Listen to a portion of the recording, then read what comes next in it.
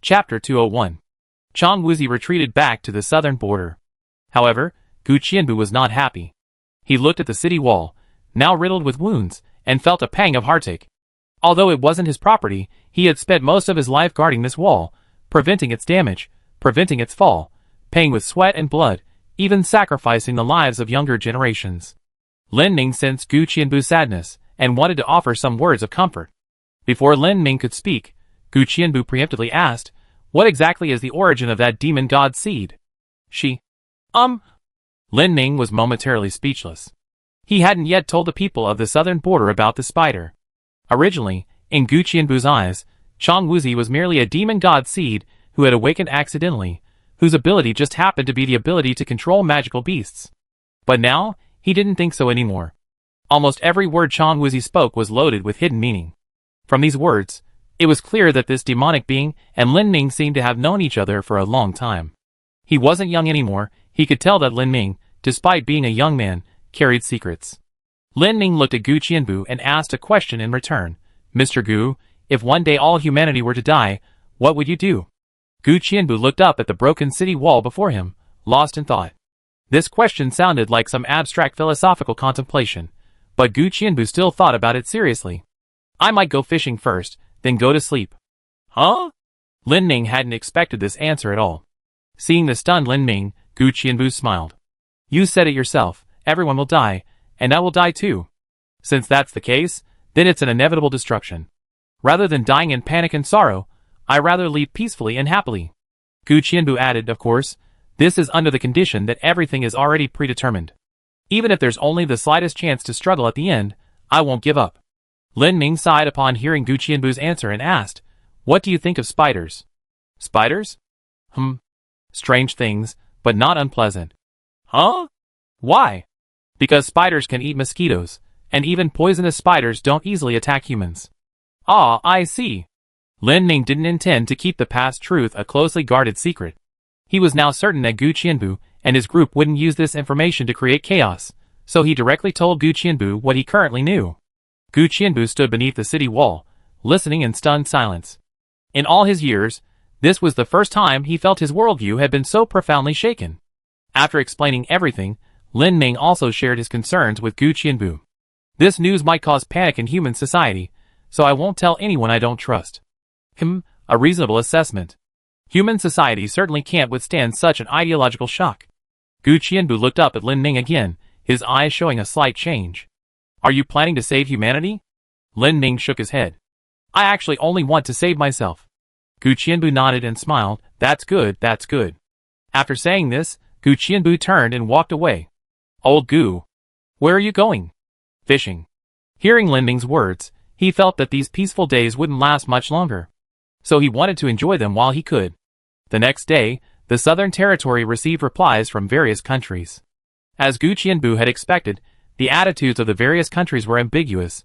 They neither said they would intervene nor ignore the situation. They wanted to ensure their own safety, but didn't want to send troops or resources. A bunch of nonsense, avoiding the important issues. Gu Qianbu threw the letters on the table, quite angry. Of all the replies, only Xiaolincel gave a clear answer. Xiaolincel's attitude was that they could take turns guarding the territory with other countries, and establish a special command center specifically responsible for Southern Territory affairs. Whether the other countries would agree to Xiaolincel's proposal depended on their subsequent negotiations. Furthermore, in the letter, Xiaolincel stated that considering the southern border soldiers had been stationed there for quite some time, and had experienced the previous incident, he would send a force to temporarily support the southern border. Attached was the personal information of the main force of the support troops. The first name on the list was Fang Xianeng. Good heavens. This king's personal intervention was probably not for the southern border, but for the Gu Qian tribe. Gu Qian tribe looked displeased upon seeing Fang Xuanzhen's arrival. Annoying. He was about to put the letter down when he noticed writing on the back. Thinking it might contain crucial information, Gu Qian tribe quickly examined it, only to find Fang Xuanzhen's message. "Old Gu, I'm going to the southern border now. Once we get there, we can replace Lin Ning and the others. They must have more important things to do. I'm telling you, I secretly wrote these words on the back, and I didn't get caught. Isn't that amazing? By the way, prepare me some braised beef stew, stone pancakes, and that flower-shaped roasted pork belly. It's quite delicious grilled. Gu Qianbu finished reading the long list of dishes and slammed the letter on the ground. Shameless. You even ordered food, huh? Lin Ming looked at the still fuming Gu Qianbu and asked curiously, when did you and that king meet? Gu Qianbu thought about this quite seriously. When I was 16, he was only 12 then. How did you meet? We were both on an overseas mission, assigned to the same temporary squad. When I was free, I would go fishing, and that little brat would always be yelling behind me. And then? Then I wanted to teach him a lesson. And then? We never fought. That makes sense. Fang Xianzheng was probably already ridiculously strong at that age. Later, I got beaten up by a kid, and I was really angry, so I always wanted revenge. Did you succeed? Of course not. I always got beaten to a pulp. Gu Qianbu's smile suddenly faded as he said this. Later, our group was ambushed. The attackers were a group of well-trained bandits, who specialized in raiding small groups. And then? Gu Qianbu gave a bitter smile. Later, out of our group of 20-odd people, only the two of us survived. Gu Qianbu picked up the letter he had just thrown to the ground. Back then, we were too young, and our strength was only SOSO. Plus, the enemy outnumbered us too much. Fang Xianzheng was prepared to fight to the death, trying to draw attention while yelling for me to run. But I felt that someone as talented as Fang Xianzheng shouldn't die in such a place, so I held out with him until reinforcements arrived. I almost died from blood loss, but thankfully I recovered. Gu Qianbu frowned. It seems like from that time on, that guy suddenly seemed to have a breakthrough, training like crazy, improving at an absurdly fast pace, getting stronger every day, and always following me around. It's quite strange. And then? Then so many years passed in the blink of an eye. Even after he became the king, he was still like a shadow. I told him to be mindful of his image, but he wouldn't listen. I don't like noisy places anyway, so I came to the Southern Territory to find some peace and quiet. Lin Ming looked at Gu Qianbu. When Fang Xianzheng was mentioned, although Gu Qianbu's tone was full of disdain, his face wore a happy smile. Humph. Annoying brat. Gu Qianbu snorted, tossed the letter onto the table, went out, and began preparing braised beef stew, stone pancakes, and roasted centipedes. Chapter 202. Lin Ming had initially expected Fang Xuanjing's trip to be a grand affair. But to his surprise, Fang Xianzheng arrived simply in light armor on horseback. If one didn't recognize Fang Xianzheng, they would likely mistake him for a lost veteran. Fang Xianzheng galloped ahead, laughing heartily, while his entourage chased after him in a frantic frenzy. Gu Qianbu stood with his arms crossed in the road, watching this foolish king. Old Gu. Old Gu. Fang Xianzheng happily rode towards Gu Qianbu. Seeing that he showed no intention of reining in, Gu Qianbu quickly dodged, otherwise he would probably have been knocked flying by the horse's head. Fang Xianzheng, rarely out for fun, was beaming with joy. Gu Qianbu, leading Xiaolencel's reinforcements, arrived at the southern border. Fang Xianzheng saw Lin Ming and also smiled broadly. But his joy was short-lived. He noticed the shattered, unrecognizable city wall and turned to Gu Qianbu, saying, It seems things have been quite lively here lately. Gu Qianbu rolled his eyes. Of course. Last time the wall broke, you were the one who tore it down, saying you helped, and then you just stabbed a hole in it with your sword. Tell me, did I help or not? Yes, I helped. After I finished, I spent a month repairing the wall. Fang Xianzheng gave a few instructions to his entourage, who immediately began fetching water and chopping wood with practiced ease. It seemed they weren't new to the Southern Territory. Fang Xianzheng finished arranging everything, craning his neck to look around. He saw Lin Ming, and was about to greet him, when he noticed Caven beside Lin Ming. He approached Caven, looking him over for a long time. Caven? Caven pointed to himself. Yeah, Caven. Fang Xuanjing's jaw nearly dropped in shock. Is it the same person? Yeah, the same person. Fang Xianzheng was speechless, pointing at Caven and looking at Lin Ming. Is it that amazing? Lin Ming shrugged. That's right, it's that amazing. After greeting Ellie and the others, Fang Xianzheng returned to the vicinity of the ancient Thousand Tribe and began searching around. What are you looking for? Where's my food? What food? You, the ruler of a nation, can't possibly go hungry? No, it's the one I wrote on the back of the personnel information. What? I didn't see it. Fang Xuanjing's entire demeanor instantly deflated. Lin Ming looked at the two old men and felt that Fang Xianzheng was much more unrestrained than when he was in Xiaolencel. Perhaps it was because he had escaped the gaze of the people that he began to let loose. Gu Qianbu told Fang Xianzheng that they couldn't hunt any magical beasts in the southern territory, and there was nothing to eat. They hadn't been eating for days. Not a single word of his story was true. Finally, seeing Fang Xianzheng so dejected, he was about to head home. He took him to a place to eat. Here, eat. Fang Xianzheng then sat down contentedly and began chewing on a roasted centipede. After eating for a while, Fang Xianzheng suddenly asked Lin Ming, "When are we leaving?" Lin Ming thought for a moment and replied, "Probably tomorrow." "Going straight back to the Assassin's Guild?" "Yes, we need to go back and report first. After all, it's an overseas mission." Fang Xianzheng nodded. "All right, then, what are your plans for the next step?" "We still need to continue gathering intelligence." Fang Xianzheng ate, while keeping his eyes fixed on Lin Ming's hair. "Your aura is different." "Huh? I have aura too." "Of course, everything that's alive has aura. You seem more determined than before." "You can tell that?" "I don't know about others, but I can tell. It's quite a convenient ability," Fang Xianzheng said, then called out to Gu Qianbu, "Old Gu, I brought some wine. Can you get me a jar?" Gu Qianbu looked reluctant, but still got up to get the wine. After Gu Qianbu left, Fang Xianzheng put down the roasted centipede in his hand, and said to Lin Ming, "Old Gu's aura is very chaotic. You must have told him about the spider, right?" Lin Ming nodded. "What did he say?" "He said if all of humanity is destined for destruction, he go fishing first, then go home and sleep." "Haha, that's really his style." Lin Ming knew Fang Xianzheng was worried about his old friend, so he added, "I don't think he's troubled by that. The southern territory is probably still weighing on his mind." Fang Xianzheng nodded. Yes, half a lifetime of hard work, suddenly becoming meaningless. No one could accept that immediately. Fang Xianzheng looked at Lin Ming and stated his decision. "I want to take over the southern territory." "Huh?" This decision truly exceeded Lin Ming's expectations. "But I'm not sure if old Gu will agree." "Indeed? After all, besides the southern territory, he seems to have nowhere else to go. But I still want him to leave. He once said he longed to go to a place with beautiful mountains and rivers. He stayed here because no one else is willing to take over the affairs of the southern territory." Indeed, Lin Ming could understand Gu Qianbu's feelings at the time. This place is clearly a crucial point concerning the safety of the entire continent, yet it has always been neglected. If he doesn't stay here, it might lead to an uncontrollable disaster. But even so, taking over the entire southern territory is still a bit too much for Xiaolincel. Lin Ming was interrupted by Fang Xianzheng halfway through his sentence. "Of course, I wouldn't do anything detrimental to Xiaolincel for my own selfish desires. I plan to use the southern territory as Xiaolincel's training ground. The climate here is complex. While unsuitable for living, it's perfect for training. But what if the magical beasts go out of control? I thought of that too. I negotiate with the neighboring countries. We provide manpower, they provide financial resources. Since they're a bunch of cowards, paying some protection money shouldn't be a problem, right?"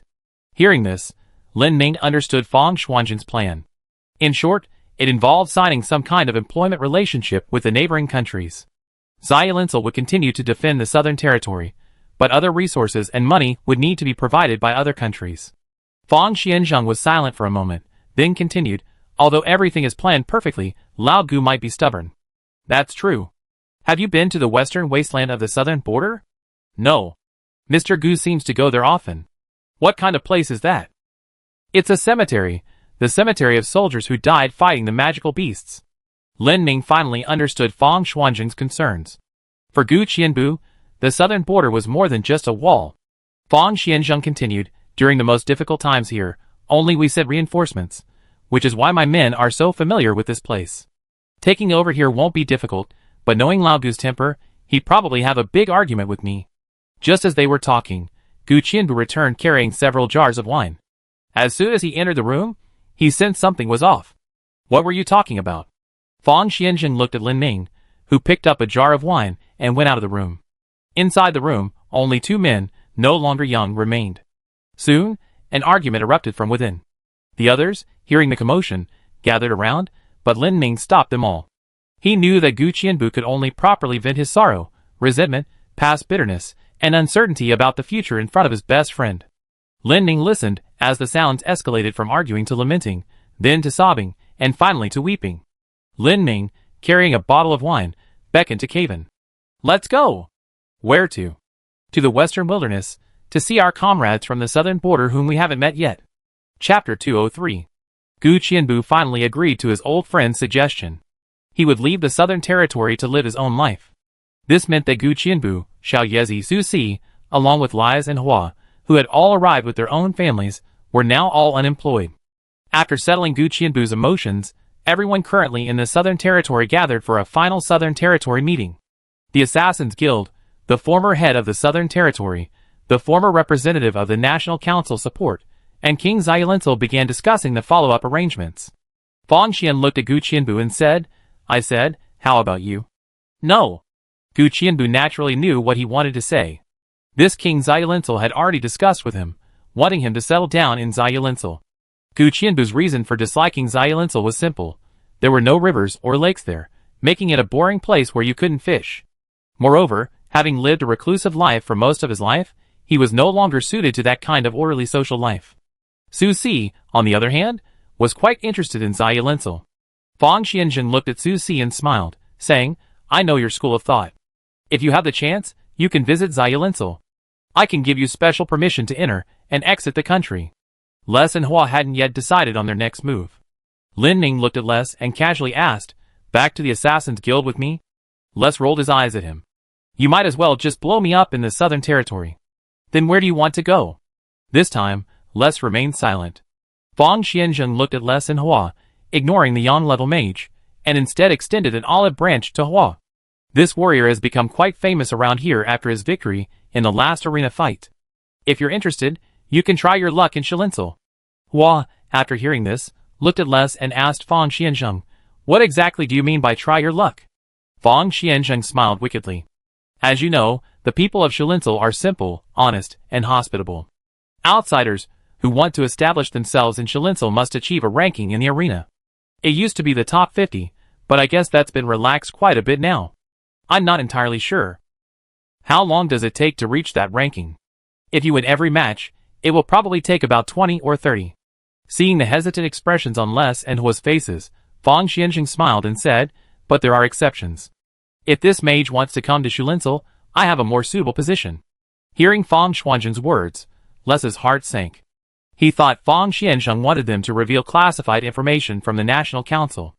"Your Majesty, although I have decided to leave the National Council, the principles I have upheld will not waver. Although I no longer agree with the National Council's methods, I grew up there, and the National Council has been kind to me. I am merely preparing to seek better opportunities elsewhere, not intending to become a traitor." Ha ha. Fang Xianzhen, upon hearing Les's words, showed no resentment whatsoever. On the contrary, he began to admire this straightforward young man. "You're overthinking it, young man. I don't want any secrets from the National Council from you. The position I want to arrange for you is to be a children's first teacher." "Huh?" Les wondered if he had misheard. The king wanted him to tutor the children. Seeing Les's confused expression, Fang Xianzhen explained, "Xiaolincel is a martial nation. We value close combat, so magic has never been our strong suit. For many years, we only been able to do some basic teaching through the Magic Seal Society. Currently, there isn't a single Yang-level mage in all of Xiaolincel. Many children with magical talent are thus buried. So, if you could guide these children, they might improve even more." Hearing their conversation, Lin Ning asked Fang Xianzhen doubtfully, "Are you sure you can let someone who just betrayed? No, just left the National Council, teach the children of Xiaolincel?" Fang Xianzhen smiled, waved his hand at Lin Ning, and whispered, "My ability to become the king of Xiaolincel has little to do with strength. I'm very accurate at judging people. Even if I were a fortune teller, I'd be a renowned diviner." Lin Ning was still skeptical, but immediately remembered Fang Xianzhen's ability to sense changes in his mind state from his aura. This king might not be lying. He could perhaps judge a person's temperament and character, and determine whether they were trustworthy, simply by their aura. And thinking about it carefully, Les actually seems quite suitable for taking care of children. Although this guy is very straightforward, he actually has a surprisingly good temper, and his ability to conjure small animals would be perfect for soothing children. Les listened to Fang Xianzhen's suggestion, and began to seriously consider it. His most pressing need was to find a place to stay. As for the National Council, he could simply send a resignation letter. He wasn't particularly well liked to begin with, and he probably wouldn't be persuaded to stay. Les considered for a while, then turned to Hua. "Boss, what do you think?" Now you remember to call me boss?" "Of course, I'm just a guard now." Hua looked at Les, feeling there wasn't a better option. Going to Xiaolinsel wasn't a bad idea. They had already stayed in Xiaolinsel for a while, and the people there were somewhat familiar with them, so their interactions wouldn't be too awkward. After making their decision, Hua nodded to Fang Xianzheng. Fang Xianzheng cheerfully picked up his glass and clinked glasses with Les. But the kids in Xiaolinsel. Well, how should I put it? They're a bit wild, so be prepared. Lin Ning was discussing the return route with Caven at this moment. With Les and Hua's destination confirmed, Gu Qianbu would be staying here with Fang Xianzheng for a few days. Su Si and Xiao Yezi would most likely travel with Gu Qianbu. That meant only Lin Ning, Caven, Ivy, and Anti, along with Cat and the others, would be on the way back to the Assassin's Guild. Lin Ning felt it was best to return early and planned to depart the next day. That evening, he spoke privately with Les for a while. Les looked at his shaved head, recalling the day he first saw this mushroom-shaped hairpin, and felt quite emotional. Leaving tomorrow? Yes, leaving tomorrow. Then give my regards to the guild master and his wife. They probably don't want to receive your greetings. Lin Ning looked at Les and asked a question he had always been curious about. I have a question for you, you can answer it or not. Go ahead. Who exactly is the head of the National Council? Les laughed heartily at the question. Haha, I don't know either. Huh? I'm serious. The real head of the National Council has never shown his face. The Council of Elders announces all decisions, but before making any decisions, they always consult the highest ranking official. However, no one except the Council of Elders has ever seen that person. How is that possible? Even the highest ranking official needs to eat and live, right? Les smiled meaningfully at Lin Ning after hearing this. You're absolutely right. The highest ranking official of the National Council doesn't need to eat or live. What do you mean? The highest ranking official has his own residence, but he never shows his face, not even his eating, drinking, or relieving himself. Many people speculate that he's not actually human. Is he a demon god? No, the outside speculation is even more extreme. It's said that the highest ranking official isn't even a living being. Chapter 204. The next day, Lin Ning and his companions prepared to leave the Southern Territory. Before leaving, Gu Qianbu gave them a wooden box. The Southern Territory doesn't have many local specialties, so take this with you. Lin Ning didn't know what was inside. Opening it, he saw it looked like a pile of dried meat. What's this? Guess. Could it be fire ox? You know. Lin Ning thought for a moment. He probably wouldn't need it, but it would likely be very valuable. After packing their necessities for the journey, the cat, as usual, climbed onto the roof of the vehicle. Lin Ning saw the cat and quickly pulled it down. You haven't done anything on this trip except eat, drink, and enjoy the scenery. The cat was swayed back and forth in his hands, showing no shame whatsoever. Les, usually so boisterous, was quite sentimental at the time of parting, constantly rambling on and on. Su Si and Xiao Yezi, on the other hand, appeared surprisingly composed, waving to them and saying they would meet again. This was indeed true.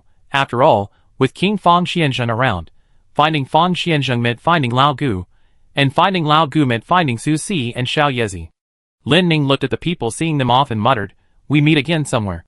Since none of them knew how to drive, Fang Xianzheng sent a soldier who could drive to take them to the vicinity of Xiaolinsel. Lin Ning initially wanted to decline, but Fang Xianzheng waved his hand dismissively.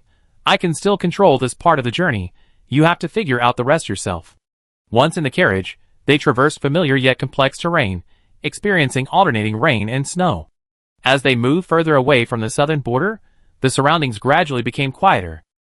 Lin Ning, bored, asked the coachman, "Brother, is coaching easy to learn?"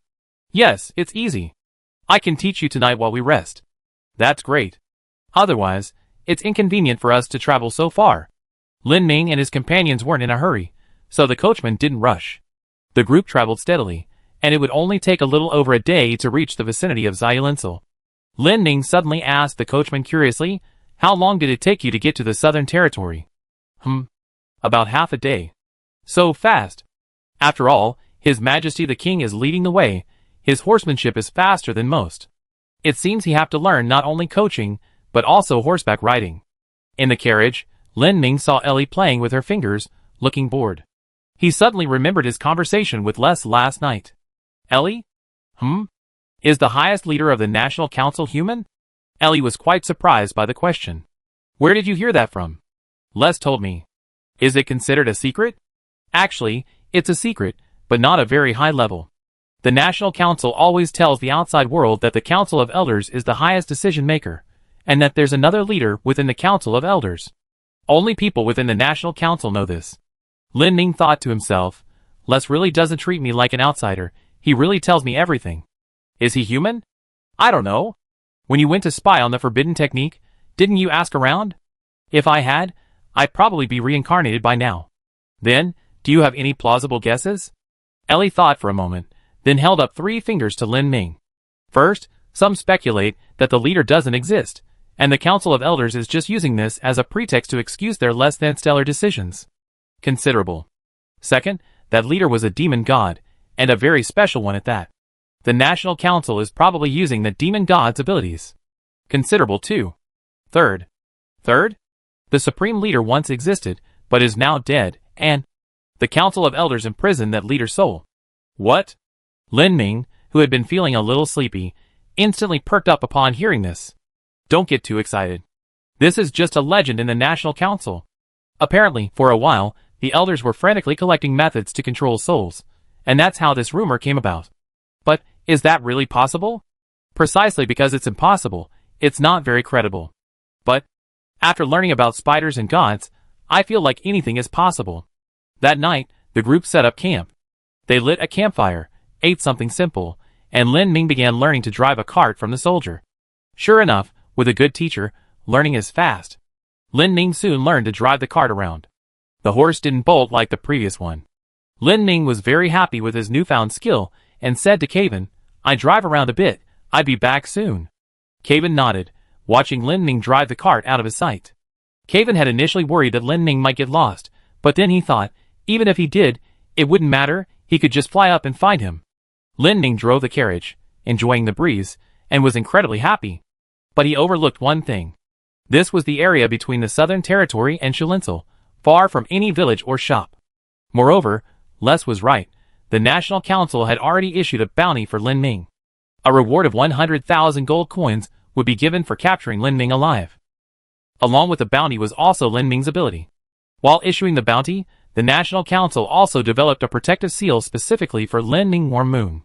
This seal was simple and unpretentious. It simply gave the recipient a thin layer of fire armor. This fire armor offered no real defense, but it was more than enough to block Lin Ming's spores and hyphae. Because the flame armor causes the air to heat up, those subjected to this seal wore a respirator to ensure unobstructed breathing. Meanwhile, 2 people wearing protective seals had been hiding behind a nearby rock for a long time. Originally, they only dared to observe from a distance, but after watching for a while, they noticed Lin Ming suddenly driving his carriage aggressively towards them. We're done for, we've been discovered, one of them said in a panic. The other person also panicked immediately. Although they had come for the 100,000 gold coins, seeing this legendary lord of the mist suddenly driving his carriage towards them, and remembering how this person had directly corroded people into skeletons in the research institute, they immediately became afraid. We're done for, we're going to be silenced. Lin Ming, realizing he had gone a bit too far, stopped the carriage and leisurely hummed a song. The 2 men panicked even more upon hearing this. We're doomed, they don't even consider us a threat. Lin Ming suddenly remembered the fire ox Ding Ding Nagu Qianbu had given him, muttering, that thing should be worth quite a bit. The 2 men behind the rock exchanged a glance, assuming Lin Ming was hinting at something. The 2 men quickly emptied their pockets and tossed their money over the edge of the rock. Lin Ming was looking at the moon, when he suddenly saw 2 money pouches pop out from behind the rock beside him with 2 thuds. Lin Ming looked at the rock, scratching his head in confusion. What, is there a treasure-stealing goblin in this place? Chapter 205. Lin Ming stared at the 2 money bags, his mind filled with questions. He looked behind the rock again and heard rustling sounds. Come out. After a while, 2 people crept out from behind the rock. Lin Ming looked at the 2 men. They wore strange, pale red protective gear and had something resembling gas masks on their faces.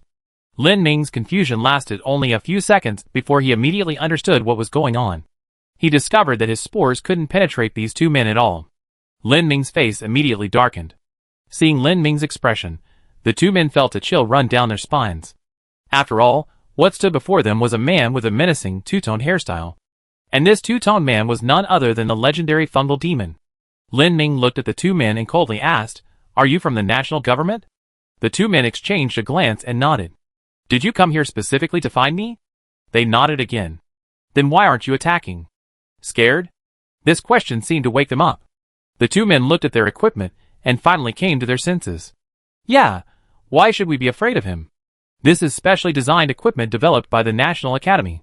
Lin Ming nodded, watching the two men's fighting spirit gradually ignite. One of them pulled out a knife, and the other pulled out a chain with a hammer at the end. The hammer shape somewhat resembled a spiky pumpkin. It was quite attractive. Lin Ming's eyes lit up when he saw the hammer. Your thing's pretty nice, what's it called? The man was taken aback by the question, but having been asked, he couldn't very well not answer. It's called a chain hammer. How do you use it? Although the two men had drawn their weapons, facing Lin Ming, they felt their limbs were practically paralyzed. In their eyes, Lin Ming's aura was incredibly powerful. Lin Ming probably never dreamed that, in other people's eyes, he was already a boss-level figure. These two were merely elite-level warriors from the National Academy, tricked into coming for a sneak attack. Their recruiter had told them, hide in the shadows, kill with one blow, 100,000 gold coins, instant riches. But in reality, they had absolutely no combat experience. Those who tricked them were simply looking for a spectacle. Facing Lin Ming, the fear in these two novices gradually built up, until finally, they lost their minds. The man wielding the chain mace, thinking he was going to die anyway, decided to fight this demon to the death. With a determined look, he gritted his teeth and swung the mace at Lin Ming. Lin Ming, seeing the chain mace hurtling towards him, thought that since he couldn't use spores and the mycelium couldn't invade his body, he didn't need to worry about illusions or immobilization. He'd just charge in. Having made up his mind, Lin Ming instantly activated Dynamax. However, he held back, not growing too large, only a little over 3 meters tall. Furthermore, Lin Ming had recently become unsatisfied with merely increasing his strength. This mushroom had also begun to pursue aesthetics. While Dynamaxing, the mycelium formed the shape of a knight in full armor, and Lin Ming even added some fluorescent fungi to the eye area. Just as Lin Ming finished changing his voice, the chain hammer swung down. Lin Ming looked at the hammerhead, reached out, and with a soft thud, firmly grasped it. The recruit holding the chain hammer, seeing the armored giant with glowing eyes before him, turned around, grabbed his teammate, and ran. How could Lin Ming let them go? He still had many questions to ask. The two had only taken 2 steps when they heard heavy footsteps behind them. A 3-meter-tall armored giant strode after them. Help! Captain! Captain? Hearing their cries, Lin Ming immediately became cautious. Sure enough, these two good-for-nothings weren't here on their own. To lure out the captain, Lin Ming wasn't in a hurry to catch them. He leisurely strolled behind, letting the two run and cry. But even as they collapsed on the ground, exhausted and vomiting, the captain never appeared. Lin Ming walked over helplessly, squatted down, and patted the 2 unlucky recruits on the shoulder. You two, you've been sold out. At this point, Lin Ming was actually getting angry. He hid in the back, sending 2 new recruits to their deaths. If the 2 recruits succeeded in their ambush, he would take all the credit. If things went wrong, he would stubbornly remain hidden. This wasn't just insidious. It was downright vicious. How old are you two? The 2 recruits panicked even more when Lin Ming suddenly asked their ages with a look of pity. It was said that this Lord of the Myth was always with a male nocturnal clan member. Could it be that this mythical demon had that kind of fetish? They were going to be. But being was better than being melted into bones. I'm 18. I'm 17. Lin Ming nodded. Really young. Lin Ming's original intention was that they were still young and shouldn't die needlessly at his hands because of someone else's schemes. Lin Ming meant well, but when the 2 men heard Lin Ming say they were young, their hearts sank. Damn it, he likes young people, their innocence is completely ruined now. Regardless of what the 2 men thought, Lin Ming didn't actually intend to kill them. If he really indiscriminately killed innocent people, it would incite public outrage, and it wouldn't be as simple as having a bounty on his head. He'd probably be targeted by a joint purge. Although he didn't have any murderous intent towards these 2 men, that captain was a different story. Lin Ming wasn't some moral paragon, he simply disliked such insidious people. So, he had to let him know how powerful Mushroom was. Lin Ming's knees buckled, and he leaped up from the spot. His already large body allowed him to take in the surrounding environment in one leap. Sure enough, he spotted a furtive figure, also wearing a respirator, lurking behind a clump of low bushes not far away. Lin Ming initially intended to fly over, but his Dynamax form made flying difficult. After landing, he immediately took a crouch start and charged in that direction. As he ran, Lin Ming pondered his tactics. Spores and mycelium were unusable. His current options were Dynamax and dust bubbles. Igniting the dust bubbles was still a problem. He planned to try something new. While still planning his strategy, Lin Ning suddenly felt a flash of light in front of him. He glanced around and discovered that several extremely thin steel wires were suspended in the air around the clump of bushes. The steel wires, though suspended in midair at both ends, remained perfectly straight. If someone rushed forward recklessly, they would be cut instantly. If it were someone else, they might be hesitant, but Lin Ning wasn't afraid at all. Finding the right angle, Lin Ning crouched down, positioning the wire just above his neck, and then ran towards it. With a whoosh, Lin Ning's head fell directly from his neck. The person in the bushes, thinking they had succeeded, had just smiled when they saw Lin Ning catch their head, then, gripping it, swing their arm in a circle and, like bowling, toss it towards them with a whoosh. So, the people from the Nationalist Party were too naive. While mycelium cannot control the human body from the inside, it can still control it from the outside. Lin Ning's thrown head struck the person behind the bushes head-on. The man called the captain thought the attack would be nothing more than being hit by a large rock, but the moment the head touched his body, it seemed to melt, turning into a pool of viscous liquid that stuck to him. Slime mud creature. The liquid adhering to the creature began to spread rapidly, simultaneously dehydrating and hardening. Their high temperature protection actually hindered the process, as the increased temperature caused the slime mold to harden at an astonishing speed. Finally, it completely enveloped him in a thick shell. Lin Ning clapped his hands nearby. Alright, that's it. Chapter 206. Lin Ning looked at the captain, now turned into a human terracotta warrior, and swayed over like a headless horseman. The man was trapped inside the slime mold shell. At first, he was motionless, but soon he began to shake violently. In a little while, he would suffocate. Lin Ning thought, since he's the captain, he should know more than the two recruits. He tried to get some information from him. Lin Ning walked up to the man, shrunk back to his original size, raised his hand, and swung it in a wide arc. With a smack, the mold shell on the man's head shattered. After the man caught his breath, Lin Ning asked, "Was this outfit specially made for me by the National Council?" The captain didn't seem flustered and nodded to Lin Ning. "That took quite a bit of effort." Lin Ning continued, "The National Council, did they issue a bounty on me? How much am I worth?" 100,000 gold coins. 100,000? Lin Ning thought to himself, no wonder someone of this caliber would want to capture him alive. 100,000, not a lot, not a little either.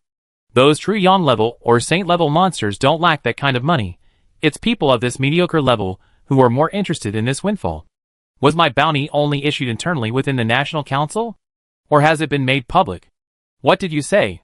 Lin Ning felt the person's voice was getting softer and softer, almost inaudible, so he tried to get closer. But as soon as he leaned forward, he heard a strange crackling sound. Immediately afterward, a burst of extremely powerful flames whooshed out of the person's mouth. The flames, like a high-pressure flamethrower, pierced through his respirator and shot 3 or 4 meters away. Lin Ning's head was within the range of the flames. After the burst of fire, the surrounding area was filled with the aroma of roasted mushrooms. Lin Ning's head was charred. Although his head wasn't that important, he was still startled. Having taken the hit, Lin Ning quickly detached himself from the mycelium, sank his body into the ground, and retreated rapidly. After spewing out the flames, the man began to shake his body desperately, finally finding a relatively vulnerable spot near a crack in his neck and slowly freeing himself. Lin Ning emerged from the ground with half his head and looked at the captain. The captain tilted his head back, moved his throat, and then casually spat out a red sphere onto the ground. Lin Ning stared at the sphere, puzzled.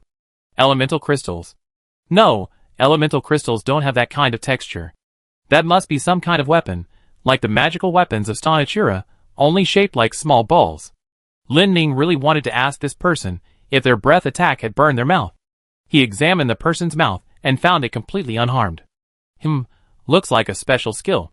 Lin Ning thought to himself.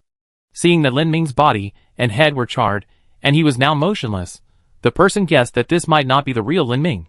He began cautiously searching his surroundings, using a suspended steel wire to probe his way forward.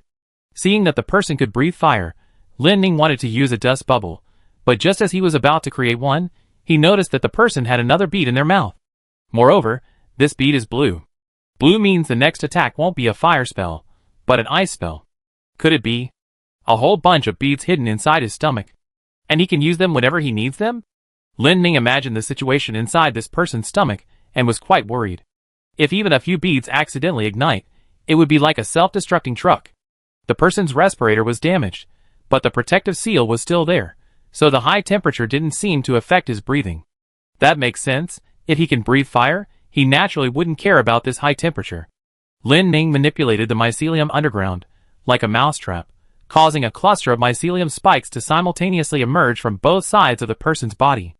Mycelium ley line trapped these spikes weren't very hard, but as long as they clamped down on the person, Lin Ning could continue his attack. Just as the spikes emerged, the person suddenly lowered his head and exhaled a sharp breath of cold air onto the ground. As he exhaled that blast of cold air, the ground beneath his feet began to freeze rapidly. Frozen as well were the mycelial spikes extending towards him. This time it was ice magic. After releasing the blast of cold air, the man spat out another bead with a poof, then with a flick of his throat, another purple bead appeared. Lin Ning watched him spit out beads of various colors, and suddenly remembered a game he used to play called Zuma. In that game, there was a toad that spat out beads like this. The Zuma in front of him frowned after replacing the bead. He realized that the biggest problem in capturing Lin Ning alive was that he couldn't capture Lin Ning's true form at all. According to the intelligence provided by the National Council, although Lin Ning can travel through mycelium, he also has a physical form. His physical form is likely just a clump of mycelium with an irregular shape. If this clump of mycelium cannot be locked onto, Lin Ning is practically invincible. This intelligence was compiled from eyewitness reports about Lin Ning gathered from various sources. Hey, where are you? Just as Lin Ning and the Zuma were facing off, a shout suddenly came from not far away. Cat? Lin Ning suddenly heard a cat's voice, his mind filled with questions. Why is the cat here? The cat didn't actually know why it was here. It was just sleeping in the car when it felt the car move. Half asleep, the cat didn't care who was driving and continued sleeping. When it woke up, it was still in the car, but after getting out, it found itself in a completely unfamiliar place. Just as it was feeling puzzled, it suddenly saw a light in the distance. The cat, unaware of what was happening, could only walk towards the firelight, calling out to Lin Ning. While the cat remained bewildered, Zuma suddenly became excited upon seeing it. Compared to Lin Ning, whose true form was elusive and difficult to deal with, the cat was a much better target. After all, Qiu Dong's name was on the wanted list issued by the national government. Moreover, Qiu Dong's bounty wasn't for capture alive, but for his immediate death. The bounty for killing Qiu Dong was 50,000. Chapter 207. Lin Ning saw the cat, but wasn't actually worried. The cat's abilities were, in some ways, even more invincible than his. The cat, still groggy from just waking up, saw a strange-looking person rushing towards it. The person had a bead in their mouth, exuding murderous intent. The cat and Lin Ning shared the same thought. Dealing with this person would be as simple as using overdose sleep. However, neither of them expected that the Zuma bead contained a considerable amount of priestly magic. The moment the person saw Qiu Dong, they swallowed the purple bead back and then produced a white bead from their throat. Unlike before, they didn't keep the white bead in their mouth. Instead, they crushed it with a crunch, like chewing a hard candy. As the bead shattered, several layers of protective magic seals instantly appeared on the person's body. While the protective seals couldn't completely block Qiu Dong's hypnosis, buying them just a few seconds would be enough. If he could kill Qiu Dong within seconds and then escape, he could return to the national government and collect 50,000 gold coins. Qiu Dong's overdose of hypnosis had already taken effect. The assassins within Qiu Dong's hypnotic range began to experience violent tremors, and their magical seals shattering one by one.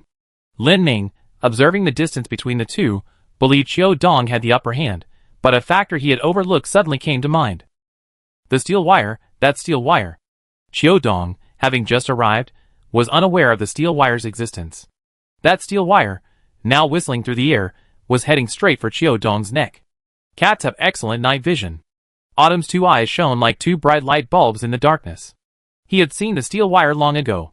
He had also guessed that simple excessive sleep would be resisted. After all, when he first joined the Assassin's Guild, he encountered someone who could fight while enduring excessive sleep. So during this time, he had been thinking about how to improve his abilities while sleeping. To make people sleep, to make them dream, to enter dreams, to peer into dreams. At first, he always thought that hypnosis should directly induce an inescapable deep sleep, but later, the cat suddenly realized that he spent most of his day dozing, but when he dozed, he wasn't actually asleep. 3/4 of the cat's sleep time was light sleep. In light sleep, he could still perceive his surroundings and sounds, and he could still dream. It was a hazy, dreamlike feeling. Autumn and Winter, in their daily naps, gradually sensed that feeling and tried to replicate it with their abilities. Then, the cat's new move was born. Not a deep sleep, but a hazy, confused state. Not trapped in a dream, but hovering between dream and wakefulness. Constructing the dream with the senses of the present moment, determining the direction with the feelings in the heart. There are no memories in the dream, only the present, no logic, only chaos. And traps that escalate layer by layer. The cat's originally golden eyes turned purple in an instant. Now, it's the cat's turn. Daydreaming Stage 1 Cat City. The assassin, manipulating the wire, felt a surge of elation. He had been one step ahead. With a sharp whoosh, the wire sliced across the cat's neck, and the head, topped with two fluorescent eyes, slid off, blood gushing from the clean cut. Ha ha ha. The man was about to laugh, when he suddenly heard a yawn behind him. He turned around in a panic, and found Qiu Dong standing unharmed behind him. Wait, what happened to you just now? He quickly looked back at the spot where Qiu Dong's head had been severed, and found Qiu Dong still standing there. Moreover, there were two. Including the one behind him, there were three. He turned back to confirm the situation, but the scene behind him made him so terrified that he sat down on the ground. Behind him, the entire hillside was covered with Qiu Dongs. Each one stared at him with gleaming eyes, like a swarm of flickering fireflies in the darkness. No, this is a dream. I know it's a dream. This is a dream. Could it be that I already fallen asleep? I already lost? No. He clearly knows it's a dream, yet it feels incredibly real. The assassin drew his dagger and plunged it into his arm.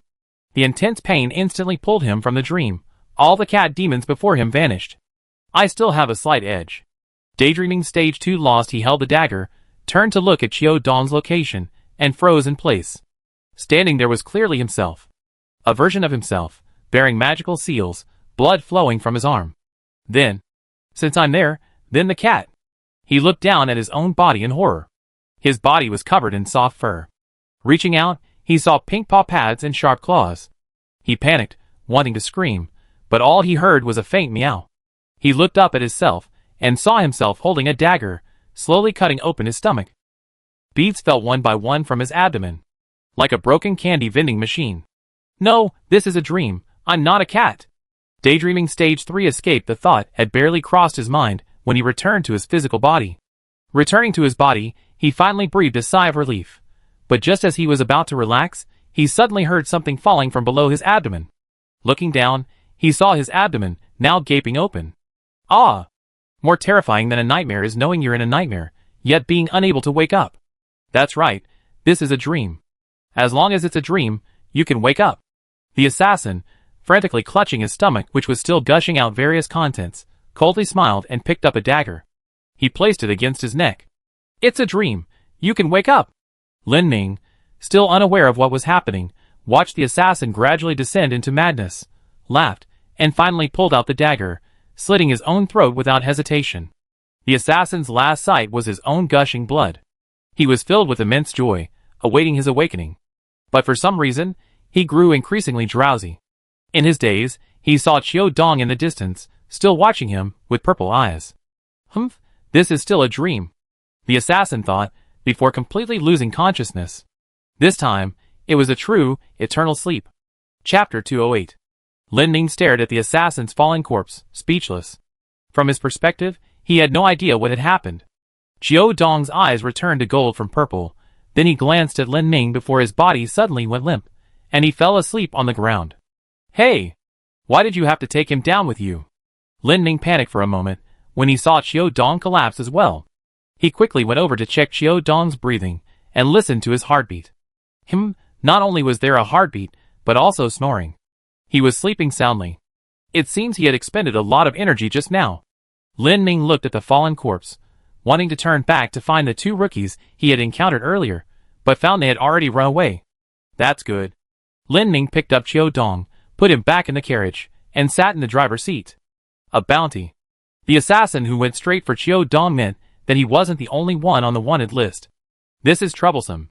Killing Lin Ming wouldn't be easy because he can transform into mycelium, but it's a different story with the others. He still doesn't know who's on the wanted list, but he and Caven are definitely not going to escape. Lin Ming drove back to Caven's vicinity while thinking about these things. Even if Qiu Dong hadn't intervened, he would have killed that assassin. Although he's not very used to killing, since this is a daredevil, he's prepared to fight to the death. Unfortunately, he didn't get any more information this time. When Kevin saw Lin Ming return, he was about to speak when he noticed Lin Ming's expression was off. What's wrong? Lin Ming checked on Qiu Dong again, confirming he was just asleep, and then explained the bounty to Kevin. 100,000 gold coins? Yes, 100,000 gold coins. Kevin pinched his fangs, thinking for a moment, and realized things were indeed getting complicated. Lin Ming looked at Kevin and asked, "Is there any way?" "A way? Of course there's no fixed solution for this kind of thing, you can only improvise. But there is a way to make those overconfident people back down." Lin Ming looked at Kevin curiously. "What way?" "Torture and kill." "Huh? Torture and kill? You mean?" Kevin nodded. "Not only should we kill all attackers, but we should also create a deterrent effect. Otherwise, we'd be looked down upon, and the consequence will be that anyone will try to take the 100,000 gold coins." Lin Ming had to admit that Kevin's words made a lot of sense. If you leave others with the impression of being cowardly or kind, you'd be treated like an easy target, facing relentless harassment. The best approach is to make an example of someone. Kevin glanced at Lin Ming, knowing he would resist this kind of thing. "It's all right, I handle this." Ellie, who was nearby, overheard their conversation and frowned. Her name might very well be on the wanted list. Because her background was similar to Qiu Dong's, both had served under the National Council, and in their eyes, they were traitors. Traitors who deserved to be eliminated. Lin Ming then told Ellie that the National Council had developed protective equipment specifically for him.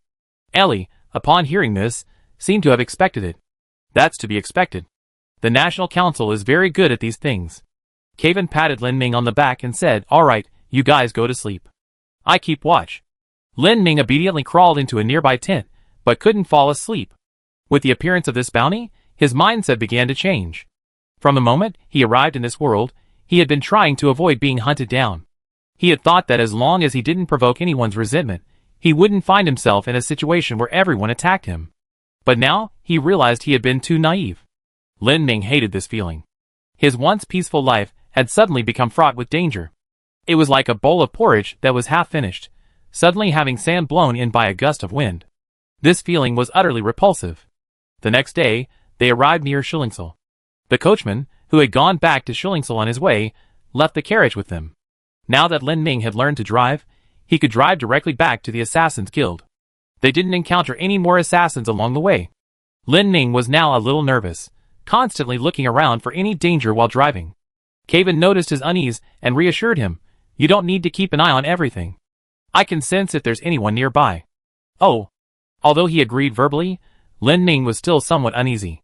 At this moment, Ellie chuckled from inside the carriage and interjected, "Don't worry, we're not defenseless. Besides, the bounty is a tradition of the National Council, it has nothing to do with you." Ellie's mind was far more perceptive than Calvin's. She could guess Lin Ming's thoughts.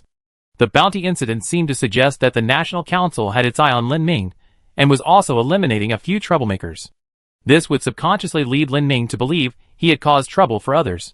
If he continued to think this way, it would be problematic, because someone like Lin Ming, skilled at intelligence analysis and strategy formulation, was most vulnerable to acting impulsively.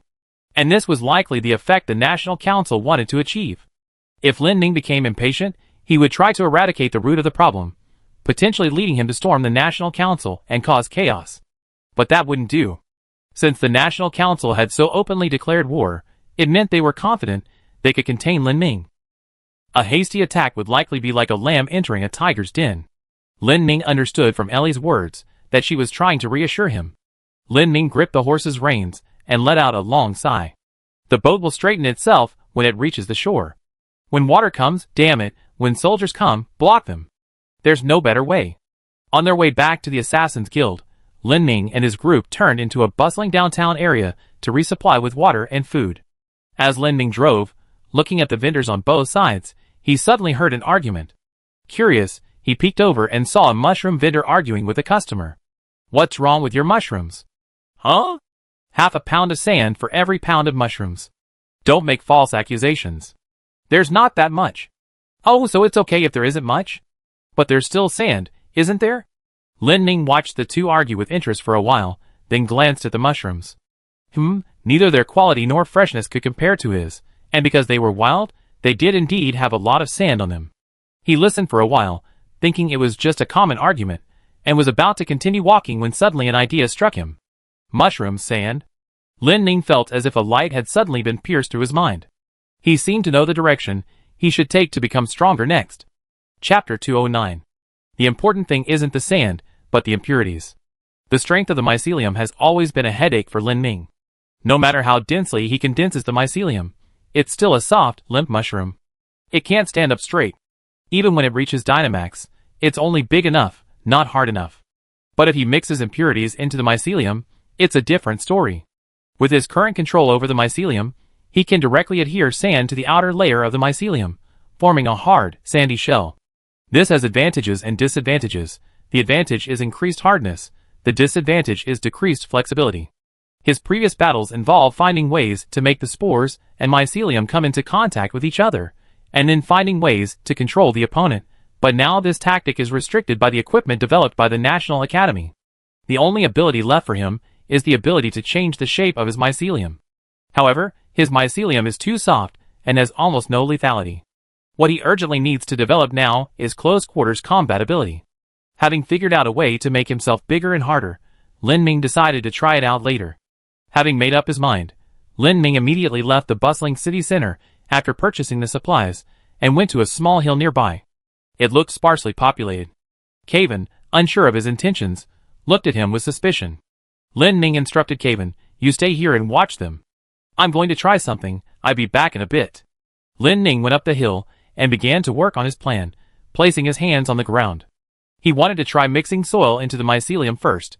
He used the mycelium on his hands to carefully dig away the soil from the ground, allowing these external impurities to mix into the mycelium. "That's about right," Lin Ming muttered to himself, trying to lift his two sledgehammer-like arms. 1, 2, lift. Sure enough, things didn't go as smoothly as he hoped. His arms were too heavy. Although he could barely lift them, walking with such heavy arms made him sway unsteadily, unable to move normally at all. Sigh. Lin Ming sighed. The moment his attention relaxed, his two heavy arms detached from his shoulders and fell to the ground with a thud.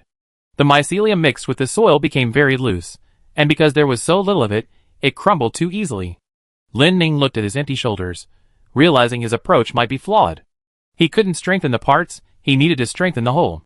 He created 2 more arms and began experimenting repeatedly. The results were still unsatisfactory. Too many impurities would make it too heavy, and the more impurities there are, the less mycelium it contains, making it harder to control, ultimately turning it into a large stone sculpture that can only move slowly. If there are too few impurities, it won't increase its strength, it will simply transform from a soft, limp mushroom into a slightly hardened clay mushroom. Since the soil approach is blocked, he has to try sand. Lin Ming continuously absorbed nutrients from the soil using his mycelium. After a while, the soil began to sandify. Although it wasn't pure sand, it was much lighter than moist soil. As planned, the sand was gathered around the mycelium, forming a sandy outer shell. But another problem arose. The sandy outer shell couldn't move, it could only leave gaps at the joints, like normal armor. Lin Ming looked at his sand armor and nodded. But he immediately shook his head. This wouldn't solve the problem. What he wanted wasn't just a layer of armor, he wanted hardening from the inside out. How can I harden? Lin Ming, covered in sand like a knight in armor, sat alone on the mountain, pondering. His mind kept replaying things that could harden from soft. Soft, hard, soft, hard. This inevitably reminded him of a certain human body organ. Moreover, he knew how this organ worked. It's a bit far-fetched, but it doesn't seem impossible. Although Lin Ming was somewhat disgusted with his source of inspiration, he decided to give it a try. Instead of using mycelium to carry impurities, he created countless tiny channels within his own mycelium. These channels occupied about half of the total space. Now, he was like a sponge. Yes, a sponge. Then, he filled these pipes with the sand he had just created. If he were a sponge, the sand would be water. Because he was only injecting sand into the gaps between the pipes, his mycelium remained a single entity, allowing him better control over his body's shape. While continuously filling his body with sand, he did his best to maintain his form, constantly adjusting the ratio of mycelium to sand until it stabilized at a level that allowed him to move normally. Done. Lin Ming's weight had increased several times over. He tried moving his body. Thankfully, he could move normally. Although his flexibility was still affected, it was much better than the previous soil version. He felt like a piece of movable concrete now. Lin Ming raised his hand and casually swung it, which bumped into a tree about the thickness of a bowl. His arm struck the tree with a crack. Lin Ming felt as if he had hit something, and when he looked back, he saw that the tree had been snapped in two by his swing. Perhaps it could be even more extreme. Two words popped into his mind: skeleton. Several plans to further enhance this form instantly flashed through Lin Ming's mind, but he was still on his way and couldn't waste too much time here. With his body half mixed with sand, Lin Ming returned to the carriage. Kevin looked him up and down, quite puzzled.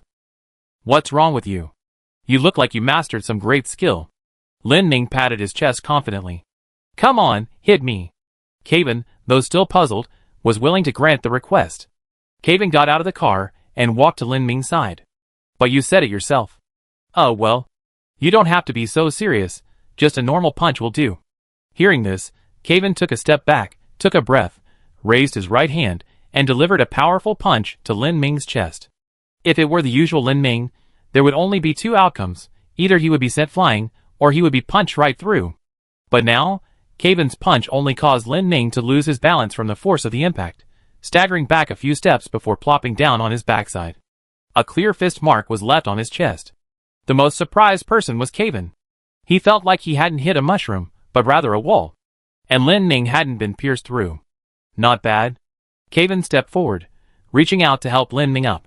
In his memory, Lin Ming was very light, the kind of weight that could be thrown several meters away with a flick of the wrist. But now, helping Lin Ming felt like moving a huge stone block. Lin Ming's form also had its drawbacks. If the sand remained inside for too long, too much moisture would be lost, making it prone to cracking. Furthermore, he needed to constantly focus on maintaining the shape of the mycelium. Maintaining this state made it difficult to freely control the other mycelium in the surrounding environment as before. In short, he had to stay tense, otherwise it would easily soften. Lin Ming stood up, not forgetting to show off to Kevin. "How's it? Hard enough?" "It's pretty hard. Feels pretty good. By the way, what form is it in?" "It's a... No, I can't say it so bluntly, it's too vulgar. It's a semi-impure hardened form." Lin Ming explained the principle of hardening to Kevin. Kevin clicked his tongue in amazement. "How did you even come up with that idea? Where did you get this inspiration from?" "From Ding." Oh dear, why do you ask so many questions? Hurry up and get in the car. Let's get going." Chapter 210. To familiarize himself with this large, hard form, Lin Ming decided to try maintaining it for as long as possible. As soon as he boarded the carriage, the entire carriage creaked. The horse pulled the carriage a couple of steps before turning back, looking at what it was pulling with a puzzled expression. The horse was confused. It didn't seem like much extra stuff, so why did it feel so much heavier? Lin Ming ignored the horse's confusion and continued urging it towards the Assassin's Guild.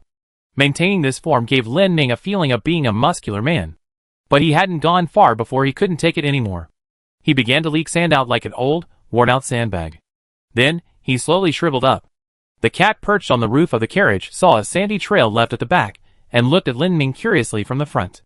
Then it saw Lin Ming, wilting and drooping from the loss of his filling. "Oh no!" Lin Ming's deflated. Hearing this, Kevin quickly looked towards Lin Ming's location, and saw him curled up in a ball. Sigh. Kevin sighed, unscrewed a kettle of water, and poured it over Lin Ming's head. As the water was replenished, the mushroom returned to its original shape. He maintained this form for about half an hour.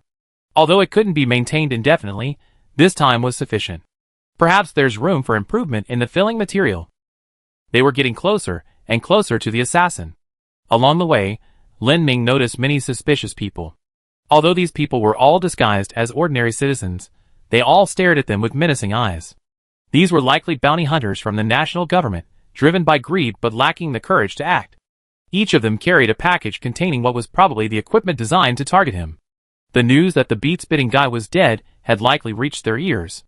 They knew that provoking Lin Ming could be fatal, so they were observing the situation, waiting for the right opportunity to strike. Lin Ming sighed. It seemed the future was destined to be turbulent. Although he had encountered some strange people, Lin Ming still felt safe once he returned to the Assassin's Guild.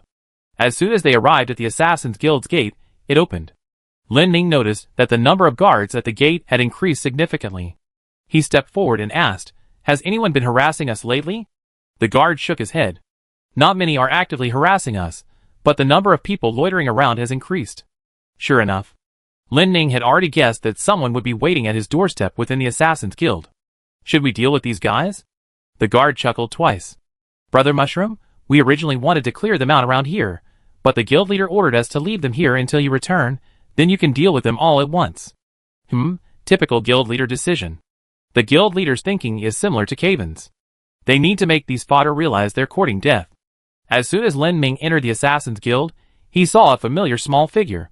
It was Achi. Achi was eating an apple while carrying a great sword on his back, walking towards the training ground. Achi! Lin Ming called out. Hearing Lin Ming's voice, Achi turned around and saw his familiar face. She then happily ran towards them. Lin Ming looked at the great sword on Achi's back, which was taller than her, and guessed whose arrangement this was. No one but the vice president could be so fond of great swords. Just as Achi was about to speak to Lin Ming, Kaven got out of the car. Achi's expression instantly fell when she saw Kaven. Clearly, she still preferred the old Kaven.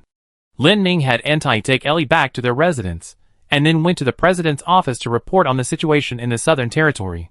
He knocked on the president's office door, and a familiar voice came from inside. Lin Ming? Come in. The guild leader saw Lin Ming and asked, How are you? You've been covered in sand all this way. Well, it's a long story. Never mind, it's all right. I clean myself up later. Did you encounter any bounty hunters along the way? I encountered a few, but Cat took care of them. The guild leader nodded. The bounty system has a long history. I was once on the national government's wanted list. Lin Ming was quite surprised to hear this. Then, guild leader, what was your bounty back then? The guild leader smiled slightly, and said casually, 700,000 gold coins. Lin Ming's eyes widened, somewhat disbelieving his ears. He was very curious about how the guild leader had survived. Don't be so surprised. I was quite irritable back then. I forcibly bound several top-tier experts to be my bodyguards through contracts, essentially having my own small elite force. So even with a bounty of 700,000, no one really threatened my life. The guild leader paused for a moment, then muttered to himself, Come to think of it, my reputation started to decline around that time. I basically offended everyone I could. Lin Ming then briefly reported on the events in the Southern Territory. Knowing the guild leader couldn't mention anything related to spiders, he described Changwuzi as a strange demon god species. Upon hearing this, the guild leader naturally guessed that Changwuzi's identity was not simple. After the report, the chairman asked Lin Ming, When do you plan to help us get rid of those annoying bounty hunters? Won't they attack us? No, the bounty order has restrictions on that. They can't attack other organizations' headquarters, because that would cause trouble for the national government. If that's the case, it seems we don't need to get rid of them. Oh! What do you mean? Let them linger outside, starve them for a few days, then find a few people with a hearty appetite, and have them eat big pork knuckles in front of them every day. And then? If they want to eat, sell it to them at double the price. After a few days, when this batch of bounty hunters runs out of money and leaves, the next batch of bounty hunters will arrive. The chairman looked at Lin Ming, speechless for a long time, finally managing to say, I think your bounty of 100,000 is really a bit low. Chapter 211. Lin Ming's proposal for a giant pork knuckle was outrageous, but it was actually adopted in the end. The chairman suddenly saw a shining quality in Lin Ming. This guy seems to be quite good at business. Besides, when it comes to food, the Assassin's Guild is second to none. And the people in the National Council are all quite wealthy. So the argument between Lin Ming and the chairman shifted from how to torture and kill bounty hunters to the issue of profit sharing. I propose the idea, so asking for 70% isn't unreasonable, is it? Even though you're a member of the Assassin's Guild, you can't be so greedy. Then 60%? I can only give you 30%. Chairman, you're not being very sincere. If you keep doing this, I just go it alone if I have any ideas in the future and take 100% myself. Then I can lower it to 40%, but we still have to provide the meat as raw material. After a heated debate, Lin Ming and the chairman settled on a ratio of 4.61% and 5.39%. In the end, Lin Ming would take 4.61%, and the assassins would take 5.39%. However, Lin Ming needed to provide the ingredients, namely mushrooms, as well as a replicable recipe and a prototype. This wasn't too difficult. He was a very good cook in his past life. With just a little thought, he already had a rough idea of how to make it. After discussing it with the guild leader, Lin Ming left the leader's office. Kaven was waiting for him on the street. What did you talk to the guild leader about? Why did it take so long? We're going to sell pork knuckles. Caven thought he had misheard. Huh? We're going to sell pork knuckles. Weren't you going to report to the Southern Territory? That's right, the final decision is, we're going to sell pork knuckles. Caven had once doubted his own intelligence, but now he felt it wasn't that he was stupid, but rather that the people around him were a bit too impulsive. Caven tentatively asked, so, what should we do first? Let's go look at some pork knuckles. Caven, who had originally planned to slaughter all intruders, arrived at the market with Lin Ning, his face full of confusion. Boss, pork knuckles. These are all here, take your time choosing. Lin Ning looked at the ingredients. He had originally planned to use the best front knuckles, but considering they were for those vengeful spirits outside, he wasn't so picky. They bought a huge pile of raw materials. The next step was to get a grill. Grills were easy to find. After all, the Assassin's Guild always held parties, and almost every household had a grill. Then, it was time to process the raw materials. Lin Ning looked at the remaining pig hair on the pork knuckles, pouting and thinking for a long time. The best way to remove the pig hair was to grill, but using fire was just too much trouble. Roasting with fire. Roasting with fire. Fire. Caven, go and call Shinku over. What do you need her for? Just tell her. There's something very important about the Assassin's Guild that they absolutely need her. After a while, Shinku, confused, followed Caven over. Why did you call me? What's the big deal? Lin Ning pointed to a large pile of pork knuckles still covered in pig bristles. Roasting pig bristles. Huh? I thought it was something important. Turns out it's just about roasting. Before she could finish, Lin Ning tossed her a bag of gold coins. Shinku weighed the bag of gold coins in her hand and immediately changed her mind. This roasted pork knuckle is naturally a major event for the Assassin's Guild, and it's definitely my job. Shinku roasted it while Lin Ning instructed her. This step is mainly to remove the hair and the gamey smell. After roasting, scrape off the charred parts with a knife. Although Shinku was a seasoned elemental warrior, to be honest, she hadn't done this kind of work much before. She carefully avoided burning the pork skin directly while maintaining a stable temperature. She didn't know how difficult it was until she tried. After burning 2 knuckles in a row, Shinku's competitive spirit was ignited. I refuse to believe I lose to a pig's leg. After several attempts, Shinku finally managed to perfectly remove the hair from the knuckle. Caven wasn't idle either, his job was to scrape off the charred black parts with a knife. Lin Ning watched the two becoming increasingly skilled and nodded with satisfaction. The next step was spices. Lin Ning told the vampire and the elemental assassin to get busy while he plunged into the nearby restaurant. After negotiating with the boss for a long time, they finally finalized the spice ratio and even managed to borrow the kitchen temporarily. While Lin Ning and his team were busy, people gradually began to gather around to watch. The onlookers chattered amongst themselves. Is this some big celebration? Nothing big has happened lately, has anything? Yeah, has anything happened lately? Nothing much, just that a really impressive kid came. Oh, could that kid actually be the president's illegitimate daughter? You know what, you really don't believe it. How could that be? She doesn't even look like the president. Then she's the vice president's illegitimate daughter? Hearing the group's increasingly absurd discussion, Lin Ning quickly interrupted them and explained what he and the guild leader were planning to do. The mercenaries looked at each other after hearing this, then all gave Lin Ning a thumbs up. They had originally thought that as mercenaries, making money meant risking their lives, but Lin Ning's arrival offered a new perspective. From this moment on, the Assassin's Guild style completely veered off course, gradually embarking on a path of earning wealth through hard work. Shinku roasted this huge pile of pork knuckles for several hours. Finally, after processing all the knuckles, Shinku was exhausted. Let me tell you, Mushroom, if I don't devour 3 or 4 of these after this is done, I'm not Shin. With the raw materials ready, Lin Ning began the next step, braising. The raw materials were moved into the borrowed kitchen, and one by one, they were put into the pot, and with the help of the head chef, the braising process began. Caven and Shinku watched their hard work culminate in the pot, feeling a great sense of accomplishment. Shinku looked at the meat and asked, how long will this cook? Lin Ning thought for a moment.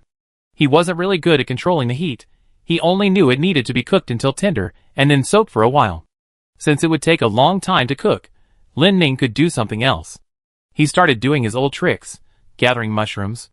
He took Caven to the abandoned vegetable garden of the Assassin's Guild, found a patch that looked fertile, and began his work. To increase efficiency, He had Caven hold a basket. He gathered mushrooms while Caven picked them from the ground. Before long, a small mountain of mushrooms had appeared nearby. Lin Ning felt he had gathered enough, turned his head, and saw a cat squatting on the ground, watching him curiously. Cat. Huh? Do you eat mushrooms? No. Do you eat meat? Yes. What about mushroom-flavored meat? Xiao Dong squatted on the ground for a while, then showed a disgusted expression. Chapter 212.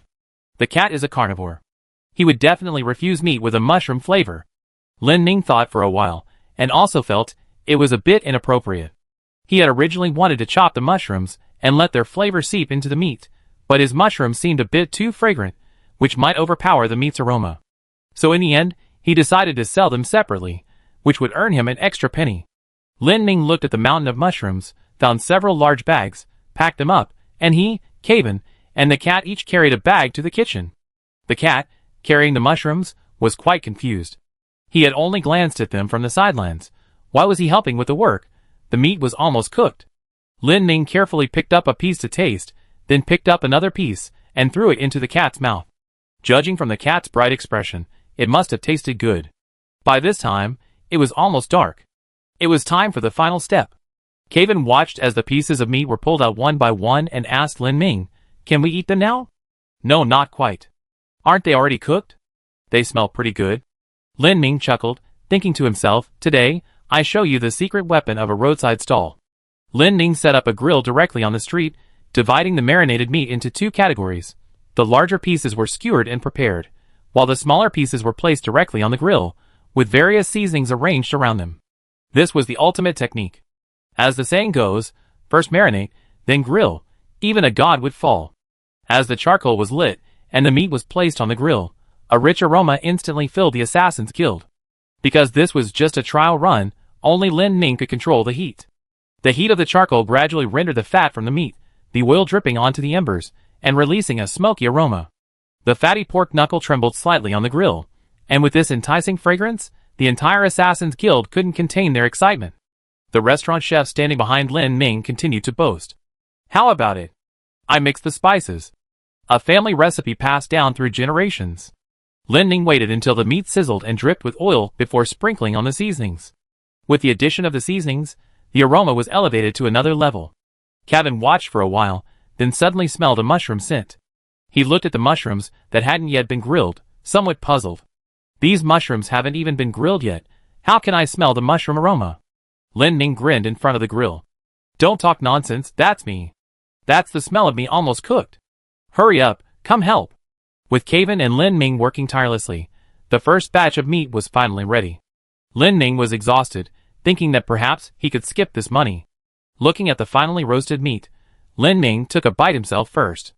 Ah! Awesome! The aroma of charcoal grilling is irreplaceable by any other cooking method. It's clearly one of humanity's most primitive cooking techniques, yet it's full of value. One bite, and the outer skin is soft and bouncy, slightly crispy because the fire was a bit too high. Below the skin is a layer of fat. Because it had been marinated with spices, it wasn't greasy, nor did it have any meaty smell. One bite only revealed the unique aroma of the fat. Bite deeper, and you find lean meat. This lean meat wasn't just any lean meat, it was from a pork knuckle, so it was authentic bone-in meat. Nothing is more fragrant than bone-in meat, and this part was prepared perfectly, not dry, not tough, and bursting with juice. Lin Ning was happily savoring the meat when he looked up and saw the people around him glaring at him like they wanted to devour him. Lin Ning took a skewer and gave it to Caven. Caven sniffed it first, then took a hesitant bite. And then he didn't stop. Lin Ning took another skewer and gave it to the cat. The cat was eager to bite into it, but Lin Ning forgot that cats are afraid of heat. The moment the cat's mouth touched the meat, it was burned and jerked, losing its grip on the meat and sending it flying. The flying skewer was caught steadily by Shinku. Shinku looked at the meat, then at the cat, a mischievous grin on his face. She not only ate the cat's meat, but also deliberately smacked her lips near the cat's ears. Lin Ning looked at the cat, whose eyes were turning purple with anger, took a skewer that wasn't too hot, blew on it for a while, and handed it to the cat. Autumn Winter, usually so carefree, was surprisingly quiet when eating. The cat nibbled on the meat, looking quite content. The mercenaries watching looked at the meat, then at Lin Ning. They were waiting for a single word. Lin Ning glanced at the crowd, Thinking that since this meat was just a trial batch, and he already knew the recipe, he simply waved his hand and said, "A banquet." Upon hearing the words banquet, several figures instantly sprang from the crowd. Judging by their movements, they were no ordinary people. Those were Susa, Hyson, and Mei Yi. These people practically wanted to take the entire furnace with them. To prevent them from causing trouble, Lin Ming shouted, "Don't move," and used mycelium to freeze everyone in place. "Don't rush. We need to distribute the meat head to head, so that some people get some and some don't." He then looked back at the head chef. The head chef understood, and immediately went into the kitchen, starting all 3 stoves to prepare other food. Seeing this setup, nearby shopkeepers also began preparing the necessary items for the party. Once everything was settled, Lin Ming released the people from their restraints and began distributing the meat to everyone, while also starting to grill mushrooms. The president and his wife, along with Ah Chi, who had come drawn by the aroma, were amazed that Lin Ming had managed to put together a party so quickly. Of everyone, Susa, Mei, Hyson, and Shinka ate with the most relish. Lin Ming also sent some to Ellie and Yin Feng, who was stuck in his office. Hyson was gnawing on a bone with relish, not forgetting about Nazi, who wasn't in the Assassin's Guild. Nazi's never been one to enjoy life. "He's never here for times like this," Lin Ming retorted, glancing at the bone in Hazen's hand. "That's enough. Stop gnawing. That bone of yours is so clean, even a dog would be worried." Inside the Assassin's Guild, the atmosphere was harmonious.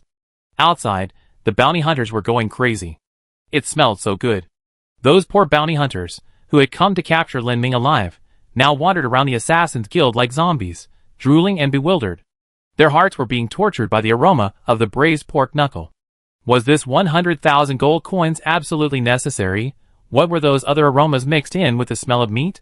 What was the meaning of life? Lin Ming felt the aroma had probably faded away, so he secretly peeked through the crack in the Assassin's Guild's gate and saw a group of swaying, gluttonous ghosts. This was the effect he wanted. But today's meat couldn't be sold. These prototypes had already been consumed within the Assassin's Guild.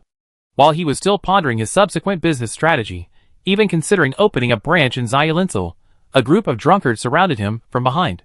Led by Hyson and Shinke, the drunkards grabbed Lin Ming and lifted him above their heads, running him around while shouting, "The light of the Assassin's Guild!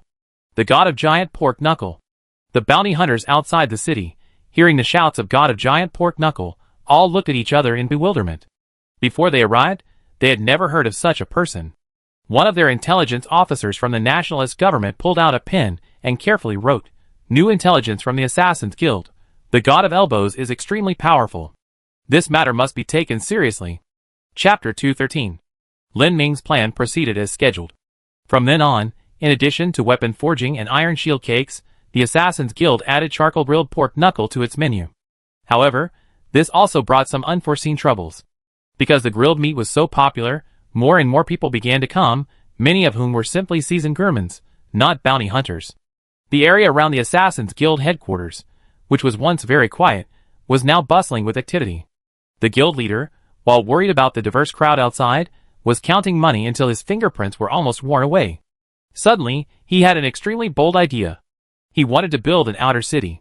The Assassin's Guild headquarters had originally been a place similar to a post station and command center, responsible for the temporary rest of mercenaries and the distribution of missions. Moreover, since last year, the Assassin's Guild had become quite crowded. They urgently needed to expand, and the recent success of Lin Ming's large pork knuckle gave the guild leader the confidence to build an outer city. He planned to build a small town not far from headquarters. Headquarters would retain its original functions, while the outer town would focus on industries such as catering and forging. This was a matter of great importance, and after careful consideration, the guild leader convened a large-scale internal meeting of the Assassin's Guild. At the meeting, all 7 members of the Assassin's Guild were present, as was Nachi, who had also been summoned back. In addition, all mercenaries of town level and above, as well as shop owners, were present. They all gathered in the training ground, a place originally used for sparring and training, where the guild leader shared his ideas. He had expected this to be controversial, but to his surprise, his proposal was passed almost unanimously. In the following days, the outer city construction project proceeded at full speed. However, Lin Ming couldn't offer much help this time. He had his own matters to attend to. Back at his lodgings, he and Kaven opened the map they had obtained from the Seal Society. 3 spider burial grounds had been discovered on this map: Maring Cave Prison, the Shalintel Fire, and the depths of the Southern Territory. Lin Ming and Caven discussed which one to visit next. The closest one to them was a desert. It was perpetually arid, and due to the unique texture of its sand, it was known as the Red Desert. The Red Desert was extremely harsh, a truly barren wasteland. Considering the extreme environment, Lin Ming decided to travel alone with Caven this time. Cat already had his own house, so leaving him with the Assassin's Guild shouldn't be a problem. He explained his temporary departure to the guild leader, who, fully aware of his plans, readily agreed. Because both he and Calvin were big shots on the wanted list, they couldn't go out as openly as before. Lin Ming changed into a white shirt with a large hood. Calvin originally wanted to wear his classic black hat, but Lin Ming stopped him. It's the desert there. Wearing that black hat, you probably get your brains roasted. After thinking it over, Calvin went to a store and bought a wide-brimmed, light yellow leather sun hat. Wearing the hat, Calvin looked like a western cowboy. Lin Ming's original plan was to go and return quickly this time. The advantage of it being just the two of them was that they didn't need any transportation. He and Calvin could just fly there. Although his flying skills weren't very proficient, he had Caven, who could pull him along when he couldn't fly anymore. Flying also had the advantage of avoiding bounty hunters. At their flight altitude, the bounty hunters on the ground would at most exclaim, "Look, what a huge bird!" After thorough preparation, he and Caven prepared to set off. The takeoff point was chosen at the martial arts arena. A rough estimate of the distance to the Red Desert showed that it would take them about 2 days to fly there. After settling Cat in, giving Achi a few instructions, packing some meat for a treat, settling Shinku's wages for roasting pig bristles over the past few days, and leaving some of his own fungal spawn for the Assassin's Guild so they could try to cultivate it artificially. Lin Ming, like a housewife meticulously checking that the water, electricity, and gas were turned off before leaving home, made sure everything was in place before flying towards the Red Desert with Caven. His wings were made of fungal hyphae, so his flight speed was naturally slower than Caven's. Caven would often fly by and find Lin Ming had disappeared from sight, then turned back to look for him. After a while, Caven got a little annoyed, so he simply carried Lin Ming by the hand, at least that way he wouldn't lose the silly mushroom. The journey went smoothly, and by the second day, they could already see the Red Desert. It was an endless desert. Sand, everywhere was sand, and just like the name Red Desert, the sand here was a slightly darker color, almost brown. The closer Lin Ming got to the Red Desert, the hotter it felt. Caven and Lin Ming landed from the sky. Lin Ming looked around for a while, and found that although it was a desert, it wasn't completely desolate. Occasionally, a few cacti and some thorny plants whose names I didn't know could be seen on the desert. If you looked closely, there were animals too. Every now and then, you see lizards scurrying about because the sand was too hot for their feet, and large spiders huddled motionless in the shade. Lin Ming now got goosebumps whenever he saw spiders, because he felt like they were staring at him. But in reality, with so many eyes on their heads, it was impossible to tell where they were looking. What he and Caven had to do was very simple. Search. They were searching this desert for anomalies, like those in the Southern Territory and Shalinsel. Walking along the sand, one step at a time, trudging through the craters, Lin Ming suddenly asked Caven, "Aren't you tired of following me around like this?" Caven looked at Lin Ming questioningly. "Isn't this something we have to do? How can you call it trouble?" Lin Ming had wanted to be sentimental, but Caven's words immediately shut him up. "What I mean is, you could actually refuse to come with me. No, you die out there." "What if you die out there with me?" That means there's really nothing we can do." "If that's the case, then there's nothing to complain about." Lin Ming nodded, sighing again. Caven is Caven, his thinking is always so simple, direct, and efficient. Looking at the Red Desert, Lin Ming's first task was to use his mycelium to probe the underground. But the Red Desert was too vast, he couldn't directly survey the entire area beneath it, so he could only approach the center first. Caven suggested flying directly there, but Lin Ming, fearing he might miss some clues, insisted on walking. The two men trudged through the desert, their steps uneven, thanks to the hoods and sun hats they had brought before setting out. Without them, they would likely be sunburnt and delirious by now. Lin Ming was panting heavily after walking for a while. "I think we should wait until nightfall. I heard the desert nights are incredibly cold, probably not much better." Lin Ming and Caven were chatting idly as they walked when Caven felt something was off about a large rock, taller than a person, and stopped. Lin Ming, noticing Caven's sudden stop, was puzzled. "What's wrong?" Caven turned and glanced at the rock, only to find someone standing there. It was a man of average height, looking rather lazy, sitting motionless in the shade. The man had curly brown hair, the the color of which blended seamlessly with the desert landscape. His clothes were also a similar brown to the sand. Because he wore sunglasses and a veil covering his mouth, details of his face were obscured. The man wore a strange, round hat.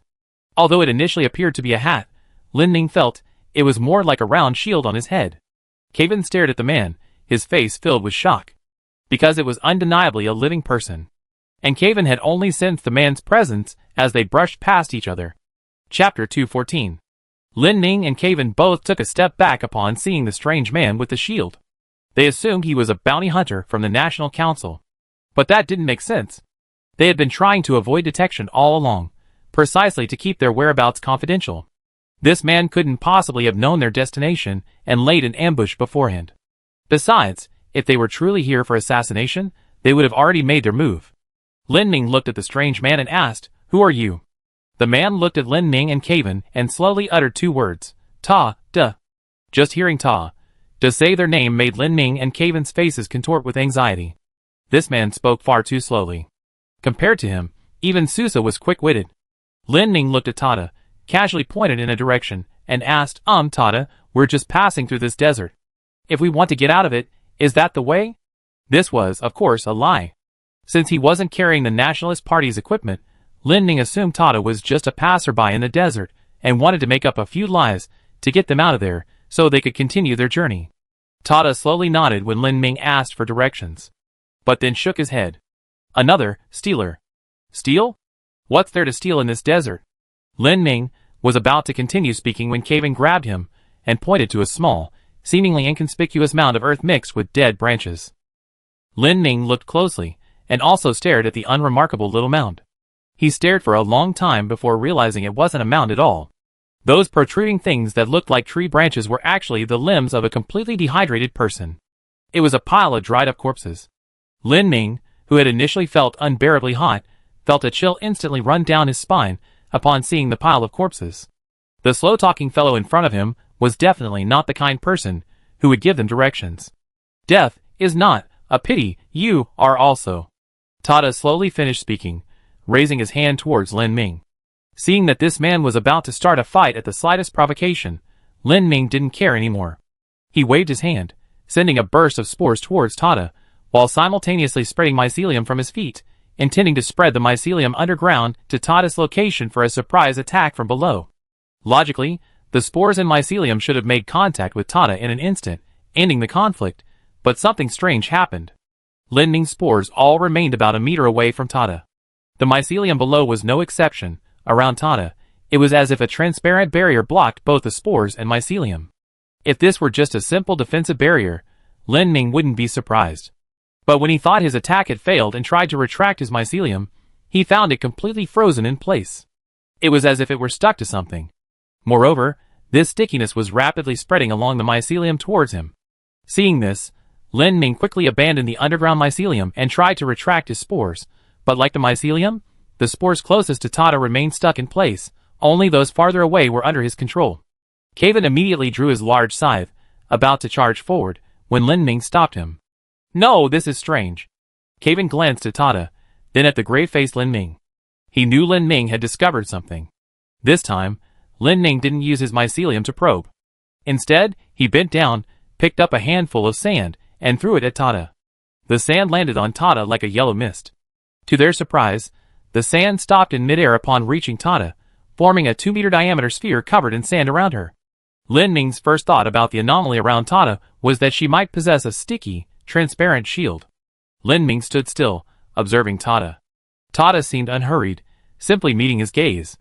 After a considerable amount of time, Lin Ning suddenly realized that the sand that appeared to be suspended in midair hadn't completely stopped. This wasn't just idle talk, because the position of the sand was slowly changing. The sand was still moving, but at an extremely slow speed. Tada then slowly emerged from the sand-filled sphere. Although he was gone, the sand continued to fall slowly, as if in slow motion hundreds of times. It's unmanageable. Absolutely unmanageable. If it's really as Lin Ning thinks, this strange person's abilities are beyond their capabilities. This shield bearer's ability seems to be to slow down everything that gets close to him. But he himself remains unaffected. If it were just a matter of brute force, Lin Ning and Caven might be able to break through, But Tada's defense was more than just blocking attacks.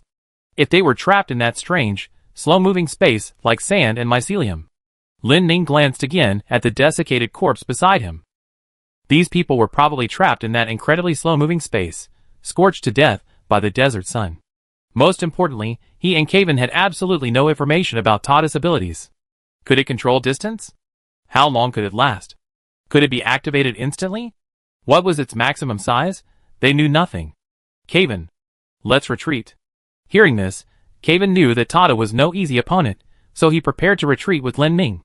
Lin Ning had just turned around and taken a step when he saw a lizard standing silently on the ground in front of him. The motionless lizard seemed perfectly at ease in this tranquil desert. But Lin Ning immediately sensed something strange about it. Because the sand is extremely hot, desert lizards rarely stand still to avoid being roasted. Kaven! Watch out. Lin Ning realized the danger and reached out to grab Kaven, but Kaven was already moving too fast. Kaven felt his left hand touch something, followed by a strange, sticky sensation that started at his fingers and traveled up his wrist and arm. He felt as if his arm was trapped in heavy mud, unable to move. Realizing the dire situation, Kaven didn't hesitate. He decisively swung aside with his right hand, hooked it under his left armpit, and pulled hard. With a tearing sound, Kaven's left arm was severed. Lin Ning, seeing Kaven had lost his arm, actually breathed a sigh of relief. Losing an arm wasn't a big deal for Kaven, but being trapped in that slow-moving space was a different story. Kaven stood there, staring at his left arm floating in the air. The arm hung there, slowly falling at a speed imperceptible to the naked eye, and the blood gushing from the severed arm's end resembled red glass beads suspended in the air. Chapter 215. Lin Ning desperately racked his brains for a way to break the deadlock, his head practically spinning. Tada's ability was to generate a spherical space, within which objects were slowed down. Moreover, judging from Kaven's reaction when he touched the slow-motion space, it wasn't that entering the space slowed them down, but rather that simply touching it caused them to be swallowed up. In this light, the slow-motion space seemed more like a transparent, untouchable trap. Given this, Lin Ning first identified the first question in his mind. Question 1. Why didn't Tada make this slow-motion space appear directly where they were standing? Was the location of the space random? Lin Ning glanced at the sand on the ground and gave Kaven a wink. Kaven understood, slowly spread his wings, and then flapped them forcefully. The sand on the ground was violently whipped up, turning into a small sandstorm. As the sand billowed, Lin Ning finally saw their predicament clearly. They were almost completely surrounded by Tada's slow-motion spheres. They were completely surrounded by spheres all around them, in front, behind, to the sides, and above them. Lin Ning gasped. Although the situation was dire, he was still puzzled as to why Tada hadn't simply placed the slow-moving sphere where they were, instead going to the trouble of surrounding them with so many spheres. Lin Ning felt that this might be the key to breaking the deadlock. Kaven, do you have a solution? Kaven looked terrified when Lin Ning asked him if he had any ideas. What's wrong? You're out of ideas? It's not that I'm out of ideas. It's just that something feels strange. Kaven glanced at Tada, somewhat doubtfully, and said, Is it really okay for us to openly plot in front of him like this? I don't think there's a problem. His ability shouldn't be the kind that can be activated instantly, otherwise we would have both been caught off guard. Tada was looking up at the slow-moving spheres that had already taken shape. He waved his hand, and the sand that had been suspended in the air instantly dispersed with a whoosh. As the sand dispersed, the spheres became transparent again. Lin Ning looked pained. It seemed Tada could control the opening and closing of these spheres. Kaven naturally wouldn't give the spheres a chance to become invisible again. With another flap of his wings, the spheres reappeared. When Lin Ning saw the sphere's location again, his head throbbed even more. The spheres had all slightly changed their positions. In other words, the spheres could move, but very slowly. Lin Ning looked at Kaven, deciding to go out first. He spotted the positions of several balls, found a gap, and carefully extended a long tentacle-like mycelium from his hand, pushing it out of the encirclement. Once the mycelium reached the outside, it plunged directly into the sand. Lin Ning then began using this mycelium to transfer his body. Tada stared blankly as Lin Ning escaped the encirclement in this way, somewhat surprised. Lin Ning gradually transferred his body outside the encirclement, and the first thing he did was grab a handful of sand and throw it into the air. Sure enough, outside the encirclement was safe. Lin Ning had already escaped, but Kaven wasn't as agile. Although he possessed strong vitality, he couldn't squeeze his body through such a tiny gap. Kaven! Lin Ming called out anxiously from outside the encirclement. Caven, seeing that he had escaped, gave him a thumbs up. Tada, seeing that Lin Ming had escaped, waved his hand again, and the sand stuck to the spheres once more vanished, returning to its completely transparent state. Then, the spheres began to slowly converge on Caven. At this rate, Caven would be swallowed by these spheres in just a few minutes. Tada's constant clearing of the sand from the spheres aroused Lin Ming's suspicion. Now, a second question arose. Question 2. Tada's constant clearing of the sand from the spheres. What was he trying to hide? Could it be that Tada hates sand? This sounded absurd, but it gave Lin Ming an idea. Touching it would cause one to be stuck, and the slowing effect would slowly spread throughout the toucher's body. Touch. Sand. Sand? Lin Ming suddenly had a thought.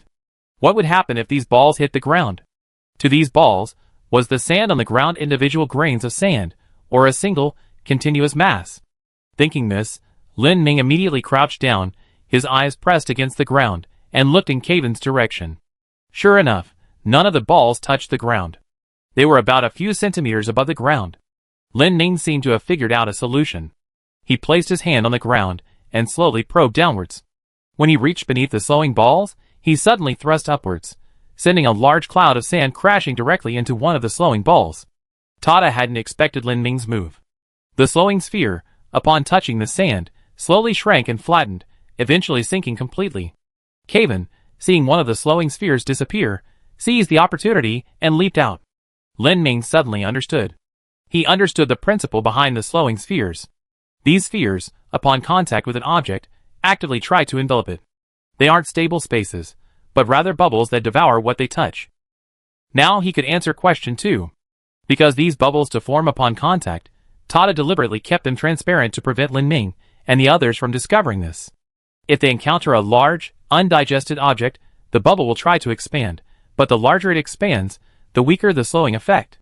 Furthermore, in the bubble's perception, the entire desert is considered a single entity. A bubble only 2 meters in diameter trying to envelop the entire desert is naturally overreaching. Ultimately, its slowing effect is diluted by the desert's overall density. So when the spheres touched the sand, it wasn't that the sand was stuck to the slowing spheres, but rather that the slowing spheres were engulfed by the massive amount of sand. Lin Ming finally breathed a sigh of relief. Once he understood the principle behind this ability, it suddenly didn't seem so scary anymore. However, question 1 remained unanswered. Why didn't he just place the bubbles directly in front of them? With this question in mind, Lin Ming dispersed another burst of spores towards Tada. This time, the spores were so low in density that they were almost invisible to the naked eye. He wasn't trying to control Tada, nor was he trying to induce hallucinations. He was simply trying to probe the area around Tada. As the spores advanced inch by inch, Lin Ming suddenly detected a very small, expanding slowing bubble. Oh! Lin Ming suddenly shouted, startling Caven. What are you doing? Why are you so jumpy? Question 1 was also solved.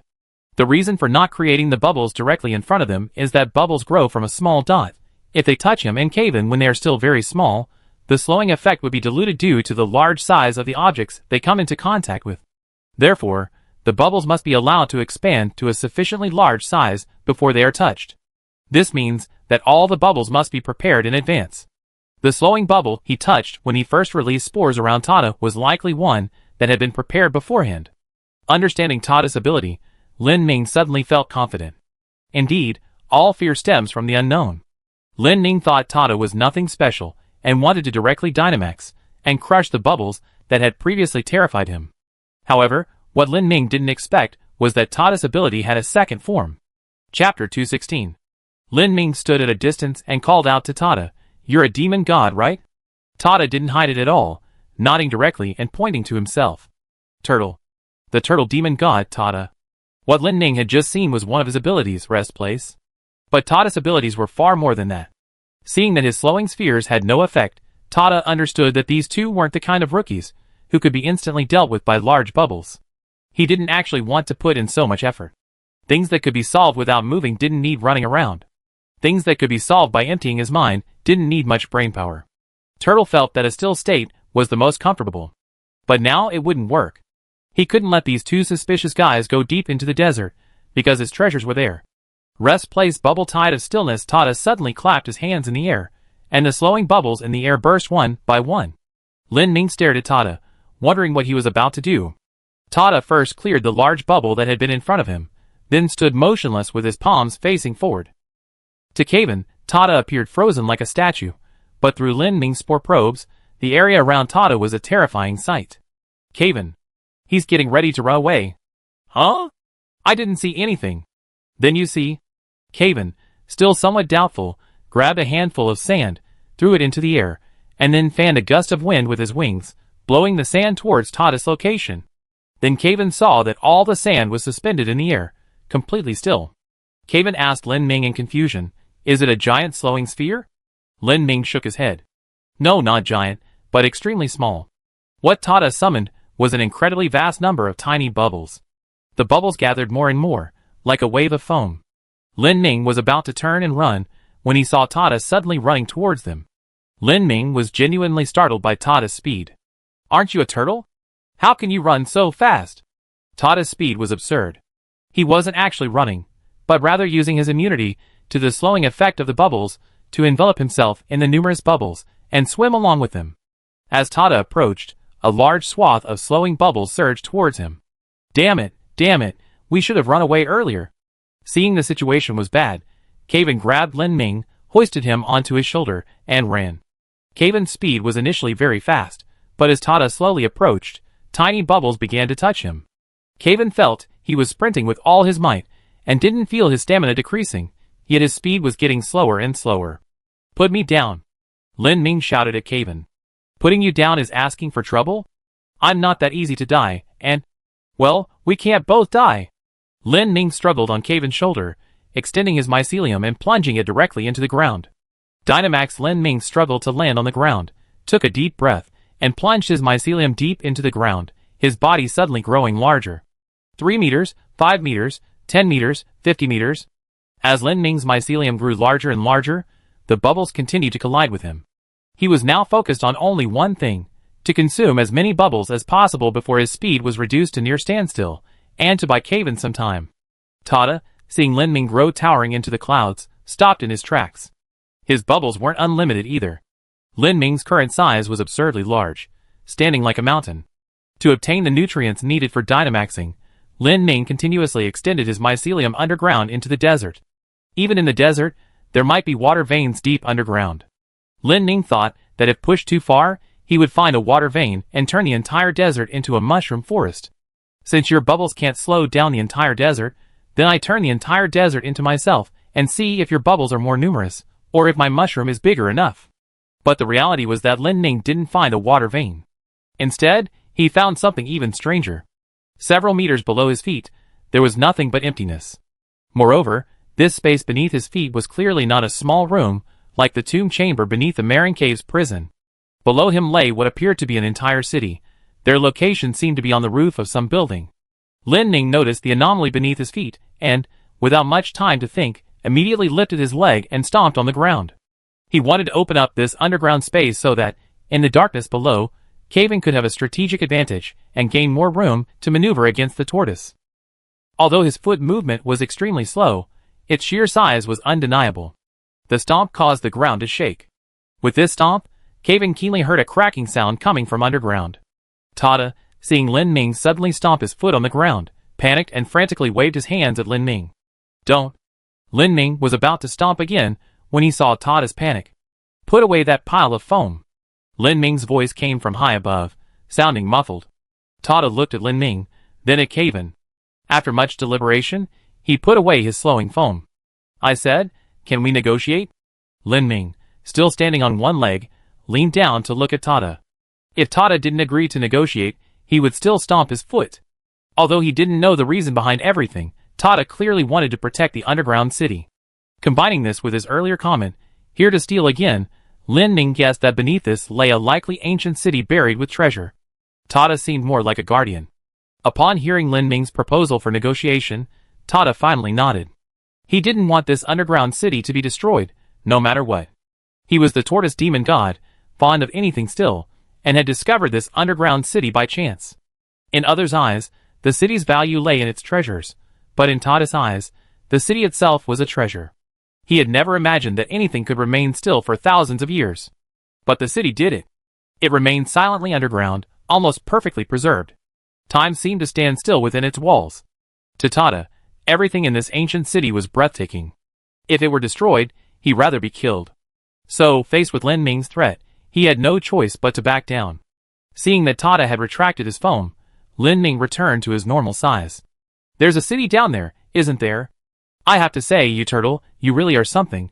Didn't you even ask if we're tomb raiders?" Lin Ming said this with a hint of guilt. He and Caven really were there to raid a tomb. Except for the spider's tomb. Tada looked at Lin Ming and slowly said, "As long as this city isn't damaged, I'll..." Before he could finish, a sand pit appeared visibly in the sand beside him. Damn it. This must have been because that last step had caused a hole in the ceiling of the underground space, and sand was leaking down through the crack. Just as Lin Ming had expected, several loud cracking sounds came from beneath their feet, followed by a deafening boom, and their footing collapsed instantly, sending the turtle, the ghost, and the mushroom plummeting to the ground. Before they hit the ground, Lin Ming saw Tada's mouth move. Although he couldn't hear what he said, judging from the shape of his lips, it was probably a curse. Chapter 217. The space beneath the desert was astonishingly vast. Lin Ming felt as if he had been falling for a long time, before finally crashing to the ground with a thud. Just how high is this? Lin Ming thought, repairing his somewhat mangled body as he looked around.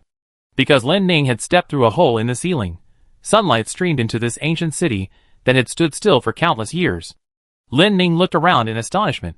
He had never seen such a bizarre sight before. This ancient city was almost perfectly preserved. The place where they had fallen appeared to be a church. There should have been murals on the walls, but after years of oxidation, they were barely discernible. Lin Ming wandered around curiously, and saw a wooden chair covered in a thick layer of dust on the ground.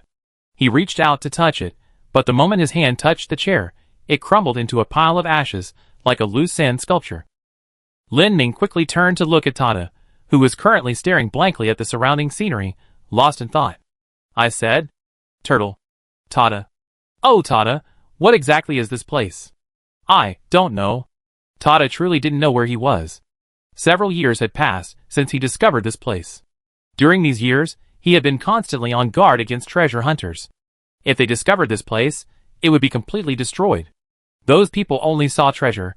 They wouldn't understand the beauty of stillness, nor the miracles that had endured for thousands of years. Lin Ming and Caven exchanged a glance. They knew this was probably the place they were looking for. A mysterious underground city, perfectly matching the spider burial ground on the map. Could it be a city built by spiders? The thought had barely crossed Lin Ming's mind when he immediately dismissed it. The chairs, tables, and most of the signs of habitation here undoubtedly belonged to humans. While he didn't know what spider chairs looked like, the chairs of 8-legged spiders certainly wouldn't be the same as those of humans. This place was built by humans. It was very likely the place where humanity's earliest ancestors lived after the spider era. Lin Ming looked at Tada. He really wanted to talk to this strange turtle to determine if it was truly a vicious villain. If he was evil, he seemed only interested in protecting the city. If he was kind, he had killed countless people who entered the desert. Turtle, why? Tada. Lin Ming still felt it was more convenient to just call it Turtle, but it seemed Tada didn't like being called that. "Why didn't you use that little bubble trick to finish us off in the first place?" Tada looked up and thought for a moment before replying, "Well, it was too tiring." Lin Ming inwardly grimaced, thinking how lucky he was to be such a lazy turtle. Otherwise, he and Caven might still be standing like statues in the desert, waiting to be dried out. He and Caven discussed it, and decided to first explore the city. Lin Ming and Caven walked out of the church that had collapsed, and what came into view was an entire street. At that moment, Lin Ming suddenly understood why Tada seemed so obsessed with this city. Deep and tranquil, he felt no words could describe the atmosphere. The air here had likely flowed for centuries. The architectural style was unlike anything in any other country on the continent. It wasn't as if they had fallen underground, but rather into another world. Lin Ming was astonished by the city's pristine condition. He looked up and discovered that the city seemed to have an extremely vast dome. From its cross-section, the dome appeared to be made of stone, like a sturdy eggshell covering the entire city. Because the light was dim, he couldn't tell whether the dome was artificial or natural. If it was artificial, then the city might have been abandoned and buried under layers of sand. But if the dome was natural, then the city might have been underground from the very beginning. How did they manage this? Lin Ming took a few steps, feeling the surroundings were far too dark. Calvin, however, remained completely unaffected, walking ahead on his own. Hey, Calvin. What? Come on, I show you a magic trick. What's a magic trick? It's just something fun, watch closely. Lin Ming said, covering his head with his clothes, then fiddling around for a while, before suddenly ripping the cloth off his head, shouting, light. As Lin Ming's head emerged, Calvin's mouth dropped open in astonishment. Lin Ming's head glowed green, like a light bulb. How about it, glowing mushroom? Cool, right? Pretty cool. Calvin hesitated to say it, but Lin Ming's current appearance looked like just a glowing head floating in midair, quite eerie. After a while, Calvin couldn't hold back any longer. I think it's better if his hair isn't glowing, otherwise I always feel like I have a chattering ball following me. Huh? I think it's quite convenient this way. Although Lin Ming was clearly unhappy, he still dimmed his head, and shifted the light source to his hand. Is this okay now? Right hand of light. Lin Ming held up his glowing right hand, like a primary school student eager to answer a question in class. This is fine. Calvin reluctantly accepted the look. Lin Ming used his right hand as a torch, and he and Calvin gradually walked deeper into the city. They initially thought Tada would stop them from going any further, but when Lin Ming turned around, he found Tada obediently following behind them. Lin Ming turned around curiously and asked, "You're not planning to kill us?" Tada pointed to Lin Ming's glowing right hand and said, "This is quite good." Although Tada liked the city, he hadn't actually explored it thoroughly. He knew of another entrance, but he dared not come down with a torch. If it caused a fire, everything would be destroyed. Lin Ming was a very useful light source.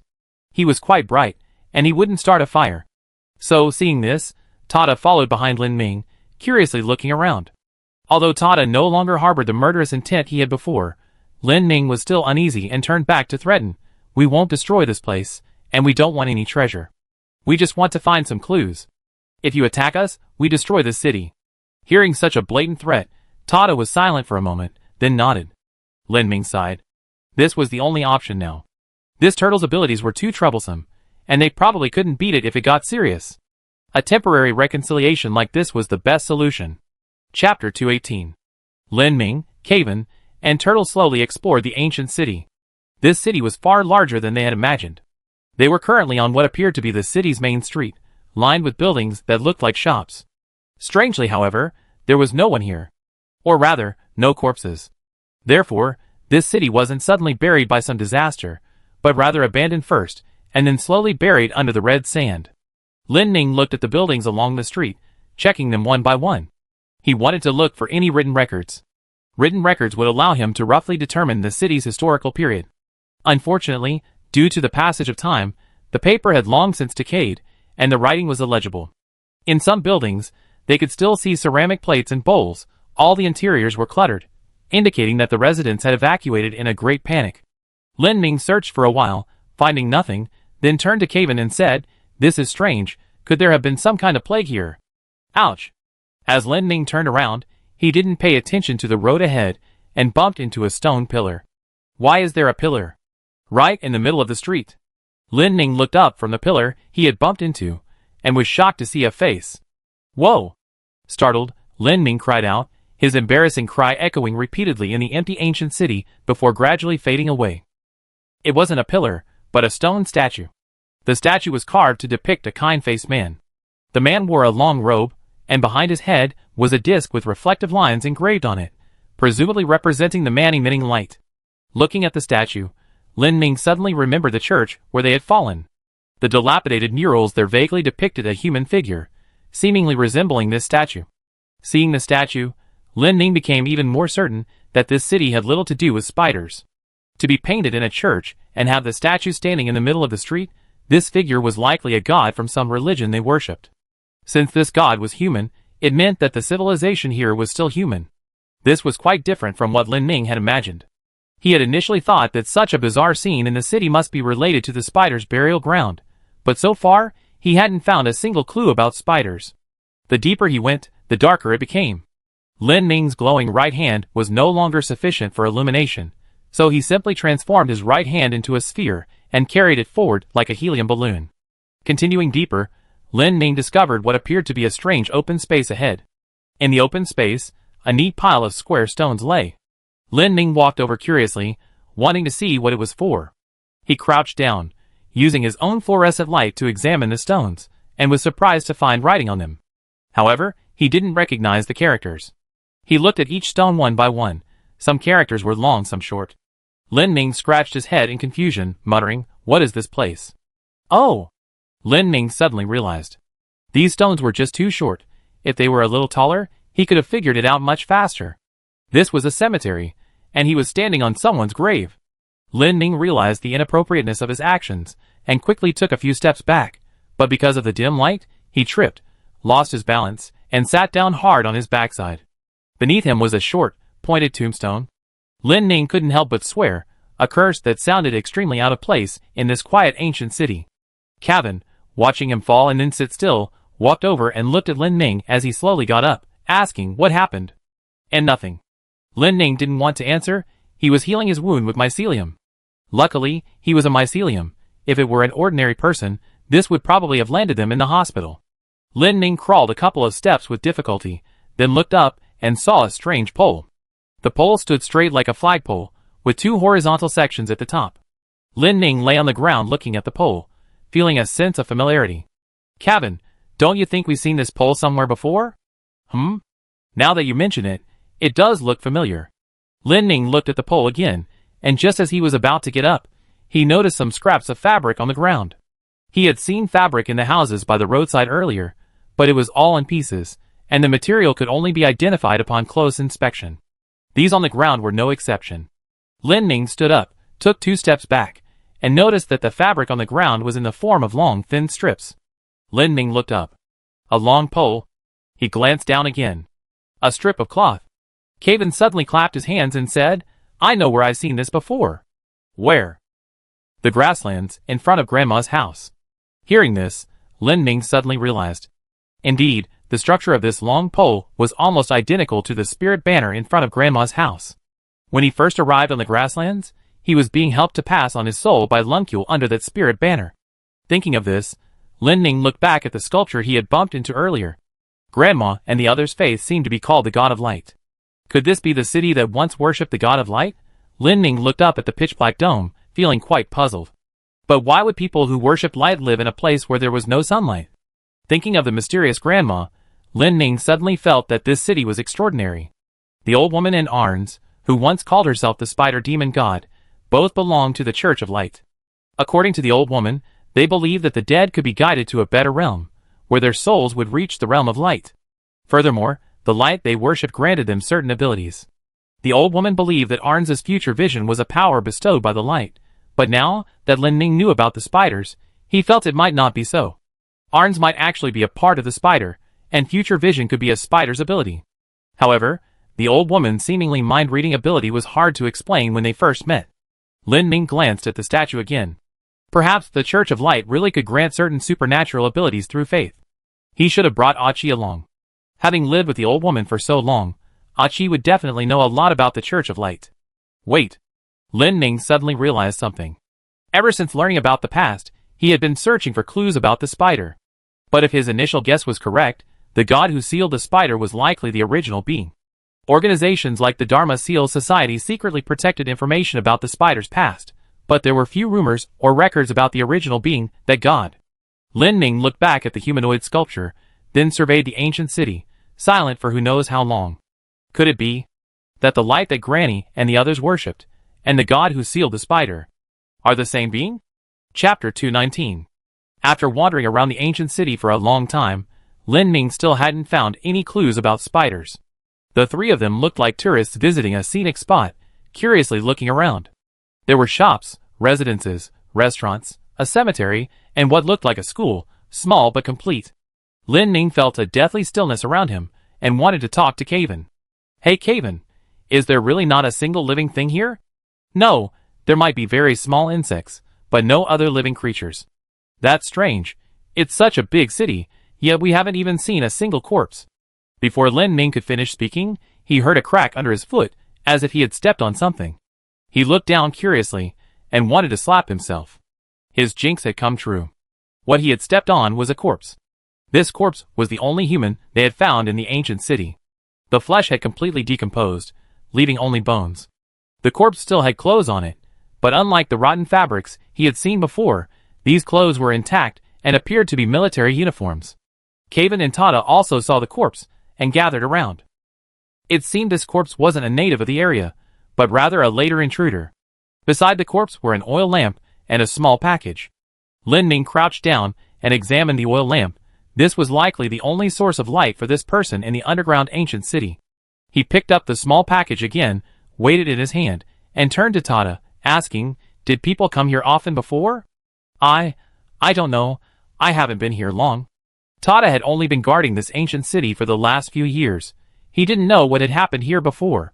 Lin Ming clasped his hands together and symbolically bowed to the corpse. Although he had no particular faith, he always felt it was better to pay respects before touching someone else's belongings. After bowing, he opened the package. Inside, there was a small dagger, a small wad of cotton wool that might have been used to replace a lamp wick, and a notebook. Lin Ming saw the notebook and carefully turned to the first page. The paper was extremely fragile. Even a little pressure would cause it to crumble into pieces. Fortunately, the writing was large enough to still be legible even after so long. This notebook recorded the events that occurred to the corpse during its last few days in the ancient city. Lin Ming flipped through the notebook, his initial curiosity turning to confusion halfway through, then to utter astonishment. The contents of the notebook completely exceeded his expectations. Kevin curiously leaned closer. "What does it say?" Lin Ming turned and stared blankly at Kevin, beckoning him to come and see. Kevin bent down, bringing his face close to the notebook in Lin Ming's hands, and began to read page by page of this recorded bizarre encounter. The first part of the notebook described what happened when this person first arrived in the underground ancient city. "Coming here, I don't know if it's safe. This place is very secluded, and the entrance won't be easily discovered. If it weren't for a stroke of luck, I wouldn't have discovered such a magical place. It's too quiet here, so I can only write things down to calm myself down a little. Nobody wants to fight. On the battlefield, you either kill or get killed. I don't want to be either. I have no children, no wife. They laugh at me for being afraid of death. Let them laugh. I am afraid of death, and there's nothing shameful about that. On the contrary, I think they're the crazy ones. Some soldiers aren't fighting for honor anymore. They're simply enjoying the feeling of killing. It's been 3 or 4 days since I got here. It's very dark here. I haven't told anyone where the entrance is. If I stay here a little longer, they'd probably assume I'm a deserter. Once they're all gone, I go out, change my appearance, and if anyone investigates, I can just disfigure myself and become unrecognizable. What day is it now? It's so dark here. I'm running low on lamp oil and need to conserve it, but I just can't resist. I feel more at ease seeing light. Since I already used up the lamp oil, I might as well write something a little more. It's so oppressive here. Writing down my thoughts will make me feel better, otherwise I feel like I'm going crazy. What day is it now?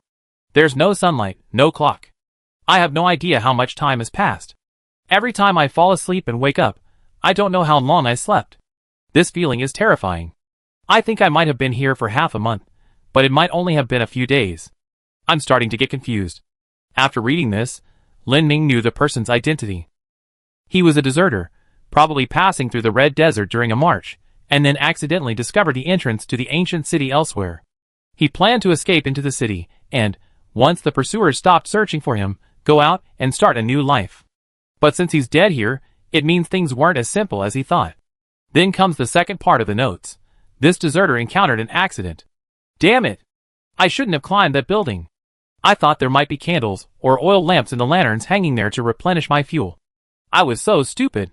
My legs are broken, both of them. My left shin bone is fractured, and my right ankle is badly sprained. It's too dark here. I managed to grab the lantern, but I slipped and fell. I couldn't see where I landed, and I couldn't cushion my fall. It's no use saying anything now. Luckily, the oil lamp didn't break, so I still have light. I can only crawl. I can't even properly relieve myself now. This is terrible. My legs hurt. They hurt terribly. My calves and ankles are swollen. They look badly injured. I can only conserve my energy, but an even bigger problem has arisen. I don't have much food left. I shouldn't have gone. I shouldn't have come. Damn it. I'm starting to have a fever. I'm going to die here. This is why this deserter will die here. He wanted to see if there was any usable fuel in the lantern, and this thought already indicated that his thinking was becoming chaotic. This ancient city, which seems to have been asleep for thousands of years, even if there was fuel, it would have long since dried up. However, Lin Ning had heard that there were lamp oils made with special grease that could be preserved for a considerable time, and perhaps this deserter was trying his luck. But clearly, luck was not on his side. The severely injured deserter's movements were restricted, and even if he wanted to leave the ancient city, it wouldn't be an easy task. The following notes detail the deserter's efforts to leave, and this was the part Lin Ning found most bizarre. From this point onward, Lin Ning could no longer distinguish whether the deserter had genuinely encountered these strange events or was experiencing hallucinations due to a high fever caused by an infected wound. Chapter 220. Lin Ning flipped to the third part of the notebook, where the contents began to grow increasingly bizarre. My head is spinning, and I feel like I'm getting less and less lucid. To avoid revealing my location, I'm far from the entrance. If my legs weren't injured, I could probably get out in 10 minutes, but now I can only crawl there little by little. My legs are completely numb. It doesn't hurt, but this feeling is more terrifying than pain. I'm out of strength. I'm out of food, so I can only write this while lying on the ground. The oil lamp can last a while longer. I heard something. I think it's the wind, but I also feel like it's a human voice. I crawled through a cemetery. Maybe I can dig myself a grave. No, I have to get out. I must get out. I'm lost. Every time I look up, I see that statue, as if it's pulling me back again and again. Are you my god? Or a messenger from the underworld to take me away? Gods of this world. I never longed for gods to exist in this world as much as I do now. Gods. I heard hymns, seemingly coming from the direction of the church, but I don't have the strength to go. My fingers are bleeding from being worn down, and even wrapping clothes around them doesn't help. I see. Stars. I haven't seen stars in a long time. It seems it's night now. I also see many things. Bricks in the walls, bones in the graves, and under the largest tombstone, 2 people are buried together. That's good. They certainly weren't alone until the very end. Why must I die alone? Because I chose to run away? I think I see them, so bright, so dazzling. So, I wasn't alone all along. No one is alone. Gods exist here. Perhaps I didn't find this place by chance, maybe I was summoned here. Thank God I saw all this. Now, I don't think I need the oil lamp anymore, but my life is about to end. I can feel it. It's so cold. So many people. It's so good to see this at the end. I definitely still prefer lively places. I need to pack my things. It's time to go. This concludes my notes. All that remained were a few blank sheets of paper. Lin Ning and Kevin finished reading the entire contents, speechless. The first 2 parts could be interpreted as the monologue of a deserter who had strayed into the ancient city, but the third part sounded like the hallucinations of a delirious, dying man. This man, in his final moments, seemed to encounter many inexplicable things. First, he always returned to the vicinity of the statue every time he climbed out. Lin Ning could barely explain this. The deserter was probably delirious at that time. His belief that he had climbed far was likely just a hallucination. In the hallucination, he thought he was moving forward, but upon regaining his senses, he found himself still in the same place. Then, he heard the sound of hymns, originating from the very church where Lin Ning and Kevin had fallen. Lin Ning could also explain this as a hallucination, but what happened next was different. He said he saw stars. Lin Ning looked up in confusion at the pitch-black dome. It's absolutely impossible to see stars here. Moreover, he claimed to have seen bricks embedded in the walls and bones beneath the graves. These are all absolutely impossible. The most outrageous thing, and the one that sent chills down Lin Ming's spine, was the bustling crowd mentioned in the last sentence. This ancient city isn't a city of the dead. There aren't corpses strewn across the ground. But it's also absolutely impossible for it to be bustling with voices. Could it be that there have always been people here? In the church where they fell, on the street they just walked through, in the shops they searched one by one, there were people in all these places. However, they were all spirits. Ghosts. Lin Ning looked around, imagining the bustling scene of people coming and going. Kevin. What's wrong? Well, I didn't mean anything by it. Just come closer to me. Okay. Closer. Closer, and we be touching.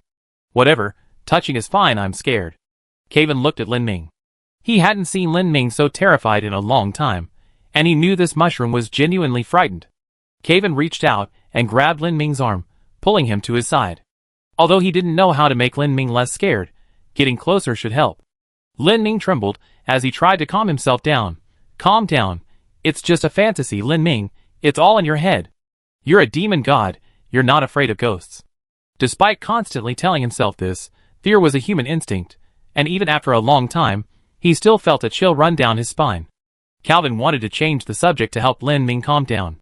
Didn't he write in his notebook that there were 2 skeletons buried together under the grave? Should we verify that? Lin Ming gave Calvin a resentful look, then glanced at the graveyard and swallowed hard. Calvin's words actually made sense. Whether what the deserter wrote at the end was fact or a hallucination could be determined by verifying what was under that tombstone. The notebook said it was the largest tombstone, and coincidentally, that was the very tombstone Lin Ming had just sat on. Lin Ming and Calvin walked to the tombstone and examined the surrounding ground. The ground showed no signs of disturbance. The deserter's injuries prevented him from digging up the grave to examine the remains and then reburying them. Whether it was real or not, they find out by digging. Lin Ming took a deep breath. Calvin, you do it. Actually, having Lin Ming use mycelium to pry up the remains was the fastest way, but he didn't want to do that now. The thought that this city might be a ghost town filled with wandering spirits made him shudder. Although he was a demon, his inner self wasn't pure. While Urshra might not be afraid of ghosts, Lin Ming was still afraid. Calvin, hearing Lin Ming tell him to do it, went over, summoned his blood scythe, and dug at the ground. The scythe, though large, wasn't a good tool for digging. Calvin thought for a moment, then transformed the blood scythe into a red shovel. Before Lin Ming, a vampire was diligently digging a grave with a shovel made of blood.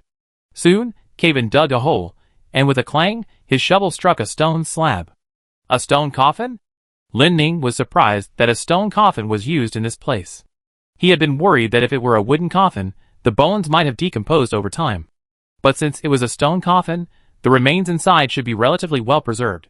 After a short while, Calvin had cleaned all the dirt off the coffin lid and then gripped the edge with his hands. I'm opening it. Lin Ming nodded to him. Calvin used all his strength to forcefully lift the coffin lid, and then with a bang, it flew off to the side. Lin Ming no longer had time to complain about how hastily he opened the coffin. Seeing that the coffin was open, he quickly peered inside. Inside the coffin, lying quietly, were indeed 2 skeletons. It was a joint burial. This meant that what the deserter said at the end might have been true. He really did see the stars, the bricks in the walls, and the 2 skeletons. Lin Ming and Calvin exchanged a glance.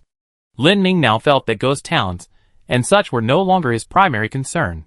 Since the deserter's last words were true, it meant he awakened the ability of clairvoyance in the final period of his life. He might have also awakened the ability to see ghosts. Lin Ming felt even colder beside him, so he quickly moved closer to Calvin. Chapter 221. People coming and going. Looking at the 2 skeletons, Lin Ming felt his head buzzing. Because this had surpassed the common sense of this world. Lin Ming kept reassuring himself. It was just X-ray vision, seeing gods and ghosts was probably just his hallucination. At this moment, Lin Ming suddenly realized that Tada hadn't stopped them from digging the grave. Tada valued this underground ancient city highly. Logically, he shouldn't have allowed them to dig indiscriminately. Lin Ming looked back and found that Tada was gone. Now Lin Ming panicked even more. He felt that what he was experiencing was exactly like a low-budget horror movie. A group of people entered a strange space, and then began to disappear one by one. The more Lin Ming thought about it, the stranger it seemed, so he simply raised his hand and flicked out a mycelium tentacle, which snapped wrapped around Calvin's waist. Calvin looked down at the mycelium binding him, puzzled. What are you doing? I'm afraid you get lost. I'm not a child. Haven't you noticed we already lost one? Hearing this, Calvin realized Tada was gone. What do we do now? Keep looking, or get out of here. Hearing Calvin's question, Lin Ming was also at a loss. After much deliberation, Lin Ming decided to retreat. This place was far too eerie. He needed to organize his thoughts. Besides, the ancient city was right here. It wouldn't grow legs and run away. He could leave to rest temporarily, and then explore the ancient city again. Before leaving, Lin Ming took the notebook. This was currently the most important clue.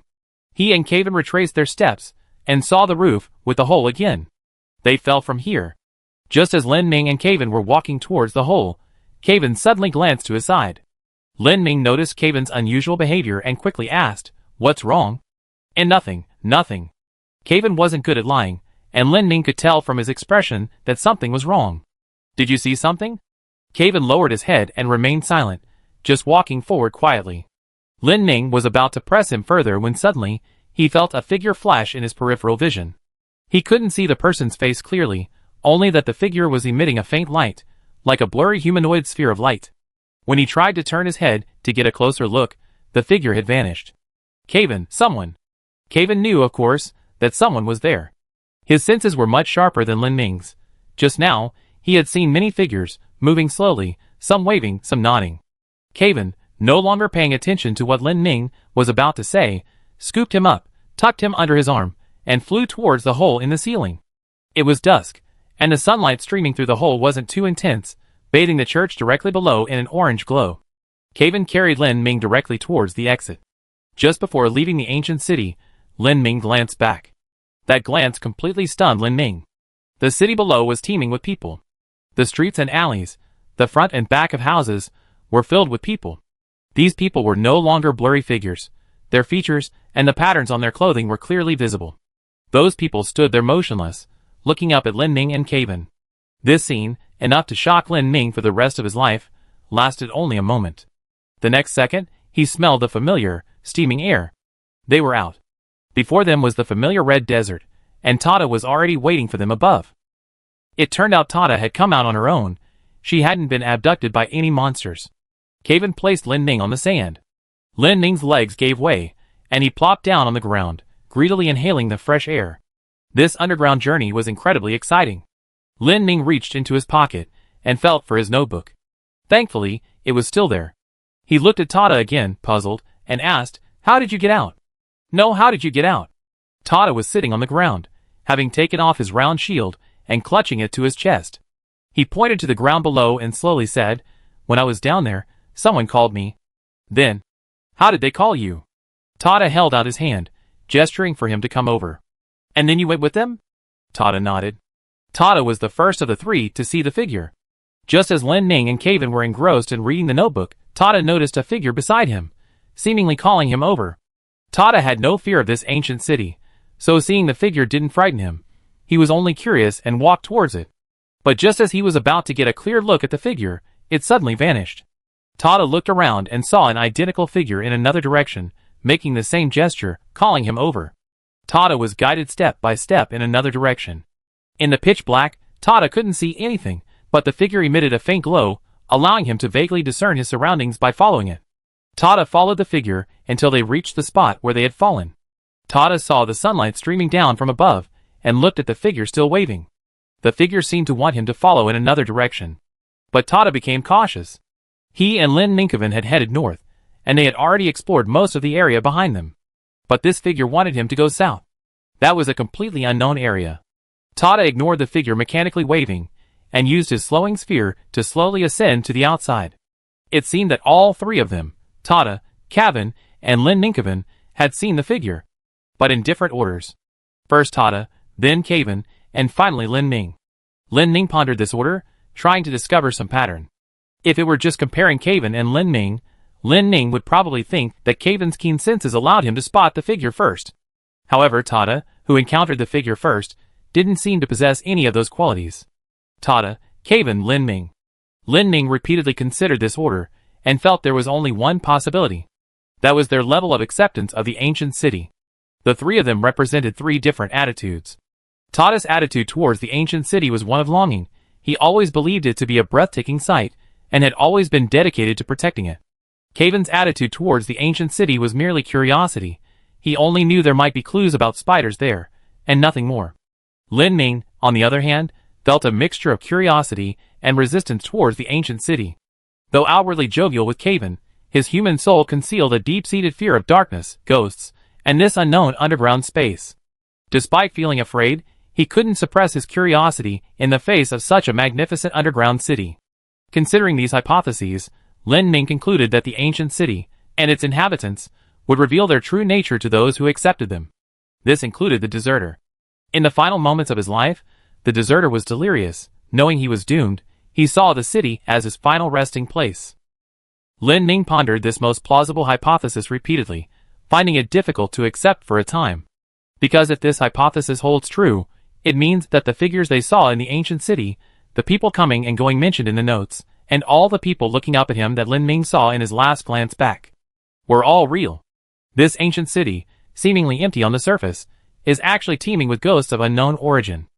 Chapter 222. As darkness fell, Lin Ning stared at the cave entrance, a chill running down his spine. He had a feeling something might crawl out of the cave. Tonight, they would have to spend the night there, and continue their exploration tomorrow. Lin Ning and Kevin found a spot a little distance from the cave entrance, and pitched a makeshift tent. Tada leaned against a large rock, and remained motionless. Lin Ning wasn't sure if Tada still trusted them. He could only sense that Tada no longer harbored any murderous intent towards them. He wondered if this tortoise would go berserk after discovering they had dug up someone's grave. The desert night was unusually cold.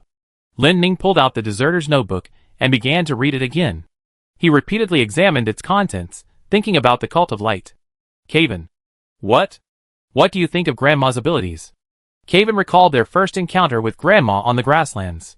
The old woman could almost instantly know what they were thinking upon meeting them, an ability rarely seen even among demons, let alone humans. It's just strange. And we never known how she knew all that. It doesn't seem like Arns's ability to foresee the future. Lin Ning picked up a dry blade of grass and began drawing an analytical diagram in the sand. Ancient city, right arrow, gods below the ancient city is the Church of Light. Below the Church of Light are unknown abilities. Then Lin Ning further divided the unknown abilities into 3 branches, the old woman, Arns, and the deserter. Then he labeled each person's ability, mind reading, future vision, and clairvoyance. Now, it's time to use your brain. Connecting all these dots, the situation becomes: the deity worshipped in the ancient city is actually the same deity worshipped by the light cult, to which Granny and Arns belong. The identity of this deity is yet to be determined. Although Lin Ning suspects that this deity is the original human, this hypothesis currently lacks evidence. Granny once said that Arns' abilities were given by the light, so his own near-omniscient mind-reading ability should also be a benefit from the light they believe in. Similarly, the deserter's eventual acquisition of X-ray vision is also due to this. Just by believing in this god, one can gain abilities. Lin Ning frowned. This sounds like the slogan of a cult. Things like believe in this god, and you gain superpowers. If the analysis only goes this far, everything is still acceptable, but when Lin Ning thinks about what the light cult is doing, things suddenly become much more complicated. Whether it's Granny, Arns, or even Linkule, they all share one obsession. That is salvation. The ritual is to guide the dead, allowing their souls to ascend to the realm of light. Souls. Based on Lin Ning's current knowledge, souls rarely exist independently. The only exception he's encountered so far is the Lord of Ghosts, Gutsel. Gutsel can not only exist as a soul independently, but also possess other bodies. Aside from this exception, other souls simply vanish if they leave their bodies. Since souls disappear immediately after death, what are Granny and the others performing to guide them? Or perhaps, their ritual prevents souls from dissipating, allowing them to continue existing outside their bodies? The so-called soul deliverance is actually the preservation of souls. These preserved souls gather in a place called the Realm of Light. And this preservation cannot be meaningless. These preserved souls must have a purpose. Could it be that the true nature of the cult of light is actually to collect the souls of others, and use them as energy to obtain superhuman abilities? Lin Ning recalled the scene he witnessed in the ancient city, instantly getting goosebumps all over his body, and several mushrooms involuntarily sprouted on his head. So many people, all turned into indelible souls. The word sacrifice popped into his mind. If that's really the case, everything makes sense. The residents of the ancient city were sacrificed by those with ulterior motives. These thousands of souls were preserved, originally destined for the realm of light, becoming bargaining chips for others to gain superpowers. However, some steps went wrong. They weren't successfully liberated, but instead became wandering spirits, lingering here for thousands of years. Then, what about the deserter? The deserter didn't liberate anyone else's soul, so how did he acquire his supernatural abilities? Lin Ning felt that the deserter might have sacrificed himself in his final moments. At the moment of his death, he was probably the most devout believer. In other words, the deserter's soul might now be trapped in the ancient city, just like countless other residents. Lin Ning began to feel a headache coming on, and had to pause his train of thought. To find other clues, he would have to wait until dawn and explore in another direction. He didn't sleep well that night. Probably because he'd been so frightened the day before, he had nightmare after nightmare. Seeing Lin Ning kicking his legs and talking nonsense in his sleep, Kevin could only sit up and stay by his side. When he got too restless, he kicked him. Each kick would quiet Lin Ning down for a while. After such a terrible night's sleep, Lin Ning was visibly exhausted the next day. But he still had to do what needed to be done. With 1,000 reluctances, They still descended from the ancient city. This time, as soon as Lin Ming got off, he bowed to his left and right, muttering, "Sorry to bother you. Sorry to bother you. We be leaving right away." As Lin Ming was bowing, he looked up and saw a figure smiling and waving at him. The person's waving was extremely slow, giving it an inexplicable eeriness. Lin Ming quickly waved back at the figure. No, I have something to do, let's talk later." Caven watched Lin Ming chat with the ghost, wondering if the kid had been scared out of his wits. The three of them began exploring the south side of the ancient city step by step. Now, all three of them could see the figures. Lin Ming guessed that this was probably related to their increasing familiarity with the ancient city, or perhaps these spirits were desperately trying to make them see him, making the wandering ghosts in their eyes clearer. The south side of the ancient city was completely different from the north. The north side looked like a residential area with various living facilities. The south side, however, looked like various halls and meeting places used for official business. There was a large open space here, and a colossal sculpture. This sculpture was exactly the same as the one they had seen to the north, only many times larger. Around the large sculpture were several smaller sculptures, all with their heads tilted back and hands raised, in a longing expression. As Lin Ming was looking at these sculptures, another ghost appeared in his line of sight. The ghost also raised its hands, following the sculpture's gesture, then helplessly lowered its arms, and shook its head. It seemed Lin Ming's guess was correct. These ghosts had failed in their exorcism. They shouldn't have stayed here.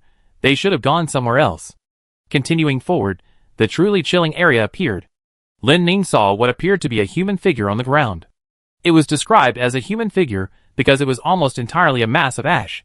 Even the bones had decayed completely. Lin Ming could only distinguish it as a corpse through some remaining metal ornaments and fragments that were vaguely recognizable as bones. Judging from the marks left on the ground by the corpse, the posture suggested it was crawling forward with difficulty. Continuing forward, another corpse appeared, similarly crawling on the ground. And all the corpses seemed to be desperately fleeing. Lin Ming curiously raised his head, looking into the distance, turning his entire body into a fluorescent state to see further. As his body glowed, Lin Ming could see the scene before him clearly. It was countless corpses, everyone seemingly fleeing. Lin Ming followed the direction of the corpses, starting to walk towards what appeared to be the center.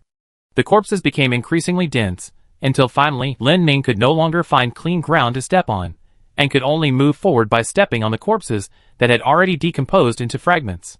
Slowly approaching the center, Lin Ming noticed that near each corpse, there was a wine glass that had fallen.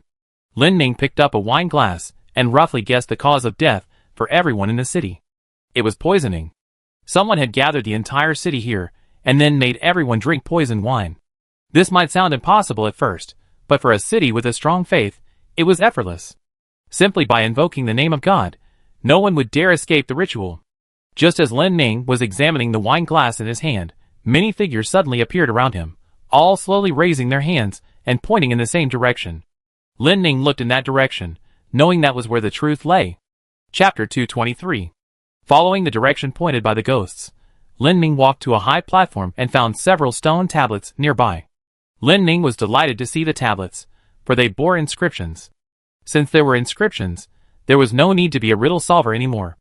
Lin Ming looked at the tablets, which were covered in densely packed ancient characters. Ancient characters. Lin Ming knew a little, having spent so much time with Ellie, he had learned a rudimentary understanding, but he wasn't sure if he could fully translate the inscriptions. Just as Lin Ming was worrying about his ancient character skills, he noticed Tata had already pressed himself against one of the tablets, and was earnestly reading it. King. Turtle. Tata, can you understand it? Tata looked up and said casually, of course.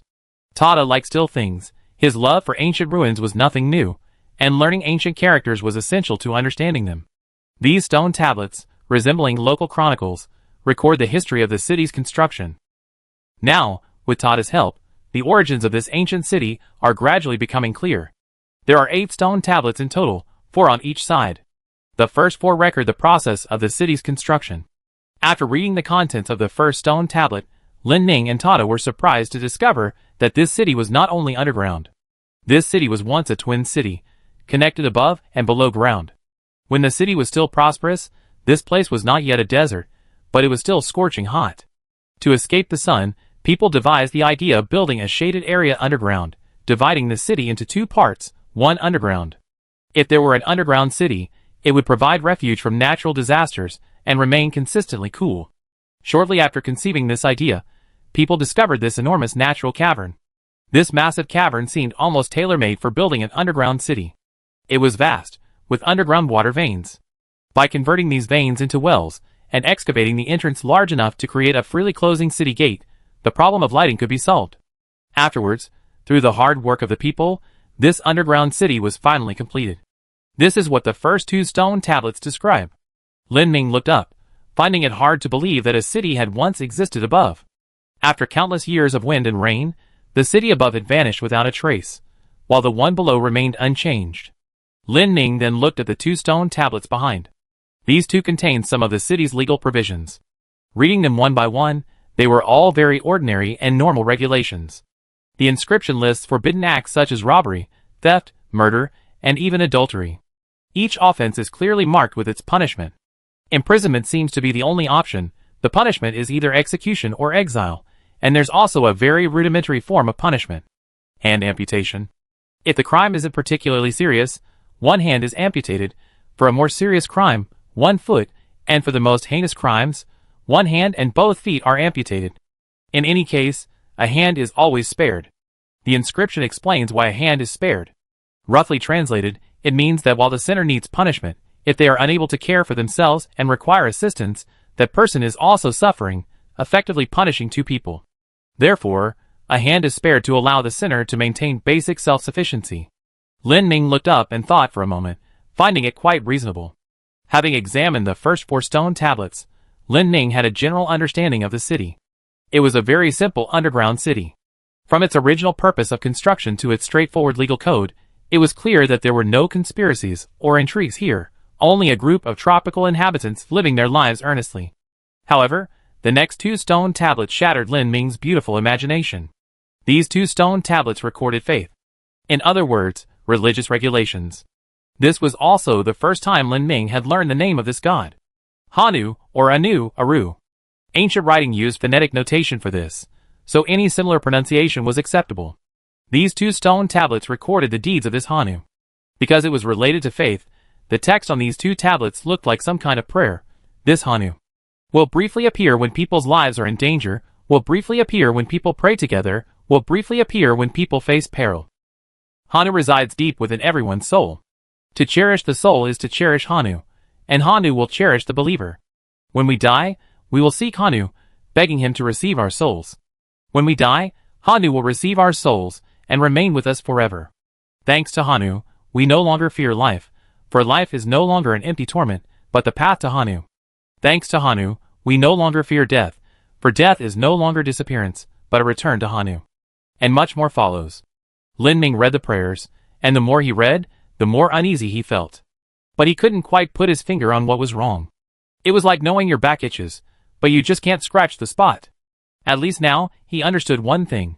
The Church of Light hadn't always been called the Church of Light. This sect seemed to have undergone some evolution. From the prayers, it was clear that this so-called Hanu was actually the light that the Church of Light spoke of.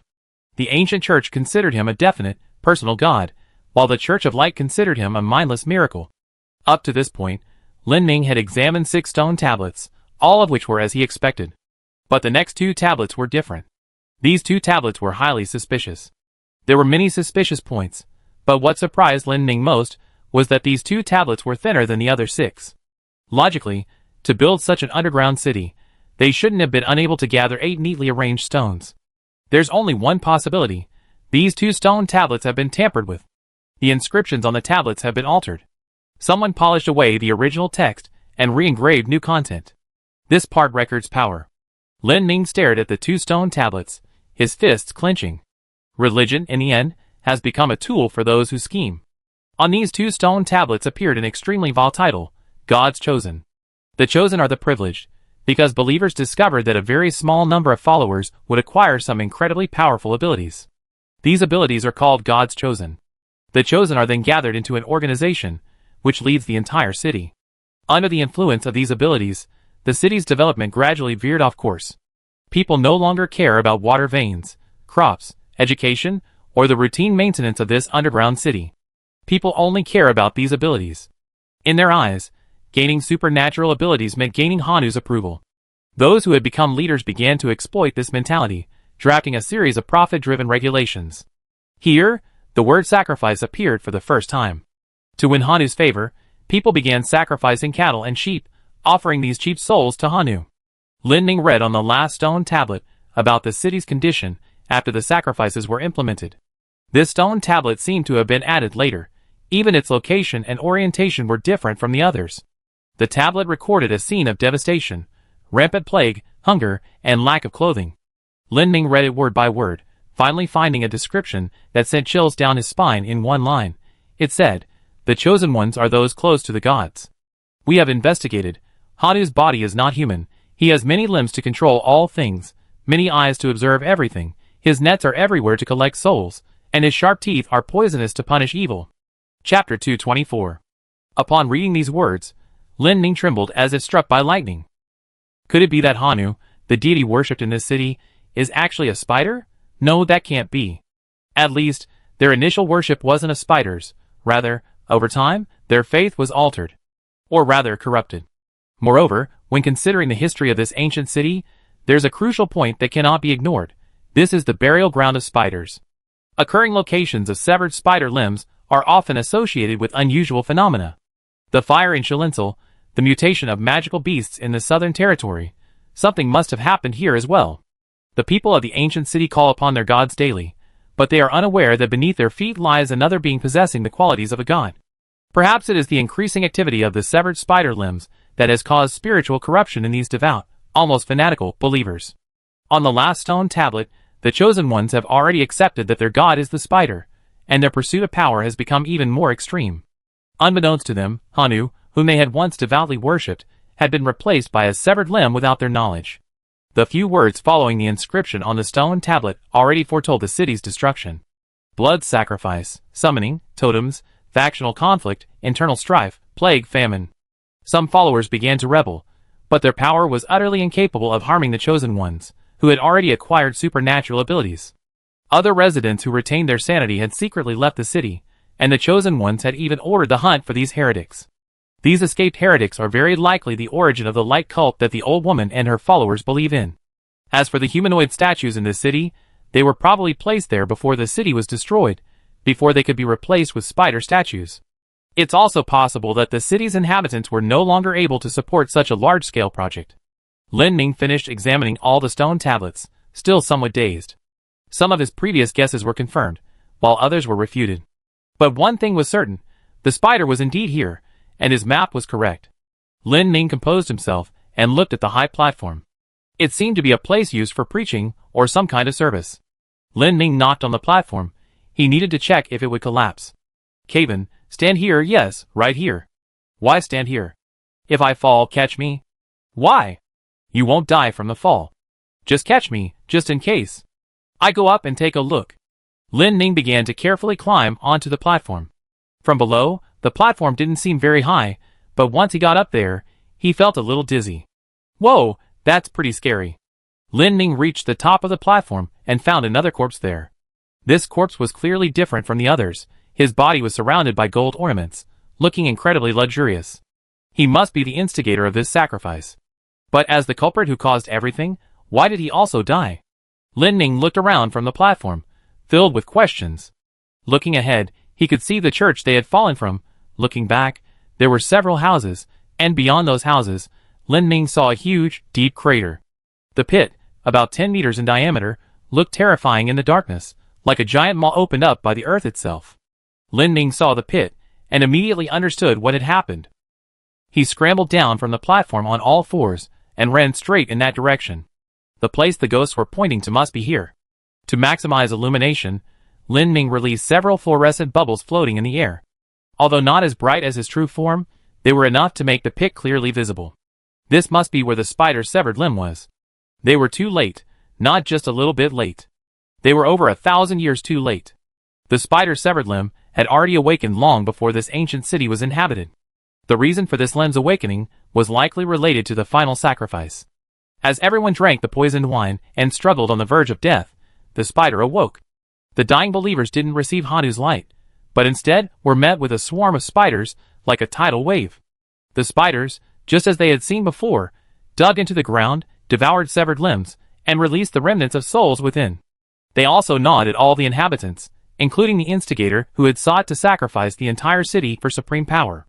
This culprit, in his pursuit of greater power, had likely included the chosen ones in the sacrificed ranks, resulting in even the strongest warriors being on the verge of death from the poisoned wine when the spiders attacked. What goes around comes around. Lin Ning looked at the enormous crater and threw a stone into it. After a long while, a slightly hollow clang sound finally rang out. Just how deep is this? Lin Ning stood at the edge of the pit, peering inside, then looked back at Caven. Caven looked at him too. Go down? Lin Ning nodded, peering back at Tada beside him. Do you want to go down? Tada seemed hesitant. Although Tada was usually slow and leisurely, his curiosity was stronger than anyone else's. And the only light source now was the glowing Lin Ming. After much deliberation, he nodded. Caven spread his wings, lifting Lin Ming into the air, while Tada, using his deceleration balls, descended slowly. They both descended cautiously, and after a while, they reached the bottom of the deep pit. Just as Lin Ming had expected, there was no trace of the severed spider limbs, only an empty stone coffin and some spider-shaped stone sculptures remained. The structure appeared similar to the burial chamber beneath the prison. Lin Ming scanned the surrounding pit walls, trying to identify any still discerning murals. Unfortunately, there were none. The murals seemed to have been destroyed by the swarming spiders. He could only crouch down and examine the spider sculptures. In the prison's burial chamber, due to the urgency of the situation, he hadn't had time to properly examine these sculptures. Lin Ning initially thought these sculptures were merely decorative, but upon closer inspection, he discovered that each one was different. Moreover, there were exactly 7 sculptures. What these 7 sculptures represented was self-evident. Looking at these 7 sculptures, Lin Ning suddenly thought of someone who seemed to connect the entire story. Arns. She claims to be the spider demon god, possessing an indelible soul and the ability to resurrect after death. She belongs to the cult of light and possesses the absurd ability of futuristic vision. She appears to have amnesia and is unaware of the truth of past history. After Cicheroa told her about the world-ending future, she disappeared without a trace. Arns is likely the 8th severed limb. Because she can regenerate infinitely, she cannot be sealed. She is clearly the spider demon god, yet she worships the cult of light. Could it be being under surveillance? Members of the cult who once escaped from here, who worship Hanu, unexpectedly discovered Arns, who has amnesia and calls herself the spider. These cult members likely experience the events of the ancient city, and know something about the terrifying nature of spiders. Although they are filled with fear of spiders, Arns is nearly immortal. She cannot be eradicated. So they brought Arns into the Church of Light, spiritually instilling in her the belief that she belonged to the sect, transforming this devil into a compassionate person with a heart for all living beings, thereby eliminating the danger posed by this spider demon. If that were truly the case, Lin Ning found it hard to imagine the inner struggle Arns would face if she one day regained her spider memories, and what stance she would choose. Or perhaps, she wouldn't even have the right to choose. Chapter 225. Seeing there was nothing more to explore in the pit, the 3 left the former tomb and returned to the ancient city. Logically, Lin Ming and Caven had no reason to stay any longer. However, as soon as Lin Ming climbed out of the pit, he saw a group of ghosts watching them from above. Everyone's here. These ghosts just stared at the 3 of them like a group of automatically tracking cameras. This group of ghosts. Lin Ming really didn't know what to do. He didn't know how to perform a ritual to release them from suffering, and these ghosts had theoretically already been tried once, albeit unsuccessfully. Seeing Lin Ming staring blankly at the ghosts, Caven walked over and asked, "What's wrong? Is there something wrong with these ghosts?" "No, not really. I'm just wondering what type of ghosts they are." "Ghosts have types?" "Of course. Some ghosts just repeat actions from their previous lives, some are guided by their obsessions from before death, some have complete memories and can think." Caven listened to Lin Ming's analysis of the souls, completely bewildered. "Where did you hear all this from?" Lin Ming scratched his head. He couldn't very well tell Caven he's seen it in horror movies. Seeing Lin Ming's silence, Caven patted him on the shoulder, comforting him. "Let's go. We can't help them right now, but we can come back if we can later." Knowing Lin Ming as he did, Caven was sure he still felt a sliver of sympathy for these ghosts. After all, this mushroom was naturally sensitive and often had unnecessary bursts of sympathy. This was troublesome, but if Lin Ming hadn't acted this way, he wouldn't have so many people standing around him. It was a double-edged sword for Lin Ming, but thankfully, this mushroom, a nickname for a man, wasn't stupid. He knew how to assess the situation. Lin Ming looked at the ghosts and suddenly asked Caven, "What do you think?" Their last wish was? Caven fell into deep thought upon hearing this. Their faith had been usurped, they had been sacrificed, and the sacrifice had failed. Logically, it wouldn't be surprising if this ancient city was filled with resentment, but these ghosts seemed quite peaceful. Perhaps the long years had worn away their resentment, leaving only helplessness. Difficult to dissipate, difficult to resurrect, stuck in an ambiguous stage. These people's wishes. Caven hesitated and said their wish was probably to return to the time when this ancient city was still vibrant. Lin Ming looked at Caven in surprise. He hadn't expected Caven to think that way. He assumed Caven would dismiss it with a wave of his hand, saying they must want to be exorcised. But if they truly wanted to return to that time, Lin Ming really couldn't help. After some discussion, the three decided to leave the ancient city, repair the hole, continue to conceal its existence, and that Tada would continue to guard it. For some reason, Lin Ming had a feeling that he and these wandering souls would one day meet again. Perhaps it was Mushroom's intuition. Before leaving, Lin Ming and Caven stood beneath the hole. Sunlight streamed down, illuminating Caven's outstretched wings, making him look like an angel draped in golden light. Before the angel stood Lin Ming. Before ascending, Lin Ming glanced back and saw that familiar scene again, all the ghosts gathered together, silently watching him. Lin Ming looked at these ghosts, who had been lingering for who knows how long, nodded to them, and said, "I'm truly sorry to have bothered you this time. I hope you don't mind." Strangely enough, the ghosts seemed to understand, all nodding slightly at Lin Ming. That nod, for some reason, made Lin Ming feel a lump in his throat. "Caven, let's go!" Caven pulled Lin Ming, flapped his wings, and flew out of the cave. Once on the ground, Lin Ming began to repair the cave entrance. Repairing it with his mycelium wasn't difficult, but the strength wasn't high, and it might be damaged if a carriage or something passed by. However, this was a desert, and carriages couldn't pass through anyway, so this wasn't a concern. On the ground, Lin Ming pitched a tent and rested temporarily. Tada, shield in hand, watched them. Caven and Lin Ming exchanged a glance upon seeing Tada. "What do we do with this guy? What can we do? We can't beat him." Caven seemed unconvinced. "How about you two have another fight? I'd be the referee." Caven seemed eager to try. He was extremely competitive, and this time he suffered a major setback. If he hadn't accidentally broken the roof of the ancient city, the two of them might have died in this desert. Seeing that Caven was genuinely interested, Lin Ming turned to Tada and asked, Tada, do you know what sparring is?" Because Tada rarely spoke, Lin Ming always thought of him as a reclusive old tortoise isolated from the world in the desert. Tada nodded upon hearing Lin Ming's question. Fortunately, he knew what sparring was. "Then, how about you spar with this handsome vampire?" Tada looked at Caven with a puzzled expression. He didn't want to move, but in his heart, Lin Ming and Caven had helped him a bit this time, letting him know the past of the ancient city and even helping to repair the damage. So, a spar is fine. Tada reluctantly walked to a spacious area and beckoned to Caven. Caven, seeing this, instantly perked up. He walked up to Tada, assumed a fighting stance, and red aura rose from his body. This time, Tada didn't release a slowing ball. Instead, he took off his round shield from his head and held it in his hand. So that really was a shield. I thought it was just a hat that looked like a shield. Lin Ming thought about it and realized it made sense. A turtle needs a shell. Caven's figure flashed, and he was already in front of Tada, kicking out. Tada, unperturbed, raised his shield to meet the kick. With a deafening bang, Caven was sent flying. That's right, Caven attacked first, and it was Caven who was sent flying.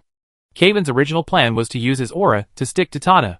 But when he kicked the round shield, he discovered that it couldn't stick to him. Moreover, it was as if he had kicked a mountain. The instant he kicked, Tada countered with his round shield, causing Caven to fly away. Seeing Caven fly away, Tada lowered his body and darted away with a whoosh. No matter how many times Lin Ming watched, he was always amazed by this scene. Tada was practically a lightning-fast tortoise. Moreover, whether to accommodate Caven or because Tada's physical abilities and slowing ball were incompatible, Tada wasn't using his troublesome slowing skill. Seeing Tada charging at him, Caven placed his left and right hands on his left shoulder and chest respectively, then slammed his hands together, shouting "Combine!" "Combine?" Lin Ming was puzzled. What kind of move was that? He never seen it before. Just as Caven and Tada were locked in a fierce fight, two people in strange equipment approached from afar. Unlike Lin Ming and Caven, these two were true Tomb Raiders.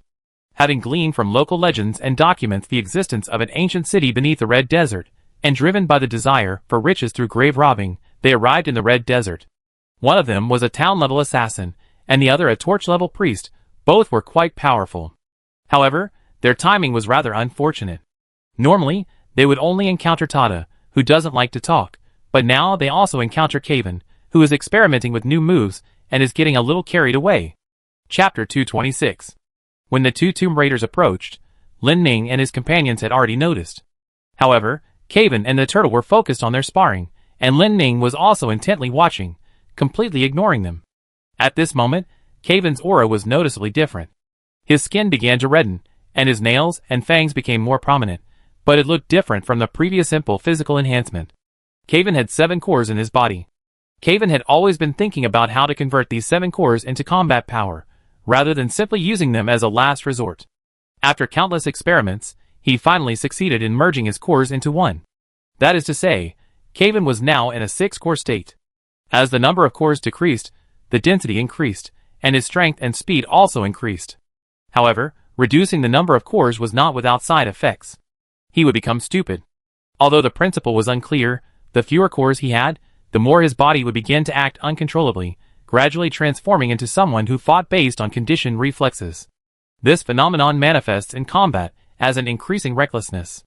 Kaven, however, takes it quite in stride. I don't usually pay much attention to tactics anyway, so being reckless is fine. His current limit is reducing his cores to 4. With 4 cores, he can still think to some extent. If reduced to 3, he's worried he completely lose his mind. Seeing Kaven's sudden surge in strength and speed, Tada was also taken aback. He hadn't intended to rely on the slowing ball, but rather on physical attacks and his shield to subdue Kaven, but it seems that's not so easy to do now. The two Tomb Raiders noticed the fight and furtively hid behind a large rock, peeking out and whispering, "Boss, that red one seems pretty strong." "Strong? Strong what? You think I'm some pushover? That speed and power are beneath me." The one called Boss looked at Kaven, a little uneasy, because he noticed Kaven's aura was different from ordinary people's. The red aura looked soft and unsure of its nature. Seeing that the 6 cores still had no effect, Kaven reached out and patted his right shoulder again. This time, Kaven was slowly beginning to detach from his human form. A small horn appeared on his head, and his hair gradually turned red. A massive increase in strength followed.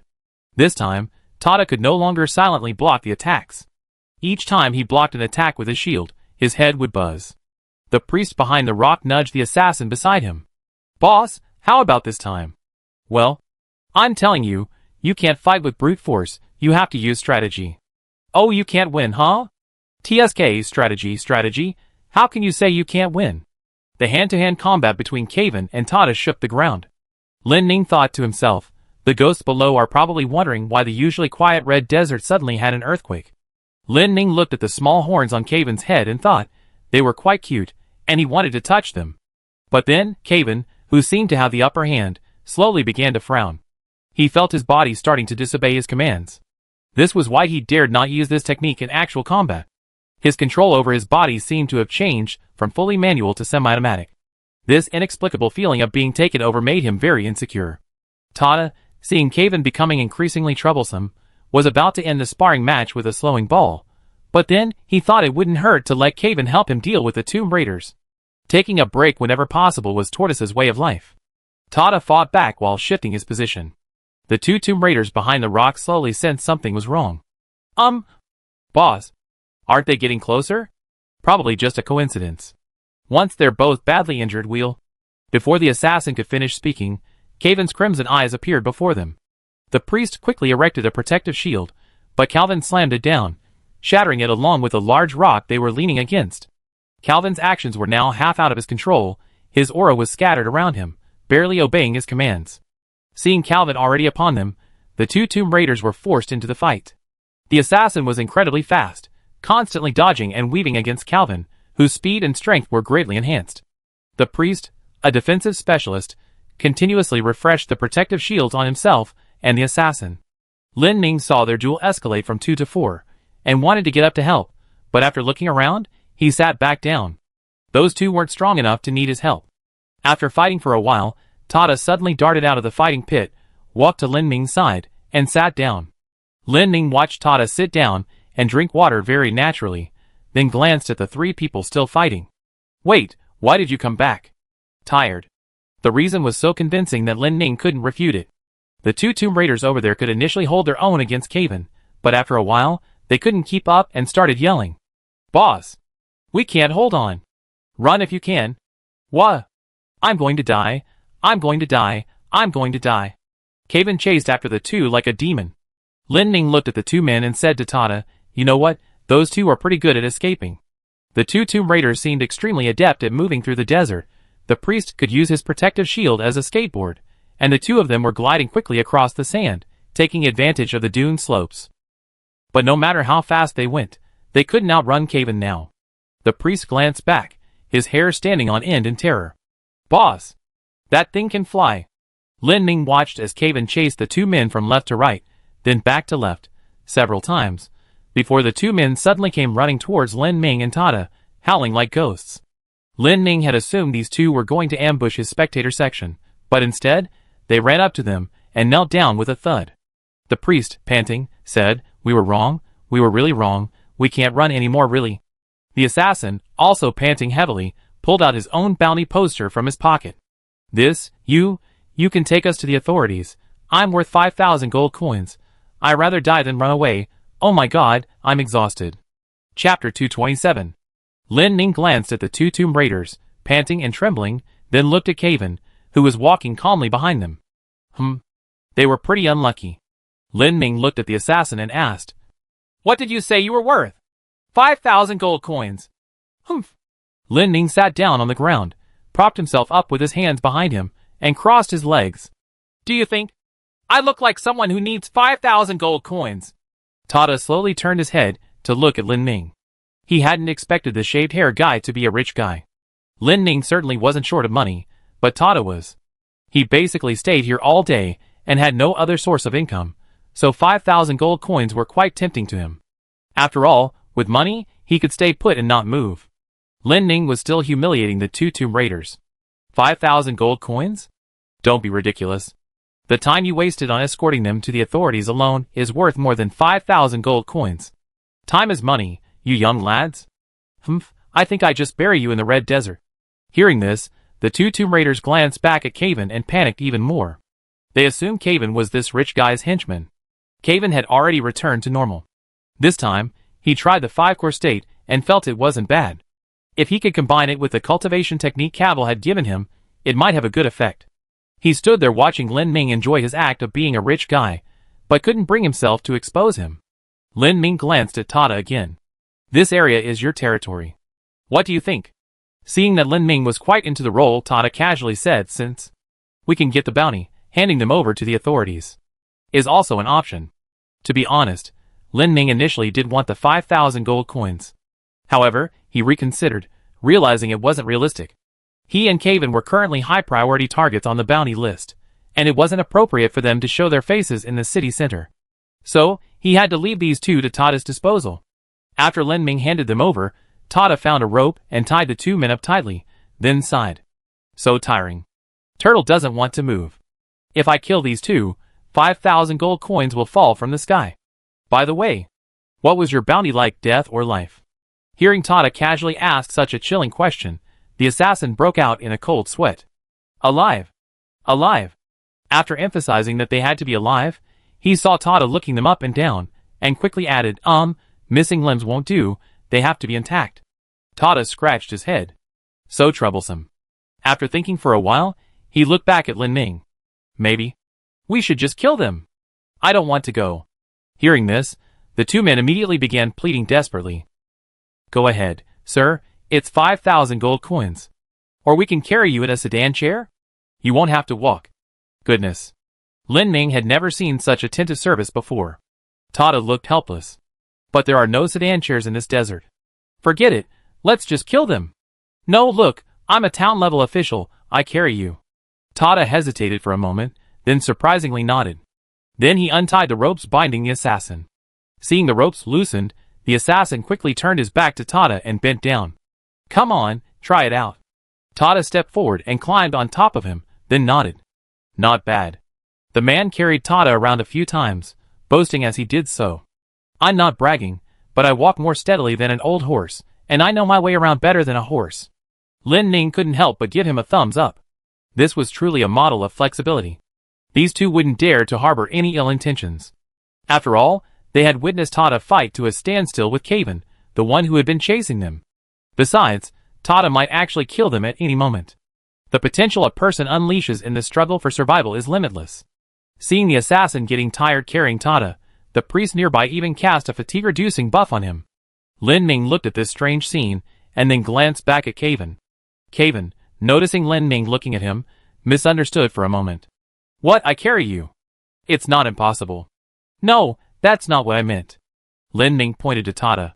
He's already preparing to leave. Shall we head straight back to the Assassin's Guild? What, do you have other plans? Lin Ning actually wanted to go to the surrounding countries, to inquire about any legends about the ancient city. Since there are tomb raiders here, it means that the story of the underground ancient city has been passed down. But he was also afraid that going to crowded places would expose his identity. Kaven, can you disguise yourself? No, can you? Lin Ning pouted, his face pale. He felt he should be able to disguise himself. After all, he had always used mycelium, so sculpting a face was a piece of cake. But for some reason, he always resisted the idea of changing his face. He always felt that disguising himself was equivalent to being sneaky, something he couldn't quite explain. Kaven, seeing his hesitation, crossed his arms and looked at his half-shaved head. How about we start with the hairstyle? Your half black, half white is the most noticeable. Oh, that makes sense. Lin Ning listened to Kaven's suggestion and began to concentrate, trying to unify his hair color. The mycelium that made up his hair began to twist and turn wildly in the air. He now looked like Medusa. After fiddling around for a while, he looked at Kaven with a smug expression. How's it going? You look like a zebra. Hearing this, Lin Ning quickly grabbed a strand of his hair to examine it. Sure enough, it was a mix of black and white, a gaudy mess. It seems disguise really isn't that simple. Unlike armor made from mycelium, appearance isn't a flat, even structure. It requires extremely precise manipulation and considerable effort to maintain. Lin Ning thought uniform hair color was too troublesome, so he simply shaved his head bald and let it grow back to the same color. Just as he finished shaving his head and was pondering what color to change it to, he heard Kaven chuckle. Lin Ning hadn't been as surprised as when he saw a large group of ghosts in the ancient city. Kaven, are you laughing? Kaven looked at Lin Ning's bald head, covering his mouth and trying hard not to laugh out loud. Lin Ning looked at Kaven with a mischievous grin, patted his own head, and asked Kaven cheekily, Hey, isn't it bright? When we're underground, wouldn't this head provide better lighting? Hearing this, Kaven completely lost his temper and burst into laughter. Lin Ning touched his own bald head, looking at Kaven who was laughing so hard he couldn't stand up straight, and recalled everything that had happened between them since they first met. At first, Kaven was always full of bitterness and resentment. Later, although he became more cheerful, he always seemed dull. Later, after being transformed into a woman and being harassed by other men, his mentality exploded, and he always looked unhappy. This kind of laughter was something Lin Ning had never seen before. Moreover, because Kaven had rarely laughed heartily, and didn't even know how to laugh properly, his laughter sounded very strange. It didn't sound like ha-ha, but more like gaga-gaga. And as everyone knows, laughter is contagious. Lin Ning always thought Kaven's laughter sounded like a duck's, which inexplicably tickled his funny bone, so he forgot about his bald head and laughed along. Kaven watched Lin Ning's swaying bald head, and Lin Ning listened to Kaven's quacking, creating a perfect closed loop. On the other side, Tada and his two companions were staring blankly at Lin Ning and Kaven. The assassin, carrying Tada on his back, asked suspiciously those two. Could they be a couple? The priest quickly interrupted him. You can't just guess because they look good together.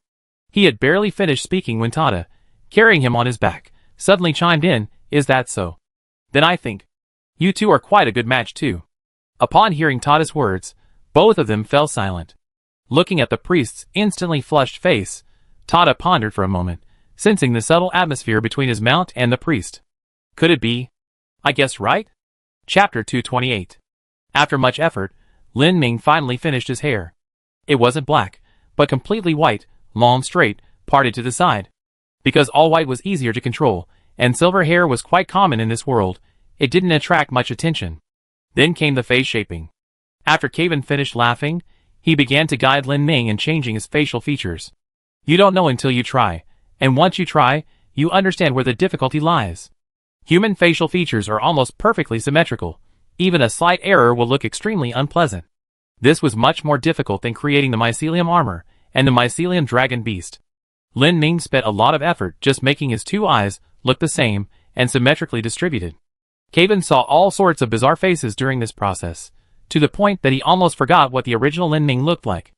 After trying for a long time, Lin Ming slapped his forehead, thinking of a better way. There's no need to completely reshape the face, just make minor adjustments to the original, right? Make the eyes bigger, the nose sharper and smaller, the mouth smaller, and the face a little rounder. Finally, the changes were complete. How does it look now? Kevin looked at Lin Ming and had to admit, it actually looked quite good this time. But something felt off. This face, plus this long hair. Kevin stroked his chin, circling Lin Ming several times before finally noticing what was wrong. Isn't this a girl's face? Lin Ming paused, then cautiously asked Kevin, do I look that much like a girl? He didn't have a mirror, and had no idea what he looked like. I'm not very sensitive about gender. But thankfully, no one can tell you're Lin Ming anymore. From a disguise perspective, you succeeded? That's fine then. Lin Ming touched his face, needing to memorize this painstakingly sculpted face, otherwise, redoing it would be too much trouble. And he also needed to test how long it would last. If it started to distort itself the moment he relaxed, that would be a huge problem. While carefully maintaining the mask he had created, Lin Ming asked Kevin, this works for me, but what about you? Kevin was now also in a dilemma. His intelligence was compiled by the National Council based on their movements, so the bounty poster likely listed both a male and female Kevin. Simply changing the gender wouldn't solve the problem. How about I wear a mask? No, that would make me look sneaky. How about I disfigure myself? Kevin's words startled Lin Ming, causing his face to tremble. Don't you dare. Your face is vital to the Assassin's Guild. It's not something you can just ruin. Lin Ming said, then thought for a moment. Kevin always seemed to be rolling in pools of blood, so he wasn't afraid of getting hurt. You can leave some scars on your face that can be repaired at any time. Hearing this, Kevin didn't hesitate at all, raising his hand and scratching his face a couple of times.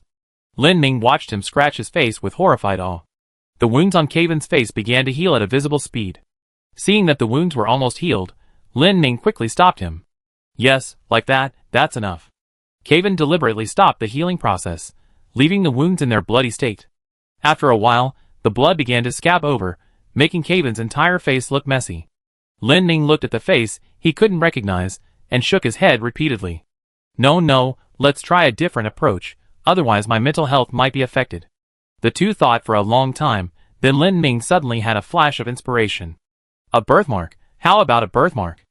Lin Ming gestured and explained to Kevin what a birthmark should look like. Kevin tried it, seemingly understanding, and used his blood to create a dark red birthmark on the left side of his face. Lin Ming took a step back and looked at Kevin. From a disguise perspective, it was successful. However, compared to the former Kevin, he was still a bit ugly. He looked at Kevin and muttered, I feel like it's not unique enough. Unique? Yes, unique. Lin Ming examined him for a while, then took out a piece of cloth and covered Kevin's left eye. Yes, that's it. Just this finishing touch. Lin Ming excitedly looked at the one-eyed Kevin in front of him, then personally tied his hair into a high ponytail. Done! Perfectly natural. Currently, almost a third of Kevin's left side is covered by a dark red birthmark, and his left eye is covered with strips of cloth, creating the illusion that the birthmark affects his left eye. On top of this, Lin Ming designed a neat high ponytail resembling a samurai's hairstyle. A fierce, capable, and somewhat mysterious Kevin was born. Brilliant. With this disguise, the two of them shouldn't be recognized. Lin Ming opened the map and looked at the nearby cities. The nearest place is about a 10-minute flight away. It's still early, so they decided to go now. As for Tada, let him figure out his own itinerary. The guy's ridiculously strong anyway. After flying for a while with Lin Ming in his arms, the two landed and walked towards the city. This city seemed to be a resort, built on an oasis near the desert, so the environment was very nice, and it was said to have hot springs. In such a bustling place, the locals are mostly very talkative, making it perfect for gathering information. As soon as Lin Ming entered the city, he felt like everyone around him was watching them. No, to be precise, they were watching him. They were whispering among themselves while looking at him. Lin Ming asked Caven suspiciously. Have my features changed? No, your nose is a nose, your eyes are eyes. Your standards for facial features are really low. Upon entering the city, Lin Ming decided to first give Caven a cool-looking eye mask. He entered a rather large-scale tailor's shop. As soon as he stepped inside, he sensed something was off. The previously bustling shop instantly fell silent. Then he overheard some whispers. Wow! What an adorable little girl. Why is that man following behind her? Is that a birthmark on her face? It's scary. Maybe he's her bodyguard. Look at that silver hair, he looks like he comes from a wealthy family. Such a cute child must be here to have clothes made. Look at her current clothes, so dowdy. Hearing their comments, Lin Ming felt increasingly uneasy. He looked at the shop assistant beside him and asked nervously, Does we have a mirror here? Of course, how can a clothing store not have a mirror? It's over there. The sales clerk's attitude towards him was extremely enthusiastic, a level of attentiveness he had never experienced before. Lin Ming walked nervously to the mirror and glanced at himself. That one glance petrified him instantly. These features. He had clearly sculpted them haphazardly, almost entirely randomly, yet the person appearing in the mirror was a genuinely beautiful young girl. And a pure, innocent type at that. Lin Ming panicked. Completely panicked. Kaka. Caven. Before Caven could reply, a group of sales clerks had already surrounded Lin Ming. What alarmed Lin Ming most wasn't the sales clerks, but what they were holding. Each of them was holding a dress. Lin Ming hurriedly struggled to say, No, I'm not buying a dress. I'm a man. Unlike Caven, Lin Ming's soul still retained its gender identity. The shop assistants were clearly stunned. They stared at Lin Ming in surprise, confirming his Adam's apple. This cute girl really was a man. Lin Ming initially thought he had escaped the crisis, but to his surprise, the group of shop assistants began to polarize. One group, disappointed, scattered in a panic. The other group, for some reason, seemed even more excited. Chapter 229. This was the first time Lin Ming had personally experienced the advantages of beauty. He had originally only wanted to buy Caven a cool eye mask, but he couldn't resist the enthusiastic sales pitches of the shop assistants and owner, and ended up buying a bunch of other clothes. The prices were ridiculously cheap. Lin Ming, carrying the clothes, walked out of the tailor's shop and asked Caven resentfully, Why didn't you tell me sooner? Tell you what? Tell me I'm now a... Lin Ming hesitated for a long time, but still couldn't bring himself to say I'm now a beautiful girl. Sigh. Never mind, here, put on your eye mask. Because he had bought so many clothes, the eye mask was actually a free gift, costing him nothing. The eye mask was made of leather, with a cross-shaped carving on it. Lin Ming looked at the heavy pile of clothes in his hands, then at the darkening sky, and decided to find a place to stay for the night. Looking at the bustling market, Lin Ming asked Caven, Do you want to eat? I feel like I don't really care. Then let's go eat, find a place with lots of people, and maybe gather some information while we're at it. Lin Ming walked along the street for a while, finally settling on a restaurant. This restaurant not only offered meals, but also accommodation, perfect for them, since they were only staying one night. Lin Ming went into the restaurant and went to book a room first. Boss, a room, please. The owner leaned against the counter, looking at Lin Ming, then at Caven, and tentatively asked, One room? Yes, one room. Just for one night? Okay, just one night, leaving tomorrow. Lin Ming and Caven had always shared a room, so he didn't feel anything was amiss. But for some reason, the owner suddenly looked at Caven with a look of admiration, then pondered for a moment, rummaged through a pile of keys behind him, and handed one to Lin Ming. Second floor, the second to last room, the one with the sign Firefly. This restaurant certainly had an elegant name for its rooms. Lin Ming took the key, intending to take his purchases to the room first, then return for dinner. Just before going upstairs, for some reason, the owner inexplicably said, We're very clean here. Everything's been disinfected. Disinfected? Perhaps catering to people with obsessive-compulsive disorder. Lin Ming was still completely innocent, utterly unaware of what he was about to see. As they went upstairs, Caven noticed the owner looking smug and winking at him. Caven still didn't understand what the owner meant. Lin Ming went up to the second floor, found the room labeled Firefly, and opened the door. To be honest, the moment he pushed open the door, Lin Ming's mind went blank for a few seconds. The room was filled with a cloyingly sweet fragrance, and the walls were covered with all sorts of strange decorations. Actually, they shouldn't be called decorations. They should be called toys. The kind of toys that would have to be censored if placed in a public place. Lin Ming gritted his teeth and said resentfully, "That boss? I'm really speechless." Kevin, of course, had never seen such toys before. He looked at the wall of strange toys with some curiosity. "What are all these for?" Lin Ming ignored him. Only then did Lin Ming understand what the shopkeeper meant when he said, "Very clean, all disinfected." The art taste in this town is really strange. Kevin, of course, wouldn't understand these things. As a race that can reproduce on their own, they shouldn't need these fancy gadgets. Sigh. Whatever, let's leave it at that. Lin Ming didn't plan to change rooms, because he was also curious. Lin Ming closed the door, put the clothes he bought aside, and laid down on the bed to try them on. The bed was round, with pink lace around the edges. It was soft and quite comfortable. A large mirror was mounted on the ceiling directly above the bed. Lin Ming was no longer in the mood to complain. The purpose of the mirror was self-evident. Lying on the bed, looking at the beautiful silver-haired girl in the mirror, he felt an inexplicable sense of incongruity. Well, it's actually quite nice looking, and now, lying on this bed filled with all sorts of suggestive imagery, he looks like an innocent young girl about to be, done. Luckily, the bed is big enough. This bed is much bigger than a regular double bed. The owner must have meant well. A room of this size should theoretically be more expensive, but he gave them this special room at the price of a small room. Anyway, they're just here to sleep. They don't need all those swords, spears, and clubs on the wall. A comfortable bed is all that matters. Besides, Calvin sometimes doesn't even sleep in the bed, he can sleep upside down on the ceiling. If it were really a man and a woman in this room, they'd probably have a lot of fun. Thinking this, Lin Ming stopped the assisted bed, and was about to get up when he suddenly smelled a floral scent. He looked around for the source of the fragrance, and finally located a bottle of unidentified liquid on the bedside table. Is it perfume? Lin Ming, still lying on the bed, curiously picked up the bottle, opened the cap, and smelled it.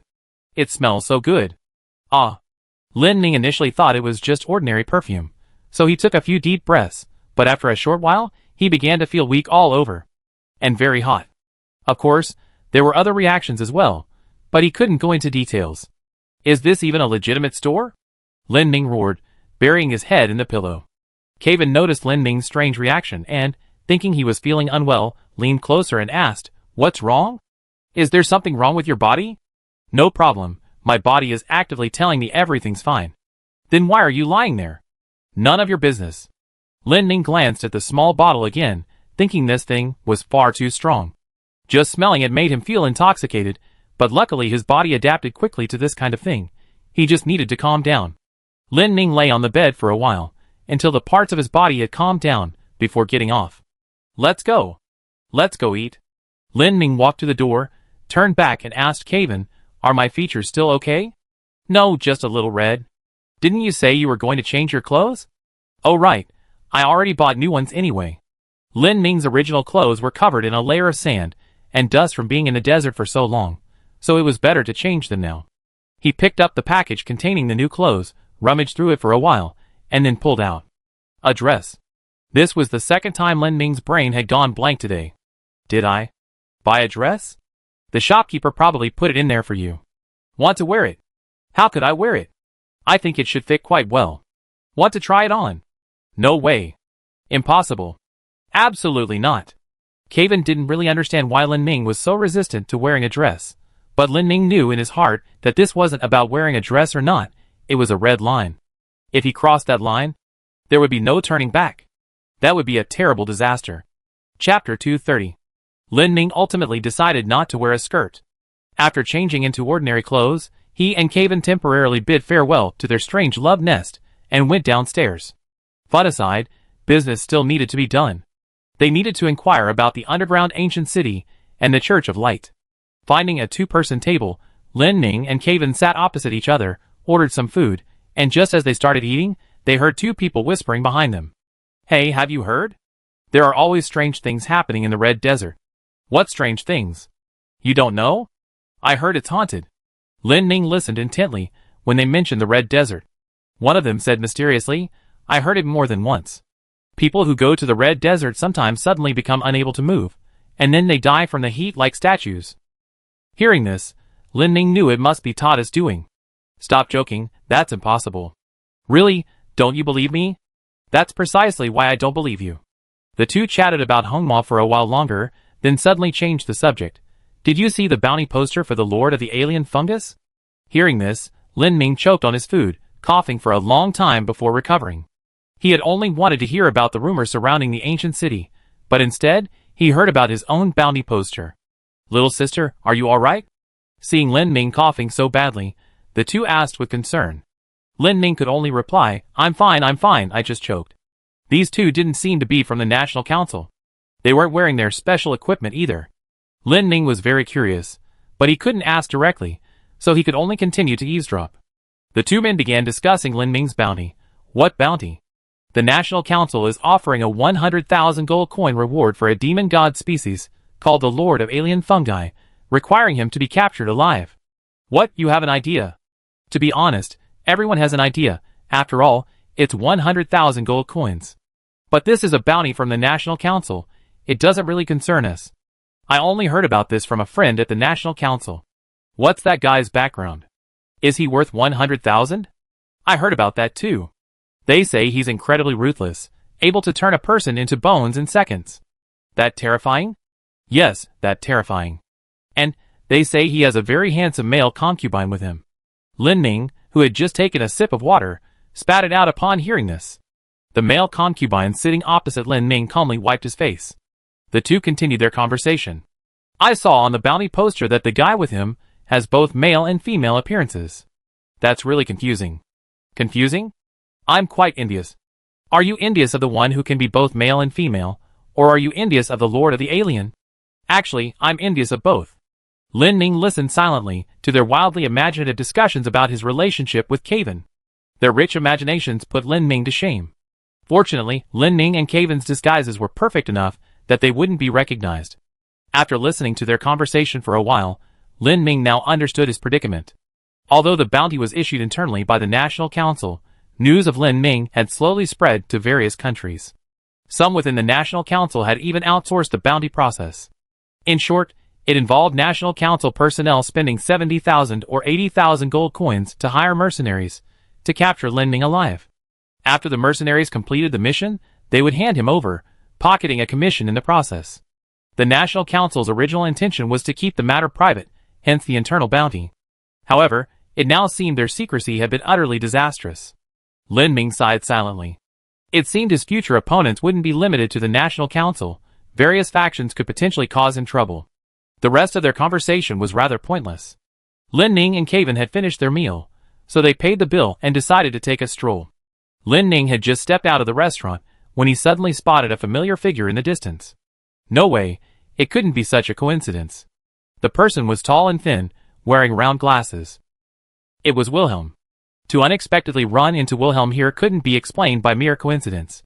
Wilhelm also knew the truth of the past, and Lin Ming strongly suspected that his presence here was also part of their investigation of the underground ancient city. However, this was also for the best. Lin Ming had many questions he wanted to ask Wilhelm. Lin Ming saw his old acquaintance and wanted to greet him, but then he remembered that they were both completely disguised. Even if he went, Wilhelm wouldn't recognize them. This was perfect though. Lin Ming wanted to see if anyone who had seen him before could recognize him. Lin Ming tidied his hair and walked over to Wilhelm. Hey, are you alone? Huh? Wilhelm turned around and saw the beautiful girl version of Lin Ming. Ah, I am alone. I have something I want to talk to you about. Can you come to my room? Wilhelm looked Lin Ming up and down suspiciously, remained silent for a moment, then waved his hand and said, No, I'm a pretty proper person. I don't like this kind of thing. You should find someone else. Huh? I said you should find someone else. I have things to do. Wilhelm said this and turned to leave. Lin Ming didn't want him to run away. He raised his hand and created a mycelium puppet. Wilhelm had just turned around to leave when he felt his body suddenly freeze. This feeling was very familiar, extremely familiar. He had been frozen like this before in Marin Cave prison. Lin Ming walked up to Wilhelm, hands on his hips. Wilhelm looked at the silver-haired girl who had tried to lure him into the room, and the more he looked, the more familiar she seemed, especially with that familiar gesture. Lin Ming? Wilhelm had barely uttered Lin Ming's name when Lin Ming rushed over and covered his mouth. You really dare to call me that? Don't you know my situation? Wilhelm finally understood why Lin Ming had appeared before him in this form. He had heard about Lin Ming's bounty. He looked at Lin Ming, then at the one-eyed Caven behind him. After confirming several times, he was finally certain that the two people in front of him were indeed Lin Ming and Caven.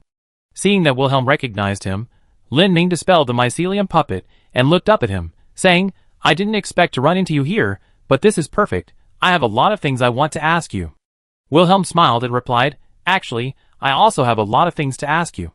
Where shall we talk? Let's go to our room." "Okay." Lin Ming and Caven led Wilhelm back to the room with the name Firefly written on the door. Lin Ming opened the door and went inside with Caven.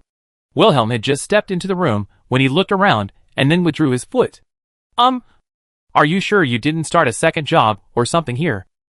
Chapter 231. Wilhelm sat in the room, still feeling extremely uncomfortable. He had no idea why these two had booked this room. He couldn't guess, nor dared to ask. Lin Ming and Caven, on the other hand, seemed completely at ease. Wilhelm sat on a chair nearby, while Lin Ming and Caven sat on the bed. Lin Ming got straight to the point. "We went to the Science Society." "Yes, I heard. You got the map to the spider burial ground from the Science Society." Aren't you surprised?" "Indeed, I was quite surprised. You guys were faster than I expected." Sure enough, Wilhelm had connections to the Science Society. After the Science Society learned about the new and old schools, Lin Ming had always suspected that Wilhelm was one of the successors of the old school within the Science Society. Lin Ming didn't want to engage in any verbal probing and went straight to the point. "Are you a member of the Science Society?" Wilhelm hesitated for a moment before denying it. "No." "If you're not, why are you hesitating?" "Because I haven't been recognized by the Science Society, I can't be considered an insider." Wilhelm paused, weighing whether to tell Lin Ming this. After much deliberation, he sighed heavily. "Sigh. I'm not a member of the Science Society, but my teacher is." This surprised Lin Ming. "Teacher?" "Yes, one of my academic mentors. I studied under him for several years." "And this teacher?" "He's passed away." Lin Ming fell silent. "My condolences." Wilhelm waved his hand upon hearing this. "It's not that sad. Our relationship wasn't that close. He said I was very talented, but I was lazy back then, and he always looked at me with a disappointed expression." "Did that teacher tell you about the Science Society?" Wilhelm shook his head. "No, after he passed away, I found his notes while sorting through his belongings." "I see. If that's the case, Wilhelm couldn't really be considered a member of the Science Society. He just happened to obtain information left behind by the old school." Wilhelm suddenly looked at Lin Ming with a sharp gaze, and said in a serious tone, "Ever since I obtained my teacher's notes, I've been frequently targeted for assassination." "Who are these assassins?" "I don't know. They seem to be just hired killers. And since we met in prison last time, even more people have come to assassinate me. Fortunately, I'm not afraid of them. Ordinary people can't break through my teleportation spell." Lin Ming sighed. "Looks like we're in the same boat." "Don't be ridiculous. I'm in a much worse situation than you. At least you have an assassin backer. Although I'm nominally affiliated with the National Council, their attitude towards me is ambiguous. I even suspect that those assassinations were actually arranged by the National Council." "Then why don't you leave the National Council? One of the mage guys we know has already switched sides." Wilhelm shrugged. "There's no particular reason I didn't leave the National Council. It's mainly because they pay me a pretty high salary. I wander around all day, and I've never been short of money." Hearing this, Lin Ming suddenly asked with a puzzled look, "I'm still very curious. What kind of organization is the National Council?" "What do you mean?" "Well, it feels like the National Council's policies are extremely biased. You could say they're incompetent, yet they always manage to develop some highly threatening technologies. You could say they're powerful, yet they hardly accomplish anything significant." Wilhelm smiled. "If we use a person as an analogy, the National Council is like an opportunist. Let me ask you, if you want to hatch chicks from eggs, but the probability of hatching is very low, only 10%, what would you do?" "I would buy a bunch of eggs, eventually some will hatch." "Yes, that's the kind of thinking the National Council has." "Ah, I see." With that explanation, Lin Ming understood. Wilhelm added, "Compared to the safety and specialization that many people value, the National Council prioritizes comprehensiveness. They spare no effort in attracting all kinds of talent and trying out various technologies. Once one of these mini eggs hatches, that chick will directly become the core strength of the National Council. So what we see are actually just their dispensable experimental projects." "Yes, do you remember Pharenius, who even had his internal organs marked with magic signs?" "Of course I remember. What do you think his status in the National Council would be?" Probably not low. In terms of strength, he's quite formidable. But the reality is not as you think. Pharenius, who could accept having magic signs marked on his internal organs, is far less powerful than the scholar who knew how to do it. And it is precisely because of this that the academic atmosphere in the National Council is exceptionally good. Lin Ning pondered for a moment, then asked the question that concerned him most. What exactly is the National Council's stance? Spider or human? Hearing this question, Wilhelm didn't speak, but instead pulled a box from his pocket, took out a white cigarette, put it in his mouth, and then pulled out a dagger engraved with fire magic signs. He drew the dagger, shook it, and sparks flew from it. Wilhelm used the sparks to light the cigarette in his mouth, and took a puff. This series of actions left Lin Ming speechless. Cigarettes in this world were quite a luxury. He only ever seen the weapon shop owner in the Assassin's Guild smoke them. And that dagger of his was clearly a magical weapon from Stanarova, which he was using as a lighter. You still smoke? Yeah, a bad habit I picked up recently. It helps me calm down when I'm alone. After taking a few puffs, he slowly said, the National Council doesn't really have any real stance. They're just trying to survive in the impending chaos. And there might be a coup d'etat in the National Council soon. A coup d'etat? Isn't it said that the National Council actually has a supreme leader? You know that? Of course I know. This coup is actually targeting the Council of Elders, and that legendary supreme leader. Human experimentation, squandering funds, demoralization. The National Council is rotten to the core. As far as I know, many core factions are already preparing to launch a coup, intending to overthrow the Council of Elders. Lin Ming was quite excited upon hearing this news. Does that mean my bounty will become invalid? What are you thinking? You probably only increase in price in the future. Lin Ming's smile vanished. By the way, why is the National Council so persistent with me? Who knows? Maybe they want some mushrooms, haha. Lin Ming squinted at Wilhelm. He knew this man was deliberately changing the subject, trying to avoid it. Wilhelm might know something about Lin Ming, but he didn't intend to reveal it all. Lin Ming didn't press him. Wilhelm's willingness to answer so many questions was already beyond his expectations. With the topic of the National Council settled, Lin Ming asked about the ancient city. Have you heard of the Church of Light? Wilhelm took out another cigarette and nodded. Don't smoke so much, it shortens your lifespan. I can't help it. Talking about these things with you is just too stressful. Wilhelm lit another cigarette and said thoughtfully, the Church of Light. That's why I came here this time. Since you already have the map, have you been to that ancient city? Lin Ming nodded. Seeing that they already knew about the ancient city, Wilhelm didn't try to hide anything. I went there a long time ago, but I only lingered at the entrance before almost getting trapped inside. My teacher wrote in his notes, according to the ancient records of the Dharma Seal Society, that city was built by a group of people closest to God. Lin Ming shook his head vigorously. That's too abstract, could you be more specific? Wilhelm smiled, stubbed out his cigarette, and directly stated his final conclusion. The god who sealed the spider didn't actually disappear, but exists in an unobservable location. The light cult salvation is actually using the soul as a medium to communicate with that god in a special way, and then receive the abilities bestowed by the god. In fact, most of the light cult's followers don't know the truth about the god they worship, they only know to act according to the dogma. Is this the result of the National Council's research? No, this is a conclusion I drew based on my teacher's notes and documents. What's still unclear is the principle of communication. How credible is your conclusion? 90%. Lin Ming pondered for a while, his mind piecing together various pieces of information like a giant jigsaw puzzle. Within this puzzle, there was one area that was very blurry. That was the Lord of Men, whose true form was suspected to be a god. Alright, let's talk about the Lord of Men then. Wilhelm looked like he was about to cry. You're really going all out with me. Can't we talk about something less life-threatening? Chapter 232. Wilhelm didn't discuss the topic of the Lord of Man much. He only mentioned that the Lord of Man's divine realm was under strict surveillance, and that if the National Council's coup succeeded, their attitude towards the Lord of Man might change. Wilhelm said he knew very little about what was happening there, but it was unclear whether he was telling the truth or not. Lin Ming took an apple out of his bag and tossed it to Wilhelm. Why are you suddenly telling me so much? Wilhelm looked at the apple and replied, because it seems that only you are truly pushing this forward. I myself don't have the ability to investigate these matters. It's better to tell you everything I know. This information might have some value with you, but with me, I only be taking it to my grave. Indeed, the things Lin Ming had encountered along the way were not something just anyone could bear. Since Wilhelm had already revealed so much, Lin Ming also told him about his experiences in the underground ancient city. He had to reciprocate, so he could continue to extract information from him next time. After hearing Lin Ming's description of the ancient city's interior, Wilhelm was speechless with astonishment, then rested his chin on his hand in deep thought. Wandering souls. I thought I was hallucinating from lack of oxygen last time. So there are such things in that city. It seemed Wilhelm's last visit to the ancient city hadn't been long. He hadn't witnessed anything as awe-inspiring as a large group of ghosts beckoning to him. Lin Ming watched Wilhelm, lost in thought. Although he had delivered the information concisely and efficiently, Lin Ming still harbored doubts about the veracity of his words.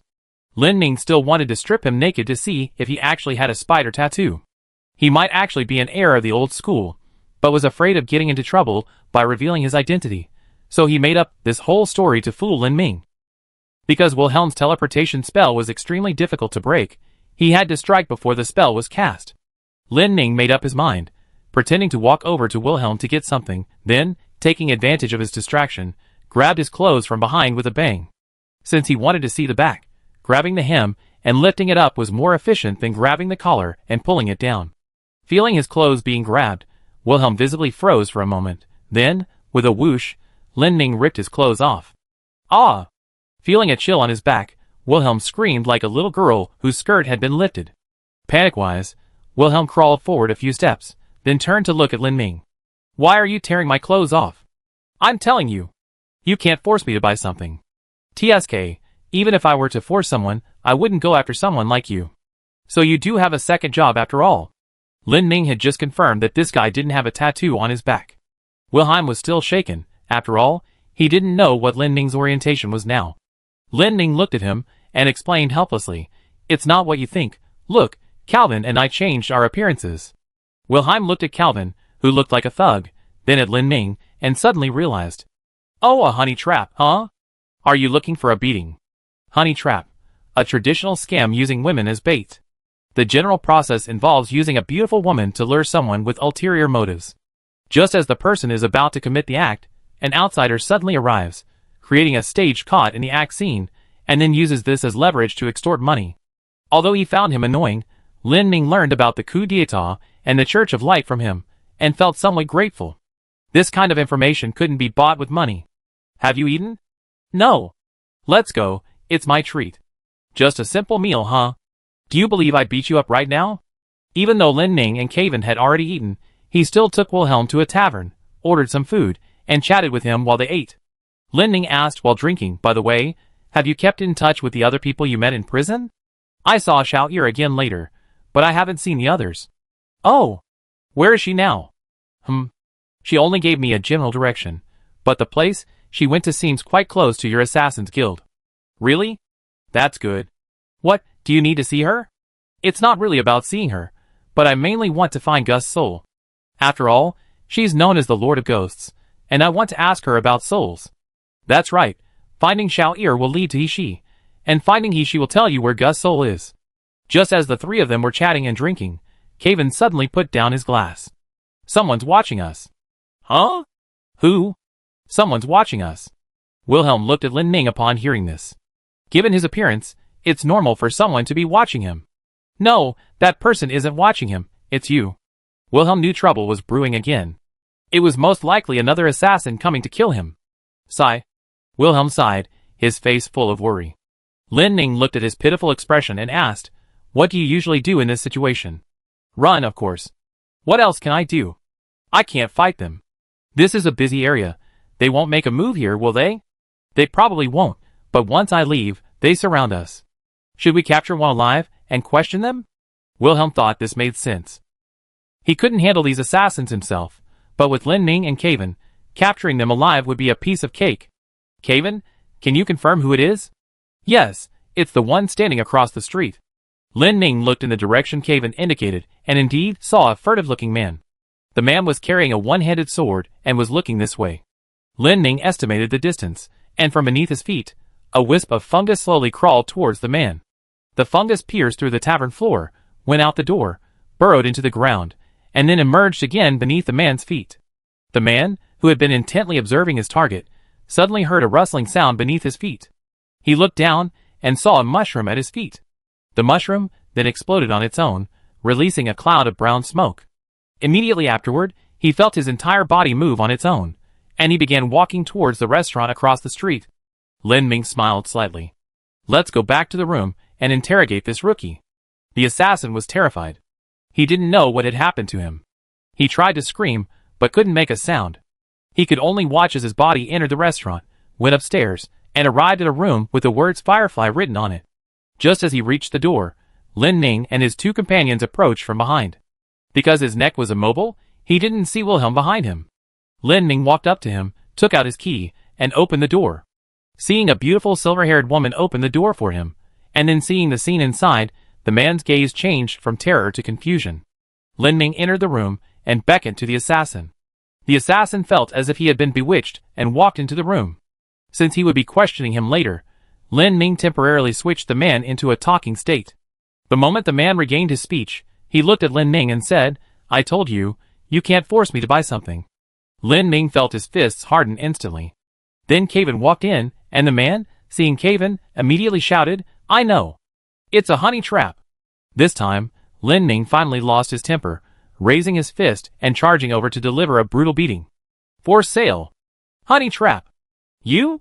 All of you. Do you think I look that dishonest? Chapter 233. Kevin struggled to pull Lin Ming away from the assassin, who was now bruised and battered. Lin Ming reluctantly stopped, still cursing. Wilhelm watched in terror. Lin Ming pulled up a chair, crossed his legs, and used mycelium to repair his deformed fist. Because he'd gone to such lengths, his once sleek silver hair now looked a mess, making him resemble a white lioness. Phew, it really does take punches to vent. Lin Ming vented, feeling a bit better. He walked up to the assassin and pointed at Wilhelm. Tell me, who sent you to kill him? The assassin's eyes widened in fear. If you tell us, we might let you leave alive, otherwise. Lin Ming glanced at the various implements hanging on the wall, and picked out the most ferocious-looking one. The thing was ridiculously large, resembling a winter melon, covered in thorns. Lin Ming didn't know who would like such a thing, but it was perfect for him now. He waved the torture instrument in front of the assassin. The assassin, seeing the object in Lin Ming's hand, instinctively tried to clench his legs, but his body wouldn't obey him. Lin Ming looked at the assassin, and suddenly felt something was off about his eyes. That expression didn't look like the fear before being tortured. Instead, it had a righteous air about it.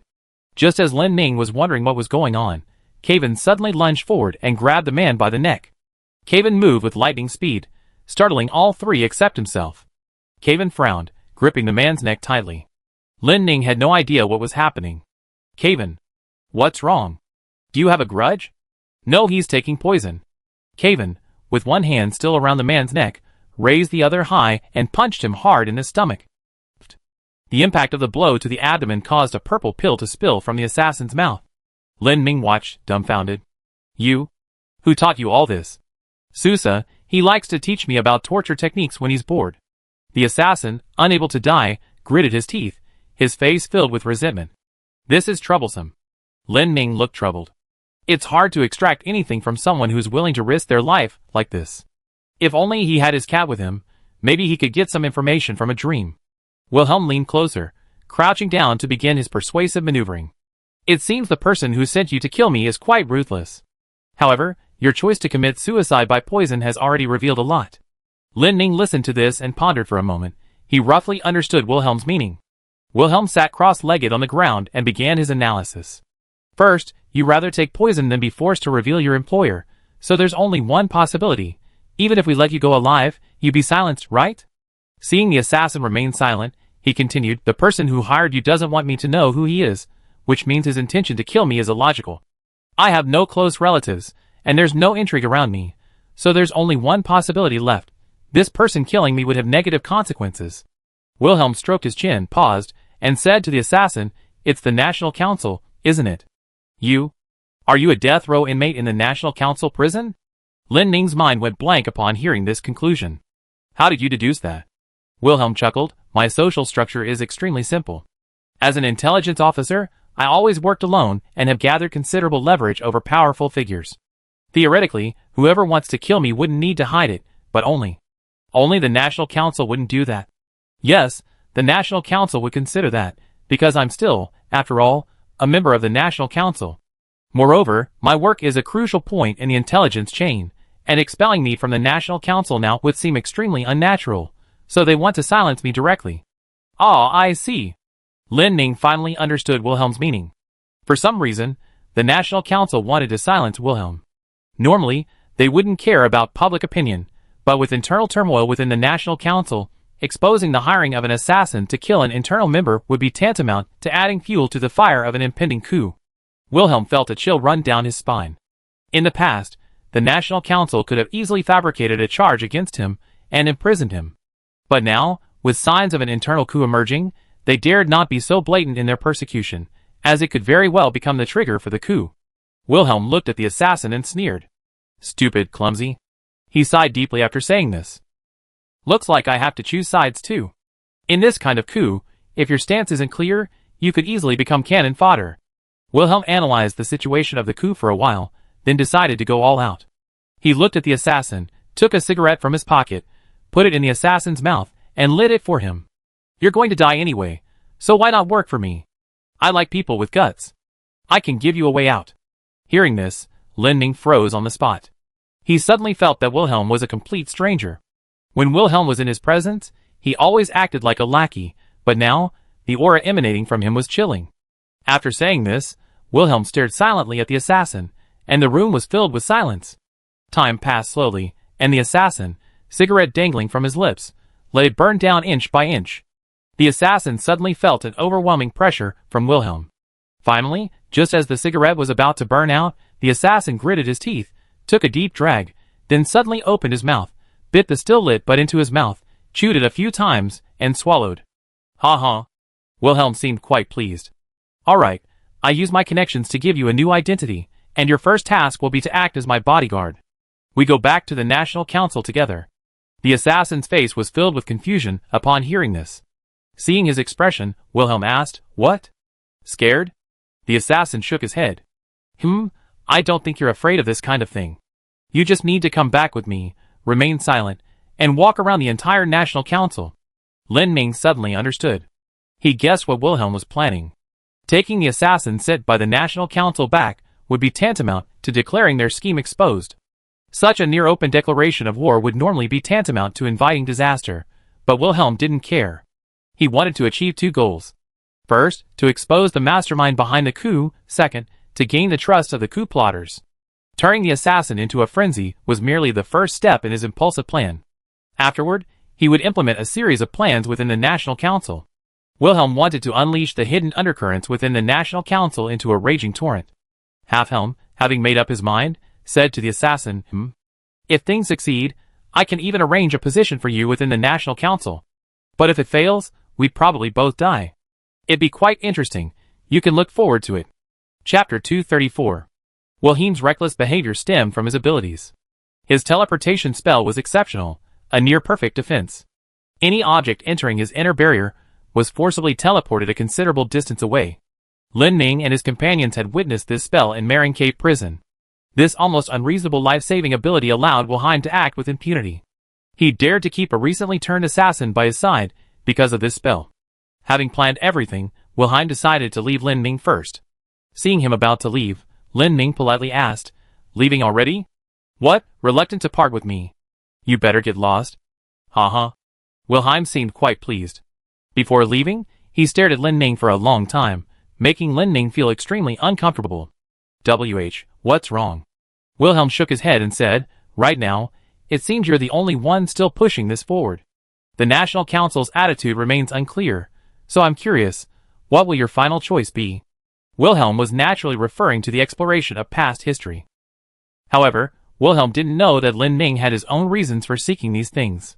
This world might ultimately be destroyed by his own hand, so he had to find a way to resolve everything and prevent the world 10 years from becoming an apocalypse. He didn't tell Wilhelm these things.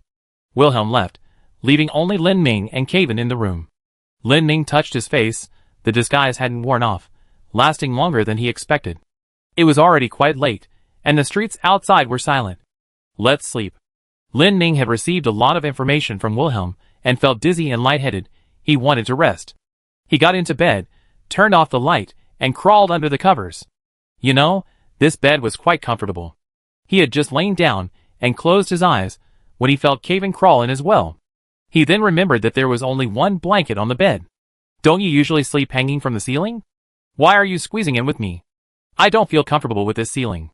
Hearing this, Lin Ning could only move to the side of the bed, making room for Kevin. By the moonlight, Lin Ning looked at the mirror on the ceiling. He saw only himself lying on the bed, with a strangely shaped humanoid indentation beside him. Lin Ning nudged Kevin with his elbow. Don't you have the skill to make yourself appear in a mirror? Yeah, why not? Then you should use it. I feel kind of lonely seeing only myself in the mirror. It's not real in the mirror. I'm right here. Although Kevin said this, he still projected his image into the mirror. Lin Ning looked at the mirror, suddenly feeling a pang of emotion. Hey, I say, do you remember when I first met you? Of course I remember. Later we went to the Assassin's Guild, and we were crammed into one room. Yeah, back then you were learning the signs with Ellie, and I was being repeatedly shredded by the vice president. Don't use such a harsh word as repeatedly chopping, it sounds so tragic. But that's the reality, you've seen it before. Lin Ning and Kevin chatted casually, then Lin Ning suddenly said, What would you do if I were gone one day? Gone? What do you mean? Just what if? Lin Ning had always had this worry. If the future Arn saw was real, then the way to avoid the apocalypse was likely for him and Ershram to disappear together. Two souls annihilated simultaneously. Kevin remained silent after hearing Lin Ning's question. Lin Ning looked at Kevin in the mirror, wanting to ask more, but he opened his mouth and swallowed the words back. Kevin's thoughts were very simple. He didn't even have distinctions like friendship, love, or family in his mind, but Lin Ning knew that he was actually dependent on Kevin. Although he had been in this world for a long time, Lin Ning still felt very unfamiliar with it. From the very beginning, he had relied on Kevin to keep himself from sinking into a quagmire of loneliness in this strange world. Looking at himself and Kevin in the mirror, Lin Ning suddenly felt powerless. He blurted out, I'm from another world.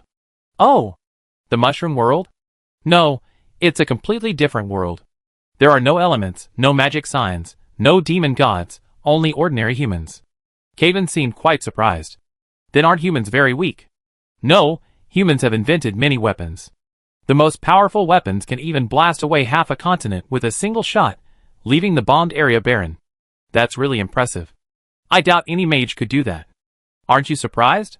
Surprised? Then why are you so calm? Kevin turned to look at Lin Ning. What, are you going back? No, not at all. That's fine then. These are just your past. If they don't affect your future, there's nothing to be upset about. Lin Ning was a little annoyed by Kevin's calm demeanor. He had been carefully concealing his true identity all along. This was the first time he had opened his heart to someone. But this vampire was like a block of wood, showing absolutely no reaction. Lying in bed, the more he thought about it, the angrier he became. Lin Ning conjured up a handful of mushrooms, and shoved them into Kevin's mouth. Tui! Tui! What are you doing? It tastes awful. Watching Kevin frantically try to get the mushrooms out of his mouth, Lin Ning lay back down, satisfied. As soon as he laid down, he found that his reflection in the mirror had reverted to its original form. The silver-haired beauty was gone, replaced by the familiar mushroom-headed boy with the two-tone hair. It seemed the disguise had lasted for about 12 hours. Kevin looked at him and said, You look better this way. Kevin cleaned the mushroom from his mouth and went back to bed. Just as Lin Ning closed his eyes, intending to sleep, Kevin suddenly asked him, You won't suddenly disappear, will you? Hearing this, Lin Ning opened his eyes again, glanced at Kevin, and smiled with relief. What are you laughing at? Lin Ning closed his eyes and replied, No, I won't suddenly disappear. I promise you, don't worry. Chapter 235. The next morning, Lin Ning got up and reverted to his disguise.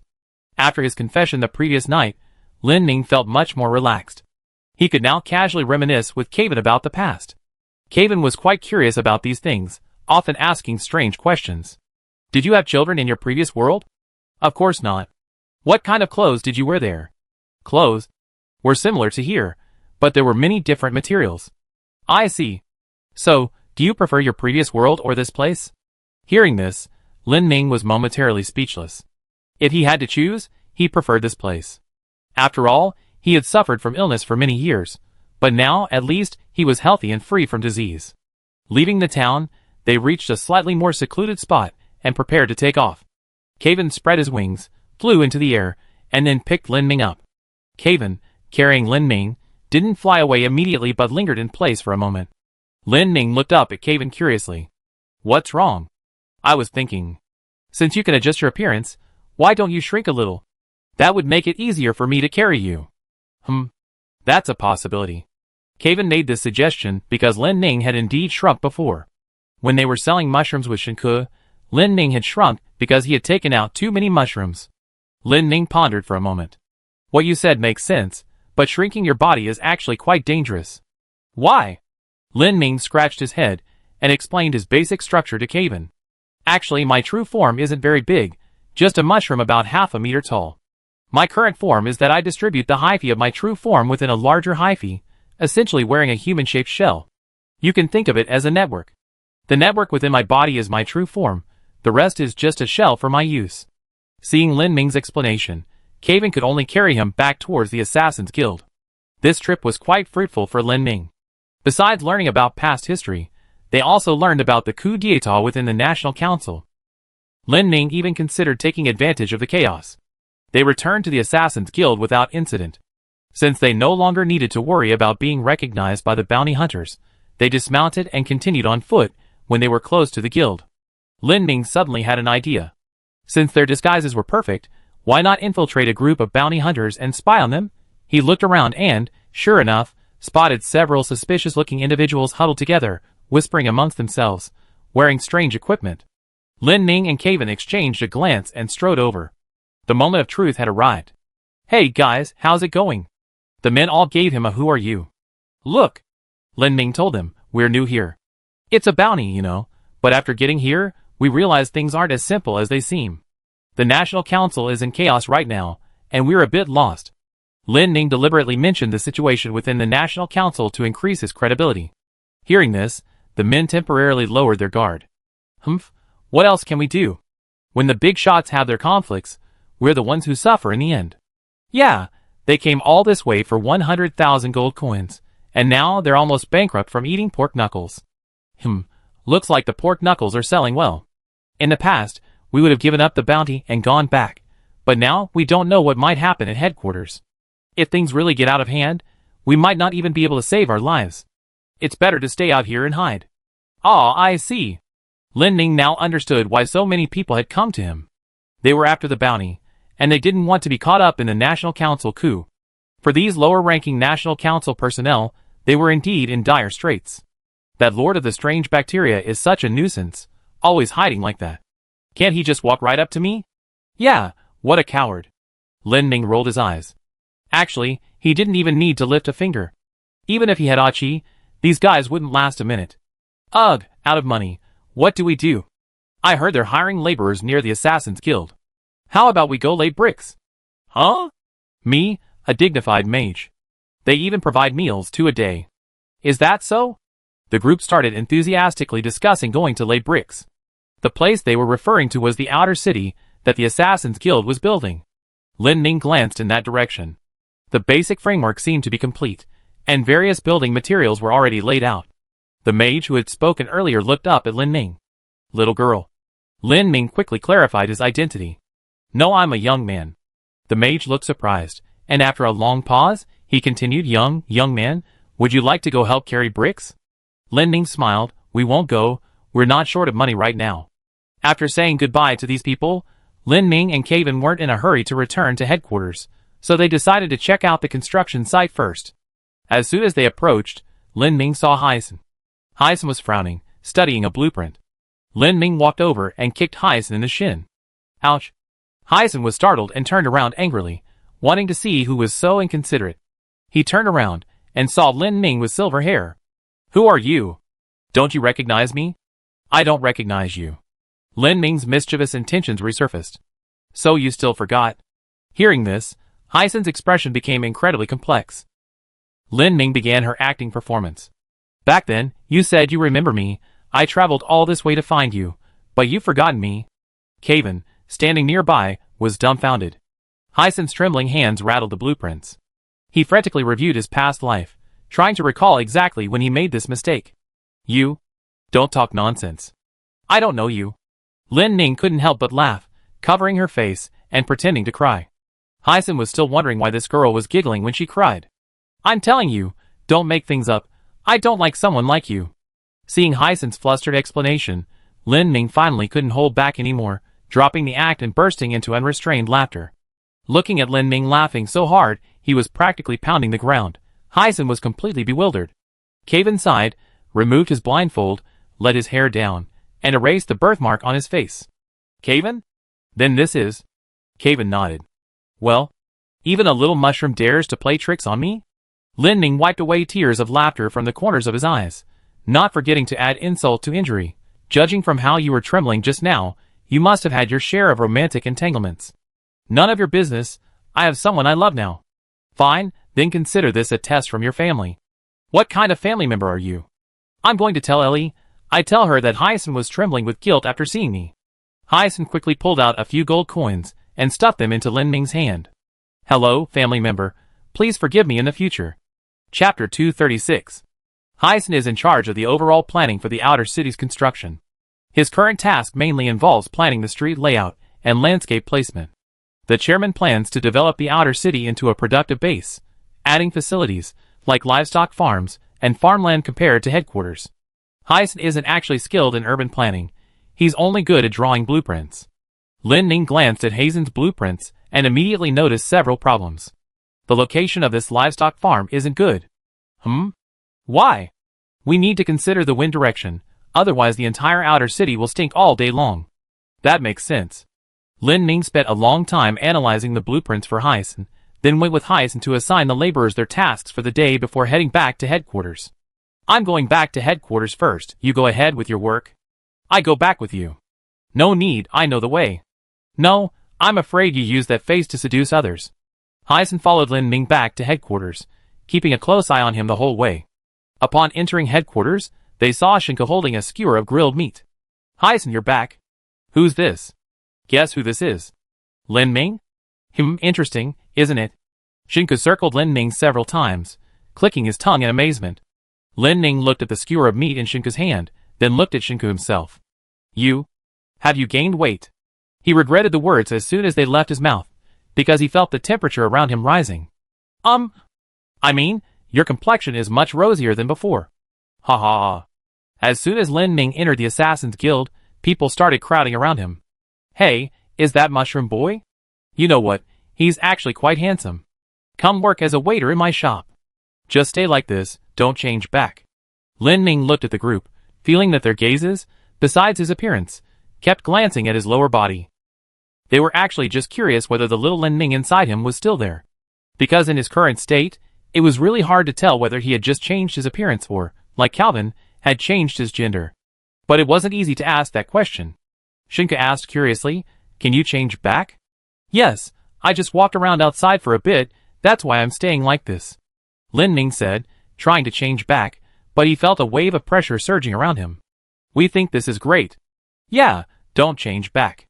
If you look like this at my shop, I give you a 30% discount. What if I change back? Price increase. You can't threaten me like that. How can this be called a threat? It's just a suggestion. Just as Lin Ming was arguing with them, the guild leader and vice leader walked over from a distance. They had just returned from the martial arts arena and saw so many people gathered here, so they came to see what was going on. The guild leader pushed through the crowd and saw Lin Ming. Lin Ming? The guild leader was the first person to recognize him at a glance. Yes, it's me. Is this a disguise? You know, it looks pretty good. Just as the guild leader was happily examining Lin Ming, the vice leader coldly said from the side, Wow, so you like this? I never knew that. The guild leader's expression instantly turned serious. Actually, it's just SOSO. I don't see what's so appealing about it. The crowd slowly dispersed, and Lin Ming first asked how Achi and Kat were doing. The vice guild leader chuckled, Achi's fine, just having some trouble choosing a weapon. She practiced greatsword for a few days, and then preferred one-handed swords, then practiced one-handed swords for 2 days, and then preferred spears. And now? I plan to have Hyson teach her with a bow. She's more suited to ranged attacks. It seems the Assassin's Guild is putting a lot of effort into cultivating Achi. And Kat? He hasn't caused any trouble, has he? The vice guild leader pointed to the tallest building in the Assassin's Guild. Lin Ming looked up and saw Kat sunbathing there. So even though I bought you a house, you don't live there. Kat also saw Lin Ming at this moment, tilting his head, seemingly lost in thought. Seeing that Qiu Dong hadn't caused any trouble, he was relieved. By the way, Chairman, about the coup d'état in the National Council. The chairman looked troubled upon hearing this. The coup d'état in the National Council does indeed have something to do with us. How so? The Assassins' Guild and the National Council weren't always this hostile. The deterioration in relations was actually due to a later conflict of interests.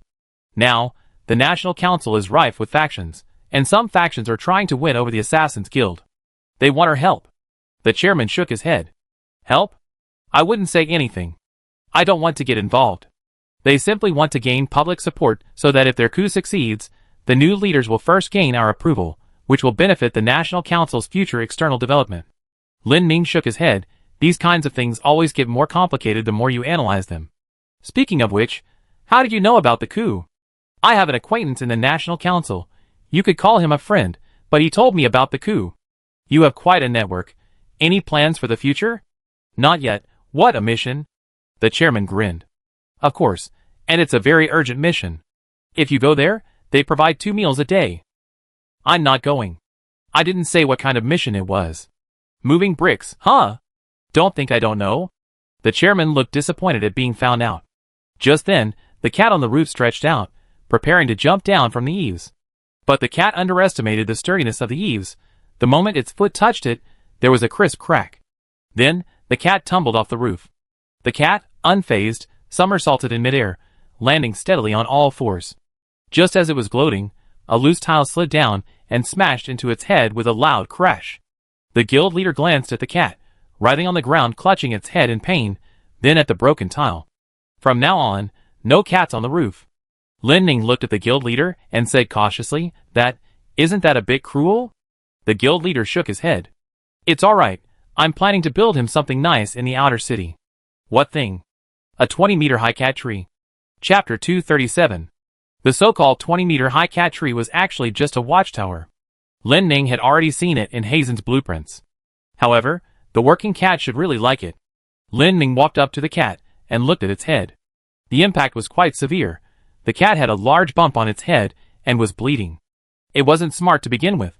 This blow will make it even dumber. Lin Ning turned to the guild leader and asked, where did Mei Yi go? She's working in the outer city. She should be back soon. As they were talking, Mei Yi, who was working as a foreman in the outer city, returned. Her hair was tied in a bun and covered with a headscarf. Because she was doing simple physical labor, she had reluctantly taken off her armor, wearing only a simple set of work clothes. Because it was still a bit warm, Mei Yi had tied the top of her work clothes around her waist, leaving only a white tank top on her upper body. The vest, originally white, was now stained with dirt, giving it a camouflage-like appearance. This was the first time Lin Ming had seen Mei Yi dress so scantily, and it was only now that he understood why her close combat attack was so powerful. While Mei Yi wasn't exactly muscular, her arms still showed visible muscle definition. While not as athletic as Cavill, she was certainly not frail. Mei Yi walked over and looked at Lin Ming. Who's this? The president said sarcastically from the side. This is our newest Lin Yi. Lin Yi? Mei Yi looked him over carefully. Lin Ming? Yes, it's me. You look quite nice like this. By the way, I have a few dresses I'd like to give you. No, I'm not at the stage where I need to wear skirts yet. Mei Yi looked disappointed upon hearing this. Lin Ming picked up the cat and said to Mei Yi, he got hit on the head with a brick, take a look. Mei Yi leaned over to take a look and clicked her tongue a few times. TSK, that was pretty hard. Do you think he needs treatment? Mei Yi looked into the cat's eyes and asked, this injury definitely needs treatment, otherwise it will be aggravated when he sleeps. I have 2 treatment options, one fast and one slow. Which one do you prefer? The cat was different from Lin Ming. Lin Ming had already known how terrifying Mei Yi was during the 6th-seat assessment, but the cat hadn't had much contact with others after joining the Assassin's Guild and knew very little about Mei Yi. So when Mei Yi asked him if he wanted the fast or slow option, he chose the fast one without hesitation. Lin Ming, hearing that he had chosen the fast one, patted the cat's shoulder meaningfully. You're a strong cat, remember, brave cat, fearless in the face of hardship. The cat looked puzzled, wondering why Lin Ming had suddenly become so earnest in his encouragement. Mei carried the cat back to the 2nd-floor treatment room of her residence. A moment later, a heart-wrenching howl echoed from there. One might have thought a cat had been killed. After a while, the cat came downstairs, its legs still trembling. Only then did it understand what Lin Ming meant by brave cat. Mei followed behind, a look of pride on her face. That's good now. Although the pain will linger for a while, the injury is almost completely healed, and a follow-up appointment isn't necessary. Hearing that his injury had healed, the cat touched his head in surprise, finding that the bump and wound were indeed gone. He turned back to look at Mei in astonishment. Mei cheerfully said, "Just come find me if you get injured again." The cat shook his head so hard it was almost unrecognizable. Although the treatment was quite efficient, he wouldn't come again next time, no matter what. Mei looked at Lin Ming and Caven. "What are your plans for today?" "No." "Then come with me after lunch break, we're short-handed." 2 meals a day, right?" "That's right. I can even use my position to get you extra treats." It seemed Lin Ming couldn't escape his fate of doing manual labor. But then he thought, this is fine too. This kind of simple work is good for relaxing and organizing his thoughts. He needs this time to think about his next plans. Lin Ming and Caven quickly changed into work clothes and, after their lunch break, set off with Mei to move bricks. Through Mei's explanation, Lin Ming learned that almost everyone useful in the Assassin's Guild was currently helping with the construction of the outer city. The guild master and vice master needed to stay at headquarters. Even if Ellie and Yin Feng went, they wouldn't be of much help, and Nachi was still out of town. Apart from these few, almost everyone else was at the construction site. There were even several antis on the site. After arriving at the construction site with Mei, Lin Ming was dumbfounded. He had initially thought it was just simple construction work, but the situation before him far exceeded his expectations. Aside from the ordinary workers, he kept seeing enormous stones moving in midair, and only when he crouched down did he realize there was an anti beneath them. He knew ants were incredibly strong, but he hadn't expected that the perfect setting for such power would be a construction site. Shinku's work always suited her personality. She was currently focused on firing bricks. Mei roughly assigned tasks to Lin Ming and Caven. Lin Ming was responsible for moving timber, while Caven was responsible for transporting materials to higher ground. Both were in their respective fields. As Lin Ming looked at the thick logs that the two of them could barely hug, pondering how to move them, he saw a physical enhancement seal appear on Mei's body, and she effortlessly hoisted a 4 or 5 meter long log onto her shoulder. Lin Ming was dumbfounded. Although the place was called a construction site, everyone was using their own unique abilities. His current small frame was naturally useless for this kind of physical labor. He planned to first Dynamax to about 6 meters tall before starting the moving work. As Lin Ming's body gradually grew larger, he also gained a clear view of the entire construction site. People were working diligently everywhere, and various magical seals occasionally lit up. Just as Lin Ming was about to start working, a brick flew past him with a whoosh. Lin Ming thought he was seeing things. A brick flying 6 meters high? He muttered to himself, and then another brick whooshed past. He looked down at where the bricks had come from, and saw that it was Achi who had thrown them. As bricks flew around his head, Lin Ming noticed that they were coated with a layer of energy. Was this Achi's flying gadget training? Achi's brick-throwing speed increased, making him look like a brick Gatling gun. Lin Ming could only lower his height slightly, watching the bricks whizzing past overhead. Won't these bricks break? With this question in mind, he curiously looked to the other side, and saw Susa intently catching bricks. Susa looked like a highly skilled goalkeeper, catching each brick steadily, and stacking them aside. Lin Ming clicked his tongue in amazement. He felt that it was a waste of the Assassin's Guild's talents to simply be mercenaries. Chapter 238. Lin Ming, now in his Dynamax form, worked quite efficiently. Seeing that he was practically a giant capable of infinitely expanding, Mei transferred him from the lumber mill to help the stone mill by moving large blocks of stone. While working, Lin Ming kept thinking about the coup attempt within the National Council. He felt this was an opportunity. As the saying goes, nothing changes without chaos. Regardless of whether the coup succeeded or not, the National Council would change. Perhaps he could use this opportunity to make contact with its inner workings. Currently, this action seemed suicidal, but Lin Ming felt that if he continued investigating past events, he would eventually have some interaction with the National Council. While moving stones and lost in thought, Lin Ming looked down and saw a familiar face. It was a girl with 2 buns in her hair, stirring sand with a shovel. Her once fair face was now a mess of dirt, and her once neat clothes were now indistinguishable from rags. As she worked, she kept complaining, "I can't take it anymore. I quit. Ah! Earning money is so tiring. Ah!" Although the girl kept cursing, her hands never stopped working. Lin Ming looked at her, quite surprised. Logically, she shouldn't be the type to willingly do this kind of work. That person was Xiao Yi. She and the cat knew each other inside and out. A habitual thief. A former convict of Marin Cave Prison.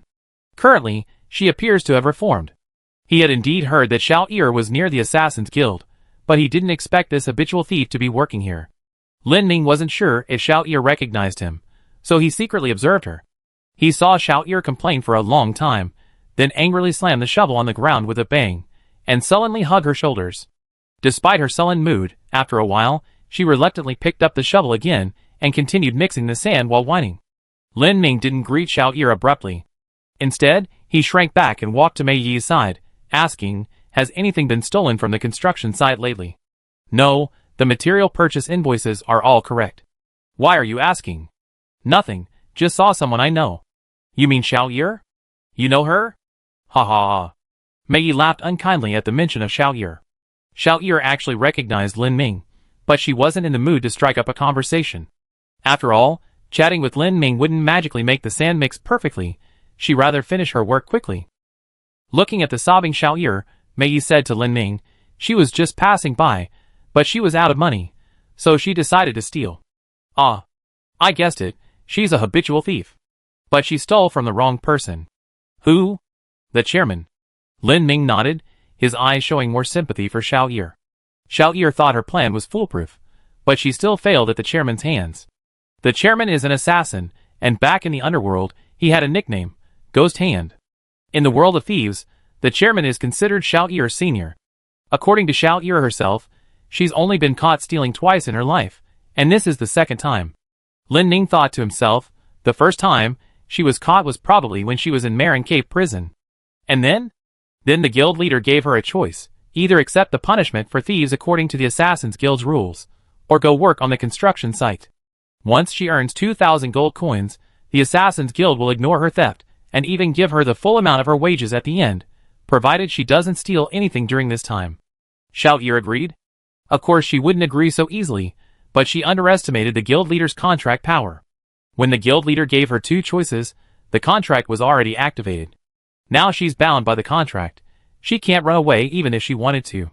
That's very much in line with the guild leader's style. Then, what's the punishment for theft according to the Assassin's Guild's rules? Mei Yi held up her little finger. It's chopping off your finger. His. No wonder Xiao Ir chose to work obediently. Then how long will it take her to save up 2,000 gold coins? Mei Yi laughed again, not entirely without reason. You've seen it too. Besides stealing, she doesn't have any special skills. Skinny arms and legs, a spoiled rich girl. What others can finish in a moment takes her a whole day. If she wants to save up 2,000 gold coins, she'd probably have to wait until the city is finished. This is a case of good and evil being rewarded in the end. Catching a habitual thief means direct labor reform. Lin Ming thought for a moment, deciding that since Xiao Ir was now under labor reform, there was no harm in saying hello. Besides, she was bound by the chairman's contract, so there was no need to worry about her taking anything from him. Yo, Xiao Ir. Xiao Ir was panting heavily. You, who are you, helping me with my work? No. Lin Ming pointed to his face, directly stating his identity. Me, Lin Ming, can you recognize me? Xiao Ir looked at him for a while, then suddenly seemed to realize something.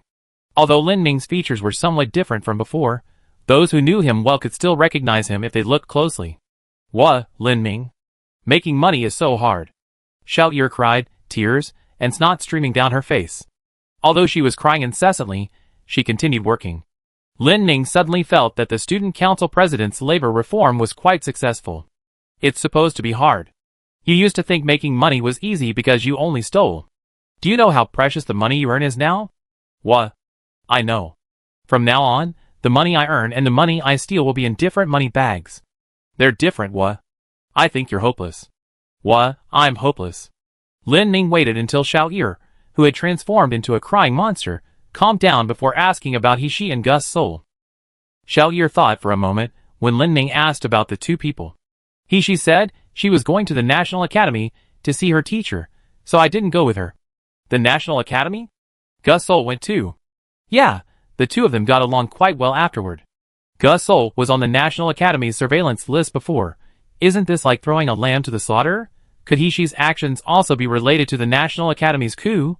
After finishing a day's work, Mei Yi returned to headquarters, then pulled a whole truckload of food back to the temporary accommodation at the construction site. Eat. Each person received a portion, with vegetables and meat. Of everyone, Xiao ate the most heartily. While wielding her chopsticks and devouring the food, Xiao looked up and saw the cat following her, perched on the food delivery truck. With her mouth full of food, Xiao pointed at the cat and mumbled to Lin Ming, "Why can he be so carefree?" "Well, he's a pet. That's not fair. I want to be that carefree too." "What, you want to be a pet too?" Hearing this, Xiao angrily continued eating, muttering between bites, "No. I haven't fallen that low." Chapter 239. The construction of the outer city was progressing much faster than Lin Ming had anticipated. He had originally thought that building a city would take at least 6 months. But in fact, after only a week, the core area of the city had already taken shape. This was mainly thanks to the highly skilled experts within the Assassin's Guild. The core area of the outer city consisted of a trading market and a hotel. The trading market was planned to occupy a large area. After hearing Hazen's description, Lin Ming felt that it would be more appropriate to call it a second-hand market or a pawn shop than a trading market. At the trading market, one could list their valuable items at any time and receive a small sale fee. They could set a reserve price and decide whether to participate in the auction. If 2 buyers were competing for the same item, an auction would be held. Items auctioned would be delivered one day after a buyer placed a bid. If no one else offered a higher price within that day, the transaction was successful. If someone offered a higher price and no one else raised the price, the delivery time would be extended by another day.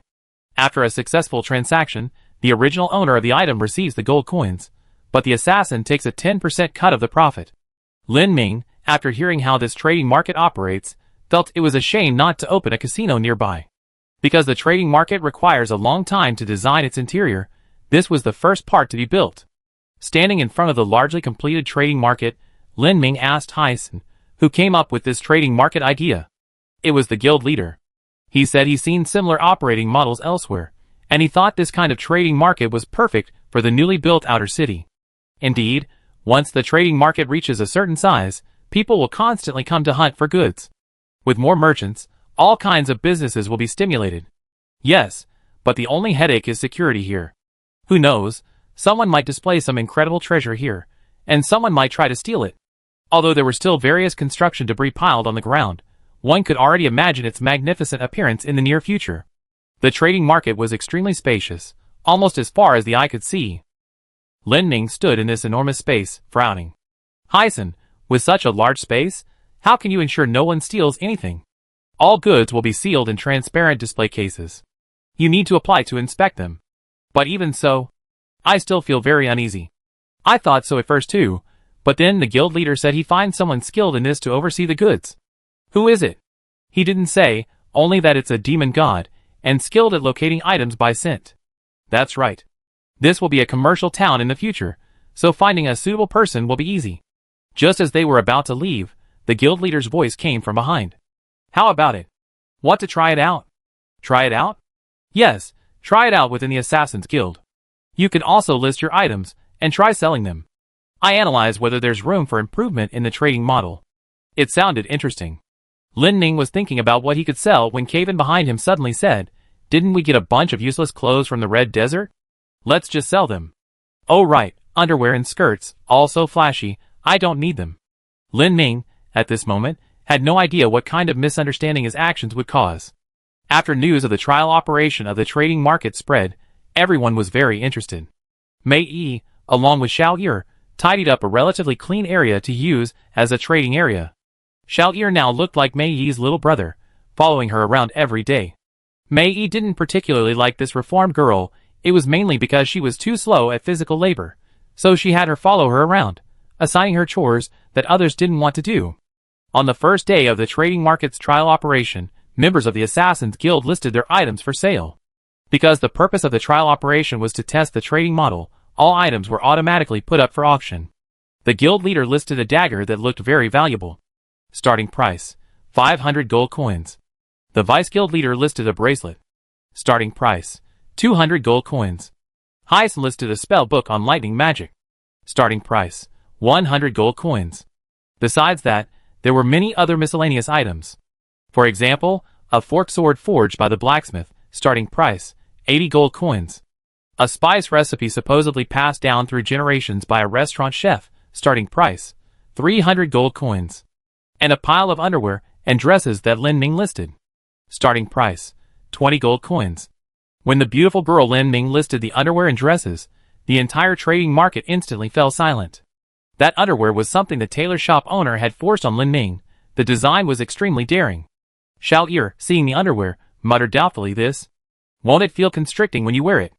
A mercenary behind Lin Ming tentatively asked, "Lin Ming, is this yours?" "Ah, it's mine." After a brief silence, a frenzied price war erupted in the crowd. 50, 80, 100, 100. I bid 200, 310. The guild leader promptly reminded him, bidding follows the non-integer range of 2, 5, and 8. After 300, you can only bid up to 320, 350, 380. Then 320. Pa! I bid 400. 450. You old pervert, can you stop rigging?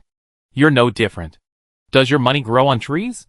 Lin Ming wanted to explain, but he had already been pushed out of the crowd. The guild leader looked at the unusually active crowd and clicked his tongue in amazement. He was considering whether to open a separate women's clothing section in the future.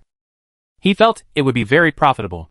In the end, Lin Ming's skirt and underwear stabilized at a price of 550. The other items were mostly sold at their original price. Because it was a trial operation and the number of bidders was limited, the one-day delay delivery rule wasn't implemented, and the goods were handed over to the buyers directly. The person who ultimately won Lin Ming's underwear and skirt swaggered around in the crowd. Lin Ming was about to step forward to explain something when the guild leader pulled him back. "I suggest you remain silent." Lin Ming looked at the mercenary waving his skirt like a victory flag and thought the guild leader was right. If Lin Ming told that the man he had never actually worn these clothes, that lecherous old man would likely be mentally broken. "Actually, I have something even more valuable." The guild leader looked puzzled. "What, are you trying to put yourself up for sale? How many gold coins?" "TSK, you're all the same. I was talking about a box I brought back from the Southern Territory." "A box of what?" "A box of highly nourishing medicinal herbs." Lin Ming suddenly remembered that the guild leader and vice leader had mentioned wanting to have children. "How about I give you 2? Are they sold by the stick?" "Of course. You haven't seen them in person. They're amazing. They're so huge, as thick as an arm. Really amazing. Incredibly amazing. So, how effective are they?" "I haven't tried them much, but judging from Les's reaction, they must be pretty potent." Chapter 240. Ever since Lin Ming sold his skirt, people have often advised him, "Lin Ming, why don't you wear skirts again? It's so hot." "No, why would I wear a skirt? Skirts are nice. You don't have to work if you wear a skirt. See that watchtower? Just sit up there." "What would I do sitting up there?" "Boost morale." Lin Ming never dreamed he'd be used as a morale-boosting mascot. He looked up at the completed watchtower. A cat was looking down at everyone from above. "Cat! Can you hear me?" The cat looked down at Lin Ming, unsure if he could hear what he was saying. Lin Ming turned his head and saw Xiao Yi gritting her teeth. "Him? What right does he have? I told you he's a pet." Looking at Xiao Yi's resentful expression, Lin Ming secretly asked, "Do you want to go up there too?" Lin Ming had guessed correctly. From the moment the watchtower was first built, Xiao Yi had been quite curious about what it would be like to be up there, and whether she could see very far. However, Qiu Dong beat her to it, turning it into a veritable cat tree.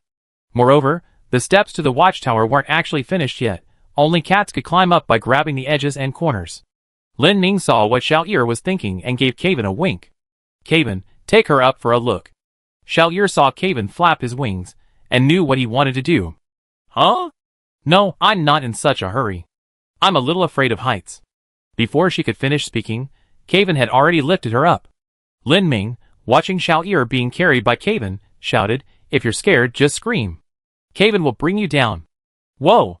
So high, so high, so high." Caven flew her up to the watchtower and placed her on top. Once Xiao Yi was up there, she realized the space was quite large. It was a circular platform with railings and a roof, about 7 or 8 meters in diameter. 3 or 4 people could easily stand on it. Caven placed Xiao Yi on the platform and then began flying around, bringing her down whenever she wanted. Standing on the watchtower, Xiao Yi couldn't help but exclaim in amazement. The view from here was exceptionally good. She could even see the people sparring in the training grounds of the Assassin's Guild headquarters nearby. "Didn't they say 20 meters? This feels much higher than 20 meters. Qiu Dong, seeing Xiao Yi come up as well, glanced at her, stood up, stretched, and squatted on the edge of the circular platform. Xiao Yi swallowed hard. She also wanted to go to the edge and look down. Carefully shuffling to the edge of the platform, she lowered her head and felt her legs go weak, collapsing onto the platform with a thump. The cat looked at her and uttered 2 words, "Scared?" "Scared? I'm not scared, scared. Then stand up. I'm scared." Xiao Yi crawled to the edge of the platform and glanced down. To be honest, from this perspective, it really did give her a feeling of looking down on all living beings. She also understood why cats always love to run to higher places. A few gusts of wind occasionally blew through the watchtower, but thankfully the weather was nice today, making it quite comfortable to stay there. Xiao Yi turned to look at the cat. The cat was gazing into the distance, lost in thought. Xiao Yi was silent for a moment, then asked the cat a question. "What do you think of the assassin?" The cat seemed thoughtful upon hearing the question. "I can't say what will happen. I think it's better than the places I've been before." "You worked in other places before?" "The National Council." "You worked in the National Council?" The cat nodded. Xiao Yi then pointed to Lin Ming below. "And him? What do you think of him?" "He's good, keeps his word." "Ugh, so tired." Xiao Yi rolled over and laid down on the platform, feeling the sun was a bit too bright, so she raised her hand to shield her eyes from the sunlight. "Do you think I can stay here?" "Probably not." "Why?" "You won't earn any money. I really want to tear your mouth apart." Xiao Yi had never earned money before. This labor reform experience allowed her to experience the lifestyle of ordinary people. She grew up in a dark alley. Rats, rotten food, vicious thugs, the contempt of others, all kinds of insults and threats. This constituted her childhood. Her parents were both criminals, and because of her background, no place would hire her. To survive, she began to learn to steal. She became a criminal like her parents. After she started stealing, her life gradually improved. With money, she ate delicious food, meat, hot soup, all sorts of fancy but unnecessary dishes. With money, she wore decent clothes, long, short, floral, pure white. She could even choose her own hairstyle. But she always felt something important was missing. As a child, she was often chased around like a rat for stealing. Later, her thieving skills improved, and with continuous practice, she became an assassin. She had status, she had ability, but something still felt off. People always looked at her with suspicion. She even suspected she lacked emotion, so she entered into a haphazard relationship, but even in the throes of passion, she felt uneasy. She wasn't a born villain. Born villains have a talent. They are immune to inner turmoil. But she couldn't be at peace with herself. That's why she hated cats so much. This cat, wherever it was, always seemed carefree and at ease. But these past few days, during dinners together each evening, she suddenly understood what she was missing. Within the Assassin's Guild, it seemed no one cared that she was a thief. The mercenaries would only mock her weakness, laughing as they watched her panting and exhausted. She didn't find it repulsive, instead, she felt at ease. Or rather, grounded. The Xiao Yi of the past had never even imagined she could survive this way. Now, aside from being a little tired, it didn't feel so bad. She pondered for a while, then looked at the cat. Having just finished reflecting on her life, she instinctively began searching the cat for anything valuable. But finally, her gaze settled on the cat's ears. When they swapped bodies in prison, she had often pinched her own cat's ears. She still somewhat missed that feel. Xiao Yi sat up, her hands reaching towards Qiu Dong's head. Feeling something touch her ears, Qiu Dong instinctively shrank back. "Hey, don't dodge. What are you doing?" "I'm just pinching it." "Why don't you pinch your own?" "How can that be the same? Mine doesn't have fur." "Yours really doesn't have fur. Are you looking for death?" At this moment, Xiao Yi made a major decision. Regardless of whether she would remain in the Assassin's Guild or not, she had to subdue this cat first. Chapter 241. The card captor I draw with AI. Lin Ming noticed that Xiao Yi and the cat seemed to have gotten along better these past few days. Although they still punched each other at the drop of a hat, they seemed to be spending more time chatting quietly together. It's not a bad thing that the cat can get along with others. The construction of the outer city was proceeding smoothly. When Lin Ming had free time, he would wander between the main headquarters and the outer city, occasionally dropping by Yin Feng and Ellie's place. These two wind elemental masters and disciples were always indoors. Ellie couldn't go out because it was inconvenient, and Yin Feng had too much work. Lin Ming didn't have any work today, so he decided to visit Yin Feng. As soon as he opened Yin Feng's office door, Lin Ming was startled. Documents were flying everywhere. Lin Ming couldn't even see Yin Feng. Pushing aside the layers of documents, Lin Ming finally saw Yin Feng, looking like a panda with dark circles under his eyes. Secretary Yin. Are you alright? I'm fine, perfectly fine. Construction material bills, market planning, entry and exit registration. Ha ha ha. I'm perfectly fine. Lin Ming, just standing there, could already feel Yin Feng's overwhelming resentment. Didn't we train some assistants before? Yin Feng waved his hand upon hearing this. I sent them to the construction site. It's better to leave them there. At least they won't cause any trouble. Lin Ming looked at Yin Feng, who had dark circles under his eyes, and was almost like a panda demon, and cautiously suggested, how about I help out? Yin Feng's hand, which had been writing furiously, suddenly stopped, and he looked at Lin Ming with bloodshot eyes. Before Lin Ming could react, the office door slammed shut with a loud bang. Lin Ming sensed something was wrong. He glanced at the window, which then slammed shut twice more. I feel your magic has improved. I offered to help you, said it. Is it too late to back out now?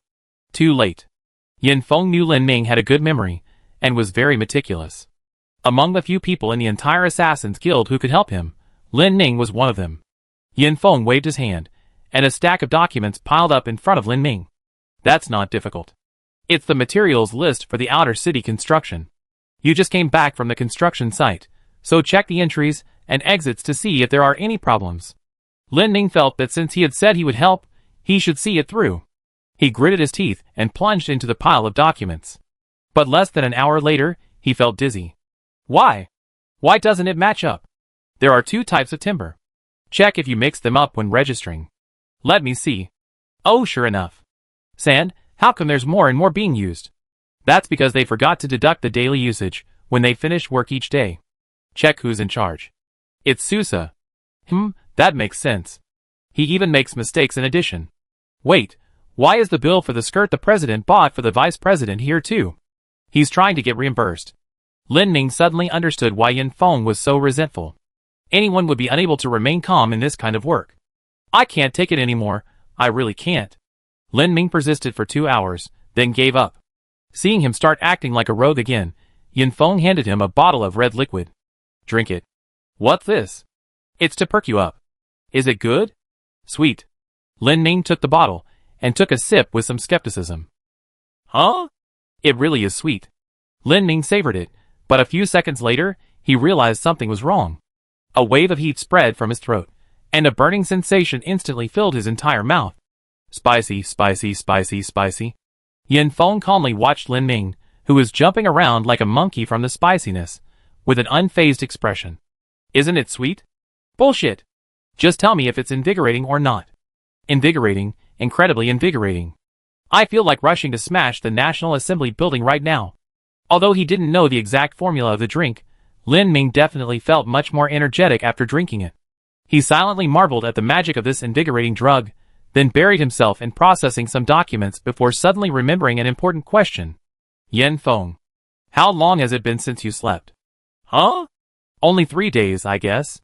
Are you trying to kill yourself? It's okay, my record is 5.5 days. Lin Ming was organizing the documents, when he suddenly recalled a theory he had once heard.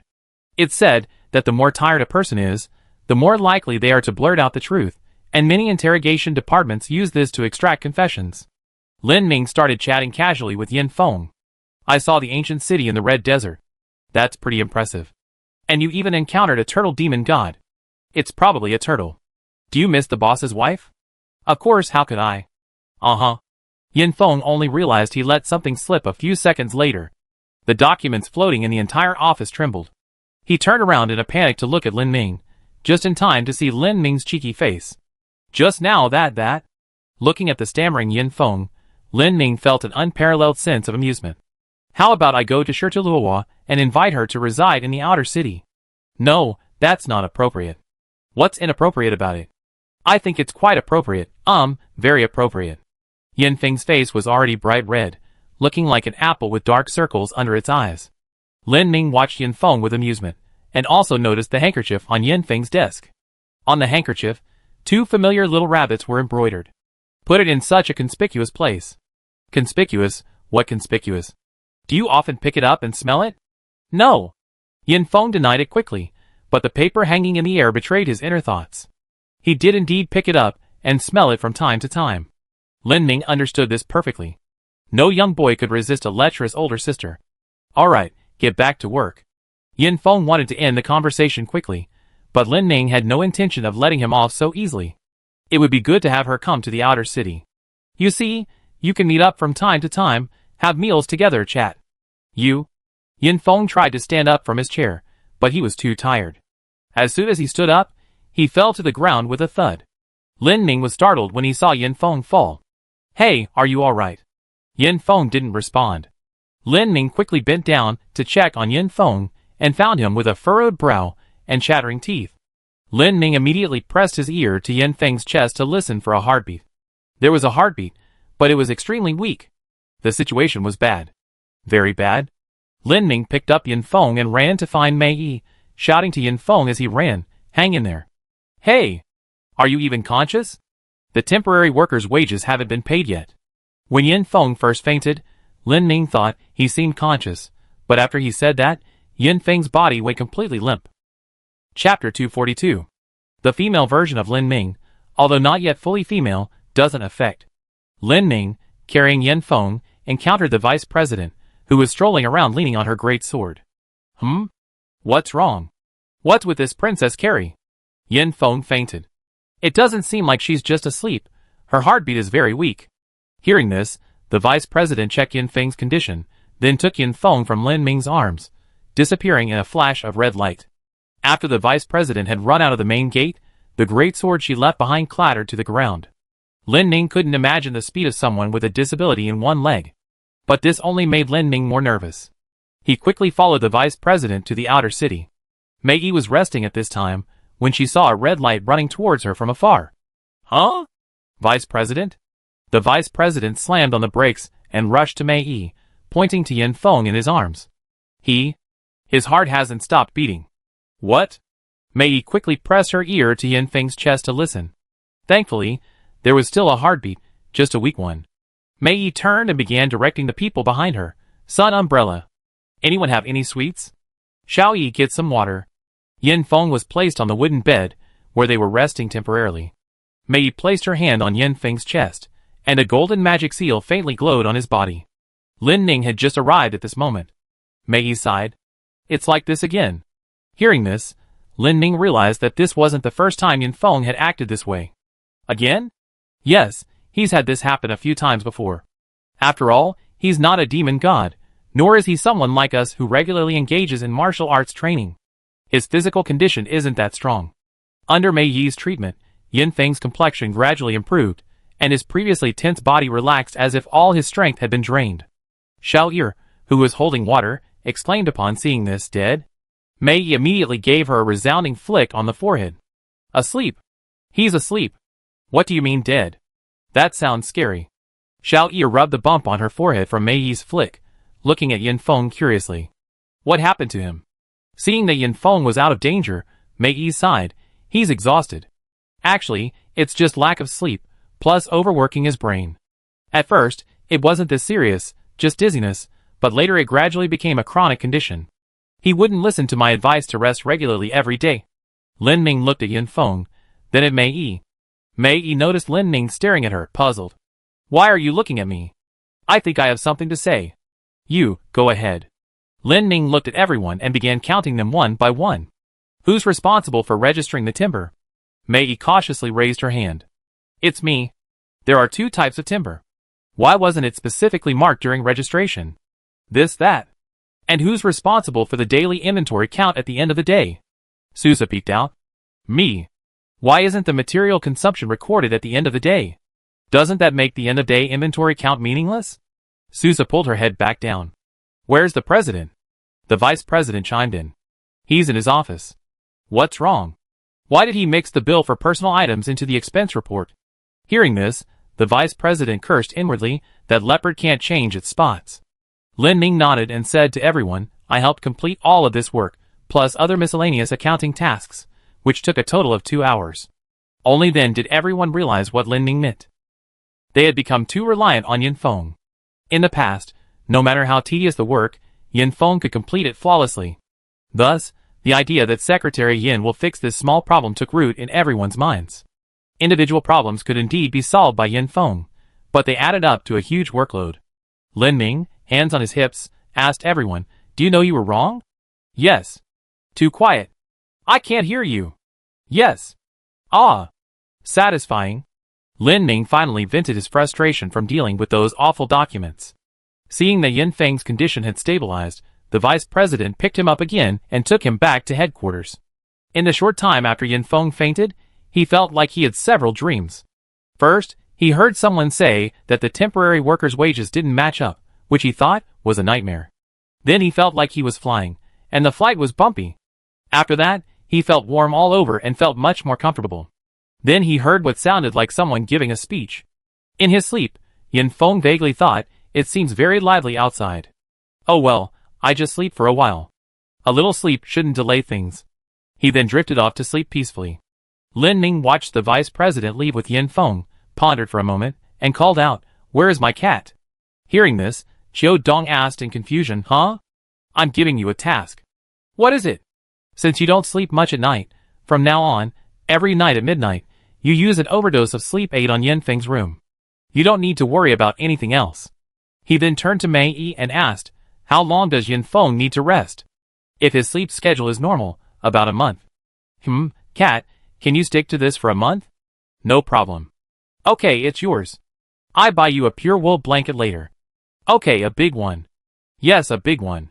"The long-haired, curly kind." "Yes, the long-haired, curly kind." Having received Lin Ming's promise, Cat happily ran off. Xiao Er, standing to the side, was dumbfounded. She hadn't expected Cat to be so useful.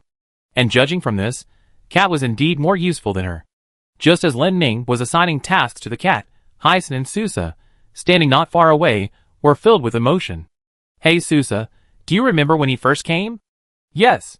"Back then, he seemed like an inexperienced kid, but now, he seems much more capable than before." Susa shook her head. "He was already quite capable, he's very important. Speaking of which, I taught him magic, so he should be considered my disciple." Susa looked at Hyson with disdain. "Don't be shameless." "How can this be called shameless? You didn't even give him a staff, so what kind of disciple are you?" Susa's words stumped Hyson. In the apprenticeship between mages, there's an important ritual. The teacher gives the disciple a staff. Because Lin Ming wasn't a standard mage, Hyson hadn't initially paid much attention to the staff. Now that Susa suddenly brought it up, Hyson realized that not giving Lin Ming a staff seemed inappropriate. Regardless of whether Lin Ming needs the staff or not, as the one instructing Lin Ming in magic, he should still give it to him. It's his duty as a teacher. Strictly speaking, Lin Ming was taught by both him and Ellie. Whoever gives the staff first becomes Lin Ming's nominal teacher. Seeing him lost in thought, Susa asked, "What are you thinking about?" "I'm thinking about whether it's better for me or Ellie to give him the staff. Together make one, okay?" "That's right." He could ask Ellie to make a staff for Lin Ming together, thus completing the master-disciple ritual and also taking the opportunity to have more contact with Ellie. "I never thought your clumsy brain could be so clever." Susa looked unconvinced. "My mouth may be clumsy, but my brain works perfectly." Chapter 243. Yin Feng's condition has gradually improved. Every night, Qiu Dong would squat outside Yin Feng's office, waiting until it was almost time for him to fall asleep. This time, Yin Feng couldn't avoid sleep even if he wanted to.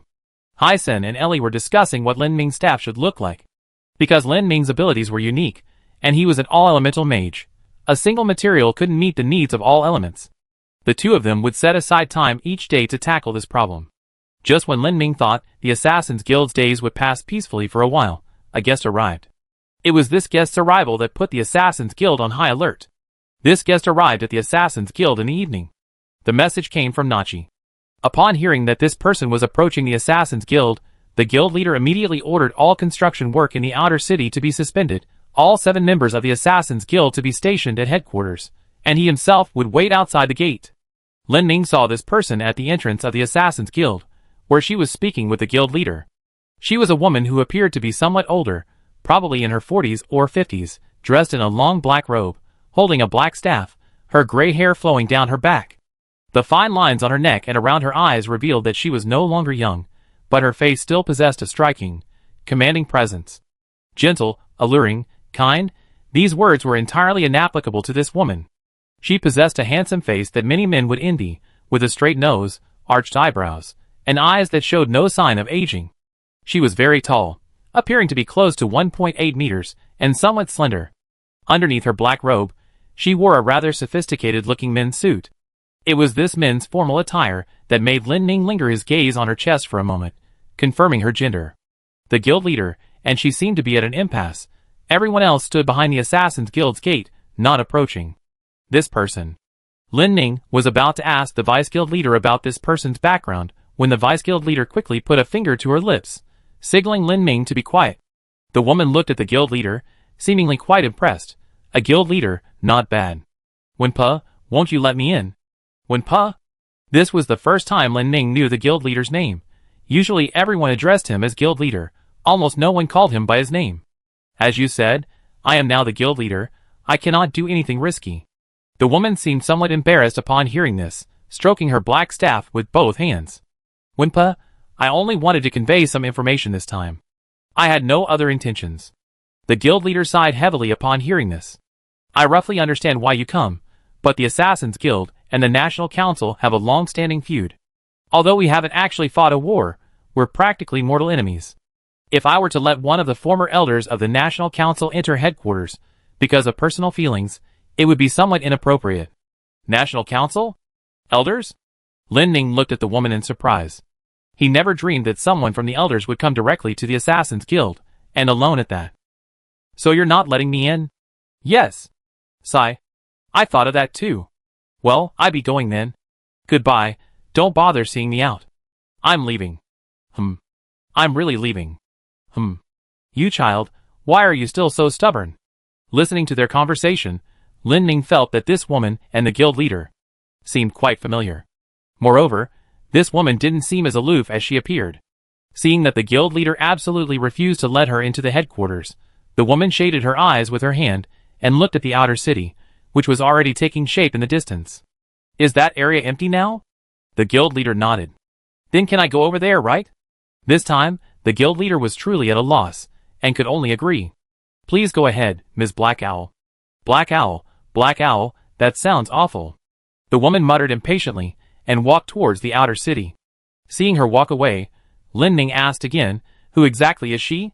The vice president, watching the president's bewildered figure, gave a completely unexpected answer. Former member of the National Council of Elders, a gravity mage. Her real name is Irene Hugisfana, nicknamed Black Owl. She is the president's adoptive mother. Adoptive mother. Lin Ning finally understood why the president seemed so conflicted. Judging from their conversation, their relationship wasn't actually that bad. However, their respective factions wouldn't allow them to be too close. Especially at this critical moment, with the National Council's impending coup. Every decision the president made when facing the National Council could potentially change the Assassin's Guild's fate. Lin Ning was still very curious. Irene, Ms. Black Owl, is she the kind of person with a terrible personality? Not at all. She's just a bit rigid. Now that she's older, she's become much gentler. If it were before, she probably would have screwed the Assassin's Guild's door shut like a brick wall. Lin Ning watched the retreating figure heading towards the outer city, sensing a hint of melancholy in Black Owl's expression. There probably isn't any habitable place in the outer city yet. Indeed, the buildings there are only good for sheltering from the wind, the doors and windows aren't even installed yet. The vice president, leaning on his great sword, approached the president, who was still standing at the door, and patted him on the back. What, worried? There's nothing to worry about. That's Black Owl. She's a veteran of the battlefield. She's killed more people than an average person has ever met in their entire life. But, is it necessary to refuse her entry outright? Yes, the Assassins Association has close ties with the former elders. If this news gets out, it will be used against them. The Assassin's Guild and the National Council may clash sooner or later, but I don't want it to start on this ground. But she's already here, so whether she gets into headquarters or not makes little difference, right? It's different. Being welcomed, being expelled, being ignored, all these carry different subtexts in diplomatic situations. Besides, there's a huge horde of National Council lackeys outside. Any slight disturbance will be reported directly to them. Oh, I see. Thank you for your hard work, my guild leader. The vice guild leader patted the guild leader on the head, and led him back to the Assassin's Guild. Lin Ning looked at the guild leader and vice guild leader. He was anxious.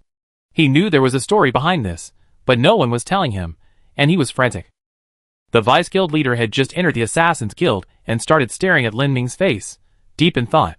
Speaking of which, Lin Ming's current soft and gentle demeanor doesn't officially belong to the Assassin's Guild. The guild leader, upon hearing this, had just realized the same thing. Lin Ning had once told him that in the outer city, his identity was always that of a clumsy bounty hunter who accidentally lost the national government's equipment. Although he frequently used his mycelium abilities at the construction site, the bounty hunter's information about him was limited to mushrooms and mold. Furthermore, Lin Ming's current Dynamax form was an upgraded, more durable version, so no one connected him to the Lord of the Fungi. Of course, it's also possible they were already discovered, but the bounty hunters, realizing they couldn't possibly defeat him, wisely refrained from trying to cause trouble. In short, his identity was currently well hidden. This identity was actually quite convenient in the current situation. The vice president sized Lin Ming up and down. Sending him to talk to Black Owl won't affect the Assassin's Guild, right? The president pondered for a moment and nodded. He did indeed need to know what Black Owl wanted to say this time. Of everyone, it seemed only Lin Ning could sneak into the outer city from underground without anyone noticing. Lin Ning received the quest to speak with Black Owl, so he immediately used his teleportation ability to travel to the outer city at light speed via the fungal ley lines. Upon arriving at the outer city and emerging from underground, he saw Black Owl holding a staff, looking up at something. Following Black Owl's gaze, he looked up and saw Qiu Dong floating helplessly in the air. Lin Ning looked at Qiu Dong, his face full of confusion. A cat? Qiu Dong saw Lin Ning and was equally bewildered by the situation. Meow? Black Owl, seeing Lin Ning arrive, proudly held up his staff and said to Lin Ning, "Look, I picked up a cat on the watchtower. This should be a cat." Chapter 244. Lin Ning quickly explained the cat's origins to He Xiao. "Oh, the cat demon god of the Assassin's Guild. I thought it was a stray cat. This couldn't possibly be a stray cat." Lin Ning didn't dare say it aloud, only silently complaining in his mind. He Xiao waved her staff, and the cat instantly felt gravity return, falling from the air and landing steadily on the ground. A gravity mage. Lin Ning had only heard of this special type of mage, never seen one. He Xiao casually sat on a nearby rock, habitually crossing her legs, resting her staff across her lap, and clasping her arms in front of her chest. Even without a backrest, she sat ramrod straight. Looking at that excessively long, crossed leg, Lin Ning felt like a junior about to be interrogated. "You were sent by Woodput to speak with me?" "Yes." "What's your name?" "This." Lin Ning decided it was best not to tell her his real name. "Is it inconvenient to say?" "Then I call you Xiao Bai." "Huh? Isn't that nice? Your white hair is quite pretty." Thank you." The cat didn't leave. It thought floating in the sky was quite fun, and even wanted to do it again. Lin Ning looked at Black Owl, feeling that this person's aura was so strong that it was almost suffocating. He watched the cat still curiously circling around Black Owl, his heart pounding in his chest. If Black Owl wanted to, he could crush Qiu Dong into a cat pancake in an instant. "Did you come here to talk about the coup d'etat in the National Council?" Black Owl, seeing that Lin Ning had gotten straight to the point, directly stated his purpose. "Yes, the National Council is in complete chaos, like a pile of dead people's brains." Lin Ning could only ignore Black Owl's earth-shattering metaphor, and continue the conversation. "I heard before that the National Council has split into two factions. Has a coup already begun?" "No, the original two factions in the National Council have further split into smaller factions, and divisions have also begun to emerge within the Council of Elders. Because of the numerous forces involved, each faction has started to court other forces, among which the Assassin's Guild is a key target. But what impact will courting the Assassin's Guild have on the coup situation?" Black Owl chuckled, looking at Lin Ning with an air of youthful ignorance. "When Poe's Assassin's Guild is not as simple as it seems, otherwise the National Council wouldn't be keeping such a close eye on it," Black Owl said, extending a hand and spreading 3 long slender fingers. "First, there's Whimper, who has signed inviolable treaties with various factions using his contractual abilities. Then there's Lei Mage Hyson, a direct descendant of the prestigious Mei family of the National Academy. Furthermore, there's the genius priest Mei Yi of noble birth, who independently developed a super restoration spell. The identities of these 3 almost guarantee that the Assassin's Guild cannot be an ordinary mercenary organization." Lin Ning finally understood what Black Owl meant. However, he couldn't agree, because according to Hyson and Mei Yi, They had completely severed ties with their former families. Perhaps that's their own perception, but the outside world doesn't think so. Black Owl continued, plus, there's the recently joined Assassin's Guild, the former National Academy Mage Ellie, the one who merged with the first generation of the Nightborn clan, and the Lord of the Alien Bacteria. When Black Owl mentioned the Lord of the Alien Fungus, he glanced at Lin Ming, a barely perceptible smile playing on his lips. In short, the Assassin's Guild's value isn't just that of a simple mercenary guild. In the coming period, the Assassin's Guild may face attempts to win over various forces. So, are you worried that the Assassin's Guild will choose the wrong side? Sort of. While I'm not worried about Wenpo's intelligence, I have a feeling the Assassin's Guild will be used as a pawn in this turmoil. Then, what's your advice? It's best to remain inactive, and not form an alliance with any side. Could you give a brief overview of the current situation at the National Council? Upon hearing this, Black Owl suddenly gave Lin Ming a sharp look. Don't you think you're already burning up? Sure enough, Black Owl had already figured out that he was the Lord of the Alien Fungus. Although he didn't know how Black Owl had figured it out, Lin Ming answered the question frankly. It's hot, of course it's hot, but even if I ignore it, it keep burning. I might as well find a way to put it out myself. Heh, all the assassins are the same.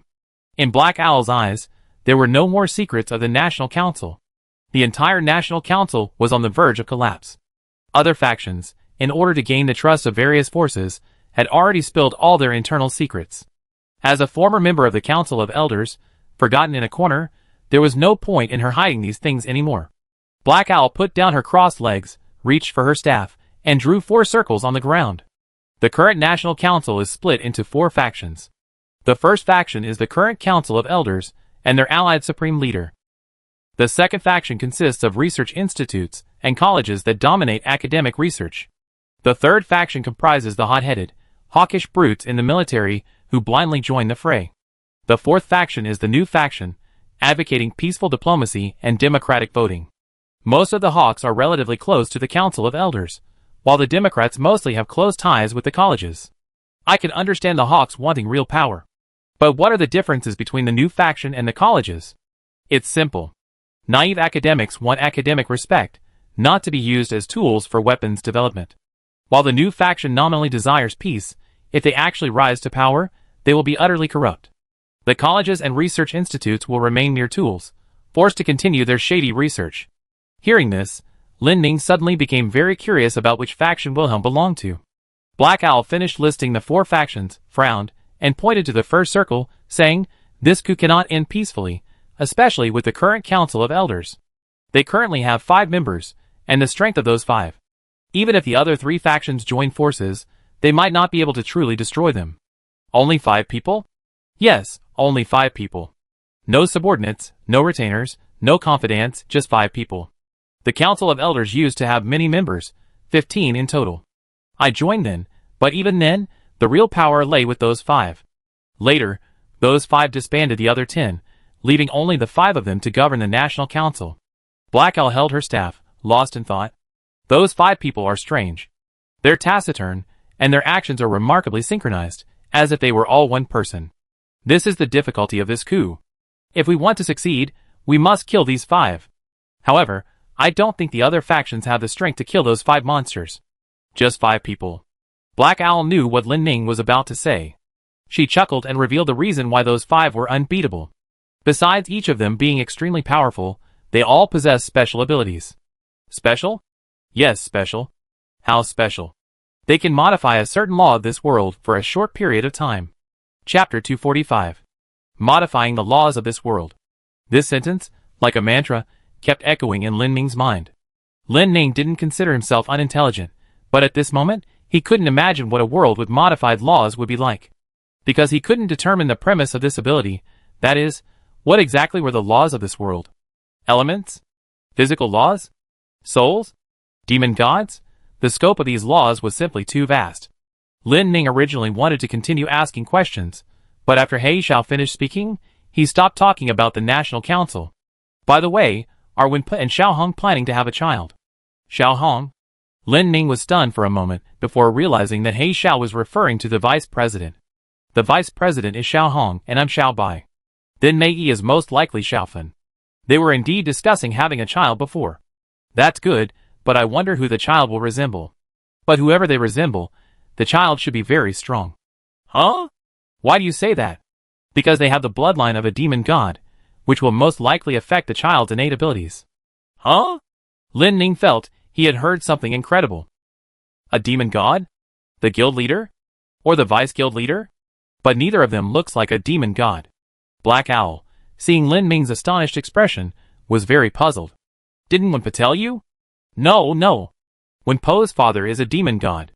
He's one of the rare children in this world, a human and a demon god. A human and a demon god, that, Lin Ning felt he had a ton of questions, but didn't know where to begin. Perhaps this identity caused him a lot of suffering in the past, which is why he's unwilling to talk about it. A child of a human and a demon god. The guild leader's abilities weren't something humans could acquire through cultivation. Since he was the child of a human and a demon god, many things made sense. Black Owl seemed tired of sitting on the bare stone slab. She picked up her staff and tapped it on a fallen stone slab beside her. A black magic seal appeared on the slab. Black Owl then lifted her staff, and the stone slab floated up like a light sponge. The slab followed the black staff and landed behind Black Owl, resting against the stone she was sitting on, becoming her backrest. Getting old? Without something to lean against, my back always aches. Black Owl leaned back against the stone slab backrest and let out a relaxed sigh. I can get you some daily necessities. Lin Ning started to say, but Black Owl suddenly raised her hand, signaling him to be quiet. She sat up straight, seemingly listening intently. After a while, she sneered. What kind of time is this to still have the mood to send people to follow an old woman like me who's here to visit relatives? Black Owl said, gripping her staff and slamming it hard on the ground. Wandering Star Lin Ning felt a slight tremor beneath his feet, and then, about 30 or 40 meters away, a figure floated out of the bushes. This was an assassin sent by the National Council to follow Black Owl. The cat, crouching to the side, watched the person float up like itself, finding it quite amusing. But the next second, it was as if the person had been flung violently from the sky to the ground by an invisible hand. Meteor the sound that reached Lin Ning, and the cat's ears was a loud thud. As the person crashed into the ground, followed by the sound of bones cracking. Then, there was silence. The cat's hair stood on end, her ears twitching, and turning to the sides as she tiptoed behind Lin Ning. Black Owl, on the other hand, didn't seem to care that she had turned him into a meat pie with a wave of her hand. She sat back down on her stone chair, as if nothing had happened. This kind of thing happens quite often. If he had overheard our conversation, it would probably have caused trouble. Thank you for your hard work. Black Owl was a little unsure how to respond when Lin Ning said she had worked hard. Well, what you said is indeed true. Killing is truly exhausting. Not only does it take physical strength, but you also bear the consequences, a cycle of revenge, generation after generation. The older you get, the more you feel this. Black Owl sighed. Perhaps those who are worldly wise are the truly wise. But who can be wise forever? By the way, what were you about to say? I was saying I could get you some daily necessities. Oh, that would be perfect. It's already dark. I think I stay here for the night. What do you need? Water, and a blanket. That's all. Okay, please wait a moment. Lin Ning finished speaking and vanished underground with a whoosh, leaving Cat and Black Owl staring at each other. Black Owl turned to look at Cat, coughed, and Cat jumped 3 feet high in fright, then scrambled back to the Assassin's Guild headquarters. Black Owl watched the cat run back to headquarters, then sighed. I quite like cats, but it seems building a good relationship is a bit difficult. But thankfully, this silly cat is alright. Black Owl muttered to herself for a moment, gripping her staff. With a light tap of her toes, she floated up like a feather, her gaze locking onto a distant, desolate mountain. Let's do something practical for the children. Lin Ning returned to headquarters, where the guild leader and vice leader were waiting for him. Upon seeing the guild leader, Lin Ning suddenly became very curious about the species of demon god her father belonged to. He had forgotten to ask earlier. What did Black Owl say? Quite a lot, but in essence, it's best not to form alliances with any faction within the National Council. Anything else? And, she asked when you're planning to have children. The vice leader looked as if she had expected this. She's always been urging us to have children. The chairman shrugged, he heard that nagging countless times. Anything else? Yes. In the northeast of the outer city, there's a national government assassin who's probably already a meat patty. We'd probably need to deal with the body later.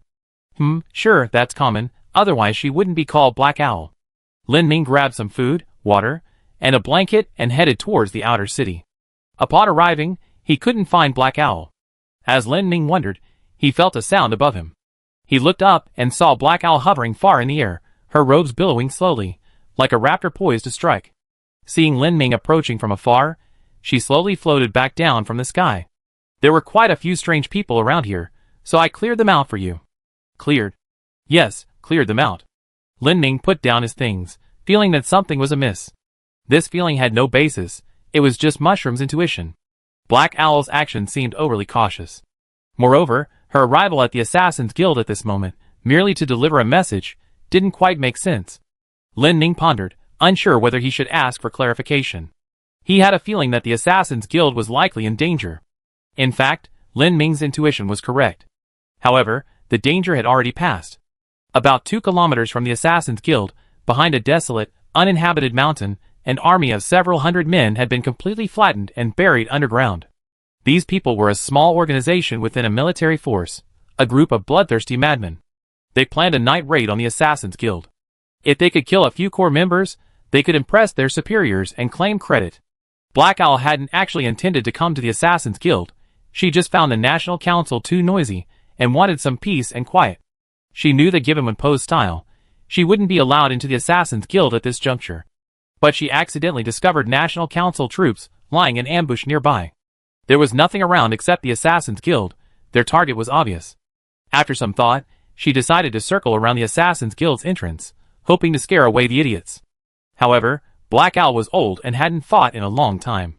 The younger soldiers didn't know the true strength of this former elder statesman. Those men didn't leave. They ignored this seemingly weak middle-aged woman and continued their night raid. Their disguise was near perfect.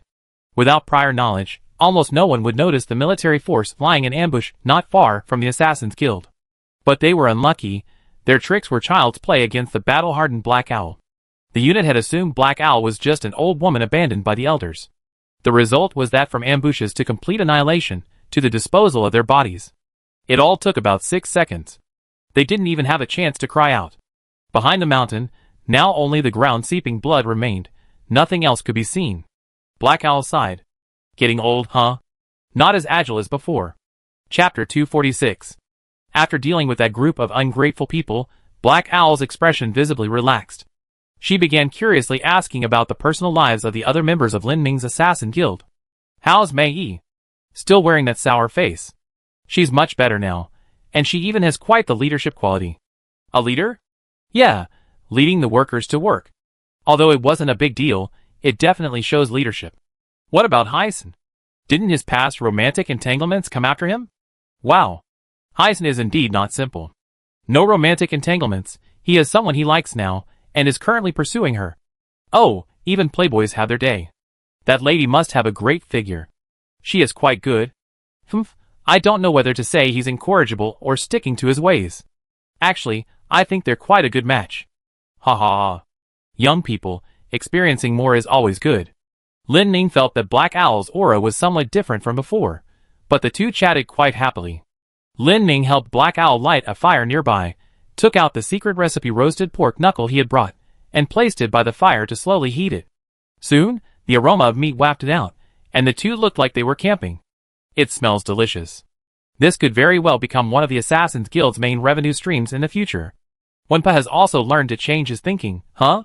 Was this city his suggestion to build? Yes, this place will become a commercially oriented town in the future. That's right, if his mother...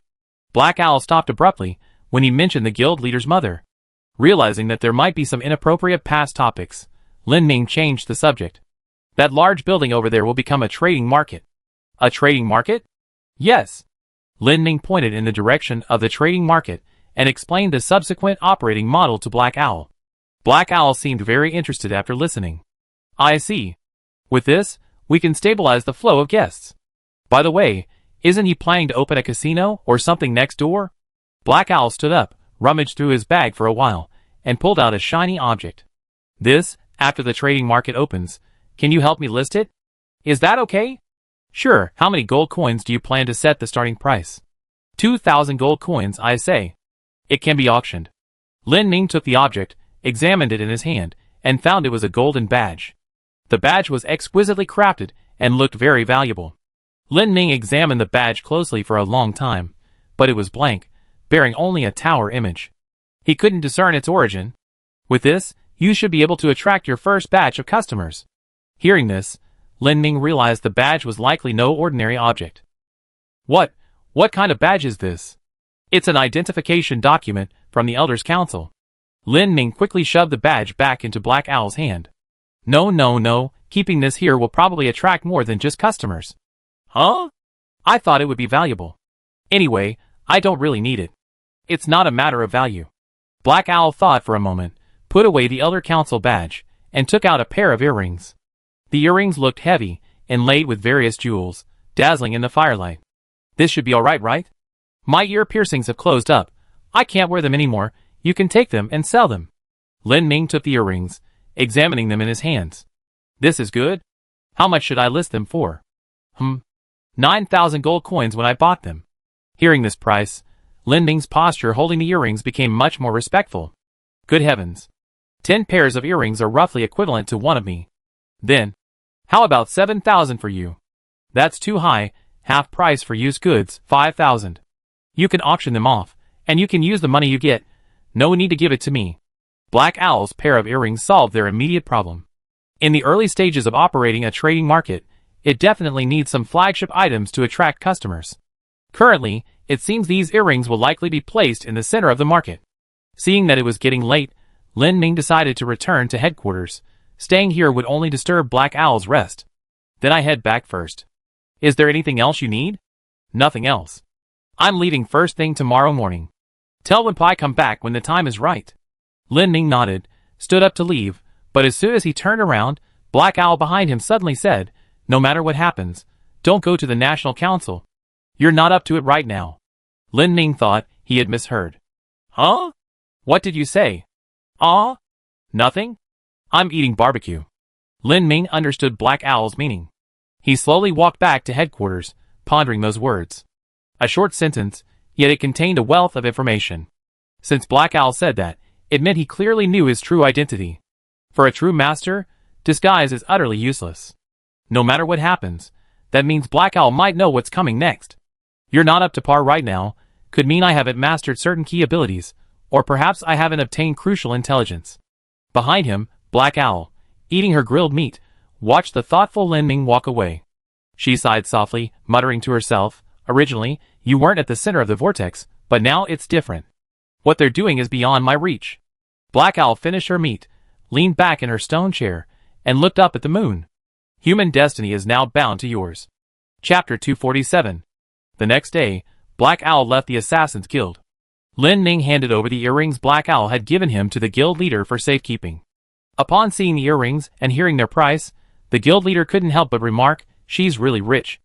After meticulously relaying everything Black Owl had said to the guild leader, Lin Ming's task was complete. Another day passed, and work in the outer city returned to normal. During this time, Lin Ming kept thinking about Black Owl's last words. While resting at the construction site, he asked Caven, if you were given a chance to seek revenge at the National Council, would you go? Caven shook his head. Probably not. Why? Because there's simply no opportunity. I'm saying hypothetically, use your imagination, just imagine. Caven looked very troubled. Even hypothetically, I can't bring myself to pursue revenge without considering the consequences. Why? Caven gave Lin Ming a meaningful look, offering no further explanation. He could no longer act on his own whims. He was no longer the Yisheng consumed by revenge. He was now a member of the Assassin's Guild, Lin Ming's friend. Being alone was certainly liberating. He didn't need to consider others, even if he died, no one would grieve. But now, he was no longer free. However, this lack of freedom wasn't unpleasant. Caven stared at Lin Ming for a long time, sensing that Lin Ming seemed particularly melancholic today. What's wrong with you? Huh? Nothing. Don't say nothing, look behind you. Lin Ming glanced behind him, puzzled, and noticed several moldy footprints in the path he had walked. He didn't have mushrooms sprouting on his head as often now, but having mold everywhere wasn't a good thing. Seeing he'd been exposed, Lin Ming told Caven what Black Owl had said last. No matter what happens, don't go to the National Council. You're not up to it now. Caven seemed unconcerned. So you're upset because someone said you're not up to it? No, not really. Are you sure? Lin Ming wasn't actually depressed, but anxious. After Black Owl left, the patrolling Nazi discovered the hundreds of people Black Owl had killed. To avoid panic, only the 7th seat and Lin Ming were notified. It was then that Lin Ming realized Black Owl's true strength. He had initially thought his strength was sufficient, but after meeting Black Owl, he realized what true masters in this world were like. Composed, calm, decisive, and effortlessly skilled. In comparison, he was like a greenhorn. The illusion of invincibility in Lin Ming's mind was shattered on the ground by Black Owl. Caven. What do you think is the fastest way to become stronger? Caven, rarely hearing Lin Ming ask him a question, thought seriously for a moment and gave his answer. Practical combat. Practical combat? Yes, practical combat, real combat, life or death struggle. 100 rehearsals are not as good as one real battle. After finishing, Caven stroked his fangs and added, but there are exceptions. For example, many mages or priests become stronger not through combat. Then what do they rely on? Scientific research. They constantly study elements and signs, making their spells more suitable for themselves, thus becoming stronger. That's what the vice president told me. This sentence opened up Lin Ming's mind. Scientific research. As the lord of the alien bacteria, he was possibly the only all-elemental mage in the world. If he disregarded the doomsday prophecy, the Eshram, and the spiders, and simply lived as a demon god, the most suitable place for him would actually be the National Academy. Because he could sense all elements, theoretically he could achieve a unified mastery of all elemental spells. Moreover, since his awakening on the Ping's grasslands, he had hardly used any spells. Caven saw the light gradually returning to Lin Ming's eyes, knowing he had come up with a solution. Figured it out? Yeah, at least I have a plan. Then go do what you were doing. The construction site's pretty quiet right now. They don't need another mushroom like you.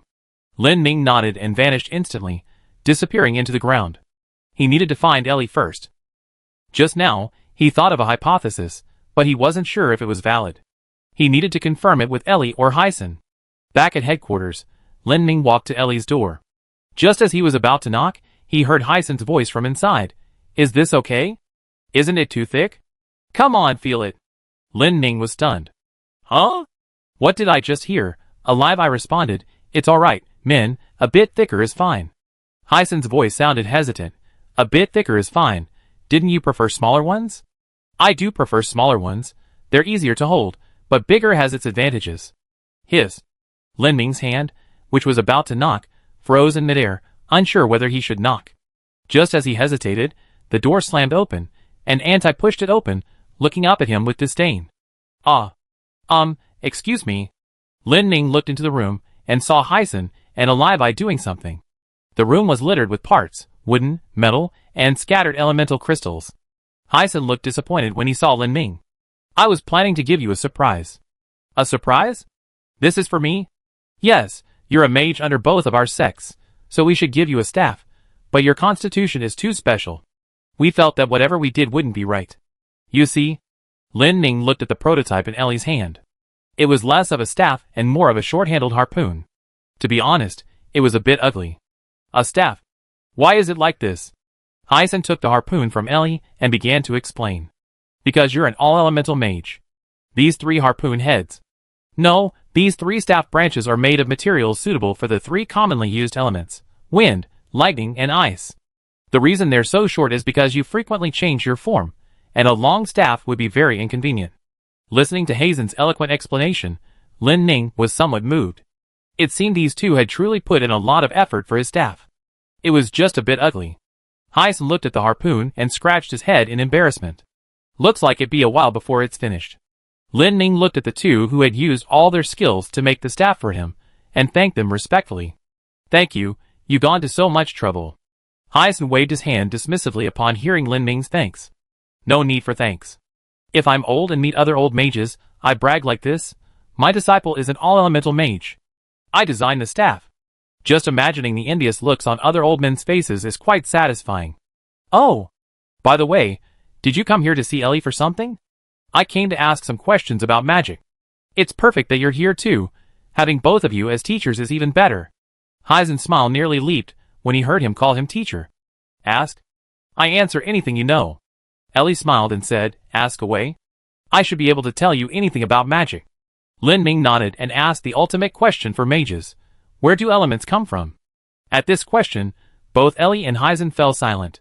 Then Hyzen began pacing around the room, while Ellie rested her chin on her hand, motionless. Lin Ning didn't realize the difficulty of his question. After a while, Ellie and Hyzen began a heated exchange of ideas. Hyzen spoke first.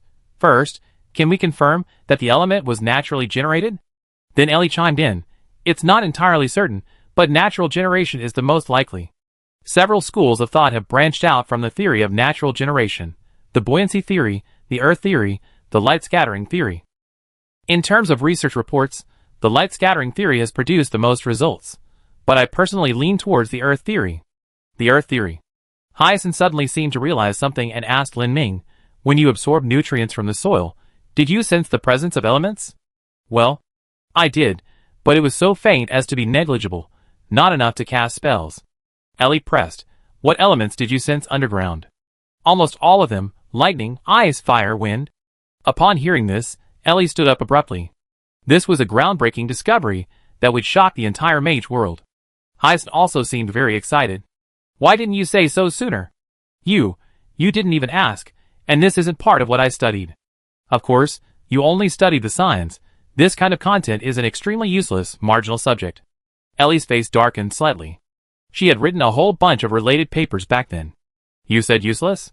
Marginal? Well, I mean because it's difficult to research. It's not valued much, always treated as a useless, marginal subject. Lin Ning secretly gave Hyzen a thumbs up. At least, he could come up with a plausible explanation. Hyzen continued. Since you can sense elements underground, is the elemental concentration higher at the surface or deep underground? This stumped Lin Ning. Well, I haven't really tried to distinguish that carefully. Go identify them now. Huh? Now we go with you. Hyzen grabbed his staff, and Ellie put on her coat. The two of them escorted Lin Ning like a prisoner to a remote wilderness far from the assassin's domain. This place is sparsely populated, perfect for experiments. Lin Ning realized for the first time that academics could be quite formidable when they got serious. Upon arriving in the wilderness, Ellie first placed her hand on the ground to sense it. She couldn't sense anything. For ordinary humans, the underground elements were too faint. But Lin Ning was different. When he distributed his mycelium underground, the contact area with the soil was large, so he could detect the presence of these free elements. Under the urging of Ellie and Hyzen, Lin Ning began to sense the free elements underground. 3 meters, 5 meters, 10 meters. Lin Ning rarely planted his mycelium this deep before, because it wasn't necessary, and the deeper he went, the more difficult it became for the mycelium to extend. Lin Ning urged the mycelium to descend as far as it could, losing track of its depth until it could extend even further, at which point he stopped. Hyzen urged from the side, how was it? What was the result? It seems, the deeper we go, the higher the elemental concentration. Hyzen was practically jumping for joy. Indeed, geophysics is the right way. Elements are emanating from underground. If I were in the National Academy, this discovery would easily get me a vice-dean position. Just as Hyzen and Ellie were thrilled with this major discovery in the mage world, an idea popped into Lin Ming's head. His mycelium had extended countless meters underground, and he could now sense clusters of elemental energy.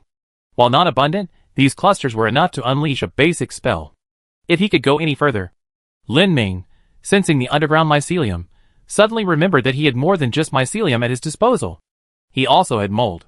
The difference between mycelium and mold was that mycelium required a fixed form, while mold, if properly controlled, could approach a semi-liquid state. Therefore, mold's permeability underground was far greater than that of mycelium. Having made up his mind, Lin Ming closed his eyes and began transforming the tips of the underground mycelium into mold. As soon as the mycelium transformed into mold, it was absorbed into the surrounding soil due to the properties of mold. This was just as well. Lin Ming simply stopped controlling the mold, allowing it to freely devour, grow, and spread underground. These molds absorb nutrients from their surroundings far faster than their hyphae, spreading like a rapidly growing root system, with Lin Ming as the trunk to which this root system was connected. Hyzen and Ellie had just been cheering over this groundbreaking academic discovery, but the next second, Hyzen suddenly fell silent, staring intently at Lin Ming. Lin Ming's hair began to sway slowly in the breeze, even though there was no wind on the ground. After a while, his hair slowly fell back down, and several ice crystals appeared on his body. After a while, the ice crystals slowly disappeared, and a few crackling sounds and arcs of electricity flashed from Lin Ming's body. Lin Ming was now completely focused on sensing the spread of the mold. He hadn't used the mold many times, and didn't know how far it could spread. Unexpectedly, because there were always nutrients underground, the spread of mold was almost limitless. Moreover, Lin Ming was surprised to find that even if he absorbed a portion of the elements, they would be quickly replenished. It was as if there was a massive core deep underground, overflowing with various elements, constantly releasing them outwards, thus ensuring an inexhaustible supply of elements on the surface. Lightning arrow Lin Ming, hey! Hazen's voice suddenly interrupted Lin Ming's thoughts. He opened his eyes in confusion and found Hyson drawing his bow, warily scanning their surroundings. Lin Ming looked around and realized they were surrounded. The people surrounding them were the nationalist government's army. Because the troops that had ambushed the assassins a few days ago hadn't returned, they had already guessed that the hundreds of people involved were likely dead. These people were here for revenge. Hyson thought these people were definitely out of their minds. They had already been wiped out once, yet they still came. Lin Ming, maintaining his connection with the underground mycelium and mold, stood up and looked around. He stared in surprise at his hands. It was a familiar feeling. Similar to when he was in the crystal mine. Although he hadn't transformed into the same single attribute form as before, he could feel elements continuously flowing into his body from underground, along the mycelium and spreading mold. Elements. Lin Ming murmured to himself. Hyson shielded Ellie behind him, watching Lin Ming, who seemed to have gained enlightenment. Elements? Yes, elements, many elements, all underground. Many. How many? Endless. Chapter 248. Lin Ming felt very calm at this moment. It was a very comfortable feeling, as if he had merged with the world. The people who surrounded him were still shouting, 3. Only 3. And a blind man too, ha ha ha, we struck gold.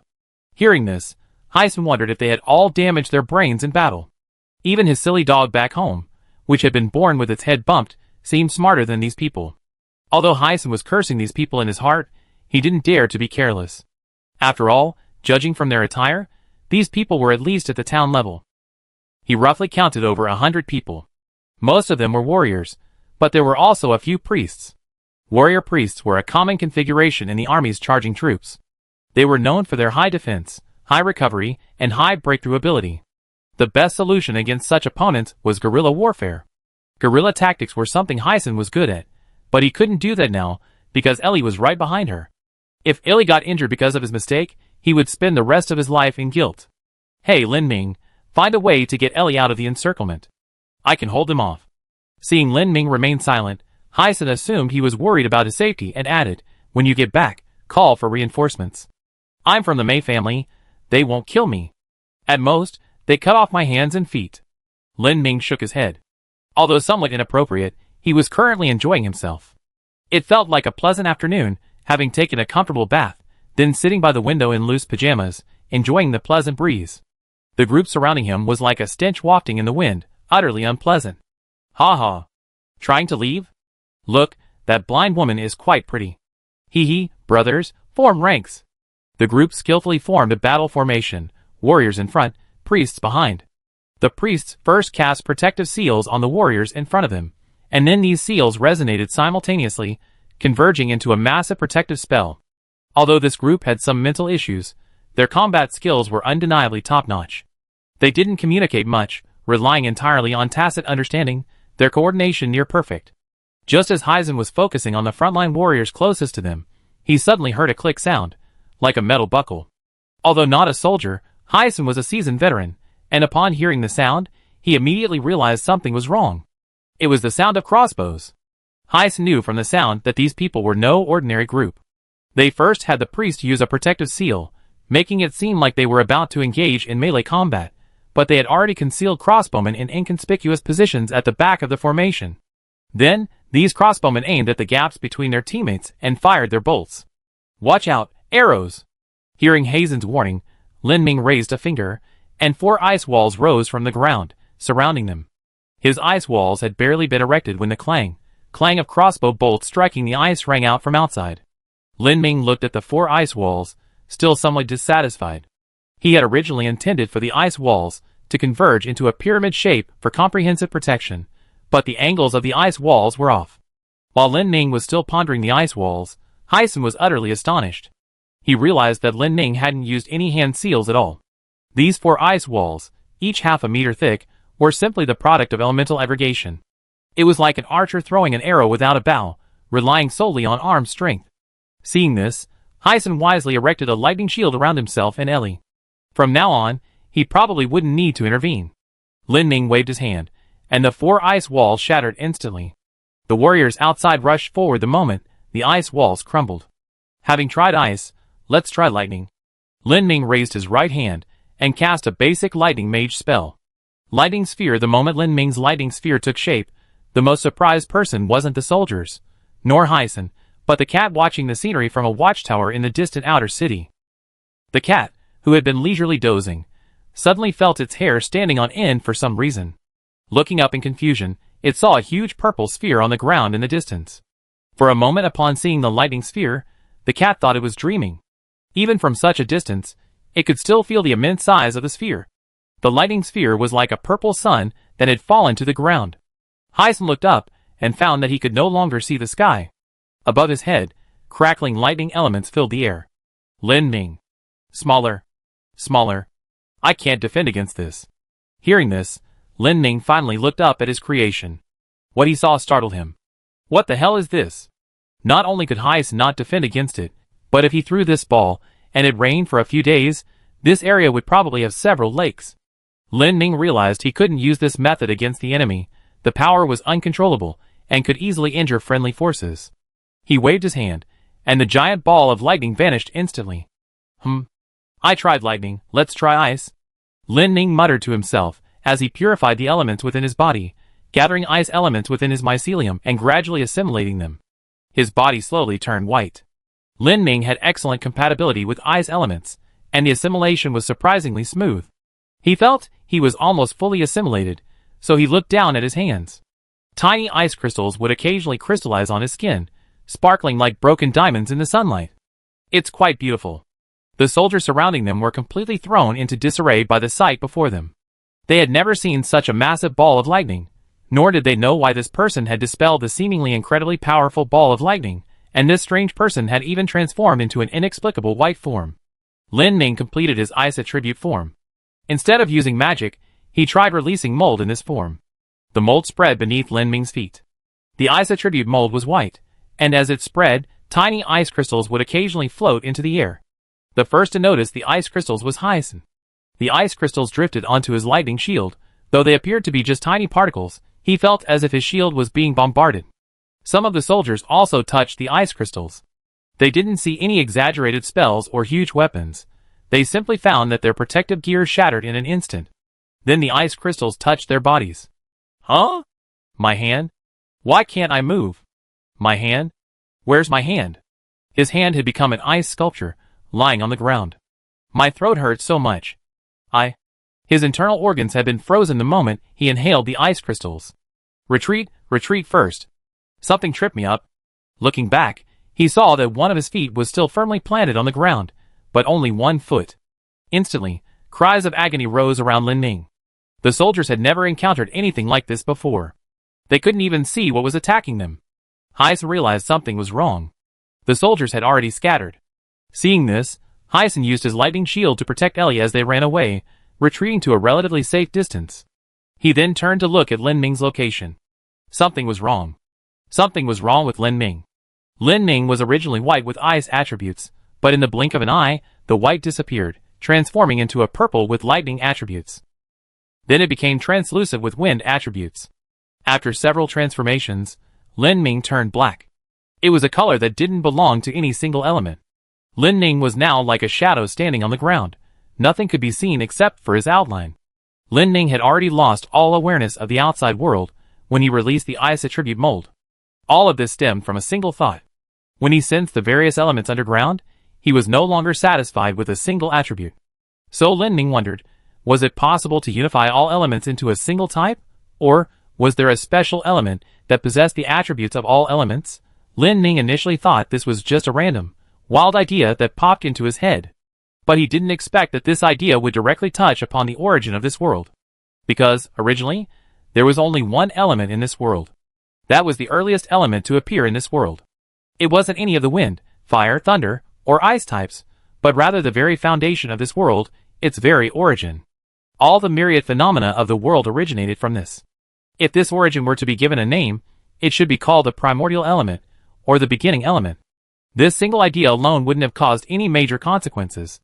The real reason things spiraled out of control was that Lin Ming succeeded. He found the primal element, which contained all the properties of the elements. This explanation is actually somewhat inaccurate. It should be said that the primal element found him because of the underground mold. All of this was purely accidental. He accidentally became the lord of the mythical fungus, accidentally joined the Assassin's Guild, accidentally learned magic, accidentally became acquainted with the elements, accidentally arrived at the place where the primal element existed, and accidentally came to the thought of the primal element's existence. By chance, Lin Ming came into contact with the primordial essence of this world. The instant that elemental particle touched Lin Ming, he was assimilated. All the soldiers around Lin Ming had perished. The last of them to die witnessed a bizarre sight. A black shadow stood before him, surrounded by ever-changing elemental storms. Some elements surged like boiling water, then vanished in an instant, transforming into entirely different elements. Hyson wasn't sure if Lin Ming was still conscious. Lin Ming. Hyson called out, but Lin Ming didn't respond. Hyson wasn't even sure if the black shadow was actually Lin Ming. The black shadow seemed bewildered, looking up at the sky, then down at its feet. At this moment, Lin Ming felt like he was dreaming, because what he saw before him didn't seem like reality at all. He saw a tiny particle floating in an empty space. Then, as if struck by something, this particle instantly exploded, turning into countless multicolored fragments that kept multiplying. These fragments grew, expanded, and multiplied endlessly, until finally, they formed a world. This process was exquisitely beautiful. Lin Ming watched the elements collide, merge, and transform. Some elements changed their appearance over the long years. Some bound themselves to other elements, becoming new entities. Some shattered completely, losing their elemental form and becoming an energy field. And some particles remained unchanged throughout the entire process, retaining their original appearance. Just as Lin Ming was immersed in his own world, he seemed to feel someone calling him. He couldn't hear a voice, only a feeling that another entity within his consciousness was constantly shaking him. This irritated him. He didn't want to know who that person was. He didn't even want to know who he was. The evolution unfolding before him continued. Based on these evolutions, Lin Ming suddenly noticed something unnatural. Their movements defied logic, lacked a stable form, and were completely out of place in the otherwise peaceful world. What is this thing? Lin Ming looked at the matter, and a word suddenly flashed through his mind. Soul. The instant he thought of this word, he felt as if he had suddenly awoke from a dream, his body beginning to rise, the illusion before him receding further and further away. Gradually, he noticed light around him, and as the environment brightened, he began to hear other people's voices intermittently. Lin Ming. Hey! It's been so long. So long? In the last moment before waking up, he suddenly saw Ushram. Ushram looked at him, frowning, with a reproachful expression. Then, he regained consciousness. He abruptly opened his eyes, and looked around. He didn't see Hyson and Ellie, nor the soldiers. This wasn't the wilderness, but a hospital room. There was no one else in the room. He tried to sit up, feeling an indescribable exhaustion. Dragging his heavy body out of bed, although the curtains were drawn, judging from the sunlight, it was probably morning. I was unconscious all night? Just as he was wondering, footsteps sounded outside the door. The door opened, revealing Kevin, holding a glass of water. Ah, Kevin. Lin Ming was about to speak when the glass of water fell to the floor with a clatter. Then Lin Ming saw Kevin suddenly spread his wings and enter combat mode. Kevin? What's wrong? Kevin cautiously stared at Lin Ming, maintaining a safe distance. What's your name? Lin Ming. What's my name? Kevin. What's a cat's name? Autumn and Winter. Kevin scrutinized Lin Ming for a long time before retracting his combat form, walking to the window, and pulling back the curtains. Looking at the scene outside, Lin Ming realized he was in Mei Yi's clinic. He looked outside, feeling something was off. The scene before him was familiar, yet somewhat strange. Some of the buildings and furnishings were different from what he remembered. After much thought, Lin Ming suddenly realized the problem. Kevin. How long have I been unconscious? 2 months. 2 months? Yes. Lin Ming looked out the window in disbelief. Just as he was about to ask something else, Kevin pointed to his chest. Perhaps you should look at yourself first. Lin Ming followed Kevin's finger and looked down at his chest. He was wearing a loose hospital gown, the front of which was only roughly tucked in. On his chest, there were some thin black lines, winding and converging at a single point. At that point, there was a black crystal, only a few millimeters in size. Lin Ming stared blankly at the crystal that seemed to be parasitizing him, feeling a chill run down his spine. Caven looked at Lin Ming, sighed, turned around and sat on the bed, and began to recount what had happened after he lost consciousness. Chapter 249. Lin Ming listened to Caven's account, and learned what had happened over the past 2 months. The anomaly he experienced upon contact with the primal element lasted for approximately 24 hours. During these 24 hours, a fierce elemental storm continuously reverberated within a radius of about 200 meters, centered on Lin Ming. The Assassin's Guild headquarters was also affected. Almost everyone who possessed protective magic gathered in front of the headquarters, trying their best to withstand the elemental storm. During this time, Caven tried many times to rush in to check on Lin Ming's condition, but each time, he could only advance a few dozen meters before almost disappearing from his human form. Fortunately, after about 24 hours, the elemental storm gradually subsided, and Lin Ming returned to his human body, collapsing to the ground with a strange black crystal on his chest. What followed was Lin Ming's 2-month coma. During these 2 months, Lin Ming's form was not mycelium, but rather he retained a human body. The crystal seemed to have become symbiotic with Lin Ming's body, making it impossible to remove. Hearing this, Lin Ming looked at his body. He had fallen into a coma in this human body, meaning he needed constant care during his coma. He also noticed that although he had been unconscious for so long, he was still quite clean, though somewhat thin. "Have you been taking care of me these past 2 months?" Most of the time it was me, followed by Mei, then Hazen Sousa and the others, who would take turns helping. Caven said, pointing to the crystal on Lin Ming's chest. "We originally thought your body would deteriorate drastically over these 2 months, but it seems that the crystal has provided you with some nourishment." Lin Ming glanced at the crystal on his chest again, feeling a complex mix of emotions. He knew what it was. From the hallucinations he'd seen while unconscious, he learned it was the primordial element, the beginning of the world, the root of all things. But he didn't know why this thing had become one with him. "So, has anything happened to the Assassin Guild in these past 2 months?" Caven grinned. "A lot has happened. Come on, change your clothes, I take you out to sea." Hearing this, Lin Ming obediently changed his clothes and followed Caven out the door. As soon as they stepped outside, Lin Ming saw the Assassin Guild's mercenaries, fully armored and armed, seemingly on high alert. Could it be an enemy? Caven nodded. Yes, an enemy. The Assassin Guild has been on high alert almost constantly these past 2 months. With whom? The National Council? Caven shook his head. No, the coup d'etat in the National Council has already begun.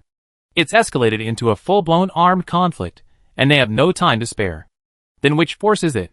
The ones harassing the Assassin's Guild are the spiders. To be precise, it's a severed limb of a spider. Shortly after Lin Ming came into contact with the primordial element, on a hidden corner of the continent, another spider awakened. She called herself Qi, and appeared as a woman. Unlike Arns and Chongwuzi, Qi had many extremely powerful subordinates. Qi arrived outside the Assassin's Guild with her troops, claiming she had come specifically for Lin Ming. Although Qi arrived aggressively, she didn't directly attack the Assassin's Guild. Instead, she appeared around the guild intermittently. She seemed to value rules and etiquette, preferring negotiation to a direct assault. Upon being informed that Lin Ming was unconscious, Qi readily accepted the situation and decided to wait for him to wake up outside the Assassin's Guild headquarters. This sounded far more elegant than some naked woman. After hearing Caven's description, Lin Ming assumed the Assassin's Guild's full-scale alert was a prudent decision made by the guild leader for the guild's safety. His guess was only half right. While she hadn't shown any malice, she had brought a host of enemies. During the 2 months of waiting for Lin Ming, she hadn't been idle. Small-scale skirmishes frequently occurred outside the Assassin's Guild headquarters. Although these conflicts were unrelated to the guild leader still felt it was best to maintain security. Enemies? Lin Ming was puzzled. The guild leader's order for the entire headquarters to be on full alert showed that Qi was definitely powerful. But according to Caven's words, Qi didn't seem like an unreasonable person, otherwise, she would have simply attacked the Assassin's Guild directly. Lin Ming voiced his question, and Caven shrugged. I don't know if this is good news or bad news. She seems only so respectful to you. Towards other countries, she basically treats them like a public toilet, coming and going as she pleases. Otherwise, she wouldn't have a constant stream of enemies chasing after her. Reaching the Assassin's Guild's gate, Lin Ming saw guild leader Mei and the others. Everyone was there, seemingly discussing something. When they saw Lin Ming was awake, their expressions were very complex. On one hand, Lin Ming had finally woken up, and seemed to be of sound mind. They all breathed a sigh of relief. On the other hand, Lin Ming's awakening meant that she was coming to speak with them. Mei asked a lot of questions about Lin Ming's recovery, and breathed a sigh of relief after confirming that he had no lasting effects. Lin Ming saw Hyson looking at him with his arms crossed. That day, Hyson seemed to know what he wanted to say, and waved his hand. That day almost killed me, but thankfully we both escaped, with only minor injuries, and Ellie is fine too. Lin Ming finally breathed a sigh of relief. When he first woke up, his biggest fear was that Hyson and Ellie had become two tombstones because of his loss of control. The vice president looked at Lin Ming, and after everyone had finished exchanging pleasantries with him, she finally spoke. Although you just recovered from a serious illness, it seems there's no time for you to rest and recuperate. This guy outside seems to be in a hurry. She placed her hand on the door, looking at Lin Ming with a questioning gaze. Lin Ming nodded, and the vice president pushed open the door. Seeing the scene outside, Lin Ming froze on the spot. On the ground, there was a massive vortex mark. Moreover, this vortex mark contained a considerable amount of remnants of various elements. This must be the trace left by the elemental storm he had caused. Just as Lin Ming was about to ask why the guild leader was absent, a person appeared out of thin air before him. There was no teleportation seal, no teleportation portal, and no spatial rift like the landlady's.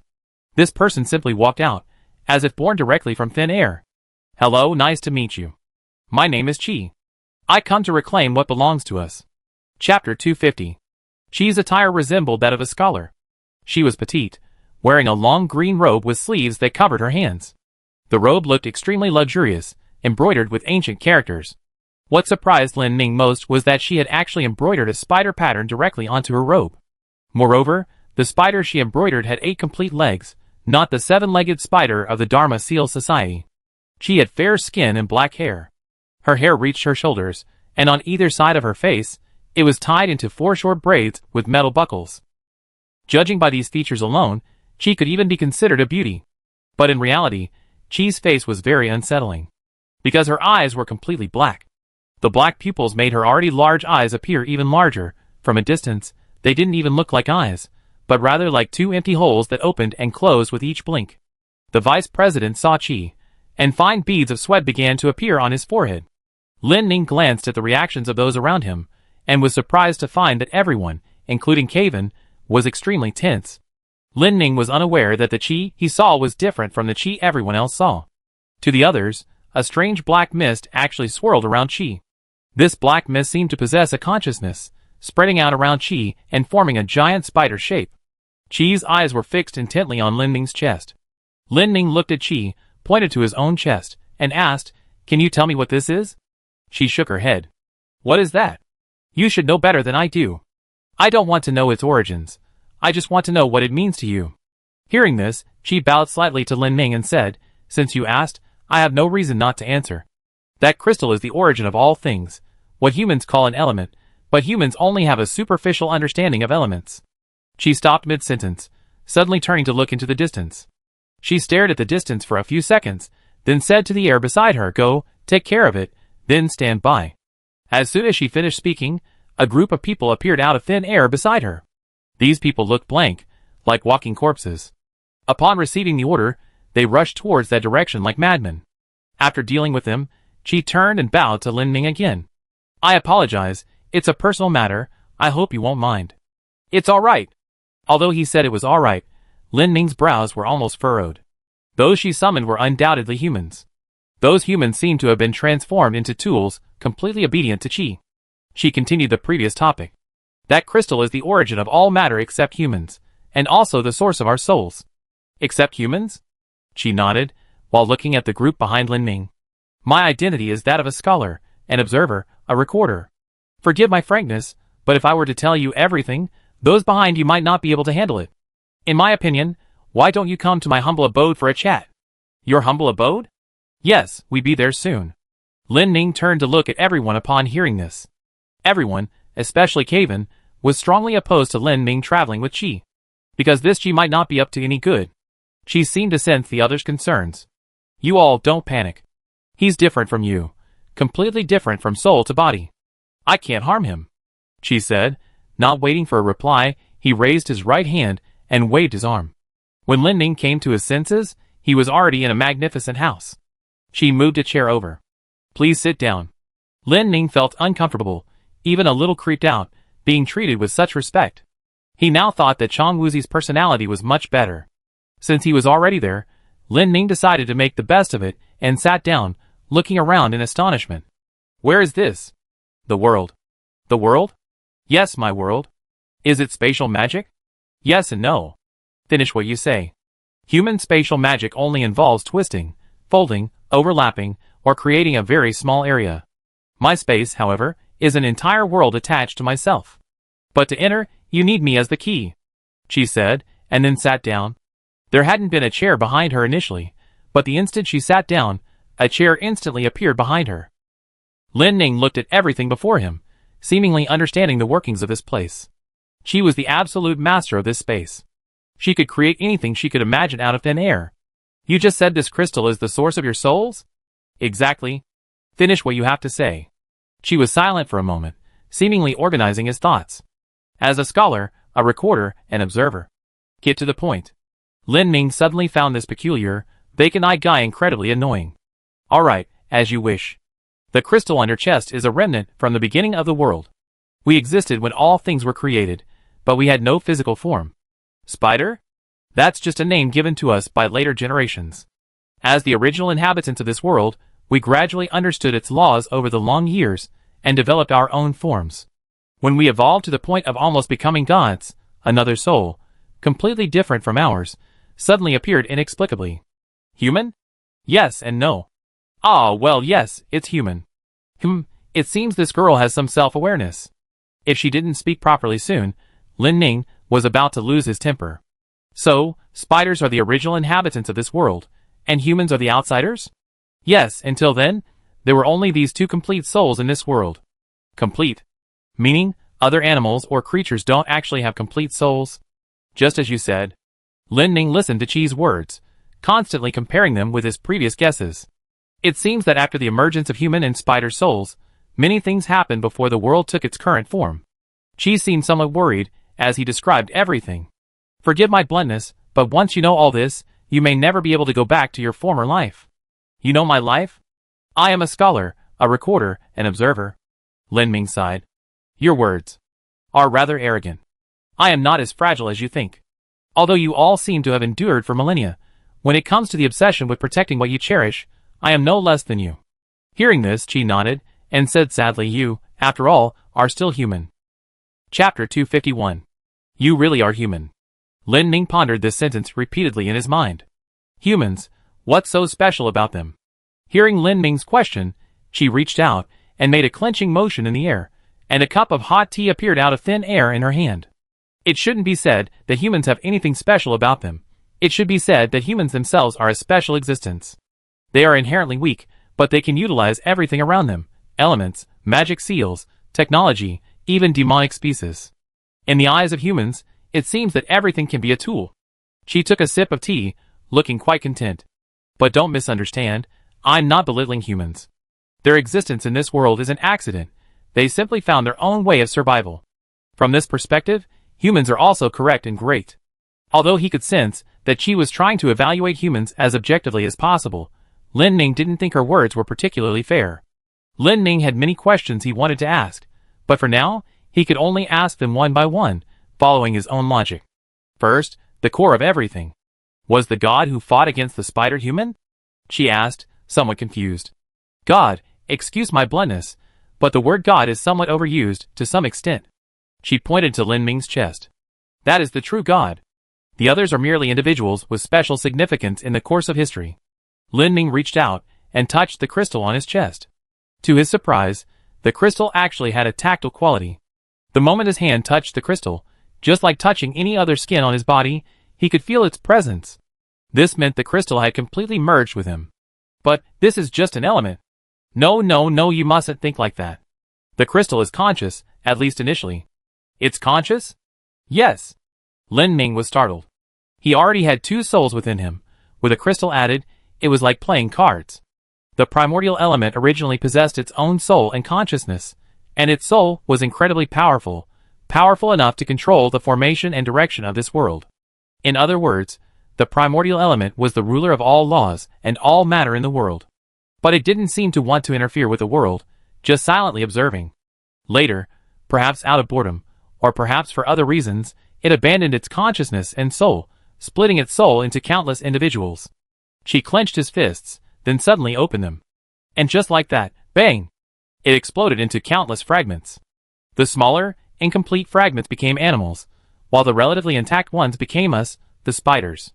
Until this point, humans hadn't appeared. Yes, at that time, the world consisted only of us and those fragmented souls. So, it was that original human who single-handedly created the current state of the world? Yes, you're right. Chi finished his tea, released his grip on the cup, and it vanished halfway down its path. The original humans did 3 things. Chi held up 3 fingers, but strangely, she didn't hold up 3 fingers from one hand, but rather 2 from her right hand and 1 from her left. The first thing was to mend those incomplete souls. Mend them? Yes, we spiders, as primordial souls differentiated from the original elements, inherited a portion of the ability to control the laws and matter of this world. However, our ability to manipulate souls is weak. We can only achieve soul fusion or differentiation among our own kind.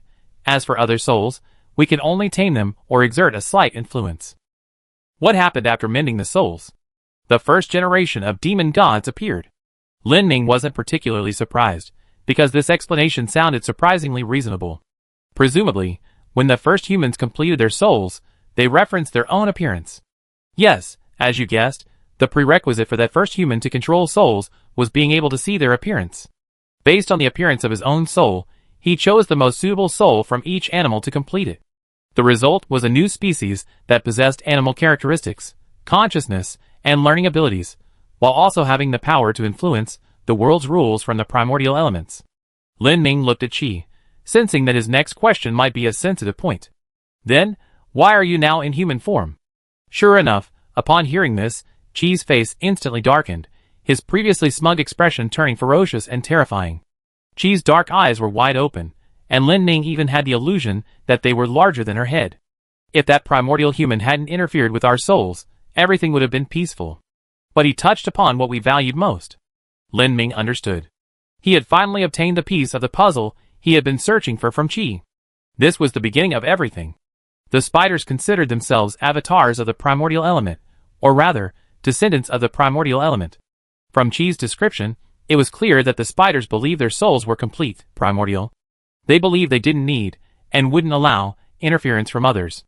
However, that primordial human, for some unknown reason, intervened, affecting the spider souls. And so? You began your war? Qi nodded. Yes, war. The 8 individuals among us with the strongest souls abandoned their original bodies, merged into one, and under this leader, developed civilization and established city-states. 8 people, 1 body? Yes. Is it a complete fusion of 8 souls? The fusion between spiders isn't so complete. We simply gathered together, and chose one soul as the dominant one. The other souls also possess their own consciousness, and will take over the dominant consciousness in special circumstances. Lin Ming thought, isn't this just multiple personality disorder?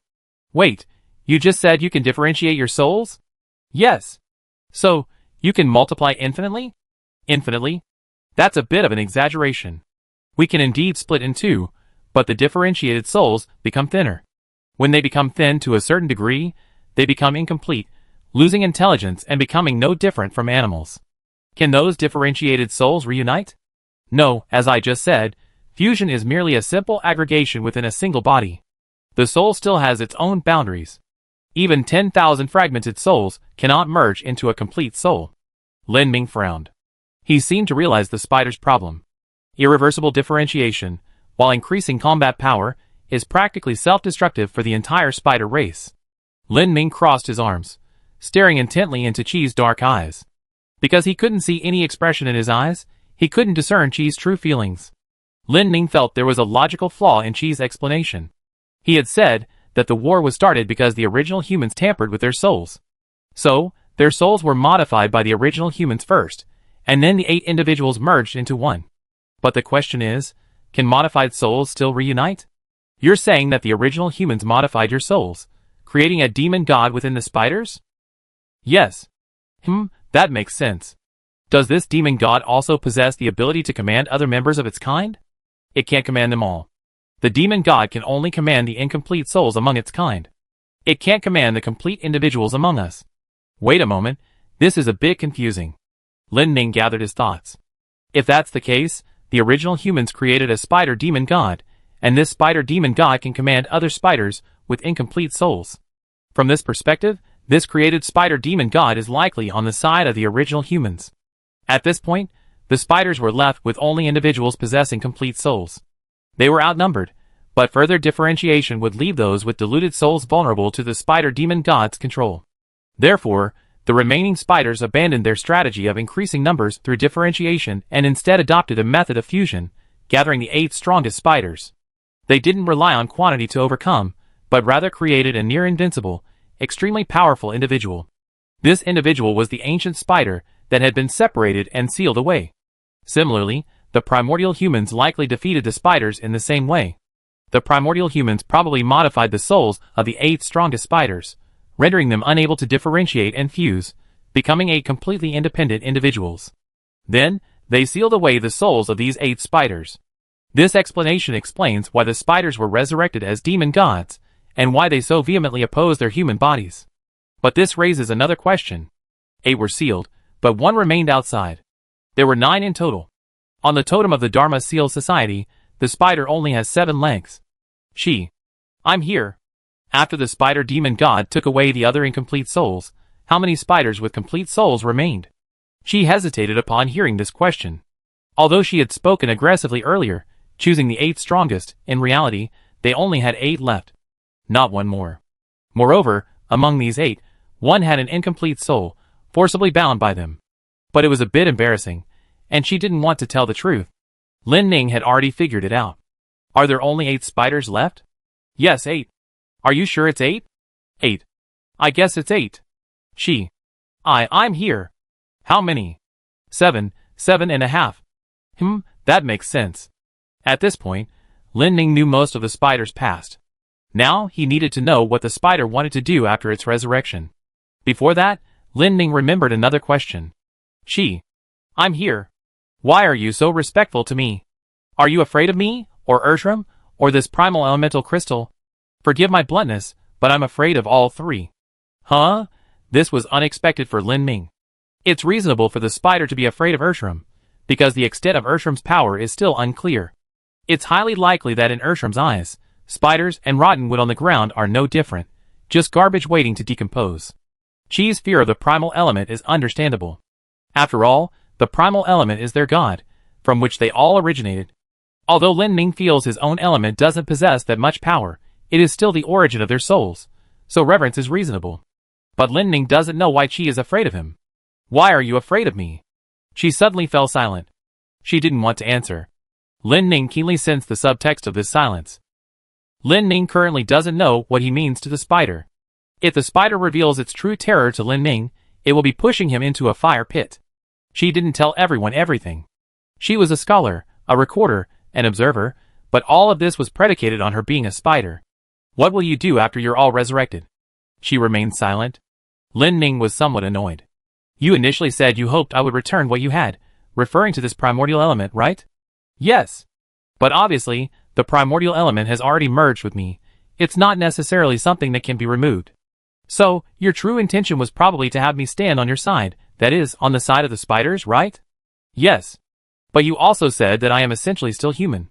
I won't sacrifice myself just because I know your history. Therefore, I need to know your position. She paused, stunned by these words. Her head turned slightly from side to side, as if surveying her surroundings. Lin Ning gave her no chance to process what was happening. This is your world. There's nothing for you to look around for. You're thinking about how to answer me, aren't you? Yes. But Chi, you're in human form now. Human thoughts are revealed in actions. Telling the truth only requires a firm decision, not deliberation. Chi's body seemed to tremble slightly. You want to lie. That's right, she wanted to lie. She couldn't directly tell Lin Ning and the others what they planned to do after their resurrection. The spiders wanted the power of the primordial humans. Or rather, the technology of the primordial humans. Their race had now become countless tiny insects in this world. What they wanted was for all spiders to possess complete souls. In their confrontation with the primordial humans, they had roughly guessed how the primordial humans filled in the gaps in their souls. Filling in the soul requires raw materials, just like repairing a broken cup requires glue. And currently, the only soul-repairing material in this world was the primordial human's own souls. His soul possessed exceptional compatibility with all souls, capable of merging with all things. The ability to see and modify souls was merely a unique technology of primordial humans. Supporting this ability was the terrifyingly vast amount of soul power possessed by primordial humans. Primordial humans had created the demon god race by continuously extracting small portions of their own souls to fill the gaps in the souls of animals. Now, primordial humans are gone. However, his ability to repair souls may still reappear. Because in the present world, fragments of primordial human souls are everywhere. Chapter 252. She didn't tell Lin Ming about the spider's thoughts. She didn't want to, and dared not. The humans existing in the world now are fragments of the original human soul. If the spider wanted to complete the great task of repairing the soul, it needed humans as material. Lin Ming looked into Qi's dark eyes and asked one last question. Where does the soul go after the physical body dies? This question seemed to stump Qi. She didn't intend to hide it. She genuinely didn't know the answer. We really don't know, we can only guess. Tell us. Because we are fragments of the primordial element's soul, and humans are fragments of the original human soul, the total number of souls is actually constant. So, after death, the soul is reincarnated? Reincarnation isn't quite accurate. As you can see, many creatures in the world reproduce. The souls of these new lives might not be created out of thin air, but rather through some kind of cycle. You mean, after death, the soul, as some kind of material, is incorporated into a new body and becomes a completely new form? Yes. Lin Ming scratched his head. If what she said is true, then the soul might indeed have a final resting place. The matter of the Church of Light can be explained. After everyone dies, the soul returns to that final resting place and is then redistributed to new lives. Where did you get this guess? She shrugged. I just observed various species and found that, in terms of reproduction, the more offspring a species has, the lower its intelligence. Then he speculated that these species' excessive reproduction led to a dilution of their souls. If this hypothesis were true, it could be deduced that the total number of souls remained constant.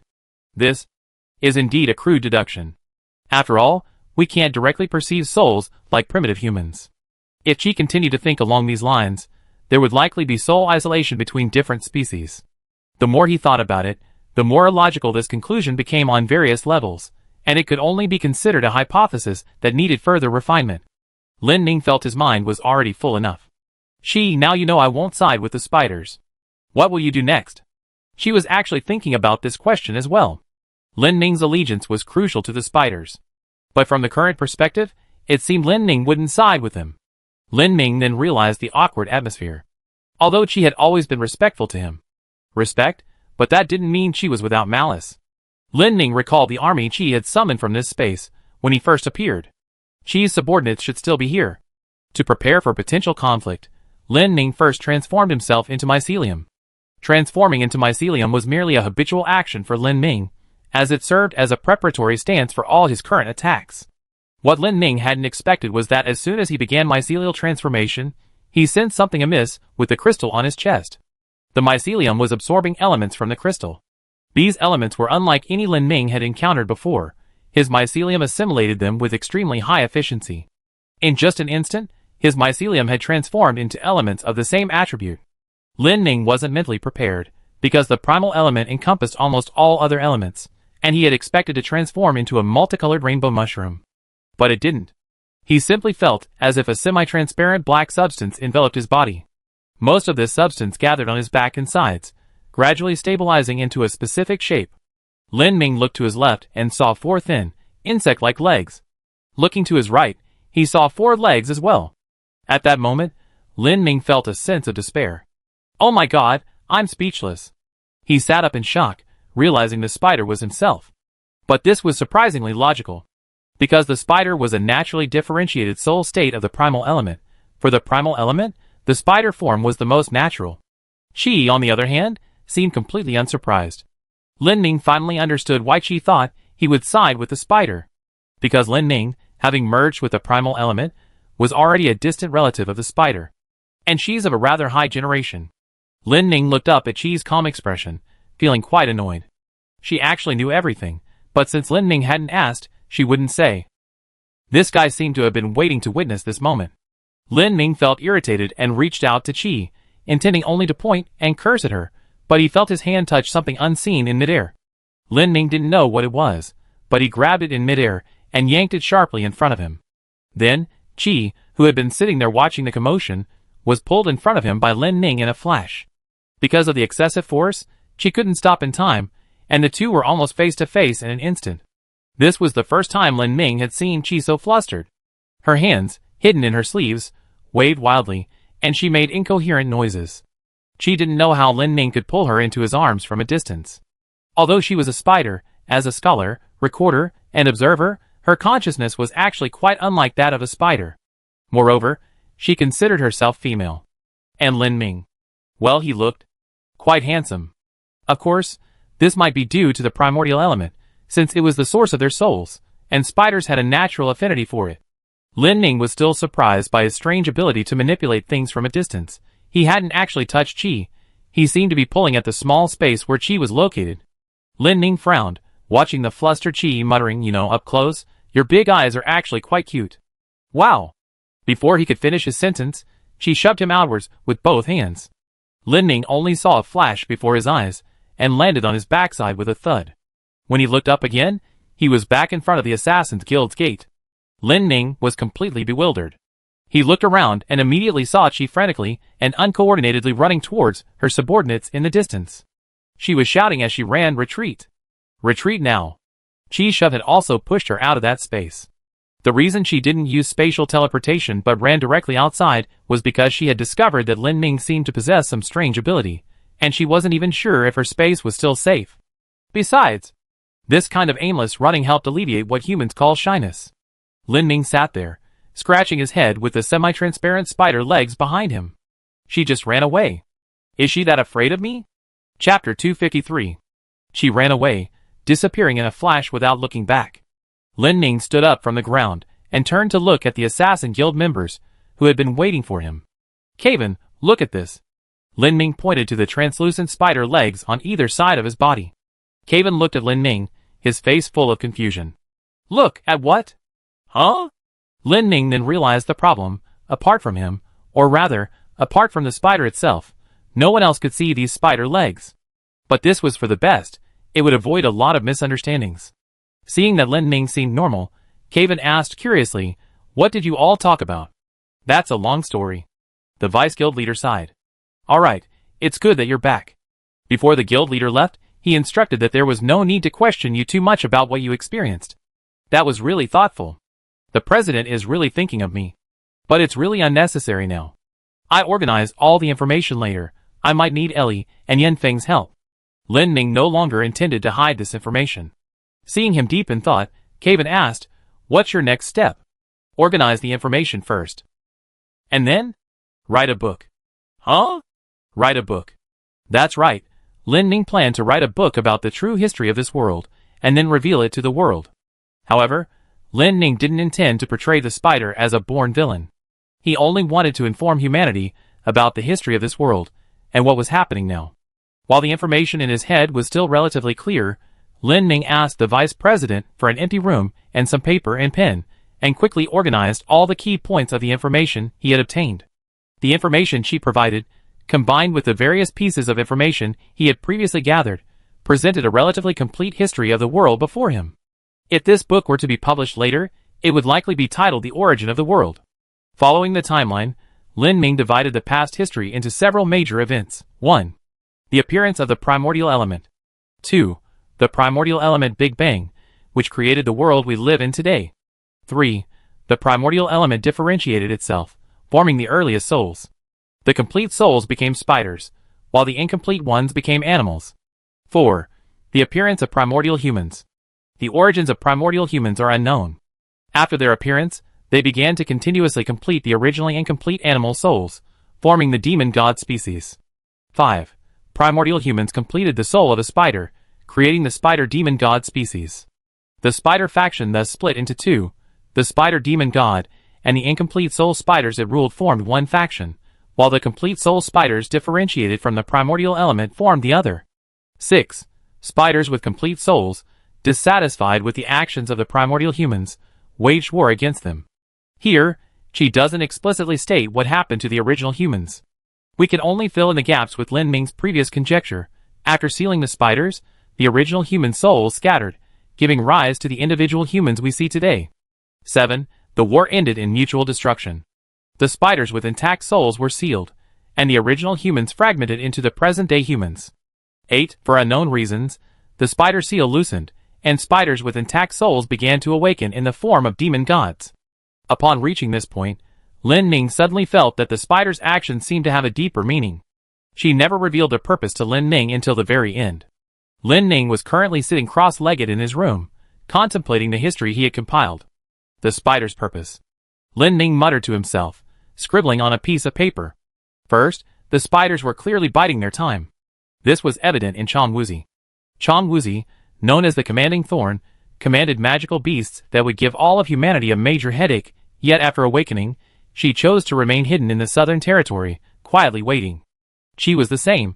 After learning that Lin Ming had merged with the primordial element, she only came to negotiate, hoping to recruit him into their ranks. They were waiting for all their kin to be resurrected. This meant that there was an existence in this world that they could not defeat without their complete synergy. And this level of existence could only be the primordial humans. Thinking this, Lin Ming leaned back and lay down on the floor. Demon gods descend from the land of gods, and upon awakening, they remember their names. In other words, the souls of demon gods are inherently immortal. Arn's resurrection ability isn't unique. Its special feature is that after resurrection, she retains memories of her past life, and the resurrection speed is extremely fast. His dead demon gods will awaken again from the land of gods, but the time required is likely extremely long, exceeding the lifespan of several generations of ordinary humans, which is why there are so few records of it. Lin Ming suddenly realized that if his suspicions were true, then all newly awakened demon gods had at least died once. Ugh, this is a mess. Lin Ming rolled around on the floor, ready to quit. Let whoever wants to write this book write it. He couldn't afford to waste his brainpower. So what exactly is the spider trying to do? Is it trying to completely defeat that primordial human to eliminate any future threats? Lin Ming picked up another piece of paper, and wrote a large human character. Now that the primordial human is nowhere to be found, is the Lord of Humanity really? Wait. Lin Ming suddenly noticed a blind spot. How did the National Council confirm the existence of the Lord of Humanity? Although some say the National Council possesses the technology to detect the divine descent, such technology shouldn't be that accurate. Otherwise, they wouldn't have gone to such lengths to find Lin Ming. They could have just ambushed his resurrection point in the grove where he awakened. Furthermore, according to Black Owl, the National Council Elder's ability is to change the laws of the world. This is clearly the power of the primordial element, and also the spider's power. That mysterious supreme leader of the National Academy. Lin Ming seemed to have found a breakthrough. The National Academy was clearly led by Spider. And what the National Academy had been doing all along was human experimentation. Spider was researching humans and demon gods. She had said that Spider didn't possess the technology to repair souls. She especially emphasized that repairing souls was a technology, not an ability. The difference between technology and ability was that technology could be learned. Lin Ming sat up abruptly from the floor. This was probably Spider's goal. They wanted to master the technology of repairing souls. Having mastered this technology, they naturally wouldn't apply it to other species. They would only use it to strengthen themselves. Because spiders cannot reproduce. Lin Ming had already deduced this during his conversation with Qi. According to Qi's description, spiders possess the ability to split, but can only split and aggregate, not perfectly fuse. This determines that the spider race will only grow weaker. In fact, when spiders faced the original humans, there were only 7.5 individuals with complete souls. Unlike spiders, humans can reproduce almost infinitely, and the souls of these offspring are all complete. Humans, reproduction. Complete souls. Fusion. Lin Ming suddenly felt as if struck by lightning, an extremely explosive thought surfacing in his mind. The original humans had indeed not disappeared. The true purpose of their differentiation into countless souls was likely to deliberately reproduce their own souls. Creating the demon god seed and sealing the spiders consumed most of the original human soul. The primordial humans, with only a small fraction of their souls remaining, were unable to regenerate their own. In their desperation, They noticed the reproductive methods of other animals. Reproduction. As animals reproduced, and their numbers increased, so did the total number of souls. The primordial humans discovered that as animals grew from infancy to adulthood to old age, their souls could develop. At birth, each species received a weak soul from reincarnation, and through the growth process, this weak soul gradually grew stronger within its new body. However, this process was extremely long, and the increase in the size of a single soul was very small. But little by little, it eventually accumulated. Humans, possessing complete souls, naturally reproduced at a rate far exceeding that of ordinary animals. Therefore, the primordial humans actively differentiated themselves into males and females, allowing them to reproduce freely in the world. As the human population increased, the total number of souls among all humanity also increased. When the total number of human souls reaches a satisfactory level, he will awaken again, merge with these souls, and revert to his original human form. While the logic is relatively sound, whether the soul dissipates after death or gathers at the original human's location remains unknown. Therefore, a ritual is needed to ensure that these newly born souls do not dissipate but are preserved as incremental growth. Lin Ning felt a chill run down his spine, for he thought of the underground ancient city and the Church of Light. This ritual is called Deliverance. Chapter 254. Lin Ning finished organizing his thoughts and realized that his current impressions of spiders and primordial humans weren't very good. Lin Ning himself was once human, but his current identity was the lord of the demon god-type mycelium, and having fused with a primordial element, he had become a relative of spiders. However, one's stance cannot be determined by ability or status. While Lin Ning was lost in thought, he suddenly saw a human face perched on the window. He was startled and shuddered. Upon closer inspection, he noticed two dangling ears on the face. It was a cat. He opened the window and let the cat in. Lin Ning crossed his arms and asked irritably, "Isn't there a door? Why did you have to use the window?" "I just wanted to take a look." "Look at what?" "Look at you." "Oh." Lin Ning was surprised that this cat actually cared about him. Watching the cat leisurely circling the room, Lin Ning suddenly remembered a question he had once asked the cat. He had asked the cat what it thought of humans. The cat's answer was, without humans, it would be very boring. Lin Ning smiled wryly. Perhaps the cat's words were the ultimate answer. If there were no humans, no demon races, and everything returned to its starting point, with only a group of spiders and a primordial human, that kind of world would be far too boring. Having sorted out his thoughts, Lin Ning felt better and went out with the cat. As soon as they opened the door, they found it had started to rain. The rain wasn't heavy, not even pouring. Lin Ning's true form was a mushroom, so he didn't dislike rain. But the cat was different. Seeing the rain, the cat obediently stood on a clean patch of ground under the eaves, as if it had been sealed away. Lin Ning looked around, then crossed the street to the house he bought for the cat. The house had a fireplace. He hadn't even been inside the house himself since buying it for the cat, so he thought he'd go in and warm himself by the fire. "Cat, come here." "No." "The rain isn't heavy." "No, it's still damp." "So you're just going to stay there?" "Yes." "What if it rains all day?" "All day." "What about next year?" "All year." "Come on, let's warm ourselves by the fireplace in your house." The cat seemed tempted to go to the fireplace, but he still didn't want to get wet. Crossing the street would definitely get him soaked. Seeing the cat's stubbornness, Lin Ning went into the cat's house, lit the fireplace, and then called out, "The fireplace is lit, come on over." "No." Lin Ning didn't want to waste any more words. 8 spider legs spread out behind him, and with a pull towards the cat, it flew across the street with a whoosh and was caught in Lin Ning's hand. Secret technique. Catting from afar. The cat had no idea what was happening. It only felt that its flying experience had become increasingly rich lately. He carried the cat into the house, shook off the rainwater clinging to it, and then tossed it in front of the fireplace. The cat, upon reaching the fireplace, immediately froze, its face beaming with happiness. This house was bought by Lin Ning for the cat. He himself had never even been inside. "Your own house. Don't you even deserve a lock?" The cat didn't answer. Lin Ning looked around and decided that the house really didn't need a lock. There was nothing worth stealing. He looked at his hands, then at the spider legs on either side of his body. Besides the 8 spider legs, he still had his own 4 limbs. His current appearance was more like a crab than a spider.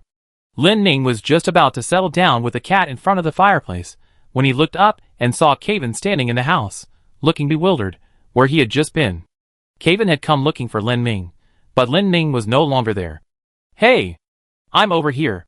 Kevin followed the voice, and saw Lin Ming across the street. He shouted at Lin Ming, "What are you doing over there? Stand in the doorway." Kevin listened to Lin Ming's instruction to stand in the doorway, and although he didn't know what Lin Ming wanted, he did as he was told.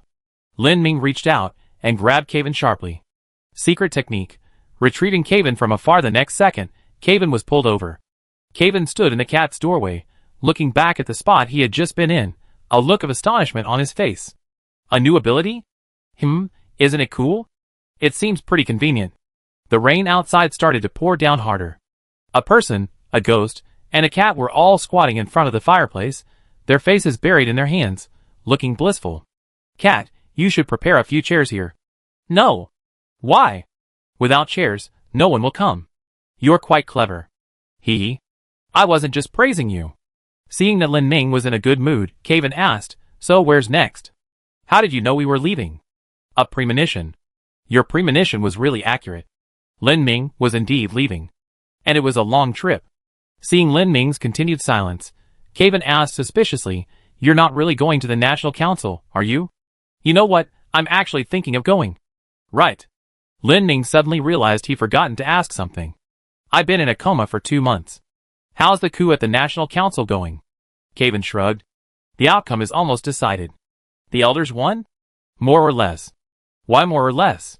"I heard from Heisen that when the conflict within the National Council started to spiral out of control, key members of both the academic and new factions began dying one after another."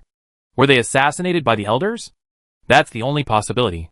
"Then, this coup was essentially suppressed?" "Not exactly. The new faction and some who were unwilling to remain in the National Council fled en masse, and formed a new organization called the Moonshadow Society." "That's a pretty cool name. Won't the elders silence such an organization?" "It's said that the members of the Moonshadow Society all possess unique skills. Although their combat strength isn't particularly high, they are very adept at disguise and survival. They don't have a formal headquarters, they're just a mobile organization with an internal communication network. Not strong in combat, but skilled at survival." "Could it be that Wilhelm?" Kevin smiled upon hearing this name. "Wilhelm is now the second in command of the Moonshadow Society." "Wow. Not bad, Wilhelm." Lin Ming felt a connection upon hearing this. The Moonshadow Society must possess many secrets of the National Council, otherwise they wouldn't have fled. Kevin saw through Lin Ming's thoughts. "Go find the Moonshadow Society? The intelligence they have might be a breakthrough, but as you just said, the Moonshadow Society doesn't have a headquarters, so there's nowhere to look. Easy to find." "Huh?" "We know the Moonshadow Society's whereabouts." "Huh?" "Wilhelm, as the Moonshadow Society's second-in-command, visited the Assassin's Guild while you were unconscious. He even checked on you." "Huh?" "He wanted to draw a turtle on you, but we stopped him." "Were you all having such a good time while I was unconscious?" Kevin briefly explained the current relationship between the Assassin's Guild and the Moonshadow Society. The coup wasn't actually over. The elders' suppression of the remaining resistance forces had temporarily ceased. If they killed all the enemies, the National Council would be nothing but an empty shell. The elders seemed content with just keeping the National Council functioning normally. Under these circumstances, the Moonshadow Society's goal was simple: to find a way to defeat the elders. Wilhelm didn't visit the Assassin's Guild as a representative of the Moonshadow Society, he infiltrated disguised as a mercenary. If it weren't for Kevin, no one would have noticed such a figure had infiltrated the Assassin's Guild. Wilhelm originally intended to seek the Guild Master's help. The Guild Master initially ignored him. However, Wilhelm brought a gift. He dealt with a group of mid-level officials in the National Council who had contracts with the Guild Master, as a gesture of goodwill. The Guild Master's contractual power bound both the contracting party and himself. Wilhelm's actions were tantamount to removing several cumbersome shackles from the Guild Master. The Guild Master then realized that this bespectacled young man, with a cigarette dangling from his lips, and a frivolous expression, knew far more than he had imagined. Wilhelm's visit to the Assassin's Guild wasn't to establish an alliance. He merely gave the Guild Master a coded signal. The Moonshadow Society itself lacked sufficient combat strength, so hiring mercenaries was necessary. And the Assassin's Guild was the largest mercenary organization on the continent. With Wilhelm's code, the Assassin's Guild could know at any time which mercenaries were employed by the Moonshadow Society. If the Assassin's Guild wanted to assist the Moonshadow Society's operations, they could manipulate the mercenary assignments. Although the Guild Master didn't think such a smokescreen could fool the National Council, This nominal legitimacy was something he valued. Lin Ning listened, dumbfounded, and after a long while, he finally said, "The outside world is truly amazing." Chapter 255. Although Lin Ning wanted to go directly to Wilhelm, the Assassin's Guild hadn't received the Moonshadow Society's signal yet. So Lin Ning could only wait. While waiting for news, Hyson and Ellie prepared Lin Ming's staff. Lin Ning only remembered this when he saw the staff. If Hyson hadn't mentioned it, he would have completely forgotten about it. The staff Hyson and Ellie gave him didn't look like a staff at all, because this staff was soft. It felt more like a whip. Lin Ning held the whip up and examined it closely, only then realizing how exquisite its craftsmanship was. The whip's handle was white, looking like some kind of animal bone, with fine carvings on it, looking very valuable. The most astonishing part was the whip itself. Its craftsmanship went beyond mere exquisite. The whip appeared to be 1 meter long, but its maximum length was 5 meters. Moreover, the material wasn't soft leather or animal sinew, but rather countless tiny metal buckles. These thousands of interlocking metal buckles formed an exquisitely beautiful structure. It was this design that allowed the whip to extend and retract freely. When compressed to its shortest length, it became a slightly elastic stick with a pointed tip. Lin Ning held this magic whip, speechless with astonishment. How was this made? Ellie replied from the side, "A levitation technique using wind magic. Kid, I got a former classmate to help me. So that's how it is. Using wind magic to levitate parts allows for the creation of intricate components. It must be very expensive." Hyson pondered for a long time, resting his chin on his hand. "You say expensive? It certainly is, but mages' staves are never sold to outsiders, so there's no record of any such item being sold. We don't know exactly how expensive it is. Why is it soft? Where did that harpoon go?" Hearing this, Hyson pulled out a large roll of blueprints from behind him and unfurled it with a whoosh. The blueprints were over 2 meters long. Ms. Ellie, shall I explain?" "Yes, you do." Hyson cleared his throat and began his product introduction. "A staff requires a mage's abilities to work. For example, this magic bow of mine was custom made for me by my teacher after he discovered my talent for archery. And you, Lin Ming, what are your special characteristics? Is it all elemental? That's one aspect. What else? Mycelium? That's right, mycelium. This staff we made would be extremely awkward for an ordinary person to use, but you're different. The whip's structure is hollow. You can use mycelium to completely control this staff." Lin Ming suddenly understood. He gripped the whip and tried to channel mycelium into the staff. Sure enough, the staff felt like an extension of his body. He could control it freely. He could even make the staff tie a knot in midair. "Amazing!" Lin Ming exclaimed in amazement. "It's not over yet. Free control is only the first step.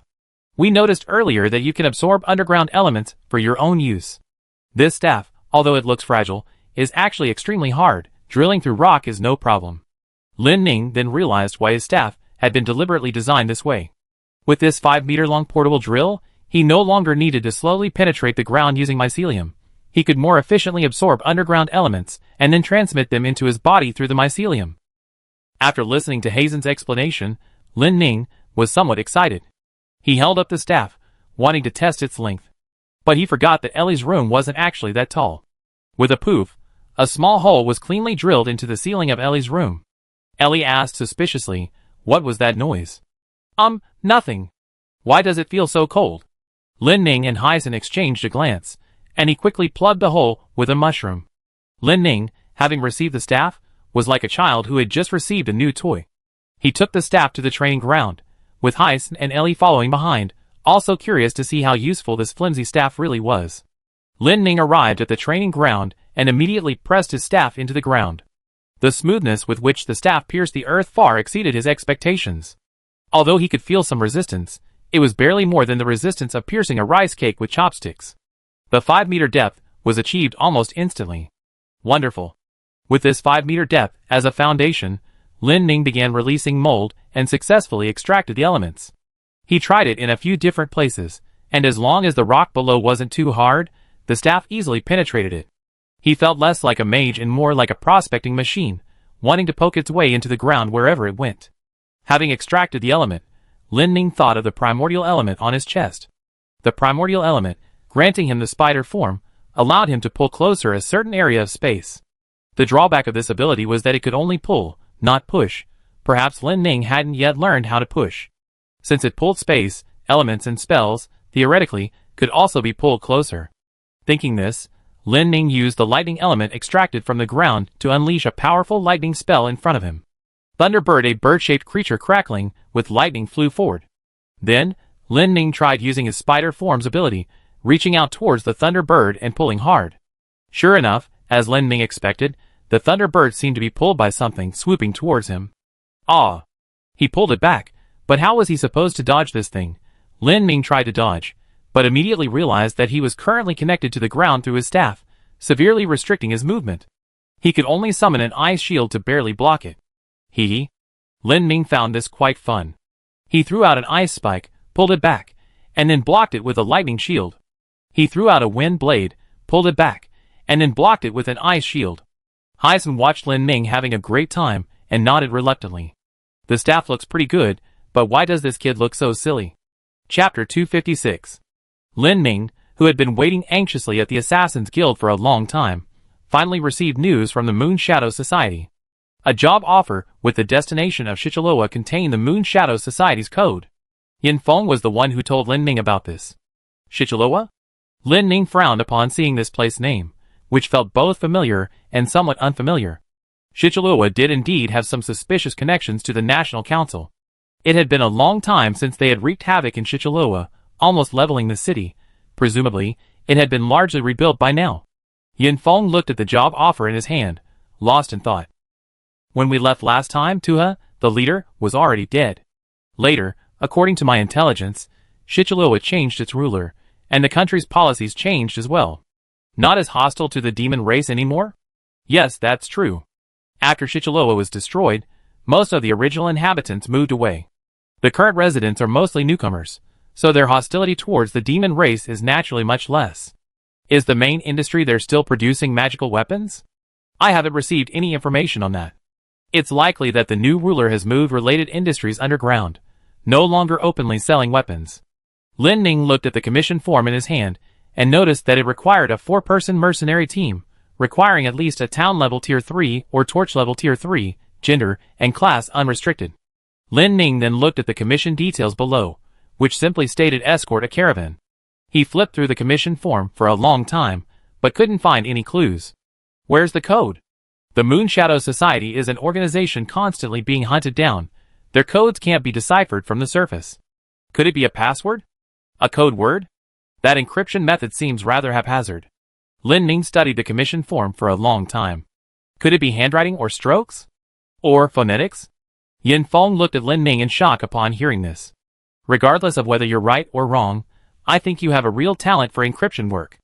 Lin Ning, having confirmed the destination was Stonetrelova, asked Yin Feng, a 4-person mercenary team, who are you planning to send? You're definitely going, right? Of course. Since you're going, Kaven will definitely be coming along, right? Definitely. Then the remaining 2, they need to be at least Town Torch rank 3, or maybe we should just pick 2 randomly. It's a rare opportunity. Aren't you going to meet the landlady? What do you mean, meet? Don't stutter. Meeting or not is fine. Let's not talk about you 2 for now. The commission requires Town Torch rank 3, and Kaven and I have never participated in any ranking system. Hey, that's easy to do. Yin Feng said, reaching out to open a drawer beside him. Inside the drawer were stacks of professional certificates, each category and rank complete. Huh? You make fake certificates? Yin Feng raised his hand and covered Lin Ning's mouth. Make fake certificates, my foot. This is... A tool, yes, a tool. That's still a fake certificate. What, do you have real ones? No. Then that settles it, doesn't it? You still have to use them. Lin Ning nimbly took a certificate for a first-tier torch mage, which included a thin badge. Professional. How realistic is this? Judging from the manufacturing process, it's practically real. Huh? Don't be surprised. We don't usually use these certificates. We only use them in special circumstances to make a show of force. The Assassin's Guild doesn't care about this rating standard anyway. Hearing this, Lin Ning suddenly felt very curious. If I were to participate in the ranking, what rank would I likely be? For a mage, I say entry-level torch. What about Kaven? Kaven couldn't even reach town level before, but I haven't seen his skills in a long time. I wonder what level he's at now. By the way, who has the highest ranking in the Assassin's Guild? Is it the guild leader? Not really. The guild leader hasn't updated his ranking since town level 3. The highest ranked member of the Assassin's Guild is Nachi. He was already Radiant level 1 a long time ago. Isn't he just a little short of becoming Yang level? Of course. Nachi is already Yang level right now. He's at the pinnacle of teleportation magic. Lin Ning suddenly understood why Yin Feng had so many convincing fake certificates. The Assassin's Guild members didn't like the ranking system, but as mercenaries, the ranking was crucial when accepting commissions. After all, the layman who hired them couldn't discern any real skill, and could only rely on certificates and badges to determine strength. Lin Ning pulled out a mage certificate and a warrior certificate from the fake documents. He and Kaven each received one. I said, "You're really not going?" Yin Feng sighed. "I really can't go this time. There's just too much official business. If I leave, a huge backlog will accumulate. What a pity. I was hoping to see you and the landlady reunite and embrace each other with tears in your eyes. Is that all you see me in?" Joking aside, Lin Ning still needed to choose 2 other followers. Lin Ning's manager asked around among the Assassin's Guild's main members, but they were all still too busy to take on this mission. Cats were an option, but cats couldn't be considered combat power. "Hey! By the way, has Xiao Yi settled her contract with the guild leader?" "Yeah, that contract is done. She's a mercenary now. Want to take her with you? That guy doesn't look like a town-level expert at all. We can't just rely on fake credentials, we need something real." "What are you talking about? She's a legitimate town-level second-tier expert." "Second tier? Goodness, appearances can be deceiving. Then let's take Xiao Yi. Her abilities are actually quite useful. Xiao Yi plus cat." The moment this combination appeared in Lin Ning's head, he already found it noisy. The cat is a companion pet, so let's choose another one. He needs to choose someone knowledgeable who can help him organize intelligence.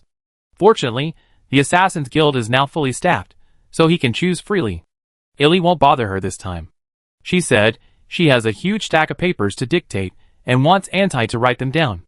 Mei Yi is practically a permanent resident of the outer city now, unable to leave her affairs there. Lin Ning turned to look out the window and saw a passerby eating an apple as they walked past.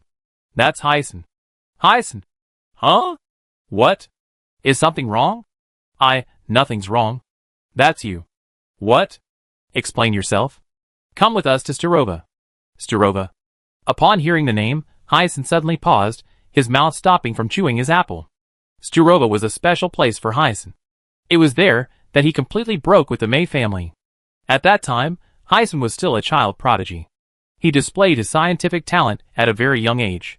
To ensure Hyson would have a place in the National Academy, the Mei family sent him to the vicinity of Sturova to work as a researcher at a research unit under their jurisdiction, thus increasing his seniority. It was there that Hyson discovered the various forbidden experiments the Mei family had been conducting. These included experiments extracting and replicating the power of the demon god. The success rate of that experiment was extremely low. 9 out of 10 demons captured there would be tortured to death. Although the experiments mostly failed, there were still a few successful cases. For example, the prototype of the magical weapon, the remnants of the lizard demon god's existence, and the clone technology that Lin Ning witnessed in Stonetrelova. Cloning was a massive experimental project of the Mei family. This project utilized the abilities of more than one demon race. At the time, the Mei family wanted to achieve this by combining the abilities of various demon races. When Hyson left the Mei family, the experiment was still just a concept and a hypothesis. Therefore, when Lin Ning said he had personally witnessed the artificial human factory, Hyson was the most surprised. Although he knew the technology originated from the Mei family, Hyson didn't say much to the other members of the Assassin's Guild, because Hyson was now ashamed of his family. Many of the researchers from the Mei family have strayed from their scholarly pursuit of truth, simply indulging in the pleasure of deviating from human ethics and the thrill of being high above others. Moreover, judging from the current situation, this technology is nearing completion. He can't do much more on his own. "Hyson, hey! Hyson!" Lin Ning called several times before Hyson heard him. "Sturova, are you coming?" "Me, Kaven, Cat, Xiao Yi, and you." Hyson looked at Lin Ning upon hearing this. Lin Ning was going to meet up with the Moon Shadow Society, whose goal was to influence and infiltrate the National Council from the outside. Therefore, they would most likely encounter the Mei family. For some reason, the thought of Lin Ning going to Sturova gave him an ominous premonition. He couldn't help but recall the scene from his youth, when he personally carried the corpses of demon gods. Hyson looked at Lin Ning, at this possibly most unique demon god species in the world, his former student, and after much deliberation, nodded. Okay, I go. Chapter 257. Lin Ming was already adept at preparing for the trip. To avoid trouble, he disguised himself. Xiao Yi was quite excited to hear she was being taken on a mission. This was one of her few official jobs. However, when she learned that the cat was also going, Xiao Yi's expression became somewhat subtle. After packing their belongings, taking his newly acquired staff, and preparing the carriage, they were ready to depart. Hyson hadn't traveled far in a long time, and for some reason, he felt somewhat worried about this trip to Shichiluo. Lin Ming, seeing Hyson's worried expression, teased, "What's wrong? Missing Ellie? I definitely miss her, but I feel a little uneasy." "Why?" "Just a gut feeling. Once we're in the carriage, I tell you some things about Shichiluo." Just as the four of them and the cat were about to set off, Yin Feng suddenly chased after them. Could you take something for me?" Yin Feng said, handing Lin Ming a letter. Lin Ming grinned mischievously. "For the landlady?" "Yeah." "A love letter?" "I don't think so." "Oh. I get it. Lin Ming took the letter, a sudden sense of mission washing over him. "So I'm a messenger of love now, huh? By the way, are you only delivering one letter? No other tokens or something?" "I don't think so." "I think so. Why don't you ask Hyson? He's experienced." Hyson, who was still unpacking his luggage, suddenly perked up at this. "What, a love letter?" "Yeah, our secretary Yin met a beautiful older sister in Sturorba." Hyson understood instantly. "Oh, is it big sister?" "Yes, big sister." "Then just one letter?" "That's what I was thinking too." "Look, besides a letter, we should send something else." Hyson stroked his chin, recalling his past romantic experiences. "It has to be something representative, something that immediately reminds me of you. Ideally, it should be something personal. Its value isn't important. The important thing is that it's unique, and it should be something you use or see every day. The effect should be that it evokes memories of you." Yin Feng listened, completely bewildered. Hyson looked Yin Feng up and down, finally settling his gaze on Yin Feng's hair clip. Yin Feng always found his bangs in the way when handling official documents, so he used a hair clip to hold them back. Although the hair clip wasn't anything expensive, it was well made, and Hyson thought it was perfect as an embellishment for a love letter. Before leaving, Lin Ming reminded Yin Feng, "We're taking your hypnotic cat with us. Remember to go to bed on time." Lin Ming drove the carriage, and the group left the Assassin's Guild, officially heading to Shichiroba. Hyson sat in the carriage, feeling somewhat bored. He looked at Xiao Yi and felt that her expression was a little strange. "What's wrong? Are you feeling unwell?" No. Xiao Yi's behavior was odd, her gaze was evasive. She kept rubbing her hands, and she kept touching her clothes. Hyson looked at Xiao Yi, and this reaction seemed somewhat familiar. After racking his brains for a long time, he suddenly realized that this was very similar to the withdrawal symptoms after becoming addicted to something. Oh, if there was anything bad about Xiao Yi, everyone in the Assassin's Guild knew about it. During her time with the Assassins, she had been relatively well-behaved, not stealing anything. After 2 months of being a law-abiding citizen, Xiao Yi was nearing her limit. Now, her urge to steal was acting up. Seeing her like this, Hyson deliberately stretched out his waist, revealing a pocket watch clipped to his waist. Xiao Yi's eyes widened when she saw the pocket watch, which looked very valuable. Hazen's instinct told her to steal it. Hazen's reason told her to resist. Honest work was hard-earned. Hyson looked at Xiao Yi, also curious whether this habitual thief could truly reform. Instinct and reason in Xiao Yi's mind ultimately clashed. She tremblingly pointed to the pocket watch at Hazen's waist and asked, can I steal this?" Hyson had never encountered such a polite thief before. "This you can't." "Please." This. "Please." "Think carefully. If I agree, this isn't stealing, it's robbery." Upon hearing this, Xiao Yi suddenly calmed down. "Forget it then. I won't do something as pointless as robbery." Lin Ming, who was driving ahead, overheard their conversation and had anticipated this turn of events. So he was prepared. "Xiao Yi." "Huh?" "I put 10 gold coins in the cat shirt pocket. If you get them, they're yours."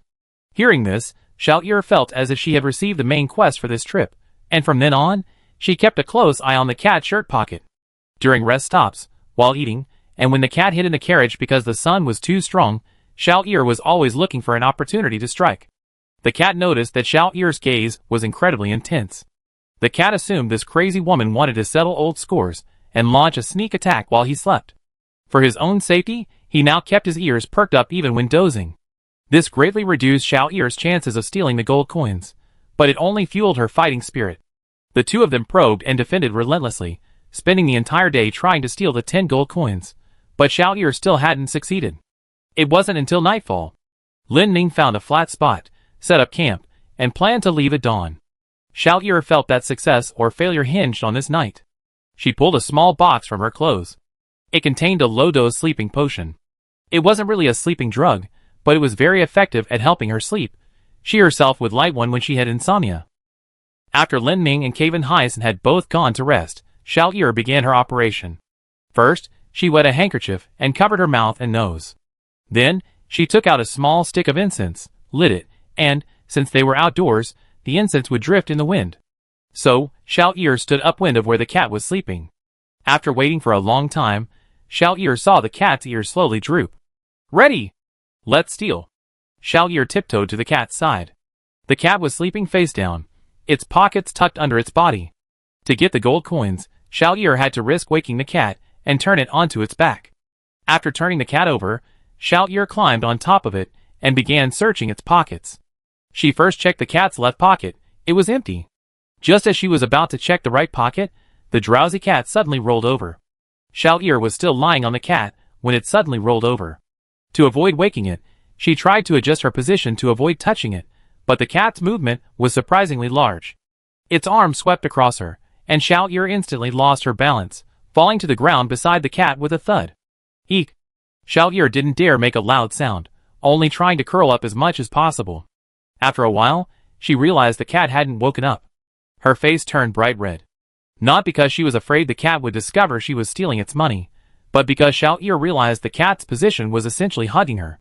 Although the cat wasn't tall, Xiao Yi was also petite.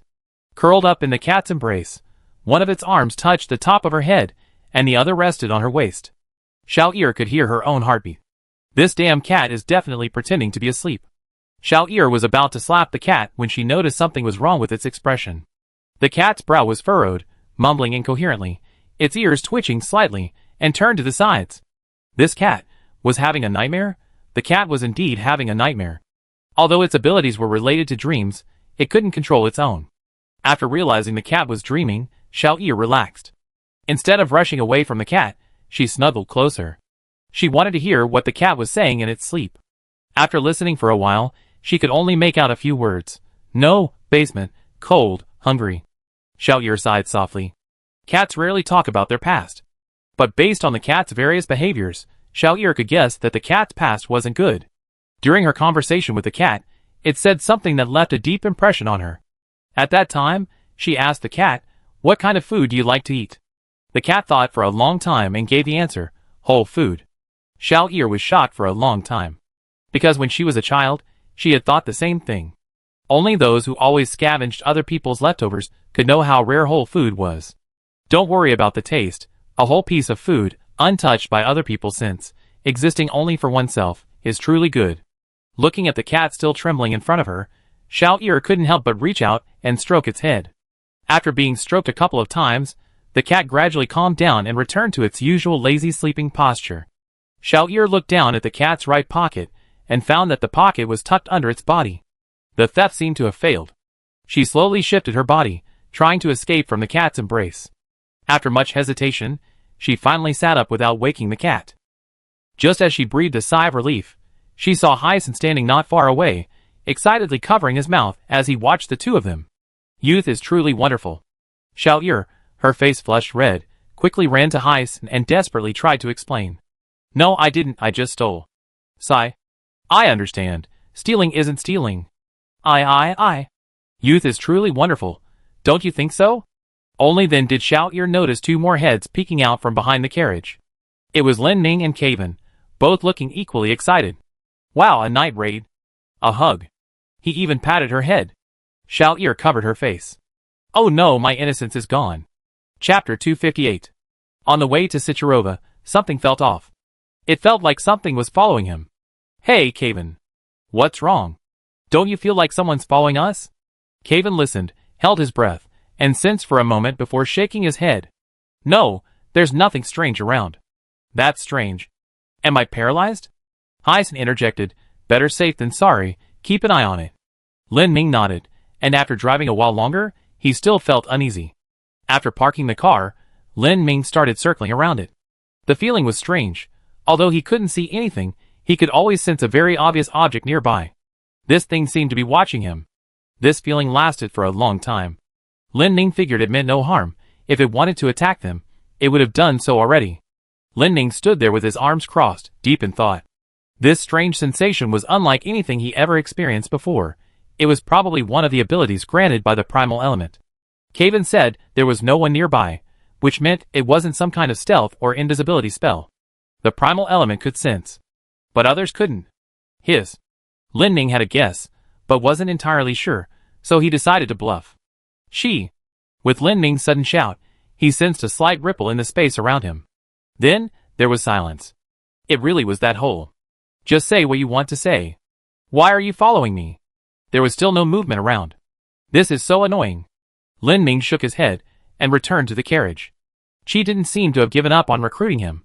Now she'd become a stalker again, but even so, Lin Ming couldn't do anything about her. As long as she didn't leave that world on her own, Lin Ming couldn't do anything about her. Hyson, seeing Lin Ming return, asked curiously, how did it go? Did you find anything? Sigh, it might be that whole-eyed spider that came looking for me last time. Ah? She's nearby? I only said it's possible, but I hope it's her.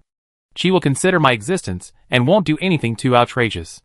If it's someone else with ill intentions, the enemy is in the shadows while we're in the open, we're probably in grave danger. Hyson looked terrified upon hearing this. You mean, she might have been watching us the whole time? Yeah, otherwise she wouldn't have been able to pinpoint my location so accurately. That's troublesome. Yeah. Then when we went to the bathroom, weren't we completely exposed? Lin Ming glanced back at Hyson. Why is your focus so strange? It's not strange, I get shot when I go to the bathroom. It's okay, she's not your species, so logically she shouldn't be interested in humans. Oh, I see. What, you're quite disappointed. Not really, I don't have that kind of fetish. Lin Ming and Hyson didn't seem to care, but Xiao Yi, who had heard everything clearly, felt like someone was watching her every time she went to the bathroom from then on. So much so that she had to mentally prepare herself before each trip to the bathroom, otherwise she couldn't even urinate properly. Lin Ming and his group arrived in the long-awaited Shitura smoothly, without encountering any unexpected situations. Upon arriving, Lin Ming noticed that Shitura was quite different from what he had imagined. He had assumed it would be largely rebuilt, but in reality, it was still a ruin.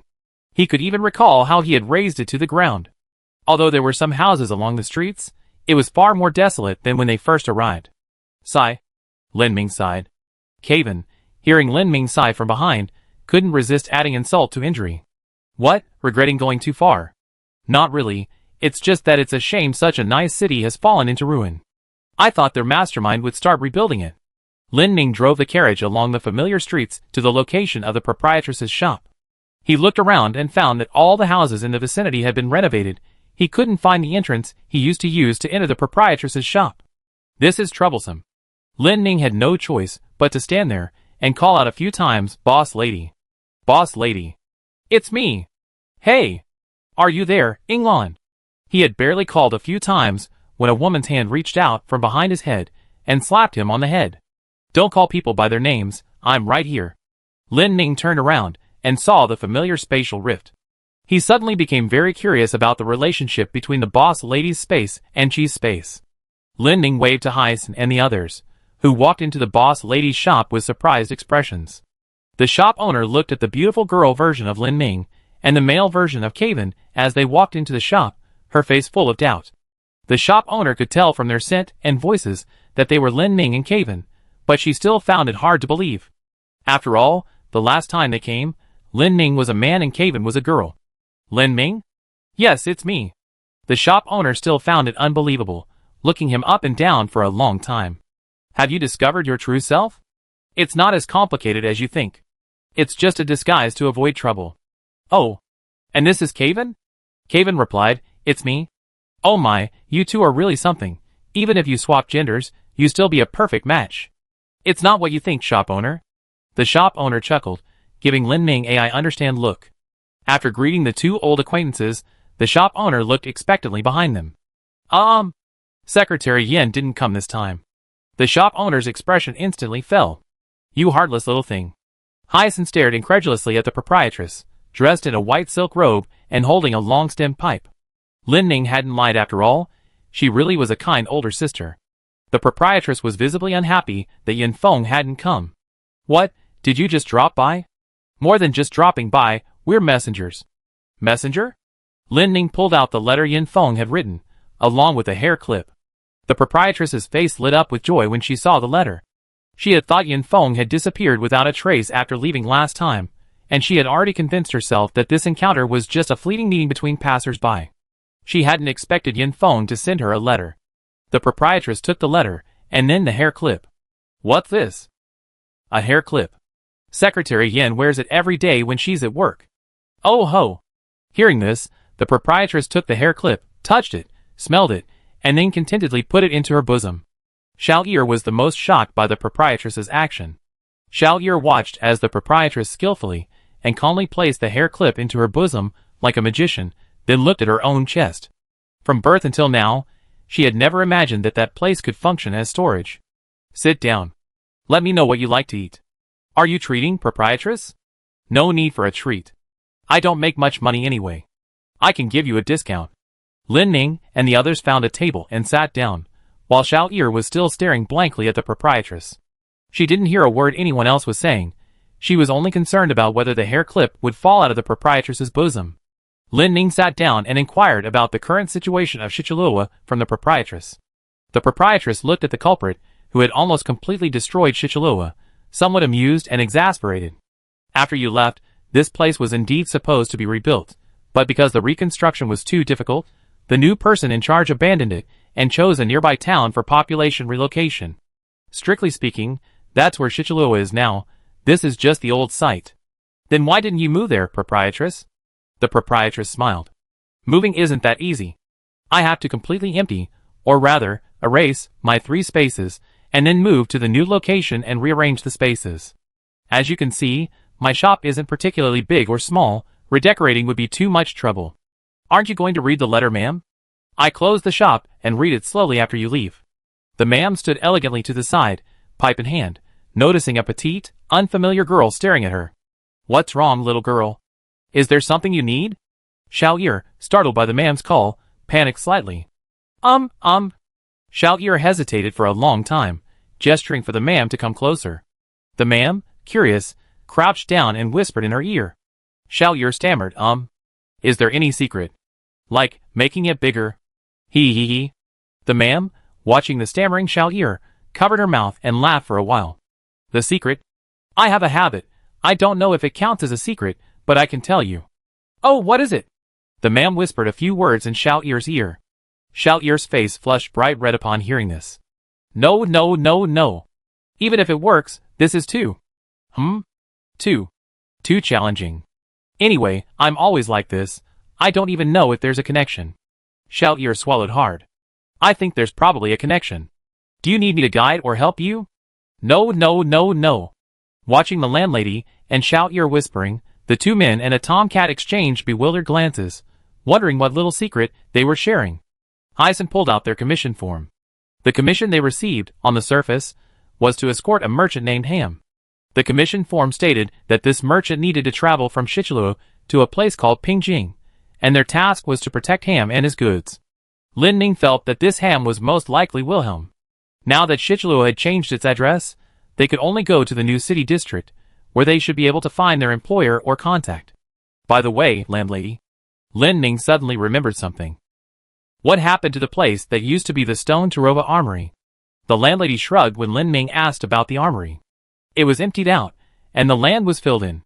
It's farmland now. Lin Ning frowned. What he was really concerned about wasn't the armory itself, but the door he'd seen beneath it. Behind that door lay Stone Tarova's biggest secret. By Yueling's Clone Factory. Chapter 259. Now that Yin Feng's letter had been delivered, Lin Ning bid farewell to the proprietress and went to the new city of Shichilua. The new city of Shichilua was not bustling. Compared to the former Shichilua, it was rather deserted. The houses on both sides of the street were very simple, without any fancy decorations. The pedestrians were all silent, and the roadside vendors didn't even seem interested in calling out their wares. The letter of authorization from Lin Ming and his companions specified the meeting place, a tavern called Ganlu. As soon as Lin Ming pushed open the tavern door, he was hit by a strong smell of alcohol. This smell made Lin Ming's head spin, while Hyacinth, on the other hand, walked in with practiced ease, ordered drinks, and asked the waiter at the counter about the contact, Ham. Upon hearing Hazen's question, the waiter pointed to two men fast asleep in the corner of the tavern. Ham, they're right there. By the way, if you know them, you better pay for their drinks, it'd be 600 gold coins. The two men had their faces covered by clothes, and in front of them were a pile of empty wine glasses, and some dried fruit to go with the drinks. Lin Ming walked over, and abruptly pulled the cloth covering one of the men's faces. Huh? What's wrong?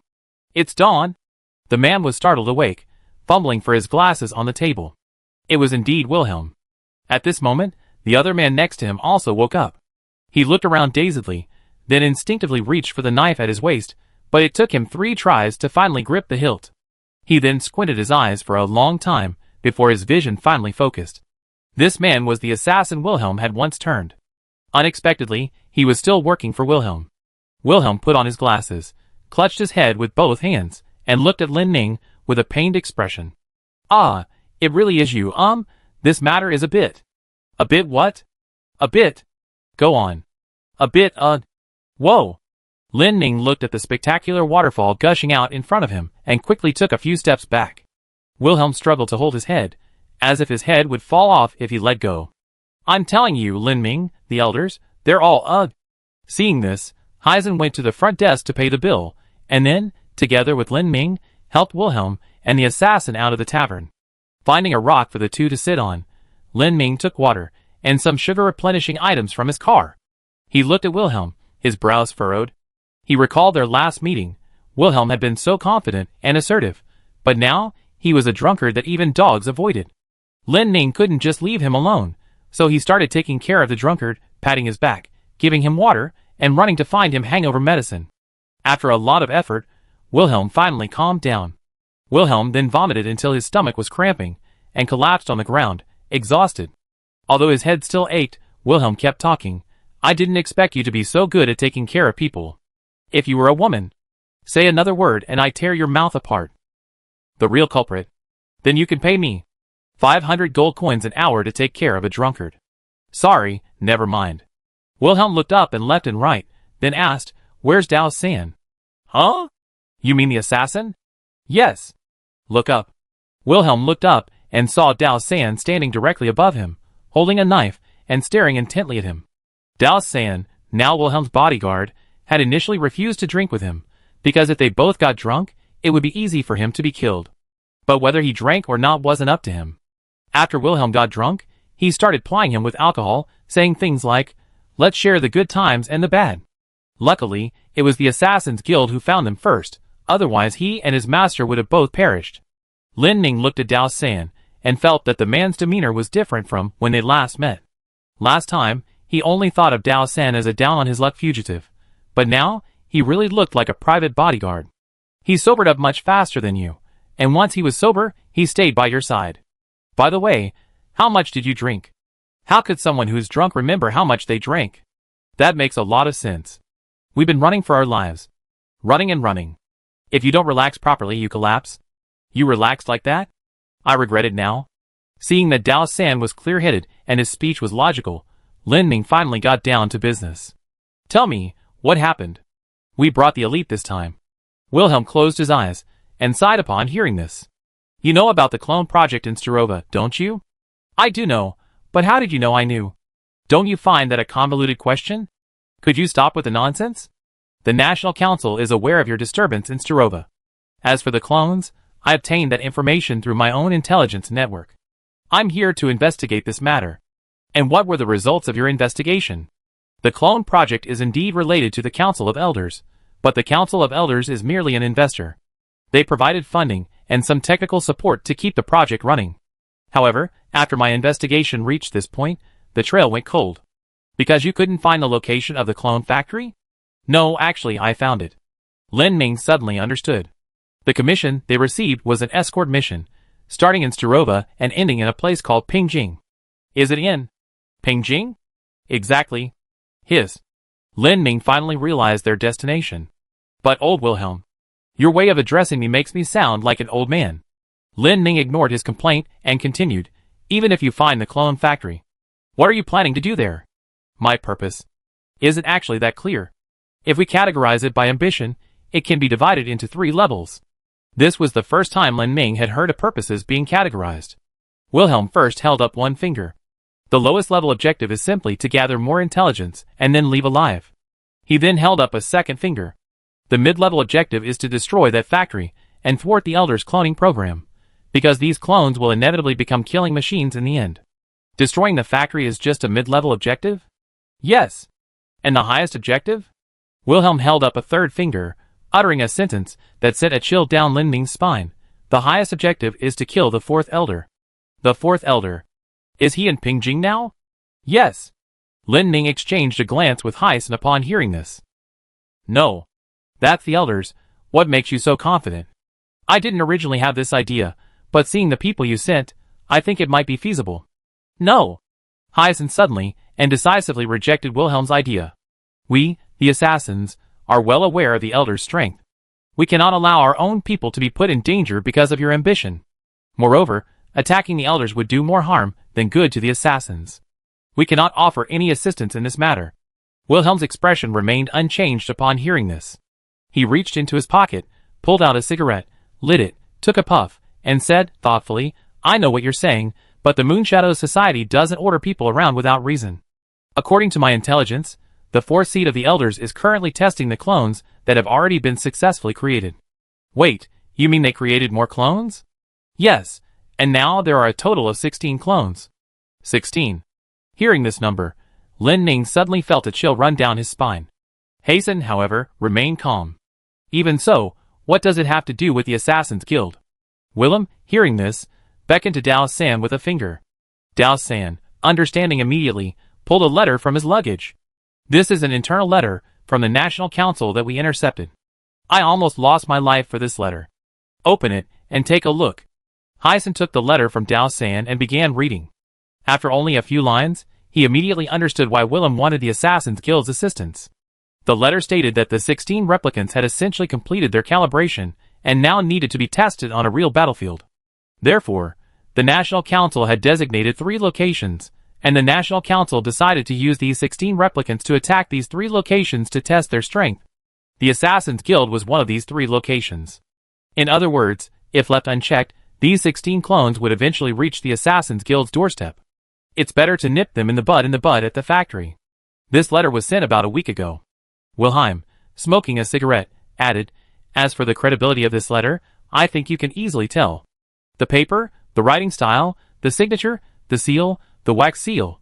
You should be very familiar with all of that, right, May Hyson? Indeed, Hyson was very familiar with all of these things. The letter was undoubtedly genuine. Seeing the anger on Hyson's face, Wilhelm could only explain, considering the possibility of the Moonshadow Guild and the Assassin's Guild's relationship being exposed, we couldn't reveal the truth in the commission. If we went into too much detail, and the commission was intercepted by the National Council, we'd both be facing certain death. I've been praying these past few days that the Assassin's Guild's top fighters would arrive, and thankfully, you two are indeed top tier. After listening to Wilhelm's words, Hyson reached out and pinched the 2 corners of the letter. A crackling sound erupted from his hand, and the letter was torn to shreds by lightning. After destroying the letter, he looked back at the other 4 people who had come with him. Hyson wanted to send someone back to report. His thinking was simple. If they went and were wiped out due to their inferior strength, the Assassin's Guild would be attacked without their knowledge. Sending someone to report in advance would at least allow headquarters some time to prepare. Moreover, Hyson felt their manpower was far from sufficient. Lin Ming and Caven were both very capable fighters, but he still felt uncertain. Lin Ming was thinking the same thing as Hyson. A member of the Elder Council, plus 1,600 moon bells, and the 4th seat of the Elder Council likely had other combatants by his side. A guaranteed victory was almost impossible. To win, they had to call in reinforcements. But returning to the Assassin's Guild for reinforcements now might be too late. The 16 clones could easily have already begun their operations by the time they arrived. Their best solution was to monitor Pingjing's clones' movements while simultaneously reporting this to headquarters, and then await support while maintaining the clone's location. However, even for the fastest among them, Caven, It would take about a day to fly back to the Assassin's Guild. That was too slow. Lin Ming knew the terrifying nature of Bai Yueling's clones. With their terrifying talent, their combat power could undergo a qualitative change with each day of training. The longer it dragged on, the stronger the clones would become. Lin Ming and Hyacinth paced back and forth, constantly pondering a way to break the deadlock. Wilhelm watched the two of them talking to themselves and acting out a little ditty in front of him, feeling unsure himself. But missing this opportunity would only make things more complicated. Old Wilhelm, are you sure those clones are still in Pingjing? Yes. How are you so sure? About a week ago, the most famous weapons shop here received a strange order. 16 sets of top-of-the-line armor in almost identical sizes, along with 16 weapons and some matching equipment. I see. Wait, could it be that what we're supposed to escort is? Wilhelm smiled slyly. That's right, what we're supposed to deliver is this batch of weapons. When is the delivery date? The day after tomorrow morning. So fast? Actually, the weapon shop is modifying existing armor of other sizes, otherwise, these 16 sets would take at least 2 months to make. Isn't there any way to get the weapon shop to delay the delivery? No, that would arouse suspicion. Time was still of the essence. By the morning of the day after tomorrow, nothing they said would be enough for them to report back to headquarters. Lin Ming thought for a long time, then suddenly slapped his thigh. Old Wei. What? Have you seen a little boy around here, dressed in black, about this tall, who can't talk, and looks quite cute? Antai. Lin Ming had forgotten about Antai, because he hadn't worked with him for so long. If they could find an Antai near Shichiluo, they could use the Antai's communication system to send a message directly to headquarters, allowing reinforcements to rush to Pingjing at full speed, thus hoping to reunite with them the day after tomorrow. Wilhelm shook his head helplessly. The kind of kid you're talking about. I never actually seen one. Hyacinth looked at Lin Ming. Indeed, finding the nearest Antai would be ideal, but they had too few men. Even if they scattered to search, it would be like looking for a needle in a haystack. Lin Ming grabbed his hair, desperately trying to think of a solution. There's actually another way. He has someone else he can use. This person may not have met Antia, but she has many subordinates, which should be very efficient in finding people. This person is none other than the scholar, recorder, observer, and Lin Ming stalker. She. Chapter 260. If she could help, they could find Antai nearby and deliver the message to the Assassin's Guild headquarters. However, Chi himself is Spider, and the Elders' Council has inextricable ties to Spider. Chi might not help with this. After much deliberation, Lin Ming decided to talk to Chi anyway. He told the others to wait for him, while he found a secluded corner. Chi. There was no response. Stop pretending, I know you're here. A rift slowly opened in the space beside Lin Ming, revealing Chi's familiar, hollow eyes on the other side. You were indeed here. Chi didn't seem to have come from his own space, he was simply communicating with Lin Ming through the rift. You heard what we were saying, didn't you? No. Stop pretending, you were peeping at the cat using the litter box. Slander, nonsense, false accusations. Chi looked flustered, desperately trying to deny it. I need your help. I know. Will you help? She didn't answer. This was exactly what Lin Ming expected. That Council of Elders, isn't it also a spider? Yes. This didn't really need much confirmation. Lin Ming had been a little confused when Black Owl described the Council of Elders before, but after talking with Chi and learning about the characteristics of spiders, it all made sense. The Council of Elders is a spider. The reason the Council of Elders has 5 members is likely because one of the spider's severed limbs split itself into 5. Looking at Chi hiding in the alternate dimension, Lin Ming continued, We're going to Pingjing next. From every perspective, this is disadvantageous for you. Actually, whether you help or not isn't important. What I want to know more is whether you interfere. This was something Lin Ming had been constantly concerned about. Chi's stance was very ambiguous. Although Chi had been very respectful to Lin Ming in their previous conversation, this didn't mean she would unconditionally side with him. In this battle at Pingjing, Chi was definitely a variable that couldn't be ignored. It's no exaggeration to say that whether Chi intervened would directly determine the success or failure of this operation. Moreover, Chi's actions were also very intriguing. Logically, if Chi wanted the spider to achieve final victory, her most important task now should be to inform the elders of Lin Ming's plans. But she didn't do that. She simply watched silently, seemingly unwilling to interfere. Lin Ming thought and thought, but couldn't figure out the reason. Finally, he could only return to basics. Lin Ming tentatively asked, do you really dislike that spider from the elders? She remained silent. 3 seconds of silence means consent. 1, 2, 3. That was indeed the case. Lin Ming scratched his head. He guessed right. The spiders of the past probably didn't have any mutual affection or dislike, but the current spiders, possessing human forms, also possess some human emotions. This was already evident in Chang Wuzi and Qi.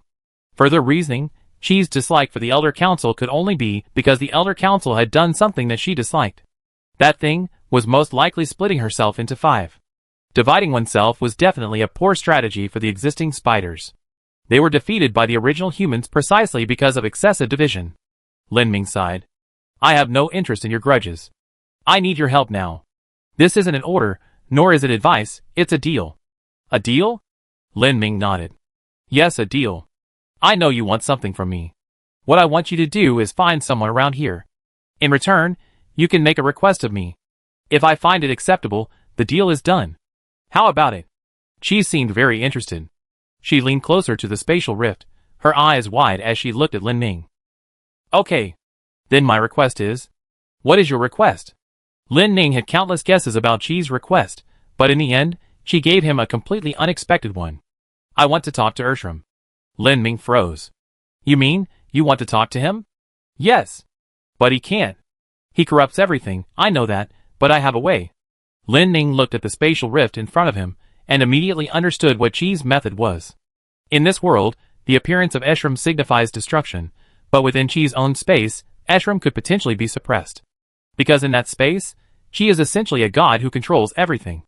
Theoretically speaking, summoning Ershram and conversing with it there is indeed feasible. Although I can agree, to be honest, I never actively summoned Ershram myself.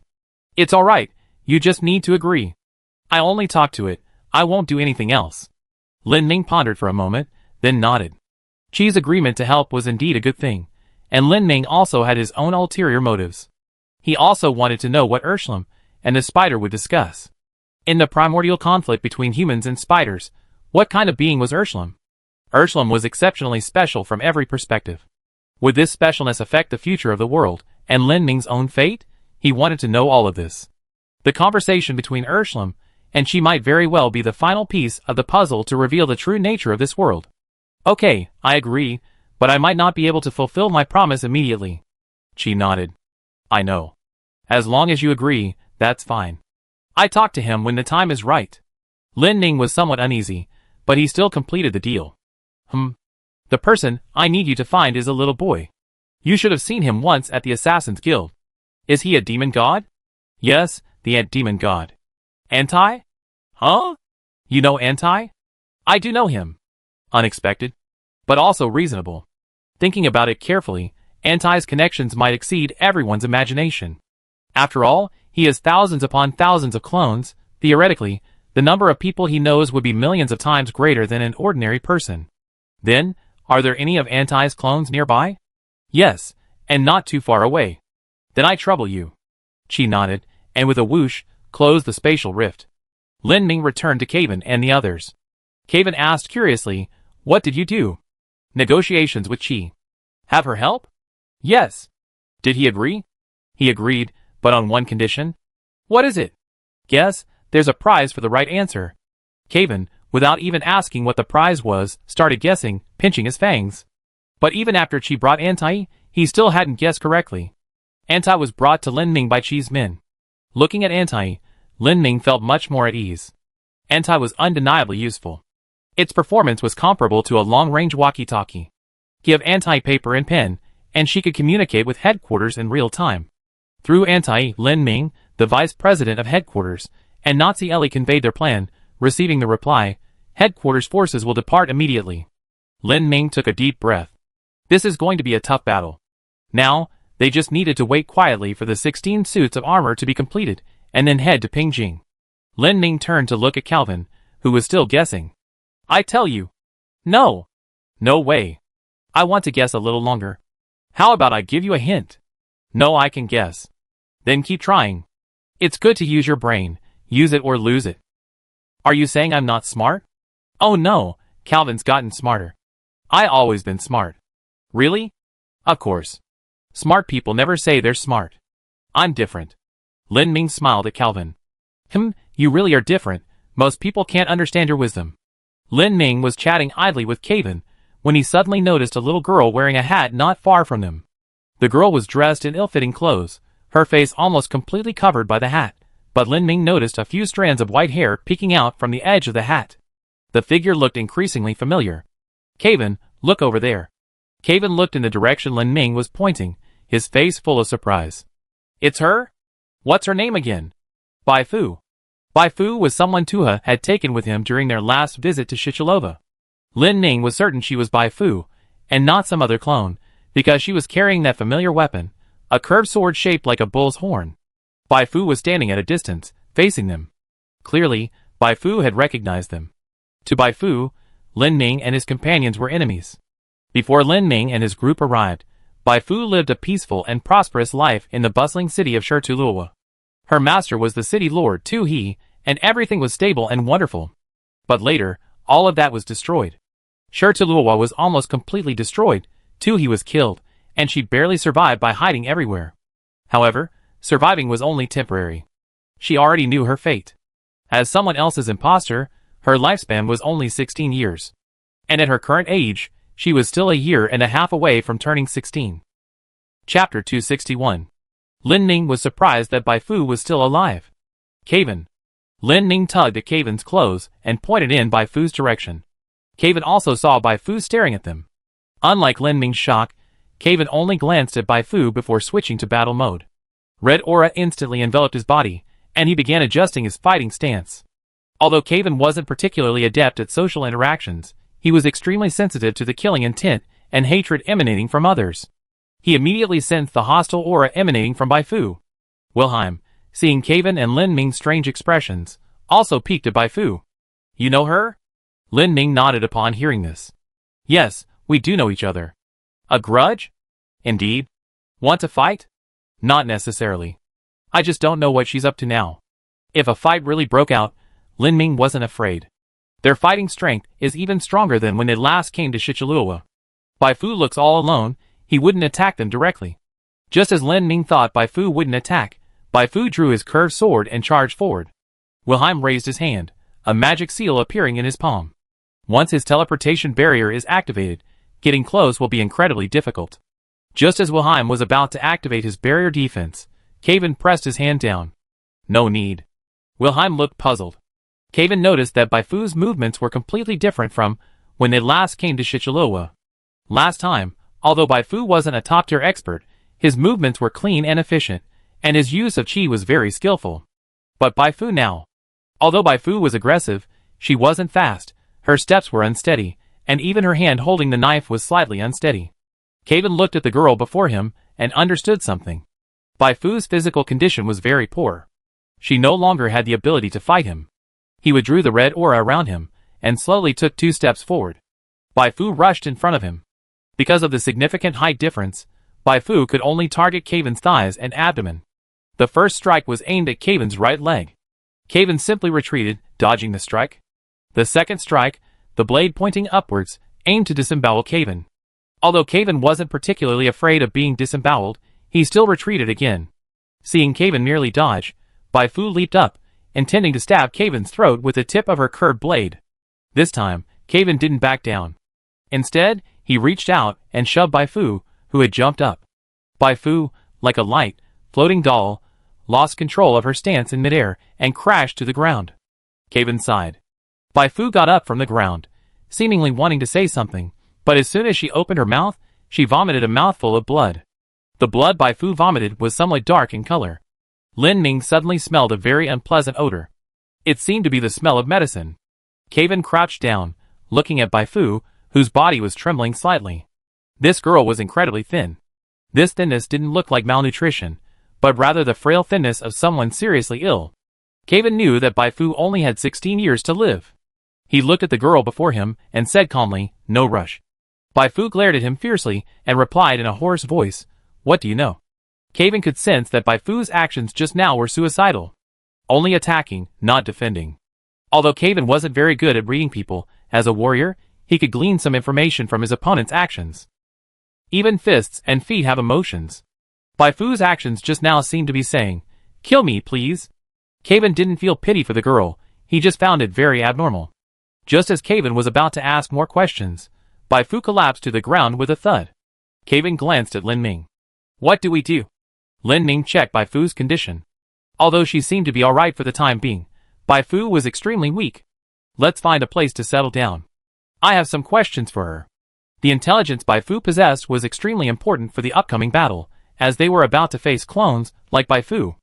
After briefly explaining the situation to Wilhelm, who also felt Bai Fu was of great intelligence value, he led them back to his residence in New Stone Town. Upon entering the house, Lin Ming placed Bai Fu on the bed and prepared some hot water and liquid food. Only then did he notice that Hyson, who had been watching closely, looked very unwell. Hyson? What's wrong? Ah? Oh, nothing. Stop pretending. Everyone in the Assassin's Guild, except the leader, is incredibly honest. Hearing this, Hyson stepped forward to examine the weakened Bai Fu and finally revealed the secret he'd been keeping all this way. The technology for the clone experiments was provided by the Mei family. Lin Ming wasn't particularly surprised by this. That's somewhat predictable. After all, the Mei family is one of the core technological organizations of the National Academy. I also participated in the clone research project. This was something Lin Ming truly hadn't expected. Ah? You? When? When I first started my internship as a researcher. Before seeing Bai Fu, Hyson had remained quite relaxed because clones and human experiments only existed in his vague memories. But now, seeing Bai Fu, this living clone, he could no longer remain calm. Clearly, this technology had flaws. Lin Ming and Wilhelm had also said that clones couldn't live past 16. This sounds like it's as if replicants will live to 16 like normal people, then die instantly as if cursed. But in reality, replicants must endure pain from birth. This pain stems from two sources: rapid physical decay and extreme instability of the soul. To combat this pain, replicants must take large amounts of drugs for extended periods. But the drugs themselves cause side effects, creating a vicious cycle. Hyson, clutching his staff, sat cross-legged on the ground, looking at Bai Fu's emaciated hands, and recounted to the others everything about the Mei family's past in Shatura. The stripping of demonic powers, human experimentation, mind control. After recounting everything, no one in the room spoke. It was Wilhelm who broke the silence first. That's all in the past. The difference between people lies in their choices when faced with situations. You made a different choice, which means you're different from them, isn't it? Hyson stared blankly at Wilhelm. He hadn't expected this seemingly roguish man to be so eloquent. But Wilhelm's next sentence suddenly became realistic. That's true, but that's based on the premise that we're allies now. You're a member of the Mei family, and the Mei family is the culprit behind Mei messes. Moreover, you participated in some of the projects. Moonshadow will consider this when dealing with you in the future. For some reason, Hyson felt that these words sounded more reassuring than mere words of comfort. Wilhelm looked at Bai Fu and suddenly asked, "What if she doesn't wake up? We don't have much time." Lin Ming shrugged. "None of us are doctors, so we can't determine her condition." Wilhelm glanced at Dao San behind him. "A doctor?" "Yes, we do." "Who?" Dao San put down his knife, straightened his clothes, and cleared his throat. "I am indeed a doctor." Lin Ming sized up the seemingly rough around the edges warrior. "Really? I don't believe it." Wilhelm laughed. "I didn't believe it when he first told me either, but he used to be a military doctor. Although not a professional priest, his medical skills are decent. Let him take a look." Upon hearing that he should be allowed to try, Dao San immediately pulled a headscarf from his pocket and wrapped it around his head. Seriously, the headscarf actually made him look more presentable. Dao San went to Bai Fu's side and examined her for a long time, his brows furrowing deeper and deeper. Lin Ming seemed to sense something and directly asked for the conclusion. "How much longer does she have?" Dao San shook his head. "The organs are about to give out. At most, it will only last a month, and that's with meticulous care." Chapter 262. 1 month. Lin Ming looked at Bai Fu lying on the bed and sighed. He looked around, wanting to ask Wilhelm something, but found he wasn't in the room. After searching outside, he found him slowly taking a walk and smoking. Wilhelm saw Lin Ming follow, and took a cigarette from his pocket, offering it to him. "Want to try?" "No, I'd better not. I tried before, and I didn't feel like I could handle it." Wilhelm smoked, thoughtfully reminding Lin Ming, "I know you have some connection with this girl, and she's about to die. We're not heartless. Seeing her will always make us sigh. But what we're about to face are 16 war machines exactly like her." Lin Ming nodded. He was already mentally prepared for this. To ensure Lin Ning truly understood his meaning, Wilhelm added, "As far as I know, those 16 replicants haven't made any significant technological breakthroughs, and their ages are kept to a little over 14. A little over 14. The reason the replicants' ages are controlled at this stage is because this is when their physical abilities are at their peak. In just 6 months, they will begin to decline rapidly like Bai Fu. To fight a group of 14-year-olds to the death." Lin Ning still felt some psychological pressure.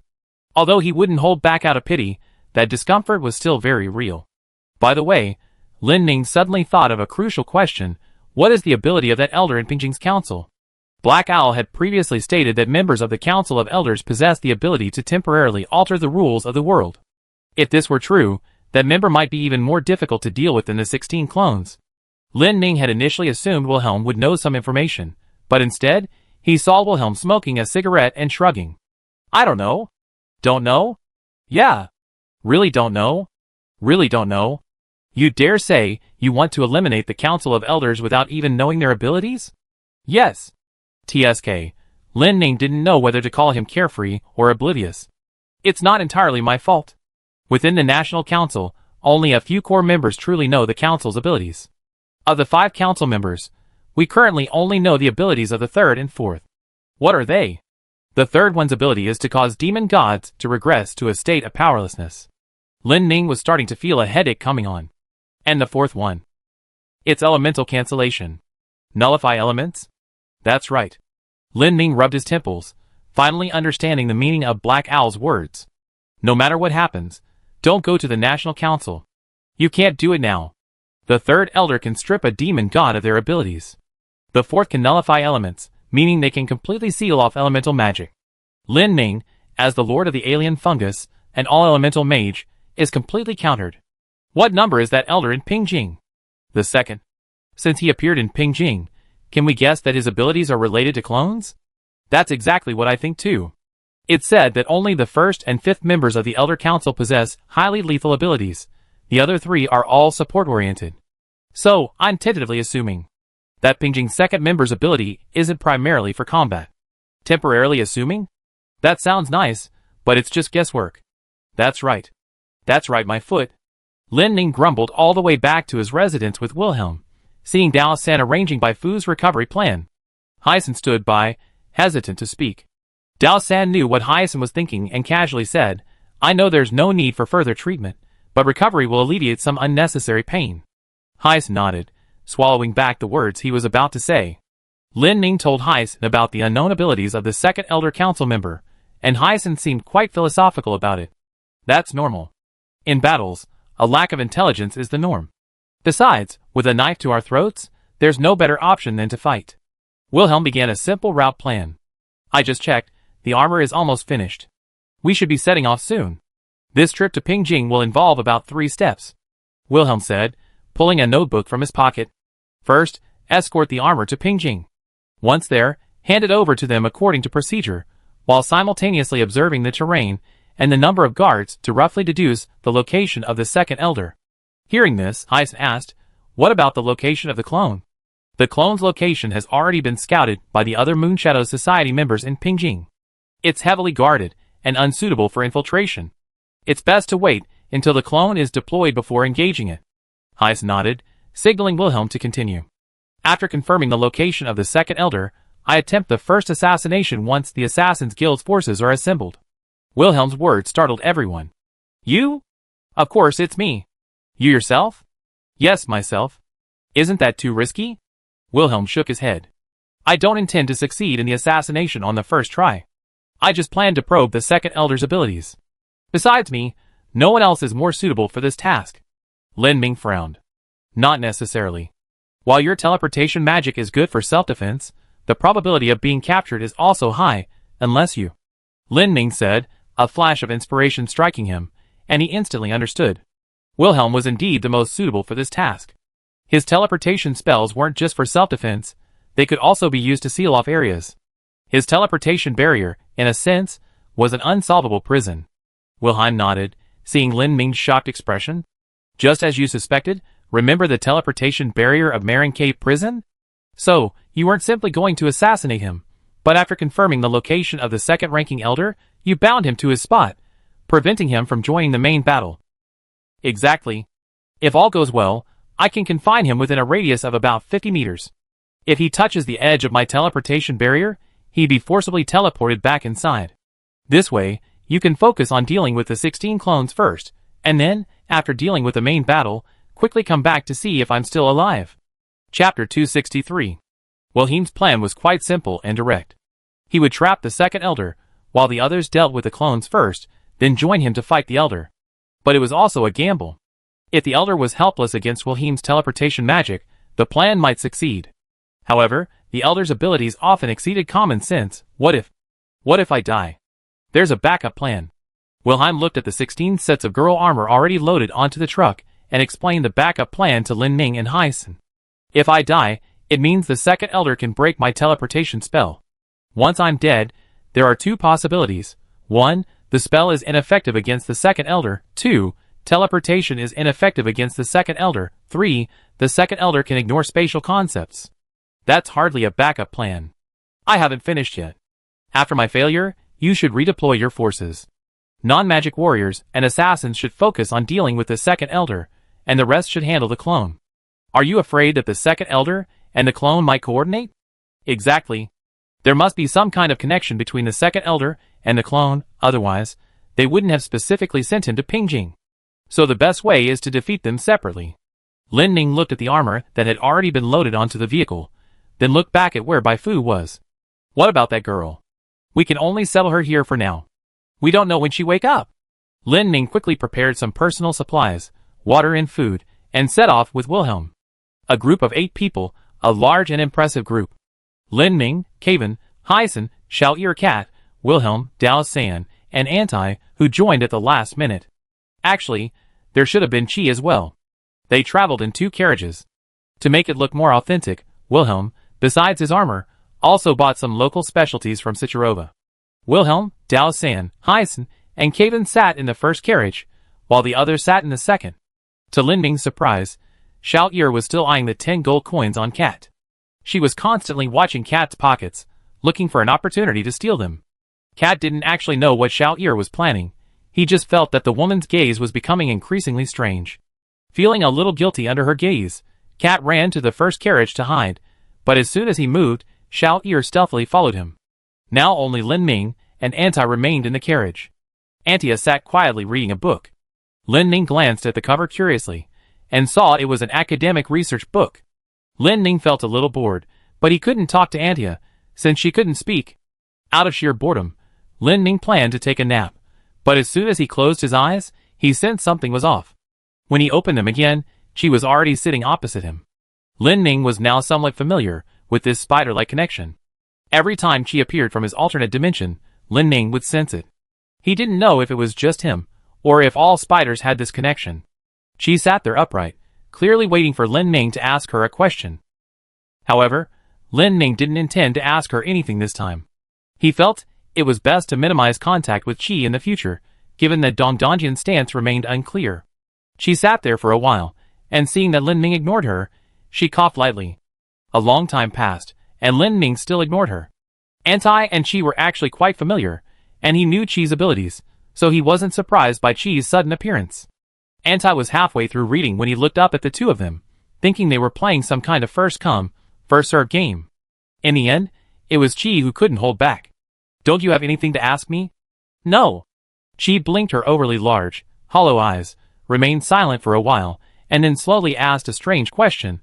What do you think of the way humans reproduce? Lin Ming looked down at Anti, and hesitated before answering. There are children here. It's not appropriate to talk about such adult topics.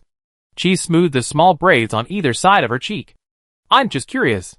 In our original spider form, we don't really care about these things, but since gaining human form, I can feel some human emotions. Like a certain impulse towards the opposite sex, and a certain longing for reproduction. Lin Ming looked at Qi curiously. He never expected Qi to say these things.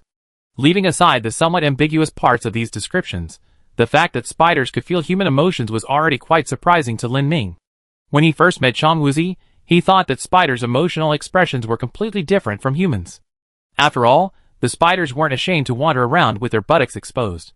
But Qi's words suddenly enlightened him.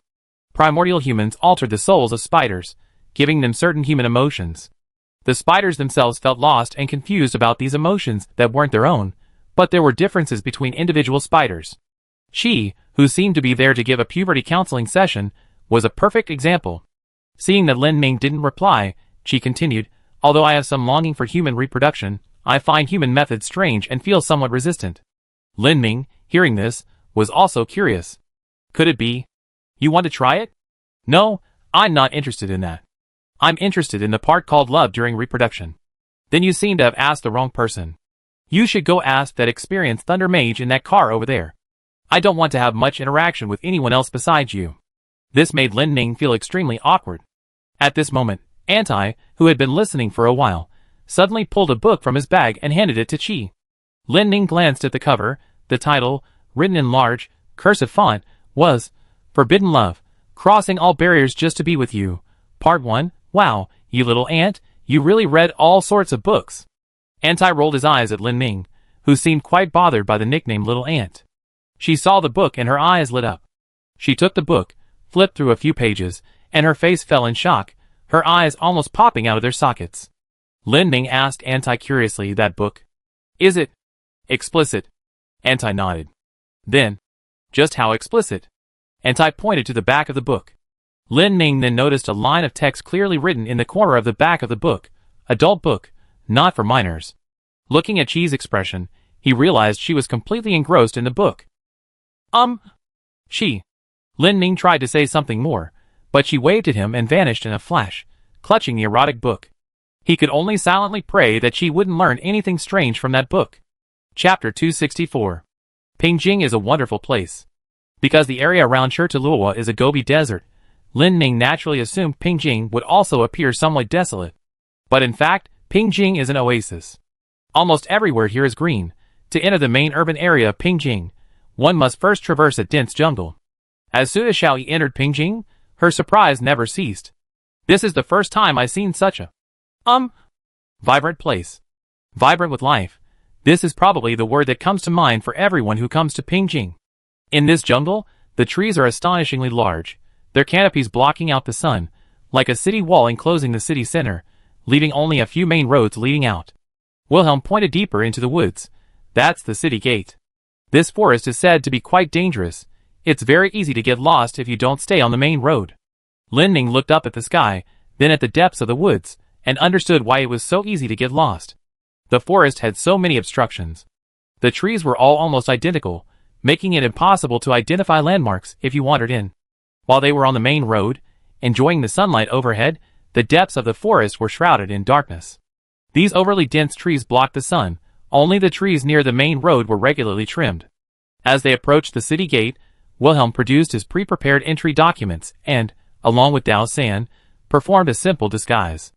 Although his disguise was merely a mustache and a pair of glasses, not quite the complete transformation that Lin Ming and Caven had undergone, it was already unrecognizable as Wilhelm at first glance. Wilhelm muttered as he applied his beard, "I wonder if that second guy even recognizes me. Although we haven't met directly, they should know about the Moonshadow Society. It's better to disguise myself." Before entering the city, Wilhelm gave one last instruction. Once inside, minimize verbal communication related to combat. "We're in unfamiliar territory, so avoid being overheard. Remember our identities. I'm a merchant, and you are guards. Also, we need to wait for the assassins' reinforcements to return to headquarters. Don't be impatient, gather intelligence as much as possible." Everyone nodded. Their operational plan had become very clear along the way. Upon arriving at the city gate, Wilhelm handed the paperwork to the guards. The guards checked the goods in the 2 carts and let them into the city. Within Pingjing City, everything was still lush and green. Straight trees lined both sides of the road, and various vines climbed the walls of the shops. Lin Ming looked at these plants and felt something was strange. There was an inexplicable sense of unease. "Anti, look at these plants, is there anything wrong with them?" Anti, after listening to this, observed them carefully, and then scratched his head. If Lin Ming hadn't asked him, he wouldn't have noticed anything, but now, reminded of it by Lin Ming, he also felt something was off. But what exactly was wrong? Curious, Anti went to the wall to look at the vines, leaves, and tendrils. He plucked a leaf, smelled it, looked at it, and chewed it. Nothing seemed different. He exchanged a glance with Lin Ming and shrugged. Although the mushrooms and ants, who were more sensitive to plants, also felt something was amiss. They really couldn't figure out what the problem was. Wilhelm seemed particularly happy after entering the city. "Hey! Come get something to drink. It's so hot in here." He took some money, went to a nearby shop, ordered several drinks, and handed them out to everyone. Hyson took the drink and discovered it wasn't juice, but a beverage made by crushing some kind of leaf, adding honey and ice water. Hyson tentatively took a sip. Delicious. Xiao'er, hearing Hazen's comment, also took a sip. The moment the drink entered her mouth, a refreshing aroma instantly spread. Wow, so delicious. Wilhelm was a little surprised by such high praise. Really? I picked the cheapest one. The ones with fruit in them cost at least 3 times as much. Xiao'er rolled her eyes at him. You better not say such stingy things. Wilhelm continued driving forward. He needed to deliver the armor to the collection point first. Throughout the journey, though they appeared cheerful and carefree, everyone was secretly observing the city. Except for the cat. The cat felt he was simply on a picnic. Sitting on the roof of the car, overlooking Pingjing City, the cat thought everything was nice, except for the heat. Taking a sip of his iced drink, he suddenly noticed a small plant sprout beside his feet. The cat felt strange because he hadn't noticed how the sprout had grown at all. Plants of this height would take at least several hours to grow, and this sprout was growing directly on the car roof. Although the car roof was wooden, the wood wasn't damp enough for a plant to grow on it. The cat yanked the plant down, surprised to find its roots were quite deep. Lin Ming noticed the cat sitting on the car roof, looking puzzled. Cat, what's wrong? Heat stroke? No. The cat thought for a moment, then climbed down from the car and handed the plant to Lin Ming. There's a plant growing on the roof. Lin Ming took the plant and examined it closely. This isn't grass. This should be a tree. A tree? Yes, it's a tree that just sprouted. Lin Ming looked at the greenery of the city, and the sense of unease grew stronger. He tossed the sapling onto the road and whispered to Hyson, something's not right with the plants here. Hyson listened quietly as Lin Ming described the unease he and Anti felt, and the sapling the cat had found. Hyson pondered for a moment, then decided to investigate himself. He ran to the trees by the roadside, circling them several times, then lay on the ground examining the vines and grass for a long time. Hyson, having surveyed the area extensively, returned to Lin Ming's side with an extremely grave expression. I really want to know what's wrong with these plants. Where? No flowers. Hearing these 3 words, Lin Ming felt as if he had suddenly had a revelation. Yes, no flowers. And it wasn't just in the city, the grove of trees they had passed through when entering the city was the same. Not a single flower. Pingjing's climate is very hot. At this temperature, it's impossible for all plants to be outside their flowering season. Lin Ming suddenly remembered what Wilhelm had said when buying drinks. Drinks with fruit are at least 3 times more expensive. This doesn't make sense. Given the city's dense vegetation, fruit should be quite cheap. However, the fruit here is ridiculously expensive. That means it doesn't produce any fruit here. The fruit must be sourced from other cities, hence the high price. The entire city is covered in plants, but there are no flowers or fruits, indicating that these plants aren't naturally occurring. These plants likely originate from some kind of ability. Just as Hyson and Lin Ming were speculating, they overheard roadside vendors chatting. The flowering season seems to be late this year. Yeah, it should have been flowering last month. Flowering season? Lin Ming and Hyson exchanged a glance and secretly leaned closer to eavesdrop. It's better that the flowering season isn't late. Hay fever is a real problem. Ha ha ha. What's your record for how many sneezes you take a day? More than 3,000. Ha ha ha. So, this city doesn't lack flowers. It's just that all the plants share the same flowering season. Lin Ming surveyed the endless expanse of green throughout the city, speechless with astonishment. This was utterly illogical. Since entering the city, they had seen dozens, if not more, of plant species, various shrubs, vines, grasses, large trees. It was impossible for them all to bloom on the same day. Unless all these plants were originally of the same kind. Like the banyan forests he had heard of before, which appeared as a forest, but in reality, the entire forest originated from a single tree. The plants in the city were very likely similar. In the entire Pingjing, there was actually only one plant. However, this plant had various branches and leaves of different shapes. But how to explain the sapling the cat found? No flowers, no seeds. So why was there a sapling on the roof of the carriage? Sapling. Lin Ming thought, and suddenly ran back the way they had come. He remembered where he had thrown the sapling. He searched back and forth there, and sure enough, the sapling was gone. Lin Ming hurried back to Wilhelm's side, wanting to tell him his concerns, but as soon as he reached Wilhelm's side, Wilhelm made a be quiet gesture. Despite the hot weather, Wilhelm felt a chill run down his spine. He had underestimated the terrifying nature of Ping Jing. The sapling that had originally grown on the carriage roof, after Lin Ning had thrown it away, had returned to the carriage, and taken root again on the handrail in front of the carriage. Wilhelm found the sapling. He recognized it, because it was one of the secret research projects of the National Council. Wilhelm had seen the illustration of this sapling before. He was trying to steal some important documents before the coup in the National Council, and he found the illustration among a pile of classified files. It shouldn't really be called a sapling. Its complete form is only this size. It's a tender green overall, with oval leaves and spots on its branches. These spots, if magnified, reveal that each small dot is shaped like an eye. This sapling is called Original One Tree Eye. At the time, Wilhelm didn't pay much attention to this strange illustration, because it seemed like the kind of project a scholar with a wildly imaginative mind came up with after drinking too much. Absurd, outrageous, and somewhat laughable. He hadn't expected such a thing to actually exist. The Yuan Tree Eye, simply put, is a surveillance device. Wilhelm now only regretted not having glanced more at the plant encyclopedias earlier. After all, there were hundreds of similar plant encyclopedias following the Yuan Tree Eye. Lin Ning followed Wilhelm's gaze, and also saw the persistent sapling. Combined with Wilhelm's expression, Lin Ning roughly guessed what had happened. They were being monitored. This was actually quite reasonable. The armor they delivered was for the clones. The importance of these 16 suits of armor was self-evident, so it was understandable that Ping Jing would be wary of them. They shouldn't have been exposed yet, otherwise they would have been stopped long ago. Wilhelm drove to the delivery location, repeatedly checked the goods and documents with the other party, and took the armor. Everything went smoothly. Lin Ming originally wanted to install tracking spores on the armor to pinpoint the replicant's location, but Wilhelm felt that was too risky. If discovered, the consequences would be dire. Their current behavior should resemble that of ordinary merchants as much as possible. After delivering the 16 suits of armor, Wilhelm found lodging, booked 4 rooms, and prepared to stay in Pingjing for a while. Next, he would travel around Pingjing selling the goods he had purchased from Shichalova. This batch of goods included everything from local delicacies to ethnic clothing, from rare books to magical weapons. Wilhelm was quite serious about purchasing the goods. He genuinely intended to make a small fortune in Pingjing. Lin Ming took the keys to the 4 rooms from Wilhelm and looked at everyone. 4 rooms, 2 people per room. Wait a minute. Kevin and I will share a room. You guys find your own roommates. Wait. Who am I going to share a room with? Xiao Yi sensed something was wrong as soon as she heard 2 people per room. There were 8 of them, and she was the only woman. Lin Ming looked at Xiao Yi, also a little troubled. The arrangement of sharing rooms wasn't just to save money, but mainly so that 2 people could look after each other in case of emergencies.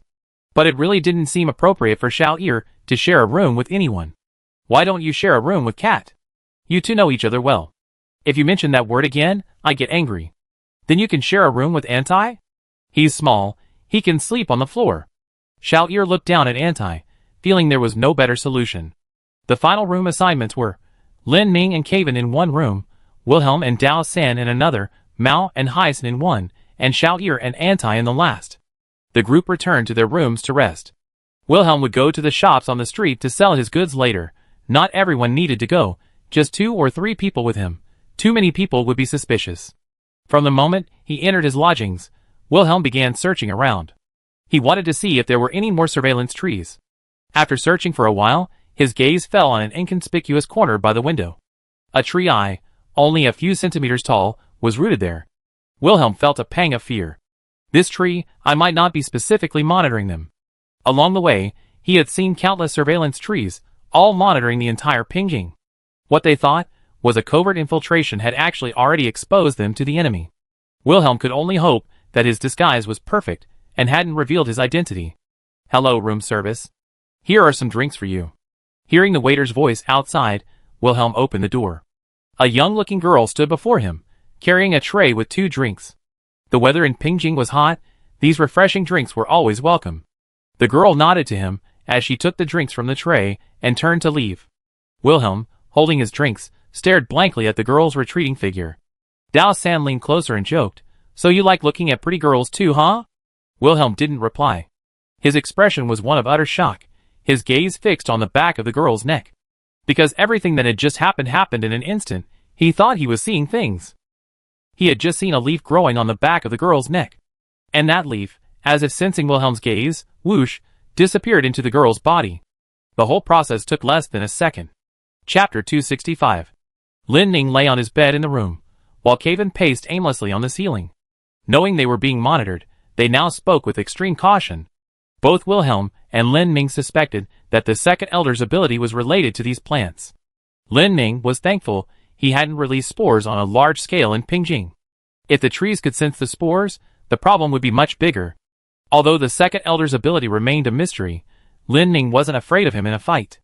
If it were a full-scale release of mold, it would corrode the entire Pingjing to ash in minutes. But that wasn't Lin Ning's concern. He couldn't draw such simple conclusions about an opponent with unknown abilities. The trees might just be a facade. Wilhelm had also said that the second elder and the clone appearing simultaneously in Pingjing was no coincidence. There must be a connection between them. Clones. Trees. Lin Ning pondered the connection between the two, but after much thought, he could only come up with one word: growth. This was also the thing he was most curious about after learning about the cloning project. The Baiyueling clones, after being produced, were around 14 or 15 years old, but their production process shouldn't have taken 14 or 15 years. If each clone required a time cost of over 10 years, it just didn't seem worthwhile.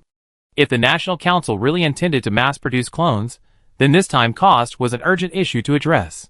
Based on this speculation, the ability of the second-ranking elder might just be able to solve this problem.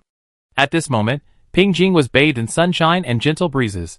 Although the weather was hot, it was still a beautiful summer scene. Lin Ning reached his conclusion in his bed, but in the next room, Wilhelm deduced another possibility. After closing his door, Wilhelm's mind was filled with the image of the girl's nape. The nape of a young woman's neck is often considered a form of sensuality, perhaps because it's usually covered by hair, adding a touch of mystery, or perhaps because the knots and clothing tied around the nape can spark certain fantasies. But in any case, it's impossible for leaves to grow on the nape of one's neck. As a former intelligence officer for the nationalist government, Wilhelm had seen countless internal research documents, and the back of the neck was already linked to a certain research project. That was mind control. After seeing Bai Fu and Cichuroa, Wilhelm realized a major flaw in this cloning project. That is, the clones themselves possess self-awareness. As cloning technology, this isn't a flaw, but as war machines, self-awareness becomes extremely obstacles. Therefore, the National Council will definitely resolve this obstacle. The second-ranking member of the Senate may very well be able to influence the consciousness of others through plants. This is going to be difficult. Wilhelm lay on the bed, letting out a heavy sigh. Their objective has likely already been discovered. The reason they haven't been attacked yet is because they haven't taken their next step. Just as Wilhelm was at his wit's end, he suddenly heard a commotion outside the window. Grab him, quick! Curious, Wilhelm pushed open the window and saw a squad of guards chasing a strange man. The man was covered in blood and still fighting desperately. Although severely wounded, he was clearly quite skilled. Wilhelm looked at the man and suddenly realized he looked familiar. Wasn't this the boss I handed over the armor to this morning? The man had initially been shouting, but gradually his strength gave out. Wilhelm listened intently, but only heard intermittent pleas like, "I didn't see anything, and let me go." The leader of the guards walked up to him, said calmly, "You shouldn't have been curious," and then directly raised his knife and stabbed the boss in the body. 1 stab, 2 stabs, 3 stabs. This was to silence him. Wilhelm stared in shock at what he saw. He hadn't expected that in Pingjing, they would execute criminals on the street. They didn't even bother with a formal detention procedure. Wilhelm turned his head and saw Lin Ning sticking his head out of the window as well. The two looked at what was happening before them and began an encrypted call. Terrifying. Yeah, really scary. Is he an escaped criminal? He probably saw something he shouldn't have. Look at the people on the street, they're all terrified.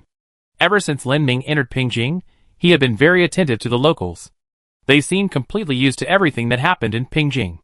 Yeah, they're probably scared out of their wits. Hearing Lin Ning's words, Wilhelm looked up and thought for a moment before replying, I probably won't be able to sleep well tonight. Tonight? Yes. Wilhelm is up to something tonight. Lin Ning glanced back at Kevin, still swinging upside down from the ceiling. The Assassin's Guild's reinforcements wouldn't arrive until tomorrow at the earliest. Lin Ning wondered what Wilhelm was planning. If you can't sleep, don't bother others. We've been sleeping very well lately. Lin Ning was asking if he wanted to act alone, or with the help of others. Don't worry, I just look at the scenery. Okay then. The night view here should be nice. The encrypted call ended, and both closed the windows. Lin Ning knew Wilhelm was going to gather intelligence tonight, and shouldn't clash with Ping Jing's forces. That night, late at night, unable to sleep, Wilhelm packed his things, and went out alone into the street. He left Dao San in the room. He figured it was better to act alone. He walked along the street deeper into Pingjing City, his mind constantly generating a map of the area. His trip was merely a reconnaissance mission. Near the edge of the city, he noticed a strange building. It was a building, about 20 or 30 meters tall, its number of floors indiscernible. In most buildings, you could tell the number of floors by looking at the windows, but this building had no windows. Only a flat outer wall, covered with green plants. This is too obvious. Wilhelm muttered to himself, a cigarette dangling from his lips. He walked a few more steps closer to the building, and found that most of the city's guards were stationed there. As Wilhelm slowly approached, several guards warily surrounded him. Wilhelm, however, remained calm, instead asking questions with feigned curiosity. What's that place over there? Can I go take a look? Why are there no windows? Is it a grain storage area? Are the guards here easy? Do they hire outsiders? I have a relative who's getting old and unemployed. Wilhelm kept rambling on until the guards, fed up, chased him away. Before being driven away, out of the corner of his eye, Wilhelm caught a strange sight in front of the building. A group of armored guards suddenly knelt and saluted one of their men. The scene was strange because the man being saluted wore the exact same armor as the others. Even after being driven away, Wilhelm's mind was still preoccupied with this incongruous scene. He wandered around the city for a long time, until his calves ached, before finally returning to his lodgings. Just as he was about to go upstairs, he suddenly heard a voice behind him. What exactly do you want? Wilhelm was startled and quickly turned around to find a guard. You, who are you? Do you know me? The guard didn't answer, but simply stood there looking at Wilhelm, then pointed to the room where Lin Ning was. Who's that? Wilhelm was a little confused by the question. Tell me who you are first. Me? I don't know who I am, but they all call me Second Master. Wilhelm hadn't expected them to get to the point so quickly. The person before him, though claiming to be the second one, seemed unusually slow-witted. This self-proclaimed second one's gaze was fixed on Lin Ming's location. Wilhelm was still unaware of Lin Ming's true special abilities. If he had known, he wouldn't have wanted to bring Lin Ning to infiltrate Pingjing. The second one had known of their arrival the moment Lin Ming entered Pingjing. Because the second one, being a spider, could sense the primordial element on Lin Ming's chest. The second one also sensed the aura of that annoying chi. Wilhelm looked at the guard before him, scratched his head in confusion, and lit another cigarette. He wasn't panicked, just a little annoyed. The guard's strange behavior, combined with the bizarre scene he had just witnessed, gave him a rough idea of the second one's abilities. This guard, and the one who had been saluted earlier, were not the second one's true form. The second one could attach his consciousness to other people. These two guards were merely the objects of possession. The true, secondary body's whereabouts were still unknown. The National Council had even managed the consciousness transfer. Wilhelm inwardly marveled. The guard's gaze remained fixed on Lin Ming's location as he whispered, I advise you not to make any rash moves. Wilhelm was about to reply when Lin Ning abruptly pushed open the window, glaring angrily at the two of them. Lin Ning had been asleep, but he vaguely felt someone watching him. This sensation was strangely familiar, exactly the same as whenever Chi appeared. Lin Ning knew this was the second person to appear. He had originally wanted to hear what Wilhelm had to say, but hearing the second person tell them not to act rashly infuriated him. You're about to raid our hideout, and you're telling us not to act rashly? Are you kidding me? Lin Ning flipped and jumped out of the window, standing upright in the moonlight, his 8 spider legs outstretched behind him. The second person, seeing Lin Ming's appearance in the moonlight, was speechless with astonishment. Who exactly are you? I am. Lin Ning wanted to retort with a sarcastic remark, I'm your ancestor, but before he could finish, a rustling sound echoed throughout Pingjing City. The doors of shops and residences on both sides of the street all opened, and all the residents came out onto the street, staring blankly at Lin Ning, asking in unison, Who are you? Wilhelm felt a chill run down his spine. At this moment, he finally realized how naive his previous plan had been. Assassination? Ambush? Impossible.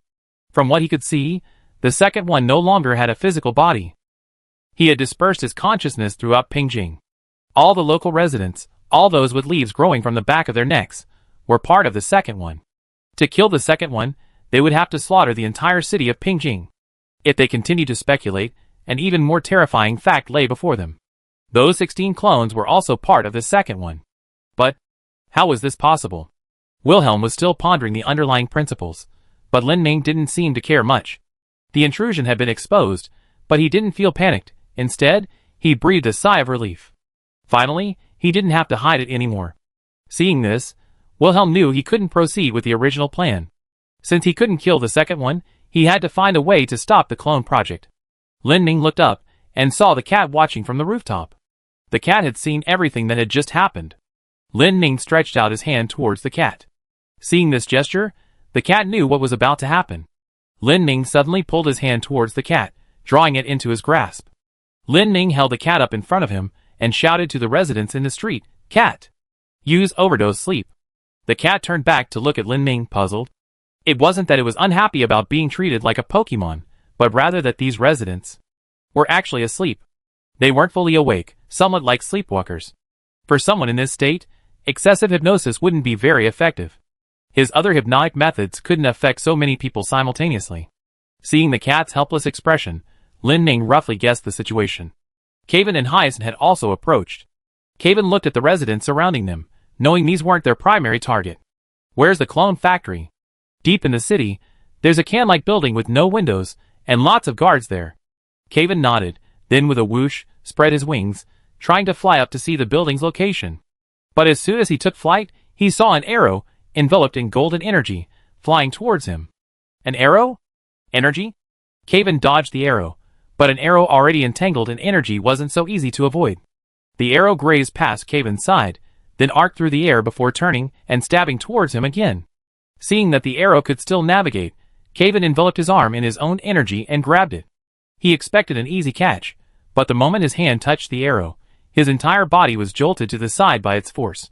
This was the first time Kevin had encountered an arrow with such power. Sensing the arrow's extraordinary nature, Kevin turned his head to look in the direction it had come from. The arrow had been shot by a girl. The girl had silver hair, wore brand new armor, and her bow was already fully drawn, the arrowhead pointing directly at him. Chapter 266.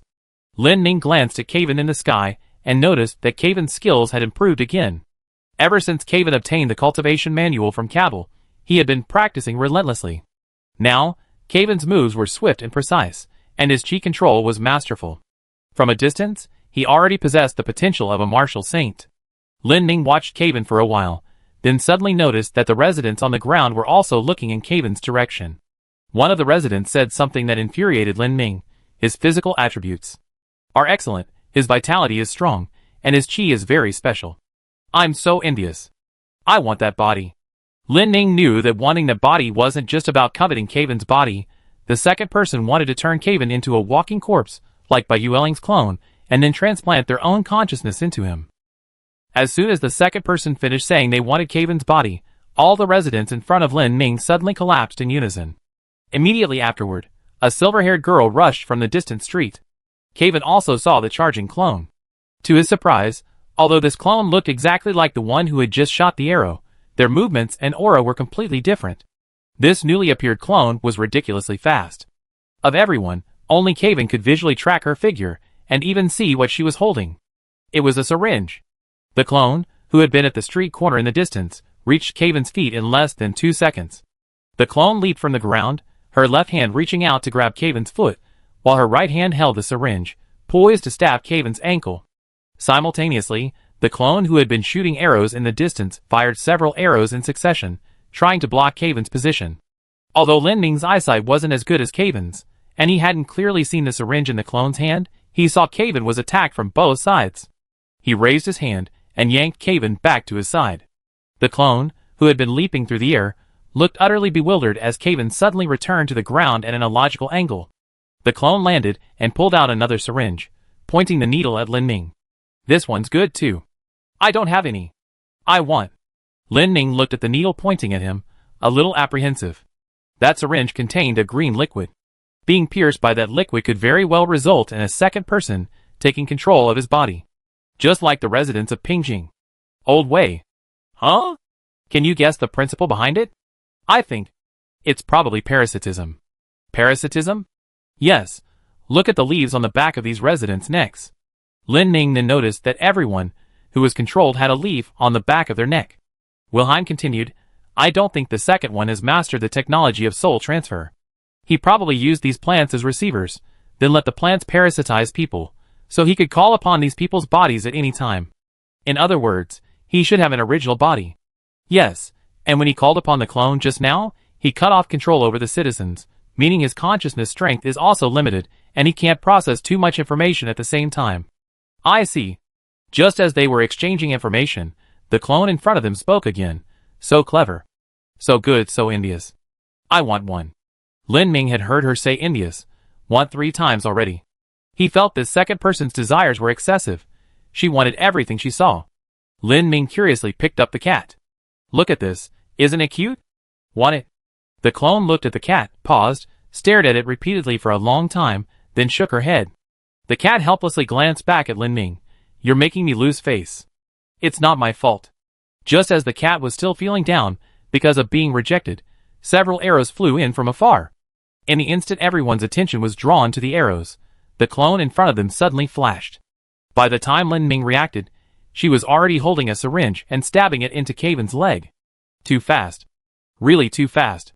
This clone's speed was faster than human reaction time. Lin Ming had seen countless martial artists renowned for their speed, but he had never heard of a human being moving this fast. In that instant, everyone's reaction was a beat too late. By the time Lin Ming realized the clone's precarious position, it was too late to act. Although Hyson had raised his staff, it was ultimately slower than the syringe. Wilhelm's teleportation barrier remained active, but it was centered on himself and couldn't cover Kaven's location. If the needle were to strike, Kaven might be instantly possessed by a second clone, losing control of his body. Faced with the rapidly approaching clone, the only one among them who had the time to act was this person with the fastest reaction speed and technique. Xiao Yi. Although Xiao Yi was reluctant to mention her professional field, for their line of work, speed of sight, speed of hand, and reaction speed were all paramount. Those who could establish themselves in the world of thievery possessed exceptional talent. As the replicant darted forward, Xiao Yi spotted the syringe in her hand.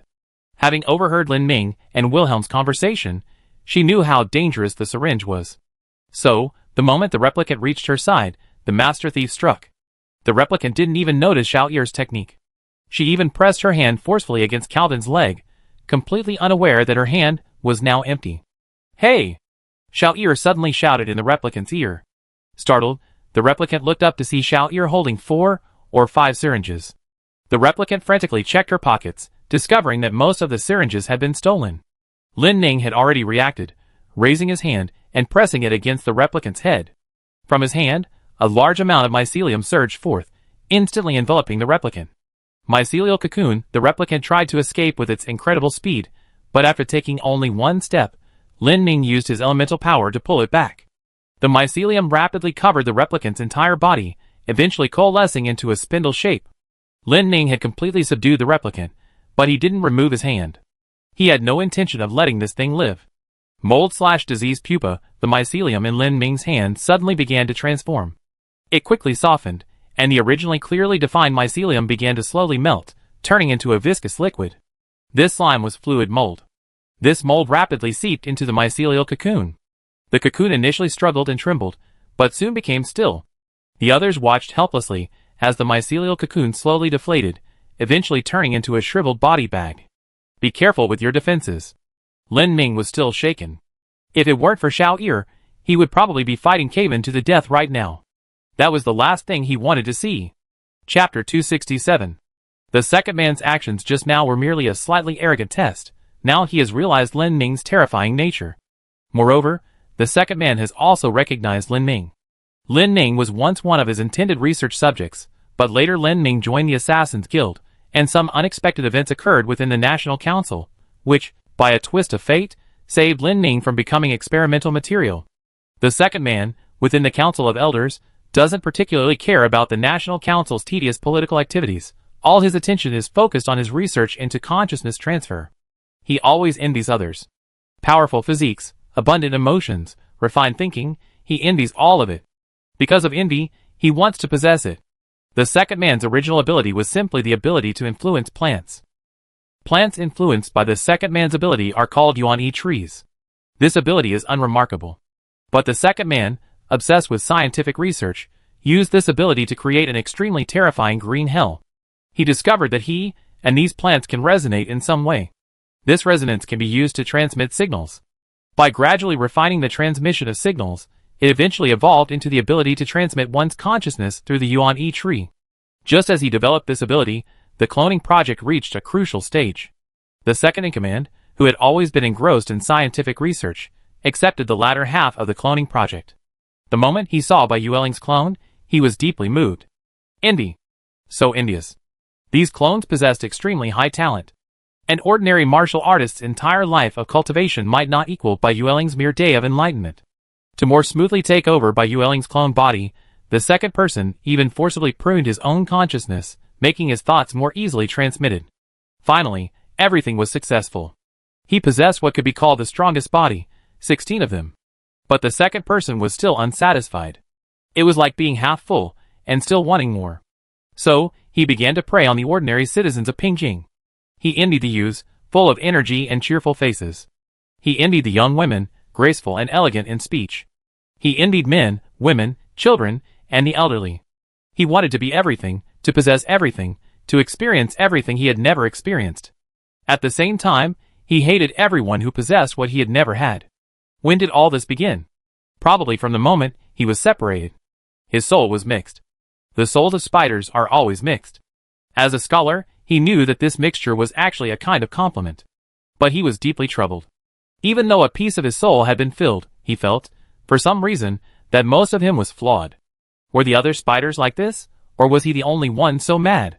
Living in this world seemed like torture, but thankfully, his fellow spiders gave him hope. We must complete the souls of all our kind, so that everything may be whole again. Whole again. Wholeness, what a beautiful word. Hearing that word, his envy of others seemed to find temporary relief.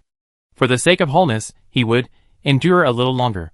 From the depths of the streets, other clones, wielding various weapons, surrounded Lin Ming and his group. For completeness, the 15 clones all stopped in place, each surveying their surroundings, and then, after a brief pause, sprang into action. Lin Ming was shocked. How could they possibly handle so many people at once? The clones' formation was extremely well planned. The 3 leading clones wore heavy armor, 2 wielded great swords, and 1 a double-edged axe. This was the vanguard. On the flanks, several incredibly agile clones constantly shifted positions, preparing for a surprise attack. This was the flank. From the rear, a squad of clones using bows and magical weapons provided ranged cover. Wilheen's forehead was already sweating. This scene, he least wanted to see, had finally unfolded. While everyone was somewhat panicked, the reliable adult male, Hyson, began tactical deployment. We haven't received collective combat training, but our individual abilities are all quite strong. Fighting individually is better than facing an encirclement. Spread out. The others understood Hyson's intention. Lin Ming tossed the cat to Hyson and ran towards the outskirts of the city with Caven and Xiao Ear. Hyson took the cat into the complex alleyways. He had originally intended to take Antai with him, but Antai waved them off, indicating they didn't need to worry about him. Wilhelm and Dao San ran deeper into the city. As the one with the strongest self-defense capabilities, he wanted to find the location of the second original. To catch the thief, first catch the king. If they could really eliminate the second original, then these dozen or so clones would just be puppets. Seeing Lin Ming and the others disperse, the clones split into groups and pursued the enemy. The clones were also categorized. There were heavily armored, defensive types, extremely fast, agile types, and ranged attackers skilled in archery. Once everyone had spread out and were fighting individually, they realized that Hazen's tactics were correct. This maximized the chances of avoiding total annihilation. The first to engage the clones head-on was Caven. Before him stood a heavily armored, defensive clone. The clone, covered in golden aura armor, raised its great sword and slashed at Caven. Caven kicked Lin Ming, pushing him out of the clone's attack range, then summoned a blood scythe to block the attack. But he was too naive. This seemingly simple blow shattered his blood-formed weapon, broke the bones in his arm, and sent him flying. Caven! Lin Ming looked in the direction Caven had flown, wanting to help, but 3 clones had already surrounded him. Caven crashed through countless trees in midair before finally stopping. This was the heaviest blow Caven had ever suffered since his birth. His chest was almost flattened, and his right arm was smashed off. With just one blow, he had lost a core. After taking this hit, Caven suddenly realized a cruel truth. After tonight, none of the 8 of them would escape unscathed. The primary task now was not to defeat a clone, but to minimize the losses as much as possible. Not to fight, but to maneuver. And then, in the smallest possible opening, to find that theoretically possible sliver of hope for victory. Chapter 268. After the heavily armored clone knocked Caven away, it immediately chased after him with its sword. Lin Ming wanted to help, but his own situation was more dire. He faced 3 clones, 2 of which appeared to be speed type, and the third was aiming an arrow at him. Lin Ming kept a close eye on the 3 clones' movements and whispered to Xiao Yi beside him, "Do you think you can escape the city?" "I think it's unlikely. If they chase me, I won't be able to escape, but in this terrain, I can hold out for a while." "There's no need to hold out." "Huh?" "Find every opportunity to run away, don't look back. Bai Yueling might be much more terrifying than we imagine. Caven, Wilhelm, and I will try our best to hold out here until reinforcements arrive. You guys find every opportunity to leave this place." Xiao Yi understood, of course, that her strength wouldn't be of much help in this conflict. But leaving this place was easier said than done. Xiao Yi surveyed the densely wooded terrain nearby, mentally calculating her tactics. Although she was a habitual thief, her skills weren't bad. After all, their profession was highly dangerous. If one's physical strength was too weak, an accident could easily result in being beaten to death in the street. Despite this, Xiao Yi was still somewhat afraid. After all, the blow Caven had just taken would have killed anyone else. The clones before her were monsters in every aspect. But fortunately, these clones only surpassed ordinary people in attributes. Aside from their absurd strength and speed, they had no other special abilities. That should be enough for her to hold out for a while. Having made up her mind, Xiao Yi pulled a round ball from her waist. She shook the ball a few times in her hand. At first, it didn't make a sound, but after a few shakes, a faint metallic sound came from inside. Xiao Yi twisted the ball in half, revealing a bunch of small bells inside. These bells were only about the size of mung beans. Haven't used them in a long time. I wonder if my technique has become rusty. Xiao Yi divided the bells into 2 parts, holding one part in her hand and popping the other part directly into her mouth. Lin Ming watched, dumbfounded. "What are you doing?"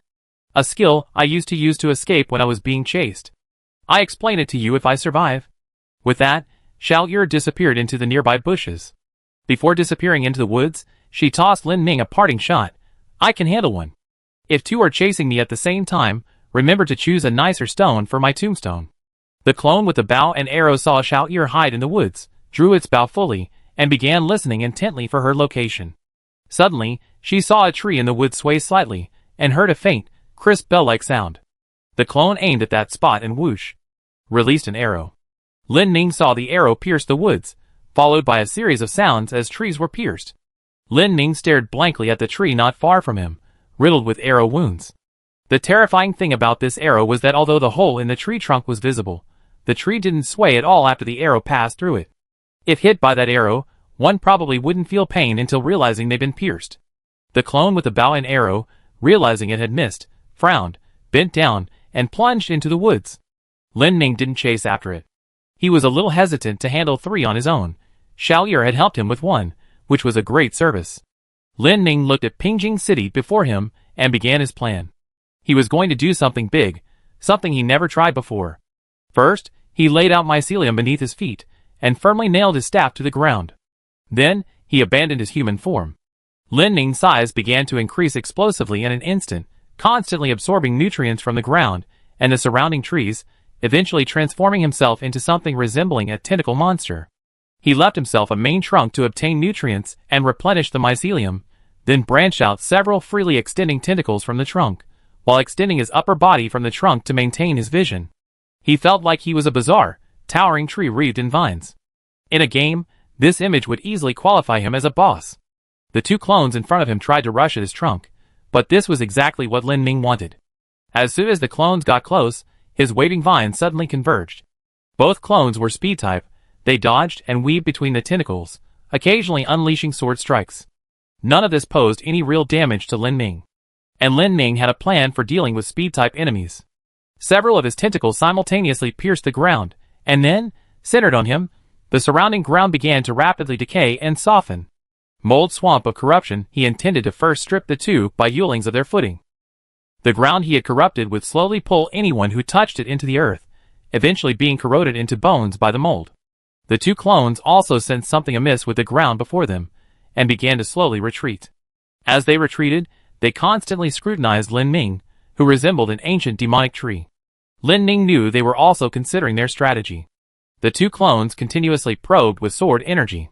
He ignored attacks aimed at his tentacles, but dodged all attacks aimed at his exposed half of body. After several probes, the clones noticed Lin Ming's weakness, seemingly the exposed half of his body, which he had used to maintain his visibility.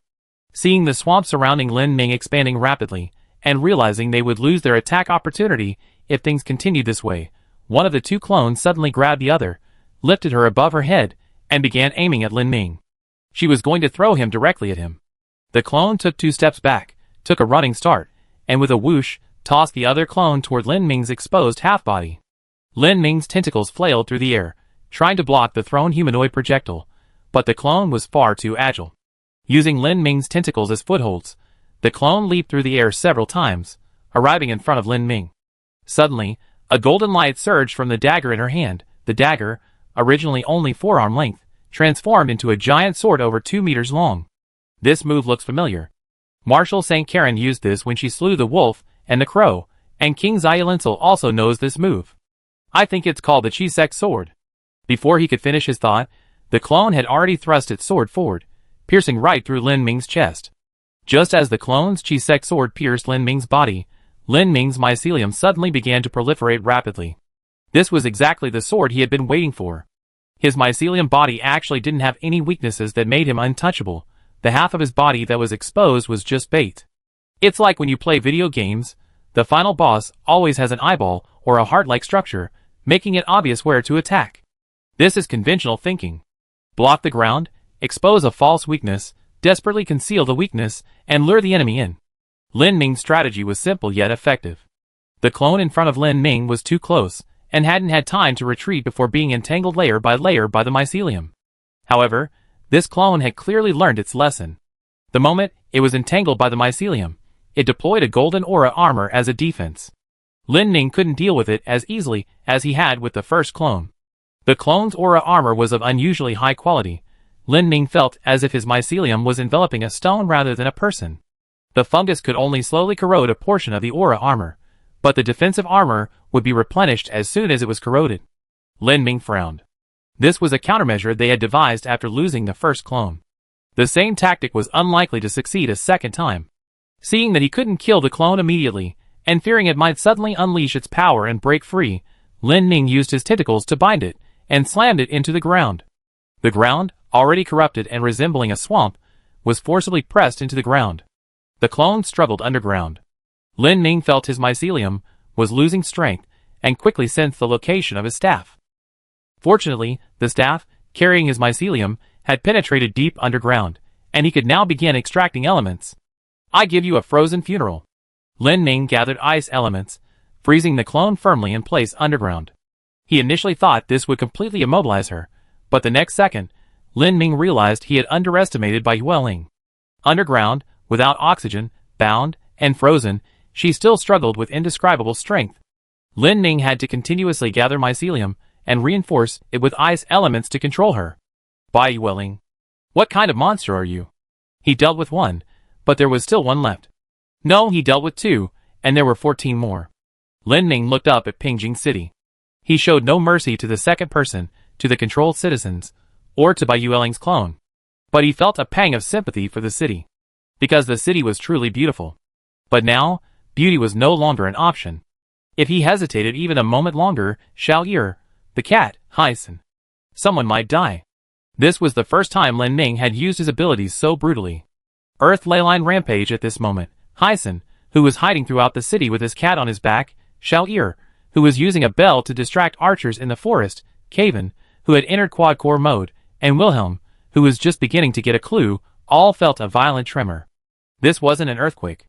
Lin Ming's mycelium was expanding wildly underground. Devouring, corrupting, growing. Because the foundation was destroyed, the entire city began to tilt. Immediately afterwards, cracks appeared throughout the ground, and black tentacles emerged from the ground. The entire Pingjing, in just a few dozen seconds, seemed to have been pulled into another dimension, completely changing its appearance. Lin Ming's plan was simple. The clone he was currently holding underground was still full of life, and he couldn't leave. Once he left, the clone would definitely burst out of the ground. He could only immobilize them, not kill them. Since that was the case, he expanded his size to cover the entire city, then sealed them off one by one. Although he wasn't sure if he could actually do it, it was the most reliable plan Lin Ming could think of at the moment. Lin Ming's next target was the remaining clone in front of him. The clone looked at Lin Ming, then glanced back at Pingjing City and the writhing tentacles on the ground. Lin Ming initially thought the clone would also rush over, but after a brief hesitation, it turned and ran. Wise. The second person's control over the clone wasn't complete. One person's consciousness couldn't simultaneously control 16 individuals and manage every detail of the battle. His control over the clone was more at the tactical level. The actual close combat relied on the clone's conditioned reflexes and the experience accumulated from previous training. After all, Bai Yueling herself possessed exceptional combat talent. With only basic training, they could grow stronger in actual combat. Seeing Lin Ming's citywide control move, the second team's strategy was to concentrate their forces, trying to avoid being picked off one by one due to fighting individually. While the second team's countermeasures were sound, Lin Ming's teammates weren't fools either. They immediately understood Lin Ming's intention. Everyone was desperately trying to keep the clones isolated near them, preventing them from joining forces. Hyson was currently engaged in a sniper duel with an archer. He had been chased around by 3 clones, but suddenly they turned to leave. Hyson could only use his lightning arrows to hold one clone back. Hyson used a bow and arrow, and so did the clone. On the street where they were fighting, arrows flew wildly, looking from a distance like 2 machine guns exchanging fire. Hazen's bow and the clone's bow each had their own strengths. Hyzen's arrows detonate at the point closest to the target, so even if they miss, the secondary damage from the explosion can still injure the enemy. The clone's arrows are enveloped in golden energy, which greatly increases their power and allows the clone to control them. These arrows are incredibly powerful and can track targets. Hyzen's lightning armor only blocked 2 arrows before cracks began to appear. And he also had to protect the cat behind him. Hyzen's plan was to use his bow and arrows to restrain the clone, then find an opportunity to use a speed-enhancing skill like lightning strike to move the cat to safety. But when he turned around, he saw an expression on the cat's face that he had never seen before. In his mind, cats were either dozing or daydreaming. In short, they didn't seem very intelligent. But this cat was clearly thinking. It stared intently at the replicant before it, its pale purple eyes wide open. It was repeatedly trying to use its hypnotic abilities. The cat seemed to have noticed something. When it first tried to induce excessive sleep on the citizens, the cat failed, but it always felt something was amiss. After that, it tried to hypnotize the replicant many more times, but each time it seemed to have no effect. The replicant didn't fall asleep, but it would blink. After repeated attempts, the cat came to a conclusion. Replicants could be hypnotized, but they would be awakened the instant they fell asleep. The hypnosis lasted extremely short. In the blink of an eye, the replicant would wake up. Theoretically, in this less than a second of sleep, a person wouldn't dream. But in the cat's case, this common sense didn't apply. As long as the cat falls asleep due to excessive sleep, it can invade their dreams. Even for less than a second. Through repeated hypnosis of the replicants, the cat attempts to glean information from these 1-second-long dreams. The replicants' dreams deeply repel the cat. Their dreams are devoid of emotion, containing only fragmented memories of battle. The cat, enduring the dizziness from overusing its abilities, desperately searches through these fragments, trying to find the crucial information that is vital to everyone and could decide the outcome of this battle. That is the location of their controller, the second original entity. Chapter 269. Hyson noticed the cat seemed to be working very hard at something, but he didn't understand and didn't have time to ask. He could only desperately cover for the cat. But the cat's condition was getting increasingly bad. The cat's face began to turn pale, and blood started seeping from its mouth and nostrils. The cat's ability already consumed a great deal of mental energy, and now it had to constantly seize that precious second or so, which was slowly draining its physical strength and concentration, depleting its life force. But the cat didn't intend to stop. The cat had its own kind of persistence. And it was so close. He had seen their training ground in the replicant's dream.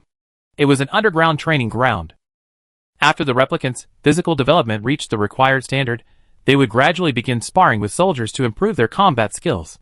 This training ground should be in the strange building Wilhelm had mentioned, but strangely, these replicants seemed to have never seen the second person from beginning to end. "Hey! Don't die!" Hyson shouted as he saw the cat's condition worsening. Just then, The clone opposite him suddenly drew back her bow, charging it towards the cat. The arrow on her bowstring grew brighter and brighter, and Hyson felt the ground beneath his feet tremble slightly as she charged. This is bad. He glanced back at the cat, then at the arrow that seemed capable of piercing anything, and swallowed hard.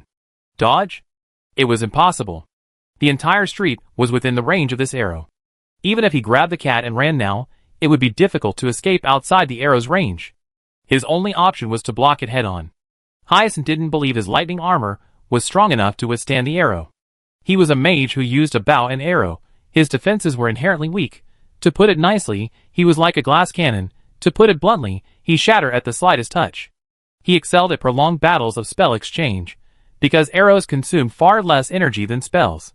But the clone in front of him wasn't planning to continue fighting in his area of expertise.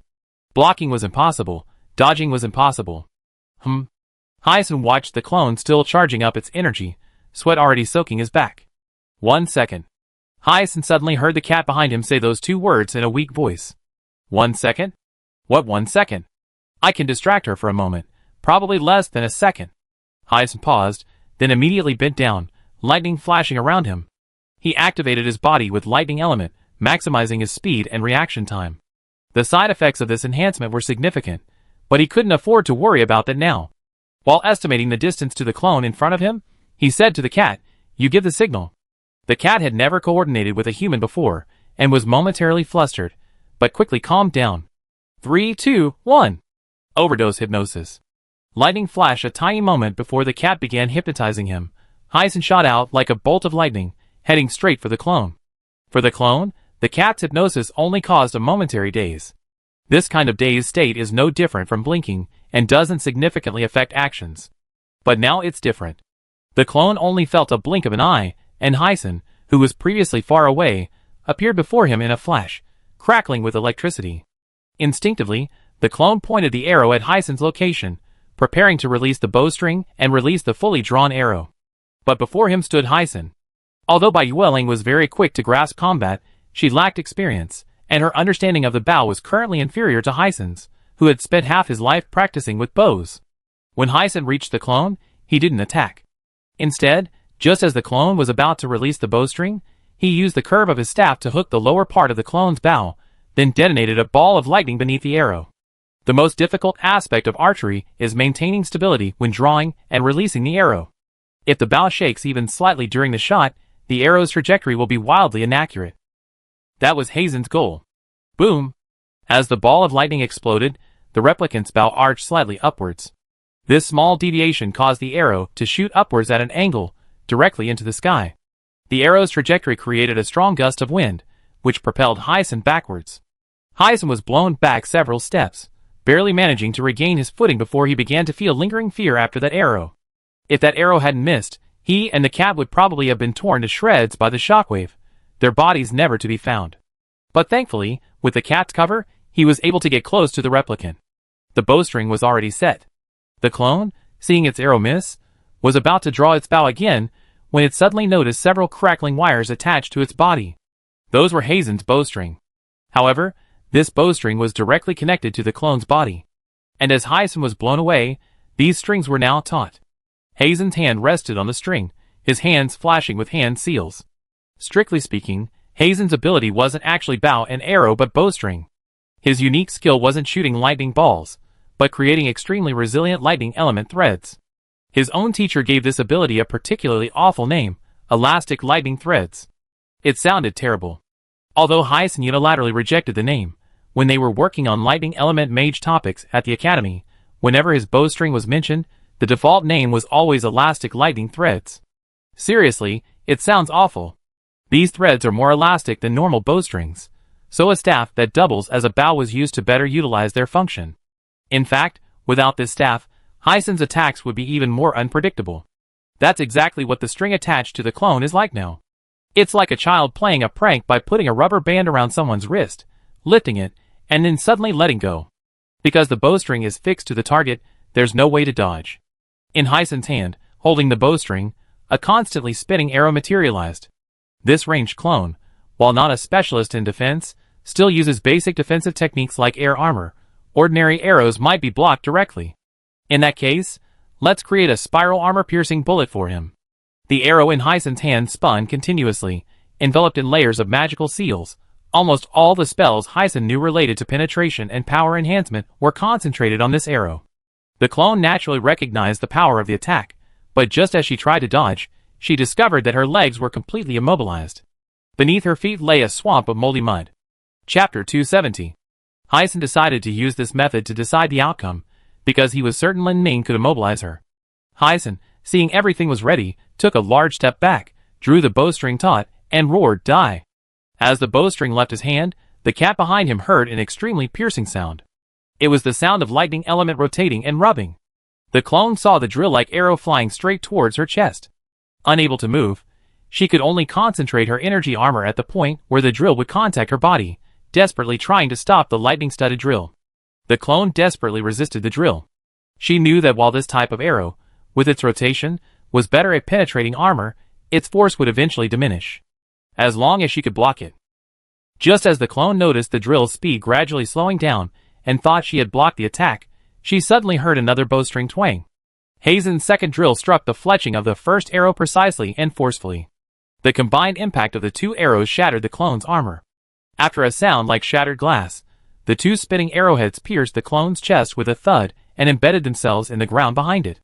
Even embedded in the ground, the arrowheads continued spinning, drilling quite a distance deeper before finally coming to a complete stop. The clone struggled for a moment, then fell silent. Hyacinth had finally defeated the clone, but he had no time to celebrate. He hurriedly turned to check on the cat, but as soon as he turned around, he saw the cat lying on the ground. Hyacinth initially thought the cat had been caught in the crossfire of the attack. "Cat! Hey! Don't die. If you die, Lin Ming and I won't be able to explain ourselves." The cat, of course, wouldn't die, he was just exhausted. The bad news was that he couldn't help in the upcoming battle. The good news was that during his final hypnosis session, he saw the location of the second main body. He's inside the wall. Huh? The wall? The plants inside the wall are the extension of his brain. Hearing the cat's words, Hyacinth suddenly felt disgusted by the city. He grabbed his staff, nocked an arrow, and fired at a nearby house. With a loud boom, a hole was blasted in the wall. Hyacinth looked into the hole, and saw countless writhing vines inside the wall. "You said it's the extension. Then where's the real body?" "A tree. A spatial element. Right there." The cat seemed to be reaching its limit. "A tree hidden by spatial manipulation? Where is it? Hang in there, just point." The cat struggled to raise its hand and pointed in a direction deep within the city. To Hazen's surprise, the direction the cat pointed wasn't the strange building Wilhelm had initially discovered, but rather a place on the other side that looked like a small church. After pointing out the location, the cat fainted. Hyacinth was very curious about how the cat had analyzed this information, but now that the cat was unconscious, all he could do was ensure its safety while simultaneously informing the others about the second body as quickly as possible. But just as Hyacinth had hoisted the cat onto his back, intending to rejoin the others, a sword aura suddenly slashed from his side. Hyacinth quickly dodged to the side, and upon closer inspection, saw a clone wielding a dagger standing not far away, staring intently at him. Has he been overheard about knowing the original's location? This clone was clearly a speed type. Hyacinth had already expended considerable energy. A direct confrontation now would be disastrous. Hassan turned to leave, but the clone caught up the moment he took a step. The clone's speed far surpassed Hazen's. After only a few steps, he was almost overtaken. Just as Hyacinth was about to abandon his escape plan and engage in direct combat, a rumbling sound suddenly came from afar. Normally, such a sound would have been mistaken for an approaching carriage.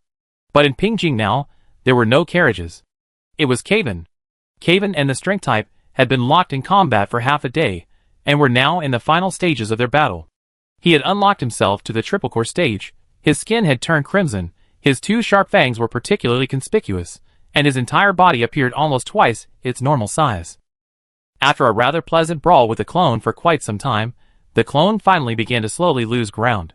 Seeing his opponent begin to show an opening, Caven grabbed the clone by the neck with one hand, spread his wings, and slammed her to the ground, scraping her along the way, destroying countless buildings in the process. He himself didn't know how far he flew, until the clone in his hand slowly became unresponsive. He then grabbed the clone and slammed her to the ground several times, adding a few more punches. To be on the safe side, he threw the clone into the moldy swamp that Lin Ming had created, letting the clone slowly sink.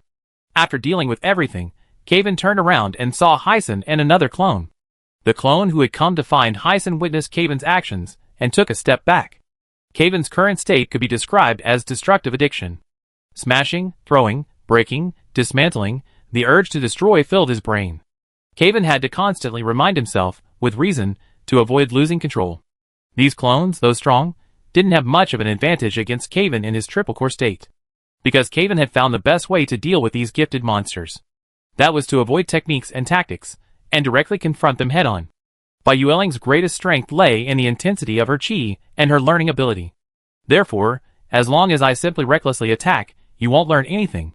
Even so, Kaven still felt the terrifying power of the clones' talents. Every moment he fought them, he could sense them growing stronger. Wilhelm was right. If they were to truly complete their training, these clones might not be so easy to subdue. The clone looked at Kaven cautiously. Information between clones can be shared through the second entity, and she knew clearly that she couldn't defeat Kaven in his current state. So she slowly retreated. Kaven! Kaven suddenly heard Lin Ming's voice. No need to waste time killing them. Drive them into the mold. I have my own ways. Hearing Lin Ming's words, Kaven and the clone exchanged glances. Hyson drew his bow, ready to lend a hand, when he suddenly realized that Kaven and the clone had vanished from their spot. Immediately afterwards, various shattering sounds echoed throughout the street. The two were too fast, so much so that Hyson could only see their fleeting afterimages occasionally. He immediately understood that this level of combat was beyond his control, and hurriedly ran towards Lin Ming, carrying the cat on his back. He had a clear understanding of his current state.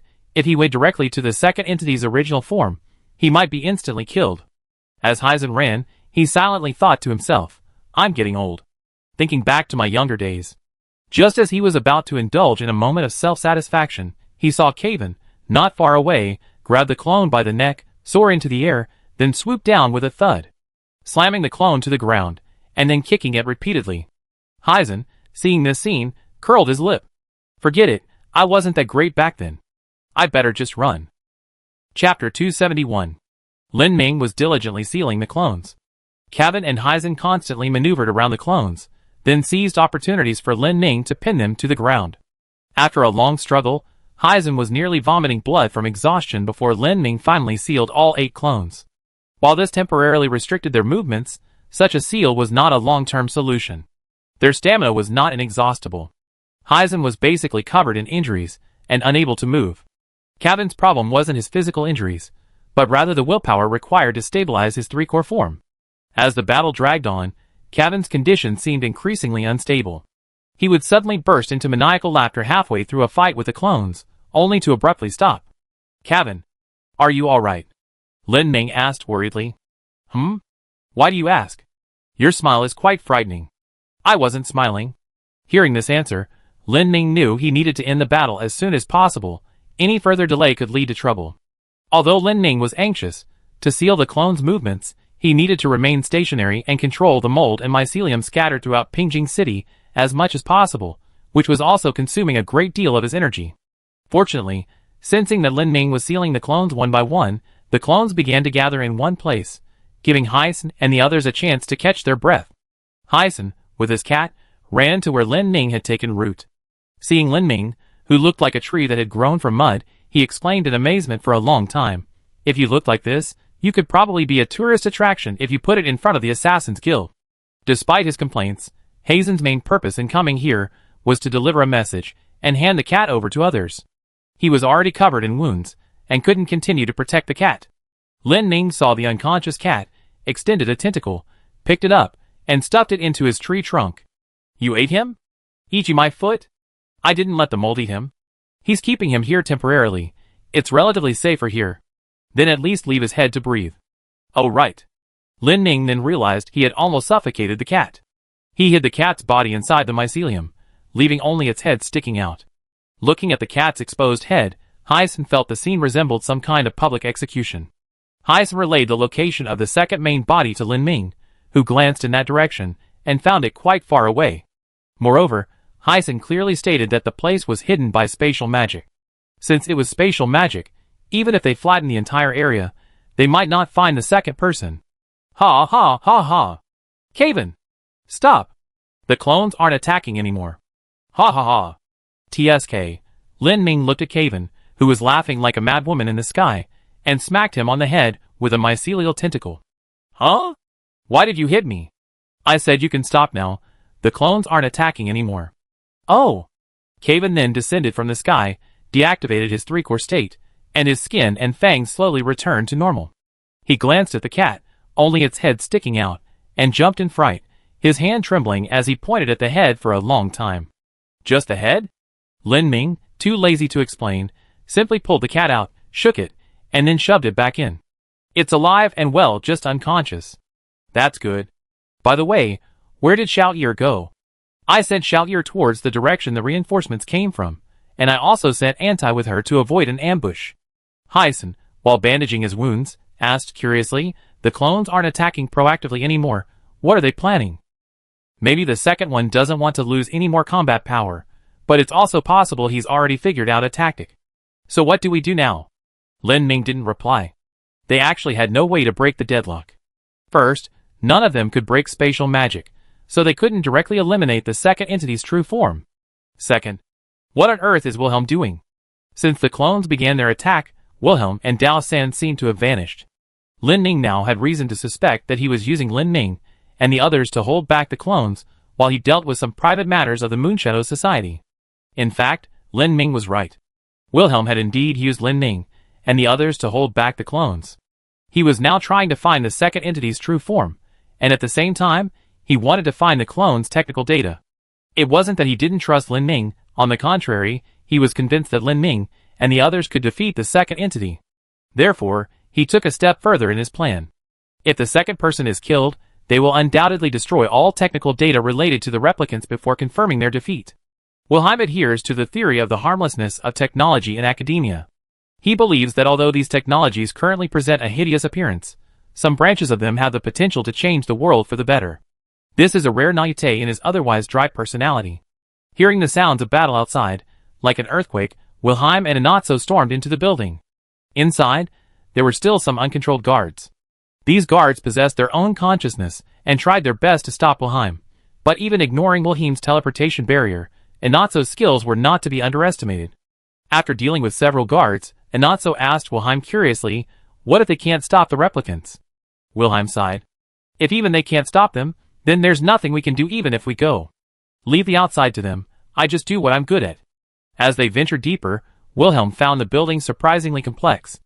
Everywhere were various research labs, all the data scattered haphazardly. These people, couldn't they at least build a data room? It would be so easy for someone to steal it. Anatso glanced at him. Don't you want to listen to what you're saying? Wilhelm ignored him, thoroughly searching each research lab. In these labs, Wilhelm saw many things that shocked him. Human growth promotion device data sheet. Juvenile replicant combat data.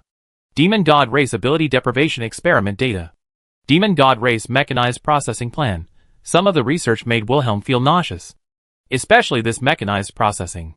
In short, it's about manufacturing certain demon species into unconscious machines to utilize their abilities, then activating those abilities through external stimuli. Looking at the date on the data, he realized this research was from a very, very long time ago. Back then, the second-in-command probably didn't yet have the ability to control others. Wilhelm had been flipping through the documents for a long time when he heard Anatso urging him from behind, hey, let's go. Don't rush, there's still a lot to look at. No. Look back. Wilhelm turned around in confusion and saw a strange creature that had appeared behind them at some point. No, that shouldn't be a living being. It looked more like a combination of a living being and an animal. A tree. A tree man? Where did this thing come from? Anatso looked on high alert, while Wilhelm was filled with curiosity. Wilhelm stared in astonishment at the thing in front of him, adjusting his glasses to examine it closely. It's called a tree man, but it looks more like plant tissue growing out of a human body. The creature in front of him still retained some human features, clearly a man, but otherwise, no human characteristics could be found. His legs were twisted into a knot, and he was only able to stand by a branch extending from his waist. Logically, someone in this state should be dead long ago, but Wilhelm clearly heard a sound, seemingly speaking, coming from the man's throat. Head aches? Wilhelm looked the tree man up and down again, concluding that he didn't seem to possess any consciousness of his own. Remembering the leaf on the back of the citizen's neck he seen earlier, He figured this person might have lost control. Lost control? Wilhelm quickly turned back to his files. Seeing him buried in books again, Dowson asked curiously, not running away. Wilhelm, still searching, replied, I think I just saw a report about adverse reactions after tree implantation. There should be other records here. I think it's necessary to figure this out, otherwise there might be consequences. Dowson scoffed. He knew Wilhelm's personality well. Once he made up his mind, even with a knife to his throat, he wouldn't change it. This tree man could only be stopped by him. Dowson gripped his knife and tentatively slashed at the tree man. He thought it would be tough, but one slash felt no different than chopping wood. And the tree man didn't retaliate, only complaining of a headache. Dowson made a few more tentative slashes, noticed something was wrong and stopped. Seems harmless. Head aches. Head aches? Are there any other symptoms besides a headache? Head aches. Can you understand me? Head aches. It seems he can't understand. Found it. Wilhelm finally found the report on adverse reactions to the tree implantation from the pile of documents. The adverse reactions section did indeed mention this type of mutation reaction. After the tree is implanted in a human body, some people will experience a rejection reaction to the tree if they are emotionally agitated, suffer brain injury, or develop a brain lesion. To ensure its own survival, the tree will forcibly modify the test subject's physical environment, making it suitable for its own survival. Wilhelm looked at the tree man and understood. This person's headache wasn't due to the tree implant. His headache was a disease, causing the tree to reject him, ultimately leading to loss of control. Wilhelm looked at the data in his hand again and discovered that not all tree implants were successful. When the second person was researching controlling other people's bodies, surgery was required for tree implantation, with a success rate of only 50%. But later, implantation could be completed simply by planting a seed. Wilhelm looked at the data for a long time and felt there was nothing more to explore in this research lab. Let's go. Dowson watched Wilhelm turn and leave, asking curiously, where's this guy? Just left here? Of course. Theoretically speaking, unless you burn him, it would take a lot of effort to completely kill him. Do you see the cuts you made earlier? Dowson quickly looked back and found that the cuts he had made were indeed gone. It seemed that this tree man's regenerative ability was astonishing. Wilhelm beckoned Anatso to continue inside. They still had quite a few research labs to explore. Once inside, after searching for a while, Wilhelm found a strange file folder. The cover indicated it was a National Security Council secret. Wilhelm tried to open the folder, but just as he was about to pry open the seal, a magical seal lit up on it. Immediately afterward, a bolt of lightning shot out from the seal. Whoa! Wilhelm quickly dodged, the lightning grazing his ear and blasting a deep crater in the wall behind him. Wilhelm swallowed nervously, glanced back at Dowson, and handed him the file folder. Why don't you open it? Do you think I'm stupid? Wilhelm found it strange. He had already read so much material, human experiments, demonic species experiments, clones, each one utterly inhumane, yet all of it was openly displayed. So why was this file suddenly encrypted in such a crude way? There must be something inside. Wilhelm took a deep breath and tried to open the folder again. But Dowson stopped him. Have you thought this through? Wilhelm looked at Dowson, then at the folder, calmed himself, and stopped. This encryption wasn't just a simple lightning bolt.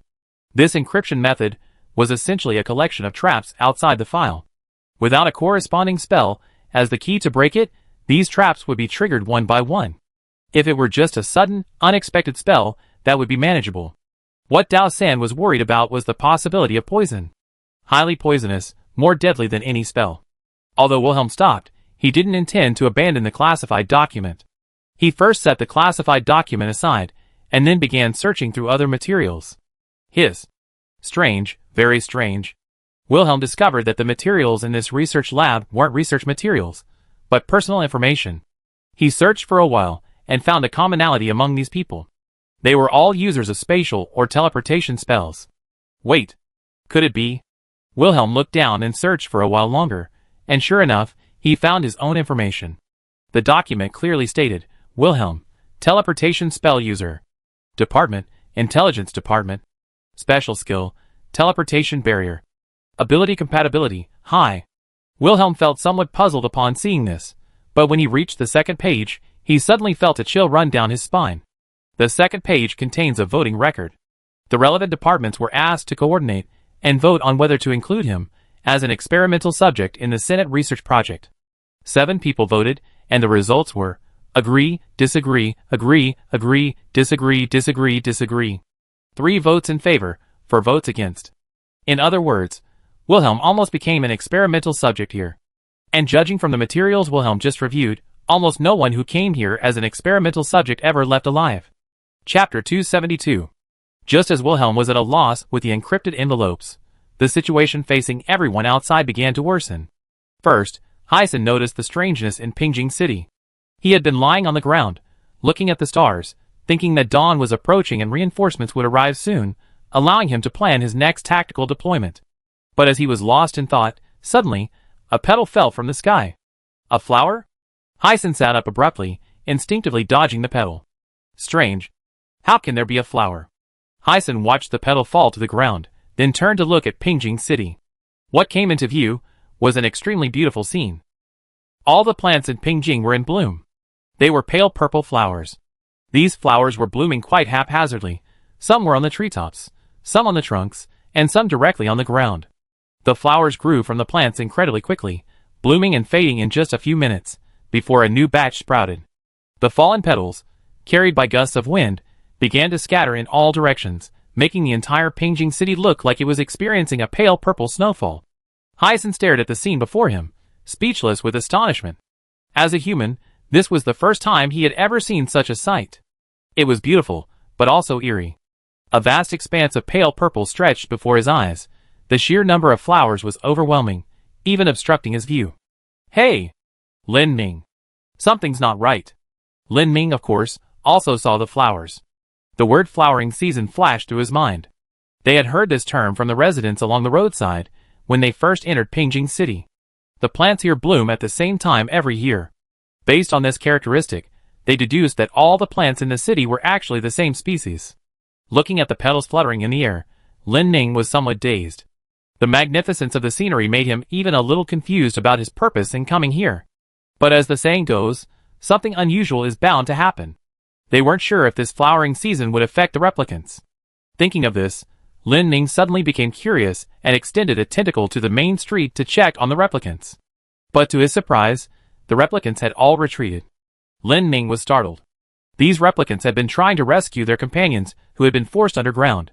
But as soon as the flowering season began, they started to retreat en masse. That meant that staying outside during the flowering season might be dangerous. Although Lin Ming wasn't entirely sure, he still reminded Caven and Hyson. Watch those flowers, there might be something fishy going on. Caven stood with his hands on his hips, watching the flowers fluttering in the air, saying nothing. Hyson obediently found a guardhouse pavilion as cover. Unlike these two little monsters, his flesh and blood body could be instantly reborn if he wasn't careful. Lin Ming observed the petals for a while, noticing that the flowers showed no signs of stopping. The petals on the ground were getting thicker and thicker, now reaching his calves. Annoyed by the obstructed view, he simply conjured a large mushroom-shaped umbrella on the spot, shielding his head.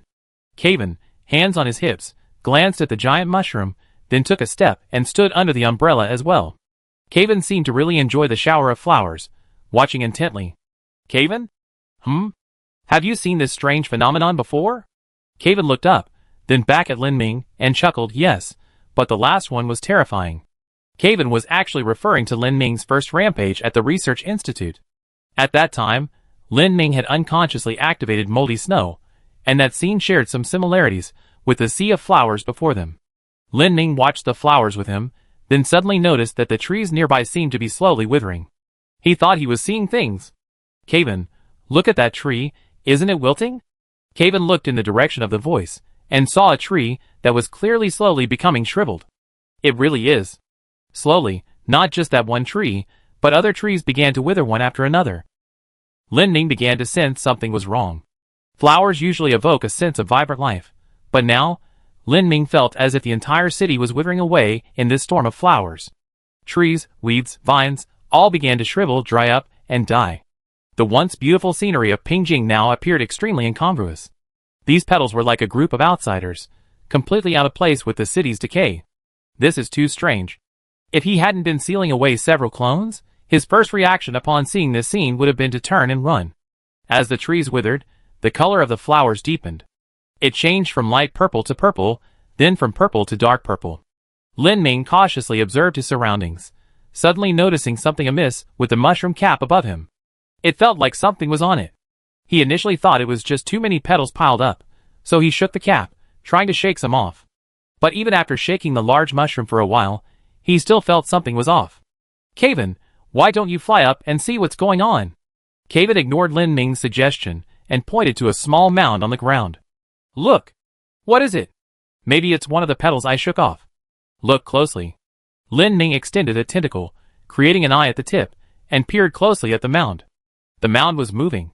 Although the movement was small, it was definitely moving, looking as if some small animal was buried underneath.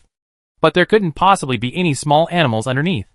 The petals around here had all accumulated little by little before they even realized how thick they were. There couldn't be anything beneath them. Just as Kevin and Lin Ming's tentacles were carefully examining the ground, Hyacinth suddenly cried out behind them, "Whoa!"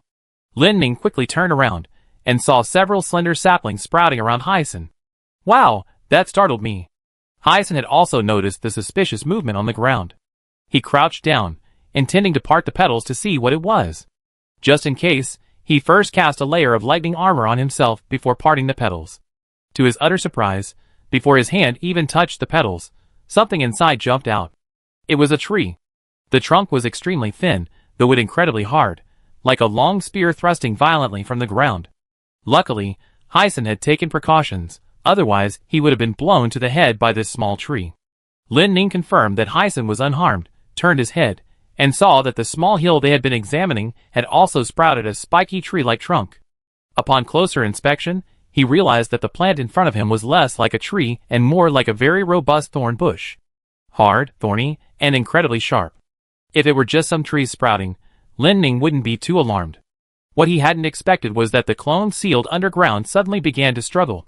"This is bad." Lin Ming desperately tried to suppress the clones, but he suddenly felt that these clones weren't as composed as before. He had previously sealed 8 clones. These 8 clones simultaneously began trying to break free of the seal, and Lin Ming could only desperately suppress them. But Lin Ming found it strange. In his perception, these clones seemed to have adopted a different behavioral pattern. Could it be related to this flowering season? Sharp tree trunks continued to sprout from the ground. These trunks were less like growing and more like spurting out. Hyacinth had originally intended to join Lin Ming under his mushroom cap, but as soon as he took a step outside the pavilion, a thorny tree suddenly sprang out from the ground with a poof. He trembled and quickly withdrew his foot. Lin Ming looked at Hyacinth's location and also noticed the pattern of these trees.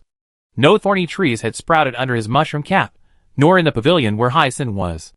In other words, these trees originated from petals falling from the sky.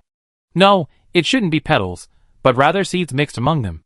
Lin Ming then understood the meaning of the flowering season. Like ordinary plants, flowers represent the renewal and replacement of plant life. Flowering, pollination, fruiting, seed maturation, falling to the ground, germination, and growth into a new plant. However, the second type of plant renews itself extremely quickly. What ordinary plants take a considerable amount of time to accomplish, these plants complete in an instant. Furthermore, Lin Ming discovered that the flowering season seemed to alter the overall appearance of the plants. The previous plants were lush and green, not exactly delicate and beautiful, but at least full of vitality. But the current plants exuded a murderous aura. Lin Ming felt that the second type wanted to take advantage of the flowering season to transform its plants into a more aggressive form, in order to compete with them. Just as Lin Ming had analyzed the plant's mutation, a knocking sound began to come from the ground in front of him. Thump! The ground where Lin Ming had sealed the replicants, a layer of ice covering a swamp of moldy mud, began to crack with a muffled thud. With each widening crack, Lin Ming's heart trembled. Although they had been fighting all night, they had only actually killed 2 replicants. If all the sealed replicants broke free, the 3 of them in their current state likely wouldn't be able to hold them off. "What do we do?" Kevin asked Lin Ming tentatively. Lin Ming, watching the replicants gradually break free of their restraints, had no choice but to continue the fight. With a sharp crack, the ground in front of them suddenly shattered, and the sealed clone crawled out like a zombie emerging from the ground. Lin Ming looked at the clone and sensed something was wrong. This clone. The color of its aura seemed to have changed. The clone's aura, originally a condensed gold, had now turned a pale gray. Kevin frowned as he looked at the clone. He had never heard of gray aura before. The color of aura, to some extent, represented its ability. For example, Kevin's red aura was different from ordinary yellow. What special ability did the gray aura on the clone possess? It was still unknown. Lin Ming stared at the layer of gray on the clone, his shock beyond measure. He knew Bai Yueling's clone talent was extremely strong, but he hadn't expected her to be able to do something like this. The moment the clone broke through the ground, Lin Ming had already begun trying to use mold to press her back down. But the mold failed. Previously, the clones dealt with the mold by continuously generating golden aura armor, but now, Lin Ming discovered that his mold was corroding the layer of gray aura much more slowly. Bai Yueling's aura used to corrode like gnawing on hardwood, but now it's like smooth sheet metal. These clones have evolved their aura through their struggle underground. This doesn't make sense. It's like submerging someone underwater, and then them evolving gills to survive. Only now did Lin Ming realize why the National Council was so persistent in creating clones of Bai Yueling. Bai Yueling's abilities far exceed the scope of the word talent. If Bai Yueling truly continues to grow, she will transcend the realm of human strength, even surpassing the power of demon gods. Given enough time, she could even stand shoulder to shoulder with gods. Although Lin Ming wasn't completely immune to the clone's aura, the layer of gray aura was now able to resist his mold. Under the cover of this gray aura, the clones could even walk on the mold swamps he had created. Caven also noticed this incredible phenomenon, muttering to himself, could it be that the flowering season caused them to regenerate? Oh right. Lin Ming suddenly realized. He had previously thought it was simply due to Bai Yueling's innate talent, but there was another possibility. The second plant had promoted the clone's evolution. Lin Ming stared intently at the clones' necks and discovered that the leaves on the back of their necks were gone, replaced by a ring of thorny vines. Although the clone's mutation was unexpected, Caven didn't want this sudden turn of events to throw him off balance. He spread his wings, summoned his blood scythe, and slashed directly at the clone. Before the scythe struck, Caven didn't think he would be at a disadvantage in this battle. As his scythe slashed towards the clone's neck, Caven felt that the aura seemed less rigid than before. Just as he was wondering about this, the next second, Caven noticed that the clone's gray aura began to turn red. Caven looked down in alarm and discovered that a cloud of blood mist was rising from his body, and this blood mist was being slowly absorbed into his aura by the clone. Ah! Since his birth, Caven had only ever absorbed the blood of others. This was the first time he had been absorbed himself. Something's wrong, come back. Lin Ming immediately used his primal element ability to pull Caven back. Looking at the clone again, he saw that she was still walking forward, but her movements were extremely slow. That's impressive, Lin Ming said through gritted teeth. The second method, through the renewal of plants during their flowering season, directly transformed these clones into specialized types for mushrooms and vampires. How are you feeling? Will her vampiric ability affect you? Lin Ming could only continue discussing countermeasures with Caven. The biggest impact isn't actually the vampiric ability. Look at this. Caven held up his scythe for Lin Ming to see. Lin Ming was surprised to find that where Caven's scythe had struck the clone, there was a nick. It chipped? Caven shook his head. No, it didn't chip, it melted. This was the real target of the clone's attack on Caven. That layer of energy could dissolve blood. Chapter 273. Lin Ming and Caven exchanged a glance, both quite surprised. While neither of them was invincible, they had always been able to devise strategies to defeat their previous enemies. But now, for the first time, they felt they were being targeted. The mold and mycelium were ineffective. Caven's blood would dissolve whenever he got close to the clone. Although he could force his way through, the result would likely be mutual destruction. And most importantly, there was more than one clone.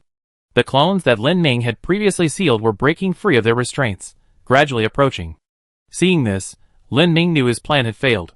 His current tentacle-covered form was originally intended to suppress these clones. Now that they had broken free, maintaining this form seemed pointless. Lin Ming sighed, reverting to his human form, one hand holding the cat, the other gripping the staff still attached to the ground. Luckily, I have other fighting methods besides mycelium and mold, otherwise we'd be in deep trouble here. Caven crossed his arms, seemingly unfazed. So what are you planning to do? Lin Ming pulled his staff out of the ground a bit, then plunged the exposed part into his waist with a thud. Caven stared, stunned. What are you doing? I feel like it make me move around more. Does it look weird? It looks fine. Lin Ming looked back at himself, feeling like a robot plugged into a power cord. Caven looked up at the sky. Dawn was breaking. The coolness of the summer night was dispelled by the rising sun, and a wave of heat began to slowly rise from Pingjing City. But this heat didn't last long.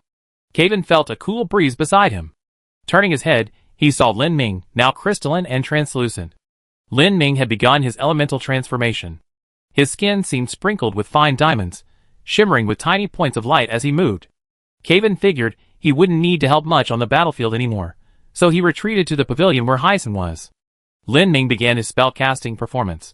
He chose ice elementalization because he was most adept at controlling ice, and with so many clones, he needed to control the situation. Ice coughed suddenly. An ice wall rose in front of the clone closest to Lin Ming. Seeing the ice wall blocking her way, she instinctively took a step back, but as soon as her leg moved, she found herself also blocked by an ice wall behind her. Lin Ming clasped his hands together in a prayer-like gesture towards the clone.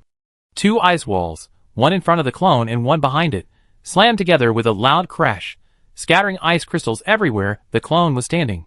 The two ice walls quickly merged, sealing the clone inside. Lin Ming didn't expect this spell to actually control the clone. He was simply trying to minimize his own energy expenditure and buy time. Where exactly is Wilhelm? Lin Ming muttered to himself as he continued to restrict the clone's movements with ice magic. Thorn Garden, I knew Wilhelm wouldn't be reliable in crucial moments. Ice Shard, he's definitely hiding something. The cooperation between the Moonshadow Society and the Assassin Society probably won't last long. Snowblade Rain, he said he was going to find the second one's location, but we got the information first, and we can't find him to inform him. It's really frustrating. Big Ice Block Smash Yukaven and Hyzen watched Lin Ming constantly complaining while bombarding the clone with ice magic. They could clearly sense that Lin Ming's spellcasting was becoming increasingly emotionally charged. At this moment, Wilhelm, who had just stepped out of the mysterious building and onto the street, suddenly sneezed. Achoo! Wilhelm scratched his head. Did someone curse me? He had now obtained enough information in that research facility. He had also basically grasped the second one's true form and general abilities.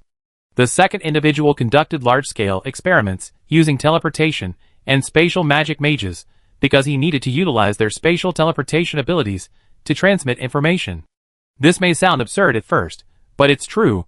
The second individual successfully used teleportation magic to transmit information.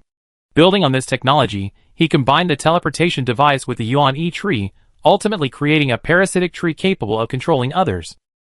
But this was just the beginning. To better control this teleportation magic, the second individual directly abandoned his own physical body, copying his consciousness onto the Yuan E tree, and then implanting the roots of the Yuan E tree into the body that originally possessed this teleportation magic. To save time, Wilhelm walked out of the research base while reading the manuscript in his hand. This manuscript wasn't some valuable document, but rather an ordinary researcher's notebook. Wilhelm hadn't initially noticed the notebook. He had only accidentally knocked it to the ground and caught a glimpse of one of its pages. It read, "Today is the 14th day. The second person's consciousness transmission seems to have encountered some problems." This single sentence made Wilhelm realize the notebook was unusual. Picking up the notebook and flipping through a few pages, Wilhelm discovered that the owner was a former assistant who had worked under the second person. This assistant had a habit of keeping separate notes on their experiments. These notes weren't important enough to be included in official reports, but they helped them better recall the details of past experiments when compiling academic summaries later. Many researchers kept such notebooks. Wilhelm continued browsing the notebook and found the notes from before the second person constructed the meta tree. Judging from the descriptions in the notes, the second person seemed to be a scholar at that time. The notes read, "Being assigned to be the second person's assistant is quite stressful. Although I am exceptionally talented, gifted, and accomplished at a young age, working with a scholar like the second person, who has already surpassed human limits, still makes me constantly feel my own insignificance. Today, the second person suddenly asked me, 'How do you know you are human?' To be honest, I was startled, because at that moment I thought of many possibilities. Perhaps I really am not human.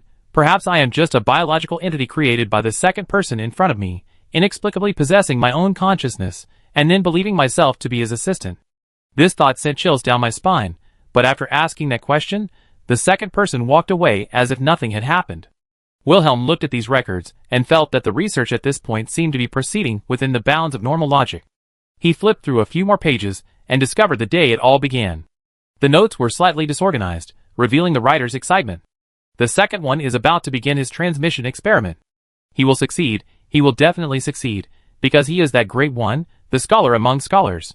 If this experiment succeeds, the second one will be nearly immortal. Yuanishu's condition is very stable. Every time I see Yuanishu, I feel inferior because I am human. Transmission will take a long time. Before the transmission, all the researchers gathered for the most intense seminar in history. The theme of this seminar was consciousness, soul, and body.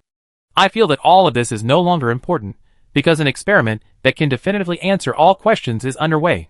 Discussing these things on the eve of the truth's arrival is simply a waste of time. Wilhelm could sense that this researcher greatly admired the second one. Flipping through a few more pages, the records about the transmission experiment began to feel off. The experiment is complete. The second one has fully merged with Yuan Ishu. He can now think and communicate in Yuan Ishu's form, but I feel like something is amiss. The second person seems to have edited his consciousness during the transmission process. He now frequently asks strange questions, such as where am I? Where is this? Besides these questions, the second person also often says things like envy and want, which are things the second person wouldn't have said before. After consulting a lot of materials and combining them with the second person's previous notes, I can only deduce one hypothesis. The physical body plays a significant role in stabilizing the soul form. Although our research institute rarely mentions the theory of the soul, this point cannot be ignored. The second person's situation is very likely due to the damage to his consciousness after abandoning his human form. In the few days I spent with the second person, with Yuan Ishu, I became more and more convinced of my hypothesis. Some of the second person's rational thinking has been disrupted. He now expresses his thoughts quite directly, even trivial things, and says them quite seriously. If I had to explain it, it's like his memories and desires have been inherited, but his personality has been lost without a trace. I became more and more convinced of my point of view. When I considered the second child as a child with vast knowledge and great ambition, everything began to make sense. The second personality is gone. He's now just a vessel filled with memories and desires. I think the second person died after the transfer. The scholar in my mind died. He was just a jar filled with scattered fragments. I see. Wilhelm now understood why the citizens controlled by the second person seemed so dull. Personality. I really didn't expect that. Wilhelm looked at the later part of the notebook and was surprised to find that the Bioling clone project wasn't led by the second person. The notebook read, although the second person has become completely different from before, his knowledge remains. Many projects require his participation. Not long ago, the Sterlowa Research Society suddenly communicated with us about a clone project. Since witnessing the initial results of that project, the second person has become obsessed, starting to study the parasitic principles of the Yuan Yi tree. Teleportation spells can actually transmit information? No. This is beyond common sense. And the second researcher has started to keep his research private, doing everything alone. Although he doesn't have a human body, he can still complete his research thanks to his perfect control over the Yuan Yi tree. I haven't seen the second researcher come out of his lab in a long time. He seems to have moved it to that relatively secluded little chapel. We are his research assistants, and now we're practically doing nothing. I feel something's wrong. The Yuan Yi tree seems to be spreading. Plants throughout the city are dying off in large numbers, but other plants are quickly growing back. This is the Yuan Yi tree. It's encroaching on the living space of other plants. While this won't cause any harm, I don't know the second researcher's intention. Wilhelm thought this was all normal, but then the notes took a sharp turn. The researchers around me seem a bit off. Some of them, who were originally unremarkable and talentless, have recently started conducting research I never heard of before, and they stopped communicating with people. Strange, very strange. I need to escape from here. Yuan Ishu may have gone out of control, and it seems to be starting to erode human bodies. It's very dangerous here. Something's wrong. Something's really wrong. I feel like all the researchers around me have started muttering things like envy and want from time to time. Did this city have this many trees in the past? This concludes my notes. Wilhelm finally learned what had happened in the city.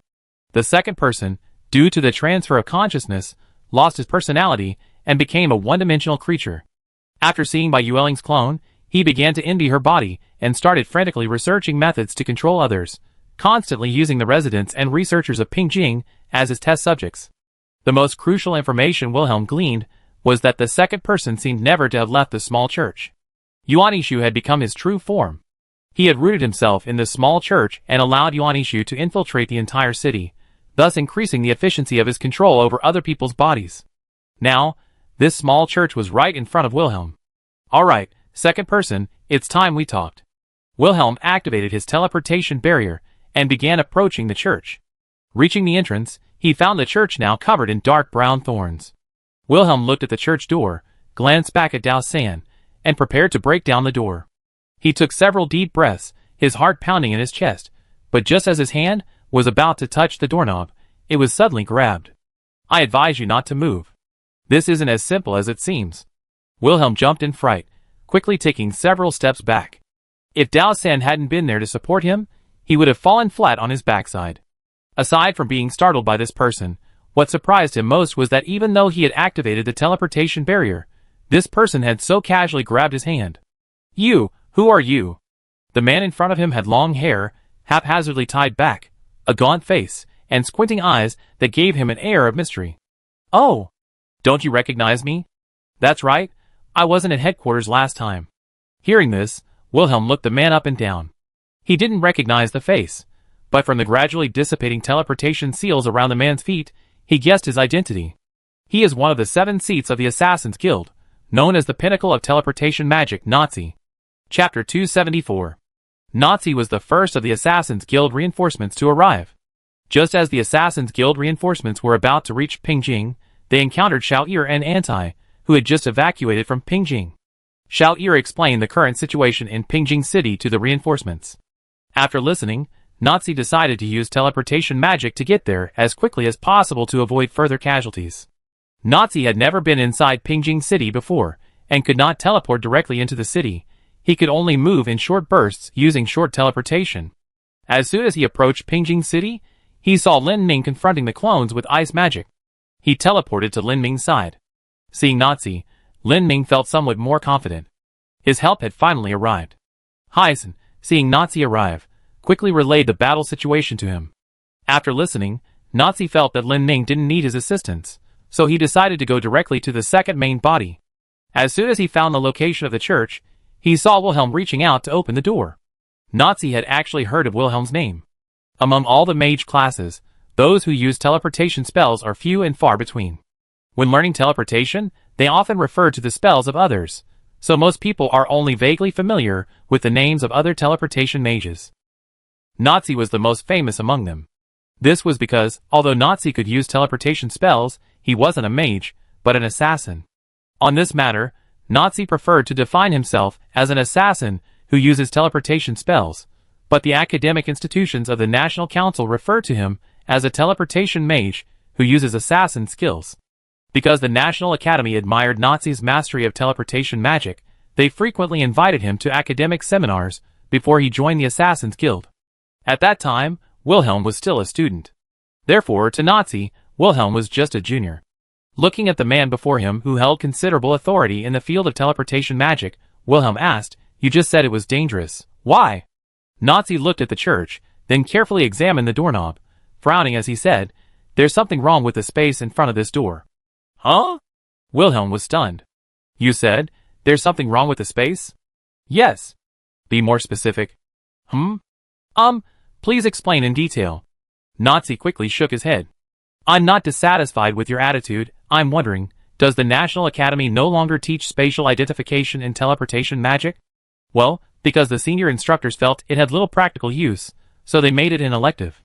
Nazi pursed his lips. That's why he didn't go to the National Academy in the first place. Everything was so formulaic and boring, and the instructors were all incredibly arrogant. Nazi pointed to the doorway and said, "This space doesn't actually belong here. Although the area in front of the door looks the same as other spaces, this space is connected to others through some kind of magic. This connection was originally intended to improve teleportation efficiency, but some teleportation mages can stabilize this space, turning what was originally harmless into a trap."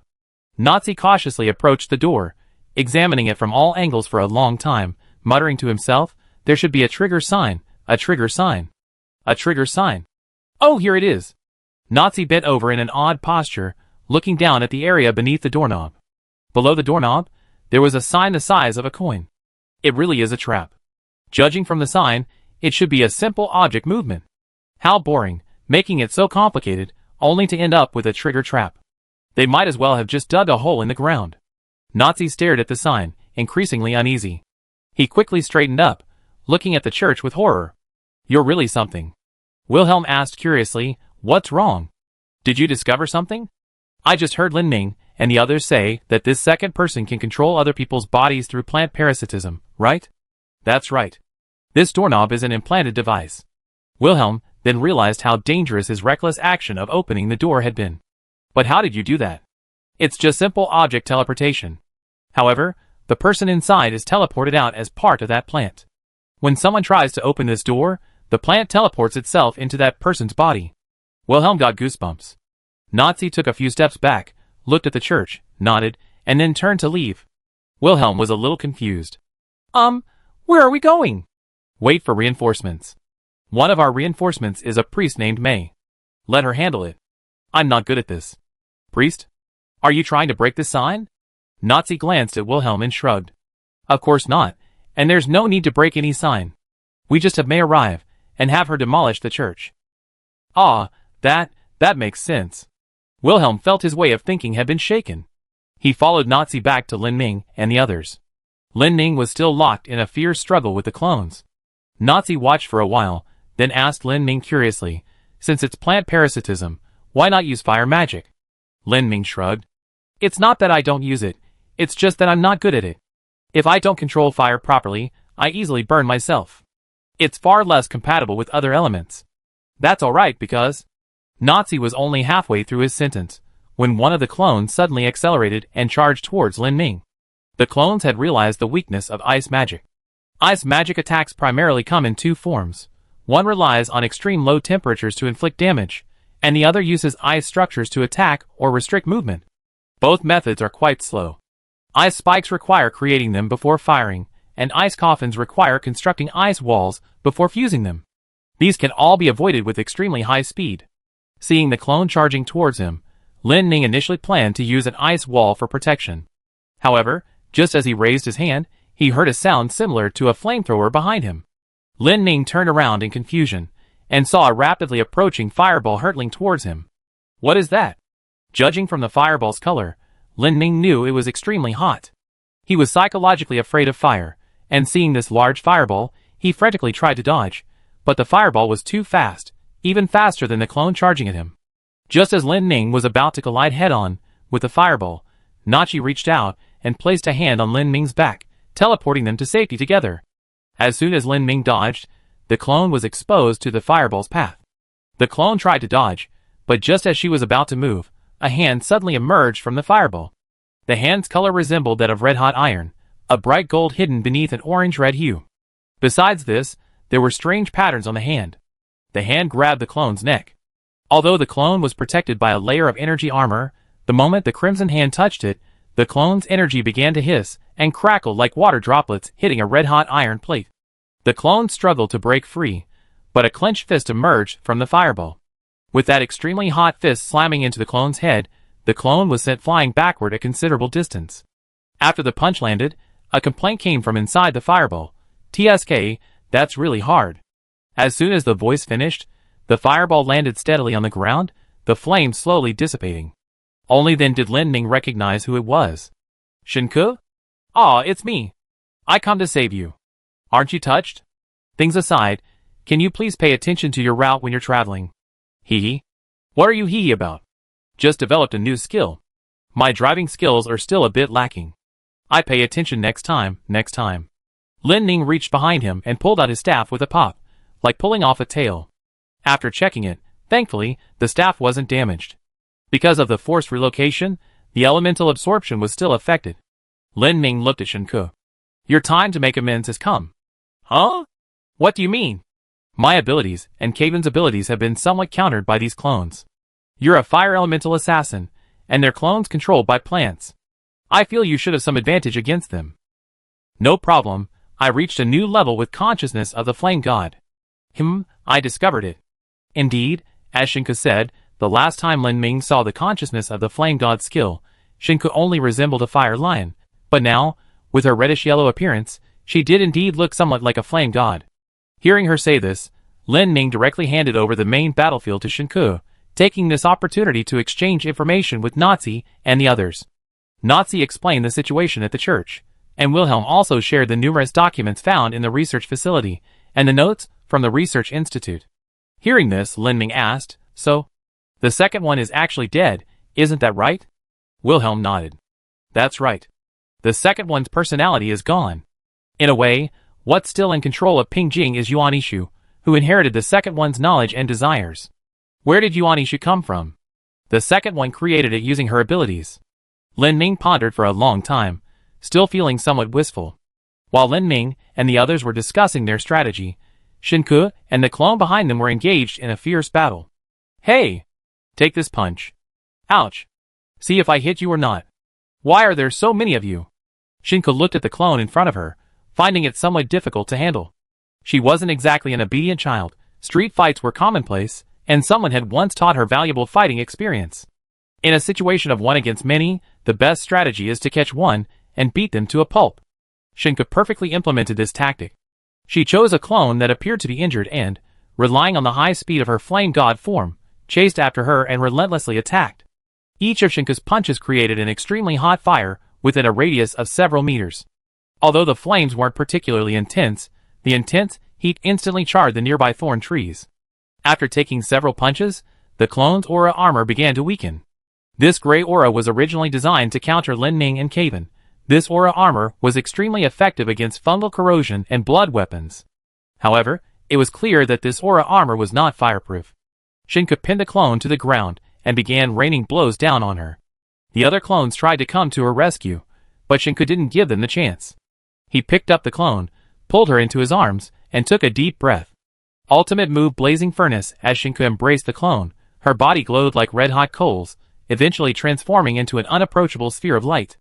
The other clones, who tried to approach, suddenly felt an extremely terrifying wave of high temperature emanating from Shinku. They felt their energy armor being burned by the wave, and had no choice but to abandon their rescue of the clone held by Shinku, retreating hastily. The shockwave lasted for about 10 seconds. After the heatwave subsided, only Shinku remained standing. Below her feet was a clear circle, but within this circle, instead of charred black, was a ring of deathly pallor. The clone had vanished without a trace. Not even ashes remained. The other clones, seeing this, dared not approach rashly.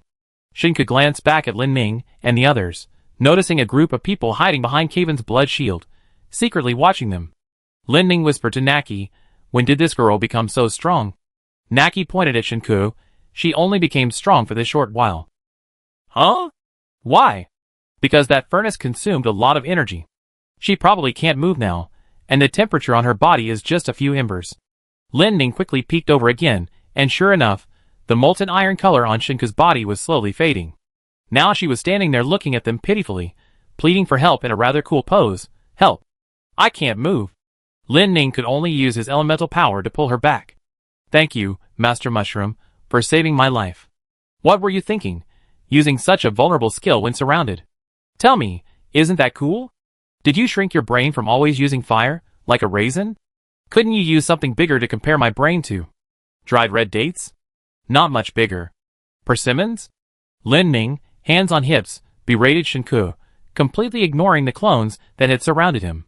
Wilhelm watched the clones approach, wondering why Lin Ming could be so relaxed and talkative in this situation. Just as he was about to speak up, a loud female voice came from behind him. "Since I lost this leg, I haven't traveled this far in years. Alright, let me see if these clones really look like my Achi." Chapter 275. Lin Ming turned around and saw the vice president.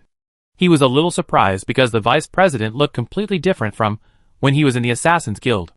At headquarters, the vice president always wore light armor and used an absurdly heavy great sword as a cane.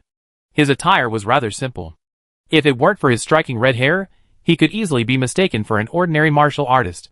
However, Maggie had once mentioned to Lin Ming that at the peak of his strength, the vice president had a very flamboyant nickname, Golden Thorn Red Bee. At the time, Lin Ming had a question in his mind. The Red Bee was understandable, given the vice president's conspicuous red hair, but where did the term Golden Thorn come from? This question only flashed through Lin Ming's mind before he forgot about it. But now, standing before Lin Ming, the vice president finally made him understand what Golden Thorn Red Bee meant. The guild leader's thin armor was extremely ornate. Although the armor didn't appear heavy, it perfectly suited the vice guild leader's physique. The armor was entirely gold, gleaming with a bright metallic sheen in the morning sun. This armor was less of a protective suit and more of a work of art. Even a layman could immediately tell it was incredibly valuable. The armor surface was engraved with subtle magical symbols, most of which Lin Ming didn't recognize, but he suspected they were some kind of protective or physical enhancement spells. The vice guild leader still carried the great sword, but this time it was merely used as a walking stick, as a golden gauntlet sword was tucked into his belt. The sword's blade was slender, a stark contrast to the great sword the vice president wielded. Perfectly complementing the armor, the sword's ornate design would have been incongruous even in a museum. The hilt was engraved with raptor motifs, and the blade itself was entirely gold. Lin Ning suspected it wasn't ordinary metal, but rather displayed its color under some kind of magical enhancement. This sword must be the Golden Sting from the Golden Sting Red Bee Guild. Lin Ning was speechless with astonishment at seeing the vice president's elaborate attire for the first time. After watching him stare for a while, the vice president looked down and asked, "Is it beautiful?" Lin Ming nodded. "Of course it's beautiful. Haha, it was 1,000,000 times more beautiful back then." Gradually, the Assassin's Guild's reinforcements arrived. Nazi arrived first, followed by the vice president, then Sousa and Mei, and then a group of mercenaries. Now, 5 of the 7 seats in the Assassin's Guild have been filled. Xiao Ir and Antai also returned, along with Achi, who was at the forefront of the mercenary group. Achi's arrival was within Lin Ming's expectations. Achi had been frowning the whole time. In just a few days, Lin Ming felt the boy had grown a lot. He was about to greet Achi when his gaze stopped beside him. Beside Achi was someone Lin Ming had never expected. It was Bai Fu. She's not. Lin Ming was about to ask when the vice president interrupted him. Focus on the front lines first. A quick victory is best. The vice president glanced at the clones who had already taken up their stances, looked around, raised his great sword, and threw it directly at one of the clones. The moment the great sword was thrown, the vice president vanished from his spot. By the time everyone reacted, the vice president had already rushed to the center of the battlefield along with the thrown great sword. The clone, seeing the great sword suddenly flying towards it, instinctively dodged to the side, but just as it dodged, the vice president's slash was already upon it. The clone instinctively sensed that the vice president's strength was far superior to its previous opponents, and immediately swarmed forward, launching a group attack. Lin Ming, seeing the vice president surrounded, wanted to help, but after watching for a few seconds, he realized he couldn't do much. At the same time, he once again felt how apt the metaphor of a bee was for the vice president. The flight path of a bee is different from that of birds and butterflies. Bees can suddenly change direction and hover mid-flight, with no discernible pattern. The vice president's movement was similar. Although the clones were equally formidable, they were completely outmaneuvered in terms of tactics and strategy. The vice president would lure attacks, then manipulate their attack routes to conflict with each other. Lin Ming watched for a while, and realized there was nothing to worry about. Because the vice president was having fun. She hadn't even drawn her sword.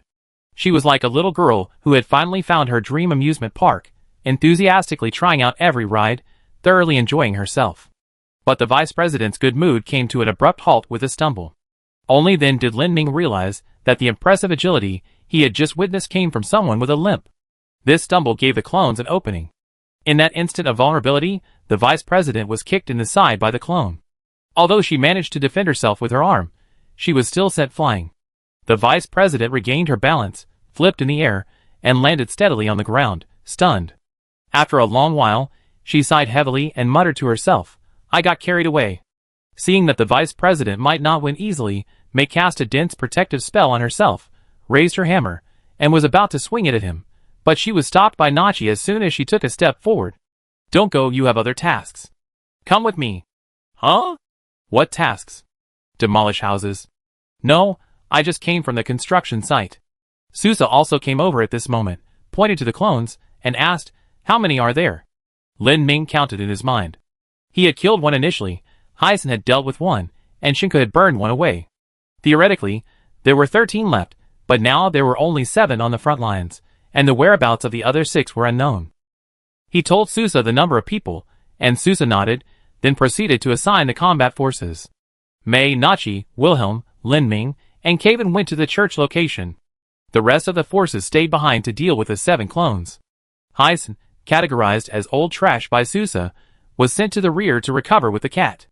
Lin Ming nodded, thinking, having more people definitely makes things easier. Nachi set up a magic circle, teleporting several people directly to the vicinity of the church. Mei, carrying a mace, looked up at the church and couldn't help but complain, "I've been building this house for so long, and now I have to demolish it." Nachi shrugged. "Stop complaining, I think you're best suited for this job." "Alright, I smash it then." "Please." Mei took her stance, swung the hammer in a wide arc, and slammed it down on the side wall of the church with a thud. The impact of that blow shook the ground beneath Lin Ming's feet. After the blow, Mei listened intently, and faintly heard sounds of structural cracking. A crack wide enough to fit a hand had appeared on the side wall. Seeing that one blow hadn't completely broken it open, Mei decided to go for it in one go. She took a step back, gripped the end of the hammer handle, and began spinning in place. This movement reminded Lin Ming of a hammer thrower's charging motion, but Mei was using a hammer, not a hammer, so she definitely wouldn't be able to throw it in the end. Mei spun around several times, finally shouting, "Break!" and releasing the hammer with a terrifying whoosh. Lin Ming covered his face. He hadn't expected to witness such a masterful hammer throw in this world. While a hammer isn't the same as a hammer, the force of the blow was undeniable. A hole had been smashed through the side wall of the church. Mei walked to the large hole, picked up the hammer, and gave everyone a thumbs up. Done. But just as Mei was about to check the church's interior, countless vines suddenly shot out from within, instantly binding her and dragging her inside. Kaven and Nazir rushed over, but their speed was insufficient to stop the vines before they could pull Mei inside.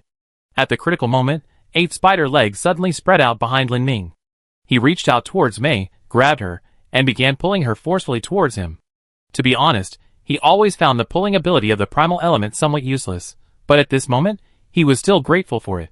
The vine sensed that Mei was being pulled back by some unseen force, and didn't intend to let go, so Lin Ming and the vines began a tug-of-war. The most unfortunate one was Mei in the middle. "Hey, easy. Don't pull my pants, oh my god, my arm's going to fall off. Don't pull my legs, they're going to crack." Kaven was about to rush over when Wilhelm stopped him. "Just use ranged attacks, otherwise it'd be a second blow." Kaven nodded, raised his hand, and threw a blood blade, severing the vines. Mei fell to the ground with a thud, feeling like her whole body was about to fall apart. Both the vines and Lin Ming had used astonishing force. Nazi crouched down to check on Mei's condition. "How do you feel?" "I feel like I've been stretched out." That wasn't what Nazi actually wanted to ask. He went behind Mei and looked at the back of her neck. Thankfully, nothing unusual. It seems this plant parasitism isn't the simple you get infected as soon as you touch it type. Seeing Nazi staring at the back of her neck for a while, Mei asked suspiciously, "What? Do I have a mole on the back of my neck?" "No, the other party has a very troublesome ability, plant parasitism." "Oh, that's easy. You all line up." Nazi, puzzled, and the others lined up according to height, like getting vaccinations at school, each receiving a blessing from Mei. Although I don't know the principle, parasitism is parasitism. A priest's blessing should still be effective against external threats. The group, fully prepared, were about to enter the church when the ground beneath their feet began to shake violently. The entire church slowly began to collapse under the shaking, with stones raining down from above. Before everyone's eyes, a gigantic tree suddenly rose from the ground where the church had been. Lin Ming had never seen such a large tree before. Within seconds, the tree had grown so large that its top was invisible. Looking up, Lin Ming felt it didn't resemble a tree at all, but rather a tower. Just as Lin Ming looked up at the treetop, Mei clicked her tongue in utter disgust beside him. What's wrong?" Lin Ming curiously followed Mei Yi's gaze, and saw strangely shaped protrusions and patterns where the tree's roots connected to the ground. But when he looked closer, a chill ran down his spine. They were people. There were ordinary people, and there were also the clones they had just seen. The entire root system of the tree was a structure where human tissue and plant matter were fused together. What disgusted him most was that those human tissues were still slowly writhing. Perhaps from a biological perspective, they were still alive. The tree continued to grow. Branches extended from both sides of the trunk, rapidly sprouting leaves that quickly withered, then blossoming flowers that fell, a fast-forwarded repetition of the tree's life cycle. This bizarre spectacle continued for a long time until the tree's growth stopped. Everyone stared in disbelief at the scene before them. They seemed to have guessed something, but no one dared to speak first, because this was too abnormal. On that tree, a spindle-shaped fruit had grown. The fruit hung very high. To see it clearly, one had to crane their neck. The size of the fruit was so ambiguous that everyone instinctively felt there must be a person inside. What had just happened had stunned everyone. No one spoke, and various assumptions clashed wildly in their minds. The fruit's color changed from light green to dark green, then to red, brown, and finally settled on dark brown. Then, a gust of wind blew by, and everyone heard a crisp crack. Then some fragments fell from the tree. In that instant, all the humans fused with the roots, and the plant suddenly began to wail in unison. The wails were extremely piercing. Lin Ning felt for a moment as if he had entered hell. Amidst the wails of these people. No, it should be said, amidst the wails of these still living human tissues, a human hand reached out from the fruit shell. He seemed to be trying to break open the fruit shell, like a newly hatched bird, eagerly searching for the outside world. Lin Ning was unsure whether he should intervene. His hand rose several times, but he always lowered it. Faced with a situation beyond his comprehension, he felt he couldn't act rashly. Finally, the fruit shell shattered completely, and a boy emerged. The boy landed lightly on the ground. The boy's skin was extremely white, devoid of any color, and his eyes and short hair were entirely green. Lin Ning looked at the boy's slender body. Although he knew he shouldn't think this way, he still found the boy beautiful. Although slender, he wasn't weak. He was completely naked, his body entirely exposed. When a naked person stands before you, everyone's attention is inevitably drawn to that area. And this was why everyone present remained silent. This boy. No, judging from his current appearance, he might not even be a boy. Because this person exhibited no sexual characteristics whatsoever. Who are you? Lin Ning deduced from the boy's eyes that he should be able to converse, because after climbing down from the tree, he kept looking around, his expression showing a hint of excitement. Me? His voice was very pleasant, androgynous. If I had to give you a name, I'm called Yuan Yi. Chapter 276. Yuan Yi? Everyone stared in astonishment at the boy before them. Clearly, he wasn't the second one. Moreover, Lin Ning couldn't sense any spider aura from him. This was utterly abnormal. After merging with the primordial element, Lin Ning could sense Qi's aura every time Qi appeared before him. It was like having a stranger standing in a dark room. Though unseen, all his senses indicated an undeniable presence. But Yuan Yi was different. When this boy appeared opposite Lin Ning felt nothing. Instead, he felt as if Yuan Yi were a tree, perfectly integrated with his surroundings. Who are you? Faced with Lin Ning's question, Yuan Yi seemed somewhat puzzled. I don't have many memories of my own, so I can't really answer your question. If you're asking about my species, I say I'm a demon god, a terrestrial tree spirit. Yuan Yi. A tree spirit. Lin Ning turned to look at Caven. He had initially thought Yuan Yi might be of the same kind as himself, but judging from his description, he should be of the same kind as Caven and Gus Soul. Your own memories? That means you have other people's memories? Yes, the second one you mentioned, I inherited many of his memories. Lin Ning thought for a long time, then asked, what's your relationship with the second one? Yuan Yi replied casually, he's my pupa. You mean? A pupa? That's right. Lin Ning's brain was working frantically. Finally, he and Wilhelm reached the same conclusion, asking in unison, you used the second one? Upon hearing the word utilize, Yuan Yi frowned, seemingly dissatisfied. Rather than being utilized, it's more like self-preservation. In a sense, I'm the victim. Just as Lin Ning was about to press further, Yuan Yi interrupted him. Don't ask any more. The rejection process is about to begin. Reject? Reject what? Yuan Yi pointed to the roots of the tree from which he had been born. To be honest, Lin Ning didn't want to look at those roots at all, but now, the human part fused within them was struggling desperately, seemingly trying to break free and emerge. Lin Ning felt a chill run down his spine. Could you explain this a little? Yuan Yi crossed his arms and shook his head. They never belonged to the tree, they were forcibly fused here. Now that their constraints are gone, of course they want to come out. Using me as a tool. Just as Lin Ning was about to ask for more details, he suddenly heard a voice from within the jumbled human tissue.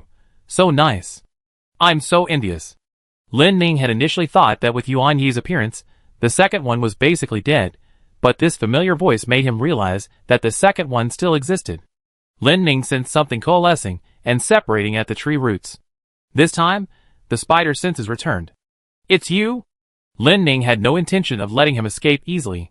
His body still contained the elements he had just absorbed, and now he hurled a large ice spike at the second one's location. But to his surprise, just as the ice spike was about to pierce the tree roots, a hand suddenly reached out and shattered it with a single blow. Golden energy swirled around the hand. Lin Ning looked at everything before him. The clone, the second one, Yuan Ishu. He turned to Yuan Yi and asked, slowly and deliberately, what exactly is the second one's ability? Yuan Yi didn't hide anything. It's fusion. Fusion? Yes, fusion, or you could say devouring. He can merge himself with other demonic species, using this method to acquire their abilities. Yuan Yi then looked at the things crawling out from the tree roots and added, But it seems he confused not only with demonic species, but also with humans. Hearing this, Lin Ming roughly understood the relationship between Yuan Yi and the second one. Yuan Yishu wasn't the second one's ability. The ability to control special plants belonged to Yuan Yi. The second one gained the right to use this ability by merging with Yuan Yi. Judging from the current situation, it seems Yuan Yi has somehow broken free from the control of the second person. Their fusion is crumbling, splitting back into two individuals, Yuan Yi and the second person. The second person, in order to gain a fighting chance, is now merging with the clones. At this moment, Lin Ming is actually very curious about how things are going on the main battlefield with the vice president. Since Yuan Yi has broken free from the second person, theoretically, the clones should also break free from the second person's control. Yuan Yi watched the second person's constant struggle, a smile appearing on his face. It was this smile that suddenly made Lin Ming wary. Strange. Very strange. Yuan Yi usually gives off a very gentle vibe, probably because he is indeed handsome, and he naturally has less malice towards those on the gender borderline. However, Yuan Yi's current behavior makes it seem like he has ulterior motives. Lin Ming instinctively felt that Yuan Yi was no pushover. Compared to the second one, who was now insane and lacked even a basic human form, Yuan Yi was far more threatening. The choice they made now would directly impact the course of the battle. Wilhelm shared the same thought. After hearing Yuan Yi's words, both Wilhelm and Lin Ming's minds began to race. If thought had a voice, their brains were now buzzing. After a moment of contemplation, without even a chance to exchange a glance, Wilhelm gave a signal and looked to his left. His left hand held a hand seal hidden in his palm. Lin Ming, feigning nonchalance, began to approach Wilhelm, then suddenly rammed into Wilhelm's left side. Everyone was startled. Even the second one, who was crawling out, was momentarily stunned. Seeing Lin Ming approach, Wilhelm suddenly opened his left hand, pointing in Lin Ming's direction, while his other hand pointed towards Yuan Yi. Teleportation barrier two-way shift. The instant Lin Ming touched Wilhelm, the teleportation barrier activated, instantly teleporting Lin Ming behind Yuan Yi. Lin Ming was about to attack. If possible, he wanted to finish off Yuan Yi with this one strike. Because Yuan Yi's words had actually revealed a lot. First, the fusion ability of the second entity. If the second entity had successfully fused with the Yuan Yi tree and gained plant abilities, then the second entity's consciousness wouldn't have suffered such severe damage. In other words, the fusion between the second entity and Yuan Yi wasn't complete. The second individual initially only managed to utilize some of Yuan Yi's abilities and discovered their potential. He became dissatisfied with superficial integration and sought complete fusion with Yuan Yi, permanently acquiring these abilities. However, the second individual failed. He underestimated Yuan Yi. He was completely blinded by his desire to possess Yuan Yi's abilities and undertook that consciousness transfer. Based on this analysis, consciousness transfer might only be a term used by the researchers. The true fusion process is far more complex than consciousness transfer. And the biggest problem lies after the consciousness transfer. Wilhelm saw a vast amount of data in the research facility, and within that data was a crucial point. Before and after the second individual's consciousness transfer, his research direction and style differed. The second individual, while also a research fanatic, focused on acquiring abilities. After the consciousness transfer, his research direction shifted directly to controlling others. If we simply say this was a shift in a researcher's research topic, it makes sense. However, when everything is combined with Yuan Yi, the truth completely changes. After that fusion, what dominates the Yuan Yi tree is no longer the second one, but Yuan Yi itself. The second one's consciousness merely wanders within the Yuan Yi tree like a remnant soul, preventing Yuan Yi's complete separation. Meanwhile, Yuan Yi hides behind the second one's mask, using the second one's now self-destructive knowledge and ambition to achieve its own goals. In other words, the decision to control the clones, implant them into the tree, completely control Pingjing City, and attack the Assassin's Guild, the initiator of these decisions, was not someone else, but the seemingly harmless Yuan Yi before him. Lin Ming and Wilhelm were the two with the most comprehensive intelligence, and they both reached the same conclusion at the same time. This guy was extremely dangerous. Lin Ming and Wilhelm's first coordinated attack was surprisingly beautiful. Teleported behind Yuan Yi, Lin Ming showed no mercy, immediately enveloping Yuan Yi in a cloud of moldy smoke. Yuan Yi's speed was much faster than Lin Ming had anticipated. Lin Ming's mycelium tried to entangle Yuan Yi, but just as the mycelium was about to touch Yuan Yi's body, Yuan Yi vanished from his spot. "Why did you want to kill me?" Yuan Yi's voice came from above Lin Ming's head. Lin Ming looked up and found Yuan Yi standing vertically on the tree trunk, looking down at him. Lin Ming actually had no way to answer this question. But he knew that if they didn't kill Yuan Yi here, the consequences might be unmanageable. Everyone back off. Lin Ming shouted to the others, then placed his hands on the trunk of the giant tree. As fungi, they had no reason to fear plants. From Yuan Yi's earlier actions in dodging his attack, it was clear he dared not withstand it. In that case, things were easier. After all, Yuan Yi didn't seem to have the protective aura of a clone. All he needed to do now was corrode everything. As Lin Ming's hands pressed against the trunk, a black whirlwind of mold rose directly upwards from beneath his feet. Yuan Yi, seeing the mold-laden whirlwind hurtling towards him, showed no panic. Instead, he smiled and looked down at Lin Ming. Just as Lin Ming was wondering why Yuan Yi was so calm, a whoosh of wind sounded behind him. A clone suddenly charged from the front lines, where the vice president and the others were. The clone wielded a short sword, its body wreathed in gray aura, and slashed directly at Lin Ming. Now everything was clear. These clones were actually controlled by Yuan Yi, and had nothing to do with the second elder. Yuan Yi went from being controlled, to breaking free, to taking control, and personally orchestrating everything. Lin Ming suddenly wondered if the other elders knew about this. They might know, but they wouldn't be interested. Or perhaps it was because they knew about this that they exiled the second elder to Pingjing, leaving him to fend for himself. Lin Ming knew his mold was ineffective against these clones, so he ignored their attacks and climbed the tree trunk like a reptile. The tree was too large. It would take time to completely corrode it, so Lin Ming decided to follow the trunk upwards.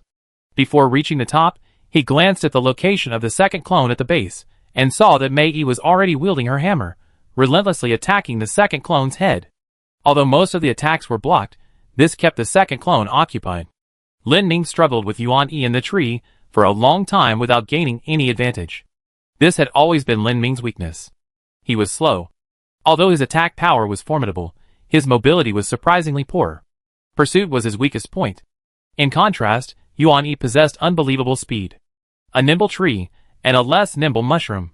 Just as Lin Ming was still desperately searching for an opening, Nazi on the ground suddenly stretched out his hand, and made a V sign towards the sky. Mei looked at him, thinking the old man was cheering Lin Ming on. But Wilhelm, standing nearby, knew what he was doing. Teleportation spells often share many similarities. Nazi was locating the target. After a while, Nazi nodded and said to Mei, "Stop hitting that half-dead guy, cast a blessing on me first." Mei, though not understanding, still cast a blessing on him. Nazi aimed at Yuan Yi's location with a hint of anticipation. Suddenly, a series of rings of magic light appeared beneath his feet, and he teleported behind Yuan Yi with a whoosh. Spatial Junction Yuan Yi was still staring intently at Lin Ming's position, completely unaware that someone had suddenly appeared behind him. After teleporting, Nazi kicked Yuan Yi's pale buttocks. "Get down!" Yuan Yi was kicked hard, instantly losing his balance and falling directly into Lin Ming's mold storm. Just when everyone thought Nazi would also be affected by Lin Ming's mold, he suddenly disappeared from his original spot, returning to where he had been standing. Nazi landed on the ground, muttering, "Phew, that scared me to death, that scared me to death." With Nazi's help, Lin Ming successfully touched Yuan Yi's body. But Yuan Yi wouldn't obediently wait to be corroded. The moment he touched Lin Ming, a flower grew from his mouth. It was a vibrant red flower, and Lin Ming smelled its fragrance as he saw it. Immediately afterward, his mind began to cloud, and the scenery before him began to distort and invert. Fine an illusion, is it? Lin Ming wasn't confident he could lose in a hallucination contest, so he opened his mouth and blew out a mist of spores. In the end, Lin Ming naturally won. Because Lin Ming's spores could do more than just hallucinate. The instant his spores entered Yuan Yi's body, Lin Ming took control of Yuan Yi's body. In just a few seconds, Yuan Yi's body was corroded into ashes. Just when Lin Ming thought it was over, a voice suddenly came from behind him. "What makes you think that was my true form?" Chapter 277. Lin Ming finally understood what it meant to be unpredictable. Yuan Yi, that thick-browed, big-eyed creature, was actually a tactical monster. Lin Ming originally thought that after exchanging illusions, he could use mold to attack Yuan Yi first. However, he didn't expect that Yuan Yi had already anticipated this the moment he separated from the second. The green-haired, green-eyed boy who had been dealing with them was just a decoy. Yuan Yi's true form had actually been hiding inside this tree all along. Realizing this, Lin Ming immediately transformed his body into spore mist and floated back to the ground. Just as Lin Ming's spore mist gathered into a human form on the ground, another Yuan Yi slowly grew out from the tree trunk. Earthly Tree Demon, That's what Yuan Yi called himself. This was the first time Lin Ming had encountered an opponent so similar to himself. Hallucinogenic, parasitic, with an unknown true form, he was incredibly difficult to deal with. Lin Ming could now understand the mindset of his past opponents. Yuan Yi stood atop the massive tree trunk as if defying gravity, seemingly gazing at the distant scenery. The sun was now fully risen, its bright rays illuminating the ravaged Pingjing city. Though ruins were everywhere, this desolation possessed a unique beauty. It's so beautiful outside, yet this madman locks himself in his lab all day long. He was referring to the second person. Yuan Yi, as a tree spirit, inherently yearned for nature, but the second person was a lifelong recluse, a complete shut-in in his lab. Lin Ming frowned at Yuan Yi and asked a crucial question. Yuan Yi, what is your purpose? Yuan Yi seemed stumped by the question, not answering immediately, and began pacing back and forth on the tree trunk, deep in thought. To Lin Ming, many of Yuan Yi's actions seemed utterly irrational, which was strange. The second one's obsession stemmed from jealousy of others. He wanted everything he envied. This intense desire drove him to relentlessly pursue scientific research, seeking a way to possess everything. However, Yuan Yi, as a demon god, after being fused with the second one, not only sought to break free but also used him to do things that Lin Ming found completely incomprehensible. After pondering for a long time, Yuan Yi finally stopped, pointing to his head. I absorbed all of that madman's knowledge, about spiders, humans, souls, the past, the future. Yuan Yi suddenly widened his eyes, staring directly at the sun. His gaze was filled with excitement. The original Yuan Yi, like all newly awakened demon gods, was an extremely simple being. He was just a sapling then, without any special abilities or desires. He only needed to choose a scenic spot to take root, and he could grow into a forest from scratch. Later, the second person began searching for demonic beings with special abilities. By chance, they discovered Yuan Yi. The second person immediately captured Yuan Yi, imprisoned him in a research institute, and began studying him. During their research on Yuan Yi, the second person developed Yuan Yi's parasitic ability. Parasitism, also known as possession. This was the ability the second person most desired. Upon discovering this ability, the second person was excited to the point of near madness. Because in the second person's mind, the best way to escape the curse of jealousy is to become the very person they envy. To possess the body, the identity, everything the other possesses, thus alleviating the punishment of jealousy within them. It is precisely for this reason that the second person is willing to go to any lengths to completely merge with Yuan Yi. However, the second person overlooked the most crucial point. As a special demonic species that is not animal type, or rather, not a world god type, Yuan Yi's special ability is actually passively present. The basis of the parasitic ability is the ability to adapt to all soil through root absorption. Yuan Yi can maintain its own survival state in any environment. This is also the second person's miscalculation, because the second person did not expect that Yuan Yi's definition of soil is so broad as to include himself. Therefore, after merging with Yuan Yi, on the surface, it appears that the second person possesses Yuan Yi's abilities, but in reality, it is Yuan Yi that is parasitizing within the second person's special soil. During his time parasitizing the second person, Yuan Yi saw everything through their eyes. Initially, the second person didn't realize Yuan Yi was still alive. They continued to develop the abilities of the Yuan Yi tree, fusing it with various spells to maximize the parasitic effect. In this process, Yuan Yi's roots deepened within the second person's body and consciousness, eventually taking over their body. Because all the memories and knowledge were inherited by Yuan Yi, the transition between Yuan Yi and the second person was seamless. The question Lin Ming just asked him was one he had asked himself when he first took over the second person's body. What do I want to do? The Yuan Yi of the past only wanted to be a tree, sunlight, water, soil, and that would be enough. But the Yuan Yi of today doesn't think that way. The knowledge of the second person contains the truth of this world, and the ambitious people everywhere. Yuan Yi looked at the scenery for a while, then turned and stared intently at Lin Ming, stating his thoughts. I will create a race that can replace humanity, creating a more advanced civilization. To be honest, Lin Ming didn't understand. He subconsciously uttered, huh? Yuan Yi saw his bewildered expression, and shook his head with a smile. This infuriated Lin Ming. He felt that Yuan Yi was like a little brat showing off in front of others. Yuan Yi put his hands behind his back. From a distance, his body lines were beautiful, a slender waist, long legs, and a full bottom. If Yuan Yi were human, even without any sexual characteristics, he would make people blush. But the current Yuan Yi evoked no sense of shame. Lin Ming tentatively asked, Why replace humans? Hearing Lin Ming's question, Yuan Yi spread his arms and began his sermon. Disorganization, selfishness, jealousy, curiosity, greed, neglecting one thing for another, avoiding the important and focusing on the trivial, short-sightedness, obsessiveness, gambler, theft, rape, rumors, slander, unwarranted judgment, arrogance, bullying the weak and fearing the strong, vanity, impulsiveness, revenge, greed. Yuan Yi rattled off a long list of sins, then pointed to the second mutilated body at the tree roots. I don't understand why he would envy these things. Lin Ming shook his head. This is just one aspect of humanity. Your view of humanity depends on your perspective. In other words, all your ideas are derived from this second perspective. You haven't even seen the world with your own eyes. You want to replace humanity based solely on a rebellious teenage mentality? Isn't what you're thinking in that green head of yours far too shallow? After Lin Ming finished speaking, the most shocked weren't Yuan Yi, but Wilhelm and Nazir standing nearby. They hadn't expected the usually unreliable Lin Ming to say such a thing. Yuan Yi didn't take Lin Ming's words to heart at all. Yuan Yi now believed he understood everything about the world. Arrogant people can't hear the voices of the outside world, they only entertain themselves in their own constructed ideas. Lin Ming crossed his arms and looked at Yuan Yi. He didn't think Yuan Yi had the ability to actually create a race to replace humanity. You say you want to replace humanity, so what kind of world do you want? Yuan Yi smiled happily at this question. I can show you. Yuan Yi had barely finished speaking when he tapped the tree trunk with his foot. Instantly, the ground shook, the giant tree's roots began to spread, and many leaves began to fall. A moment later, the tree stabilized. Lin Ming steadied himself, bewildered by Yuan Yi's actions. What did you do again? Lin Ming was about to ask, when he caught a glimpse of several figures out of the corner of his eye.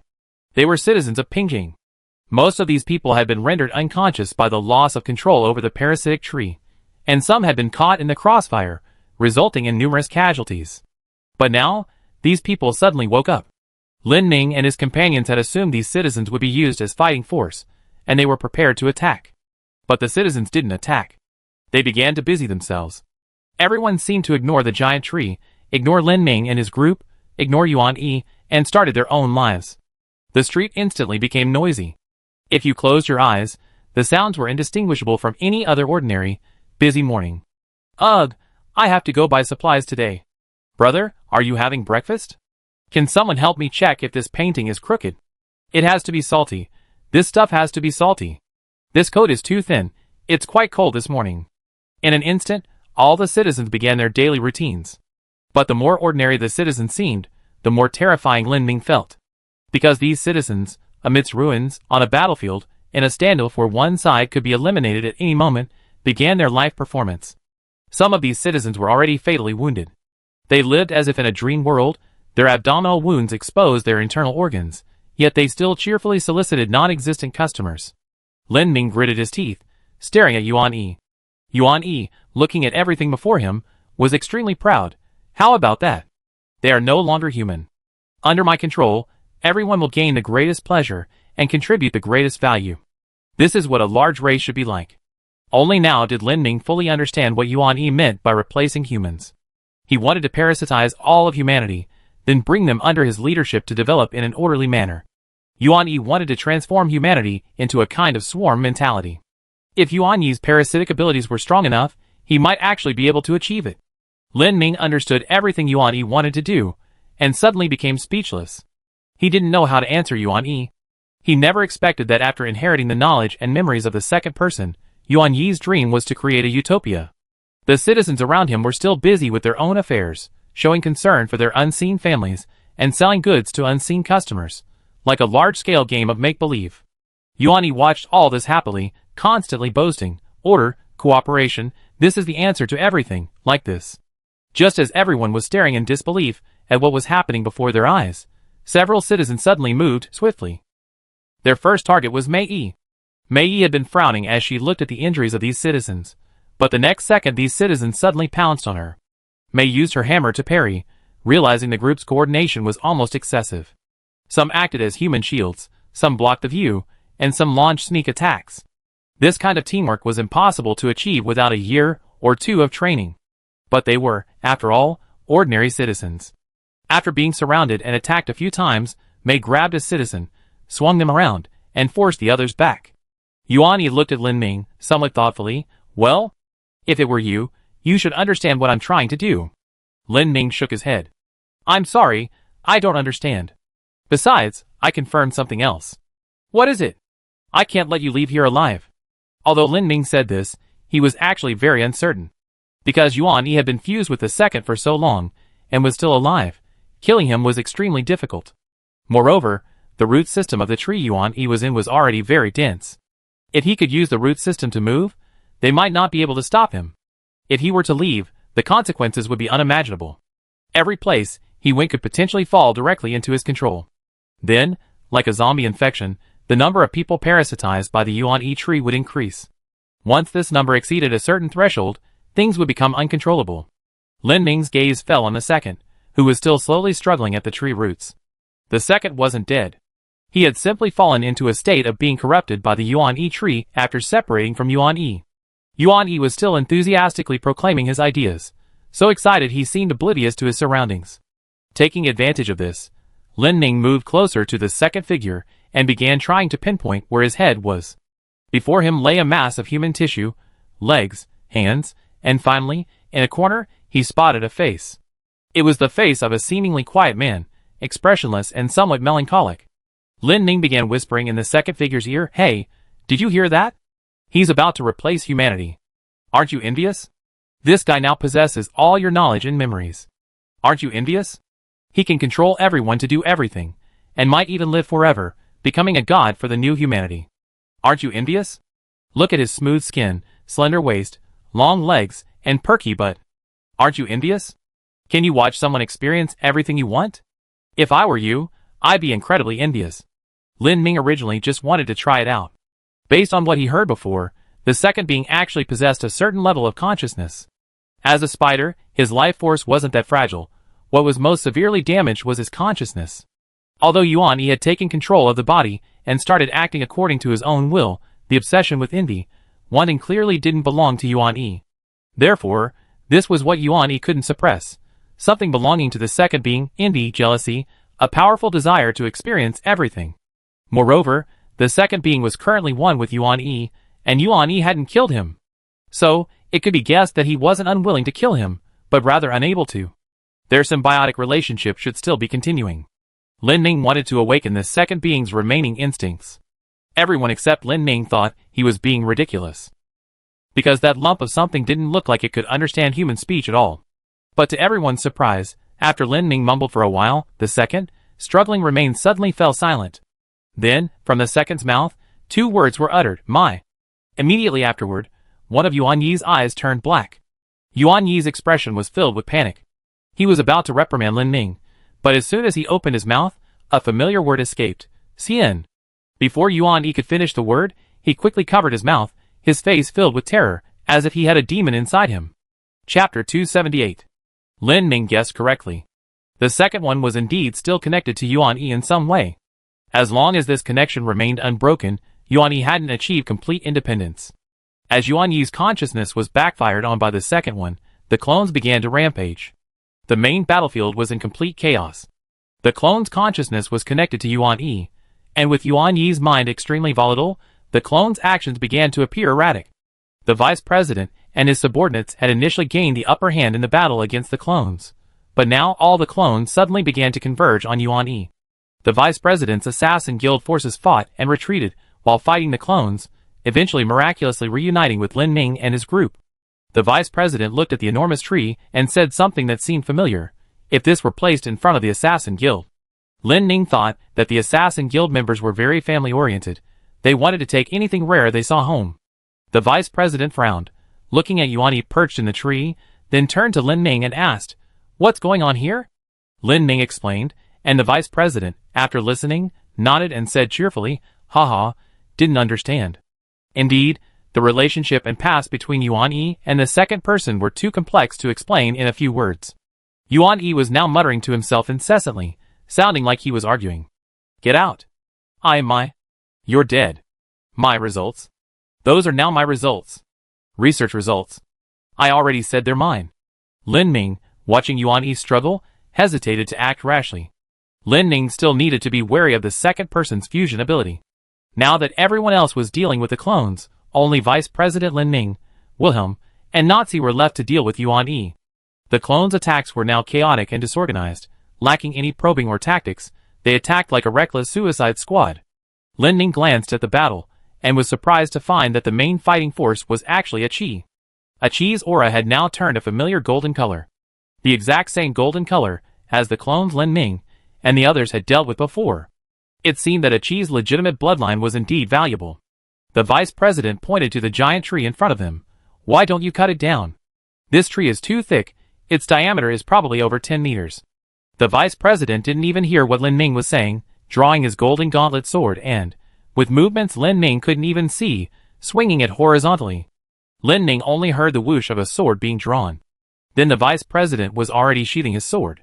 After finishing his strike, the vice president raised one leg, seemingly about to kick the tree trunk, but hesitated, then lowered his leg.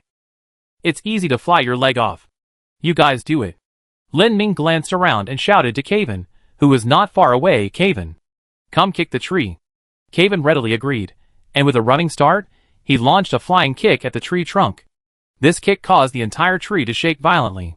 Combined with the vice president's previous strike, the giant tree began to tilt gradually, like a skyscraper collapsing. To avoid being affected by the falling tree, Lin Ming and his group quickly moved to a different position. At the same time, the vice president began directing the troop movement. "Watch out for dust. Move to the upwind side at 3 o'clock." The moment the giant tree fell, the ground shook violently. Just as the vice president had predicted, the dust kicked up by the tree blotted out the sun, like a sudden, dark yellow fog. The other combat forces had already moved out of the dust zone following the vice president's orders. Lin Ming wanted to further check on Yuan Yi's situation, so he didn't move. Just as Lin Ming was trying to get a clear look at Yuan Yi, a scream suddenly came from the direction the tree had fallen. It was Yuan Yi's voice. This scream didn't sound like a human voice at all, rather, it sounded like the howl of a desperate beast making its final struggle. Accompanying this ear-piercing scream, a thorn suddenly pierced through the smoke and violently struck Lin Ming's chest. Lin Ming, in his mycelial form, wasn't afraid of such penetrating wounds, but he instinctively sensed that something was wrong. Lin Ming realized he couldn't break free of the thorny vine, he could only transform himself into a semi-melted state to escape its grasp. From Yuan Yi's location, vines, thorns, tendrils, and branches extended incessantly, as if an explosion of plant-based energy was now unfolding around Yuan Yi. Yuan Yi seemed to have lost control. This scene was familiar to Lin Ming. It bore a resemblance to his own past loss of control. Selflessness, indiscriminate attacks, and both stemmed from a conflict between two consciousnesses. Fortunately, he was currently getting along relatively well with Ershram, but Yuan Yi and the second seemed to be at odds. Everyone else was also affected by Yuan Yi's rampage. Normally, the plants wouldn't seem aggressive, but now it was different. Those plants seemed to possess their own life force, thrashing, stabbing, crushing, the serrated edges of their leaves, the sharp thorns of their branches, the sheer weight of the massive plants themselves. In a short time, casualties began to appear. Moreover, the area covered by the plants continued to expand, showing no signs of stopping. The vice president, observing everything before her, frowned deeply. She decisively issued a retreat order, commanding all mercenaries to withdraw, leaving only the main fighting force. But the vice president's order was a step too late. From within the spreading plants, strange humanoid figures covered in leaves suddenly appeared. These figures looked very much like Yuan Yi, but their facial features and body outlines were extremely blurry. The vice president, seeing the strange humanoid figures charging towards her, directly unleashed a sword strike. With this strike, Lin Ming and the others also saw the true forms of these figures. After these humanoid figures were slashed, human tissue mixed with plant matter was revealed. They were actually citizens completely corrupted by plants. These citizens, after being attacked, would use plants to repair their wounds and continue moving in an inhuman manner. With Yuan Yi's rampage, the only benefit was that the replicants' activity level significantly decreased. Although they were still reacting to external attacks, their desire to attack proactively was noticeably reduced. Seizing this opportunity, Mei Susa and Achi, as the main force, began to eliminate these replicants with all their might. After a long battle, the number of replicants finally began to steadily decrease. The mission of these humanoid weapons should now be coming to an end. Just when everyone thought they were about to seize this opportunity to wipe out all the replicants, Achi noticed something amiss. She had felt something strange ever since the replicants severed their connection with Yuan Yi. These replicants treated others differently than they treated her. When attacking Achi, the replicants would often suddenly stop. To prove this, Achi deliberately created an opening in front of everyone, allowing the replicant to strike her with its knife. Under everyone's gaze, the knife in the replicant's hand came to a steady stop beside Achi. Susa, seeing this, was very curious and also created an opening, allowing the replicant to kick him. He thought the replicant would stop as it had with Achi, but instead, he was kicked away. Looking at Susa, who crawled out of the ruins with a resentful expression, Lin Ning couldn't understand. Theoretically speaking, these clones are Achi's mother. Achi insisted on coming to Pingjing to participate in this battle because she felt that replicating by Yueling and using her as a weapon was a great desecration of her mother. It was precisely for this reason that she would show no mercy when facing clones who looked exactly like her mother. However, the clone's hand, stopping to avoid attacking Achi, caused her to waver for a moment. Achi looked at the knife stopped in front of her, and at the expressionless clone before her, who only resembled her, but had no emotion or personality. She turned and walked back to the mercenary group, leaving behind the words, "You guys handle this." Lin Ning couldn't understand the underlying principle. He didn't know why the replicants treated Achi differently from everyone else. It might be a coincidence, and Lin Ning hoped it was just a coincidence. Because no matter what, the replicant's fate couldn't be changed, and dwelling on this would only increase his sorrow. Lin Ning watched Achi walk back to the group, and he was surprised to find a familiar curved sword tucked into Achi's waist. It was Bai Fu's sword. Just recently in Shirtuluwa, Bai Fu had tried to attack them with this sword. The moment Lin Ning saw the sword, the worst-case scenario came to mind. Bai Fu might already be dead. The plant rampage continued, the replicants were gradually being eliminated, and the Plantified citizens and mercenaries were locked in a stalemate. Lin Ning decided to go directly to the center of the rampage. Lin Ning originally wanted to go alone, but Kaven insisted on going with him. Lin Ning didn't want Kaven to go alone. The fact that Yuan Yi and the second person had once coveted Kaven's body sounded strange, but Lin Ning was genuinely worried, wondering what other trouble Yuan Yi might cause. Then I stay up there. These plants are only spreading horizontally, it'd be easier to monitor the situation from the air. Seeing he couldn't persuade Kaven otherwise, Lin Ning simply let him carry him to above Yuan Yi's location. Once airborne, Lin Ning realized just how outrageous Yuan Yi's rampage was. This was far more terrifying than his first rampage at the Research Institute. With Yuan Yi as the center, everything within a radius of nearly 100 meters was completely crushed. The ground looked as if a giant plow had turned it over. From the air, Lin Ning could smell the distinctive, slightly fishy odor of the earth. Of course, the stench could also be the smell of the citizen's blood. Lin Ning patted Kaven's hand. "All right, just drop me down." Kaven looked down, but didn't let go. Something strange. Hearing this, Lin Ning looked closely, and noticed that Yuan Yi's appearance was completely different from before. Yuan Yi's originally short green hair now resembled a spreading waterfall, cascading to the ground, and the hair wasn't clearly defined in strands, but rather looked like vine-like plant tissue. Because he was looking down from above, Lin Ning couldn't see Yuan Yi's expression, but he could tell from his slight movements and the still spreading plants that Yuan Yi was still alive. Similarly, his sense of spiders was still present. Lin Ning gestured for Kaven to place him a little distance away from Yuan Yi. Kaven did so, and then hovered in the sky, ready to provide support at any time. After landing on the ground, Lin Ning began his preparations. While dodging the plants that rushed towards him, he slowly spread mold on the surface of his body. These molds weren't ordinary fungi, they were a selection of the most corrosive fungi that Lin Ning had purified through his long interaction with them. The corrosiveness of these fungi had begun to surpass that of natural fungi, but because of their unstable shape and limited quantity, they weren't suitable for attack. Therefore, Lin Ning devised the best use for these molds. He chose to cover his skin with the mold, creating an untouchable outer shell for himself. With the mold covering his body, Lin Ning looked like a pitch-black stick figure. With this protective layer, the plants almost instantly decayed into ash upon touching Lin Ning. Lin Ning placed his hand on a crooked tree trunk beside him, his hand easily embedding itself in the wood, like pressing red-hot iron into a sponge. With this moldy protection, Lin Ning ignored the plants around him, as if they were nothing, and walked to Yuan Yi. Only then did he see Yuan Yi's face clearly. Yuan Yi's expression was extremely eerie. Even the most exaggerated expressions of ordinary people can be described with a word: anger, terror, madness. But Yuan Yi's expression was bizarrely strange, because his two eyes were not synchronized. His green left eye stared blankly ahead, occasionally shifting slowly, while his black right eye constantly darted around. Yuan Yi's two eyes were looking at different things, and Lin Ning had no idea where he was looking.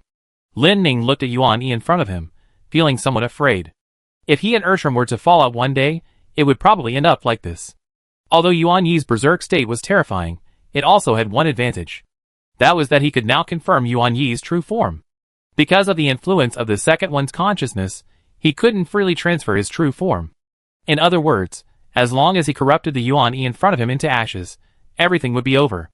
Lin Ning stepped forward, about to place his hand on Yuan Yi's head to understand this long battle, when he suddenly heard Yuan Yi begin to utter strange words. Demon God Seed. Second Awakening. Edge. Second Awakening. Ultimate State. Lin Ning was puzzled. He only knew that the one speaking was the second one, but he didn't understand the meaning of these words. Critical point. Insufficient single soul. Status confirmed. Experiment proceeding smoothly. Experiment? Lin Ning didn't think the second being still possessed the self-awareness to control the experiment. It was most likely a residual consciousness that had accidentally triggered some experimental-related condition reflex. But the second awakening, the second being mentioned earlier, was incredibly intriguing. Listening to the second being's mutterings, Lin Ning suddenly realized that although the second being's words sounded illogical, they seemed to be becoming increasingly clear. Preparation complete, perfect state, final stage. Final. Result, my result. Chapter 279. Second Awakening. Among everyone present, there was one person who had actually heard of this term. That was Wilhelm. Because Second Awakening had once been a theory in the Research Institute, almost like an urban legend. It was popular, but the reason for its popularity was that the theory was extremely unrealistic. It was too far-fetched, making it somewhat comical. What Wilhelm didn't know was that this theory, which was treated as a joke, was actually a hypothesis derived from the second researchers' live experiments with over a dozen demonic species. Because of concerns that the second researchers' actions would incur dissatisfaction from other societies, the name of the Elders' Council was concealed when it was made public, along with much of the experimental data and detailed records. Thus, the theory of Second Awakening seemed like the idle speculation of some whimsical student. However, the second researcher had genuinely witnessed the possibility of Second Awakening. The reason for this research was that the second individual, after fusing various demon god species, was astonished to discover that, in addition to the inherent abilities of the awakened demon god species, they could, under certain special circumstances, unleash higher-level abilities far exceeding their original level. Although this suddenly erupted ability was incredibly powerful, the conditions for triggering it were far too stringent, and even if successfully triggered, it could potentially put the individual in danger. The second individual knew that if the secondary awakening of a demon god species were successfully triggered, it would be like a god, and gods are always the most dangerous things. Thus, after discovering this possibility, the second individual went from initial excitement to apprehension, then to disappointment, and finally, he abandoned his research on secondary awakening. Because all the experiments failed. The limitations of the second awakening were simply too numerous, and the resources required for the demon god species experimental subjects were far too exorbitant. Although the research was abandoned, the many fantasies about the second awakening still lingered in the second person's mind. In the second person's summary, the necessary prerequisite for the second awakening can be summed up in 4 words. Complete near-death. Complete near-death refers to the demon god species entering its final state on the physical, conscious, and soul levels. In this state, the demon god species will enter a kind of dissipation process. During this dissipation process, the soul will degenerate into a state similar to an energy field of divine presence, and then dissipate. The second person's most important achievement in this research was his discovery that a brief miracle would occur during the demon god species dissipation process. At this time, the demon god species would resonate with the world. This is the second awakening. During this resonance, theoretically, the demon god species would have the ability to directly change the world. The second person called this state a second awakening because he believed the demon god seed had the potential to stabilize it. However, he hadn't found a suitable method. Now Yuan Yi, through a series of unexpected events, miraculously entered a preparatory state for a second awakening.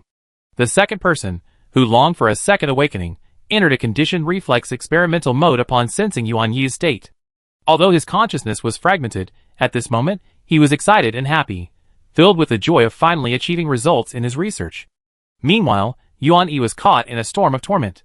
He was in agony, feeling as if his spirit was being devoured by some ferocious insect. Yuan Yi's soul was far too weak.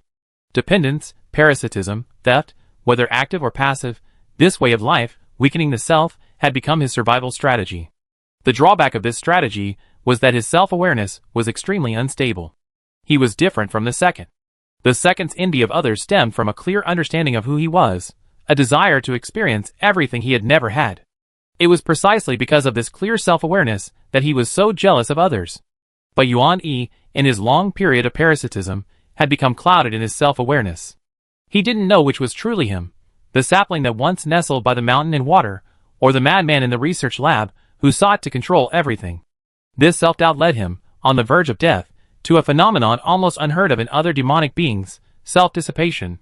The second person to discover the soul dissipation that resonated with the world was invariably passive, an irreversible dissipation after the body could no longer sustain life. But Yuan Yi, due to his mental collapse, had begun a suicidal soul disintegration. Under normal circumstances, this stage would end in an instant, so short as to be imperceptible. However, now, noticing Yuan Yi entering a second awakening state, the second person decided to complete the experiment. He decided to maintain Yuan Yi's state by consuming his own remaining soul. What Lin Ning saw at this moment was an extremely perplexing scene. Centered on Yuan Yi, various plants suddenly began to grow on the surrounding ground. These plants were not the Yuan Yi tree. Lin Ning knew that the plants created by Yuan Yi were essentially of the same kind, they were only different in appearance. But now, what was growing on the ground were all sorts of flowers and grasses. These flowers and grasses each bloomed with flowers of different colors, which quickly fell, then bore fruit. The fruit fell to the ground, and new plants grew. At the same time, Lin Ning heard a deafening sound. If he only heard the sound, he would have thought it was an earthquake. This loud noise had no precise direction. It seemed as if the whole world was making the sound simultaneously. Caven suddenly fell from the sky, using his aura to protect his hands, grabbed Lin Ning, spread his wings, and flew away from the area without hesitation. Lin Ning still didn't know what had happened. He deactivated his mold defense and looked up, asking, "Hey Caven, what's wrong? What did you see?" Lin Ning originally wanted to ask Caven why he was so panicked, but when he flew into the sky himself and looked down at the ground from high above, for a moment, he felt that the world was about to end. On the ground, in every area he could see, all the trees were extending towards Yuan Yi. These trees weren't leaning. Instead, on the side facing Yuan Yi, they began to grow extremely long branches, as if reaching out to ask for something. These branches, too long, caused the trunks to sway and fall, but once they touched the ground, they became new trunks, and then new branches grew, continuing to extend towards Yuan Yi. In Lin Ning's eyes, these trees were walking. They were like a group of believers worshipping their god, walking step by step on their pilgrimage. The deafening roar he heard was from these trees. These trees ignored all obstacles. Animals and buildings were crushed. Lin Ning strained his eyes to see the extent of Yuan Yi's influence, but the more he tried to see the boundaries of this storm, the more chilled he felt. Lin Ning gradually realized that the so-called second awakening affected roughly the entire world. Now, all the trees in the world were extending in this direction. Now, all the trees in the world were Yuan Yi trees. If Yuan Yi continued in this state, it wouldn't be long before the world became a sea of trees. Caven! Put me down. Look at Yuan Yi's location. What can you do if I put you down? Hearing this, Lin Ning stared intently at Yuan Yi's location and discovered that Yuan Yi's body was shattered. He was like a broken piece of pottery, his body disintegrating into fragments. Yuan Yi's soul now existed in an energy field similar to a divine aura, and what stabilized this existence was the second one. In Caven's view, there was nothing where Yuan Yi was. The catastrophe was beyond repair. However, Lin Ning, influenced by the primordial element, could see the second soul. Where Yuan Yi had originally been, there was a familiar eight-legged form composed of black mist. Lin Ning then realized that the 8 legs he saw on Qi and himself were actually a manifestation unique to the spider soul. The second soul was gradually weakening. At the same time, Lin Ning heard a voice emanating from the second soul. Stable, phased, results. Lin Ning didn't know whether to admire or mock. He detected excitement and joy in the second person's voice. Lin Ning patted Caven's hand. Let me down, or fly lower. Why? Go wake up the dreamer. Caven, though unsure of Lin Ning's intentions, flew lower nonetheless.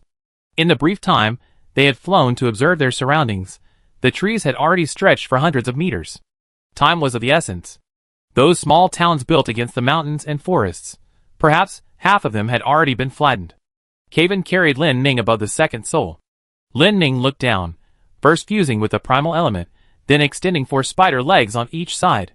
He moved his chin, took a deep breath, and shouted with all his might, "Experiment!" Failed. The second soul, who had been maintaining its Yuan-E awakened state, paused its muttering upon hearing Lin Ming's shout. Failed. No matter how manic, jealous, ambitious, or obsessive the second soul was, its essence was still that of a researcher. Full of curiosity about everything, yearning for results, it would pour its heart and soul into an experiment, rack its brains for a report, and, given a rare research opportunity, would not hesitate to use its own soul as experimental material. Lin Ming knew this was the second soul's nature. Therefore, he also knew the greatest nightmare of these research fanatics. Their deepest fear. Their lifelong enemy. That kind of frustration, regret, resentment, and emptiness of all previous efforts being wasted, which can be etched into one's very bones. The source of all of this points to 4 words that are like a painful curse: experiment failure. The researcher's fear of those 4 words was ingrained in their very bones. The second person was no exception. Upon hearing Lin Ming's roar, the second person suddenly fell silent, and the surrounding trees froze instantly. Failure. Lin Ming saw the second person's soul begin to dissipate. Just as the second person was terrified by Lin Ming's words, his soul's strength was no longer sufficient to stabilize Yuan Yi's dissipating soul. Lin Ming gestured for Caven to place him on the ground, then said to the spider soul before him, "Yes, failure. Adjust. Parameters. It's useless, there's no chance. Record. Data. It's unnecessary, take a rest. Rest. I envy. Don't always envy others. You're a genius, and many people envy you." The second person fell silent upon hearing this. After a while, he spoke again, "Envious of me?" Lin Ming looked at the second soul, which was growing increasingly dim, sighed softly, and said his last words to it, "Yes, you yourself have many things that others envy, but you never think your own existence is precious, you don't cherish what's right in front of you, and instead waste your energy envying others. How should I put it? I think it's quite foolish." The second soul, upon hearing this, suddenly laughed. Ha, ha ha, ha. Lin Ming didn't know if the laughter was mockery, relief, or meaningless laughter born of a confused state. But regardless, the second soul completely vanished in that fading laughter. Lin Ming's connection to the second spider had completely vanished. The surrounding plants stabilized in the same state they had been in the moment the second awakening disappeared, and Lin Ming and the others felt as if they were repeatedly in a garden. Caven looked at Lin Ming and suddenly asked, "Who were you talking to just now?" "The second one." "He's dead?" "Yes, completely dead." Caven couldn't sense the second one's presence. The second one's murmurs in his soul form could only be heard by Lin Ming, who had fused with the primal element. Similarly, it was the same for the second one. That shout about experiment failure could only truly reach his soul in every sense if Lin Ming shouted it. This time, it was truly over. Lin Ming plopped down on the ground, looking up at the sky. "This is too outrageous." This was the only thing he could say now. Whether it was the clone, the second one, or Yuan-E, they were all outrageous. Moreover, Lin Ming felt that everything he had experienced in Pingjing was incomplete. The replicants lacked self-awareness, born as weapons. The second was consumed by envy, attempting to control everything, yet his consciousness crumbled. Yuan-E, like a vessel, absorbed the memories of others, ultimately self-destructing amidst contradictions. They were all, in effect, empty shells. Perhaps this is why Lin Ming felt no sense of defeating anyone. He only felt a great sense of relief, as if a severe crisis had been averted. Looking around, he discovered that Pingjing City no longer existed. Everywhere was filled with trees and plants. It was like an undeveloped wilderness. Only the occasional rubble on the ground proved that Pingjing City had truly existed. They had been struggling for almost a full day and night, and Lin Ming felt an overwhelming sense of exhaustion. "Caven. I want to sleep." "What, you want me to coax you?" "No need, but I think I have a dream." "Go to sleep if you want. I call you if you need anything." Lin Ming lay on the grass, listening to Mei shouting loudly in the distance, "Wounded soldiers, gather here." Then the mercenaries replied in unison, "No wounded." "You're talking nonsense." "Miss Mei, forced treatment is not advisable." "What?" "Next." Lin Ming listened to the commotion coming from not far away, closed his eyes, and before long, he actually fell asleep. He did indeed have a dream. In his dream, he entered a very dense jungle. He felt as if someone was holding his hand. Looking closely, he saw a green-haired, green-eyed boy in front of him. The boy was laughing happily as he led him through the forest, showing off the sunshine and clear water. Lin Ning heard the boy say that he had been there since birth, for a very long time, and he rarely encountered outsiders. They could be friends. It was a very unreal dream. But it was also a beautiful dream. Chapter 280. When Lin Ning woke up, it was almost evening. Kevin was sitting cross-legged with his eyes closed, seemingly meditating. Hearing Lin Ning sit up, Kevin opened his eyes and pointed behind him. The vice president and the others have set up camp in the open area outside the city. They need to treat the wounded and have food. They plan to rest and then head back to headquarters tomorrow. Were you here watching over me the whole time?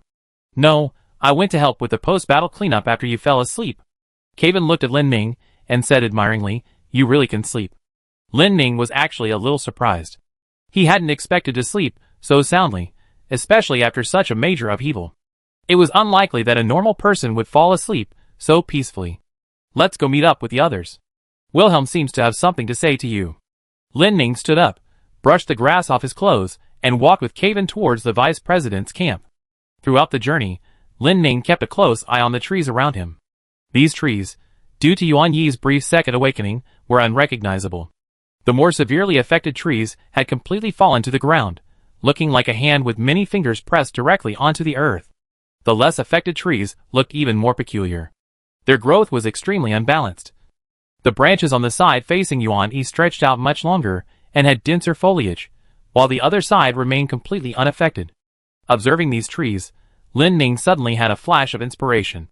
If all the trees in the world became like this, wouldn't we no longer have to worry about getting lost in the forest? Kevin paused, stunned, and then looked around. You know what, you really are right. Lin Ning was absolutely right. From now on, they could simply rely on the growth of trees to determine direction, effectively solving the problem of easily getting lost in the deep mountains. Upon arriving at their campsite, the vice president, seeing Lin Ning return, patted the ground beside him, gesturing for him to sit nearby. Lin Ning sat down next to the vice president. His hair, unkempt from the journey, resembled that of a red lion, mixed with various leaves and dust. In stark contrast to the disheveled state of his head, the vice president's armor was spotless, without a single scratch. The vice president took out his water pouch and took a sip. Lin Ning immediately smelled the aroma of alcohol. When we decided to cooperate with the Moonshadow Society, we actually anticipated this step, but we didn't expect it to happen so quickly. It happened so suddenly. This was probably the best solution we could think of. Lin Ning was about to explain the details to the vice president when his eyes suddenly caught sight of a grave on the empty ground beside him. Judging from the color of the soil, it was a fresh grave. Vice President, that's...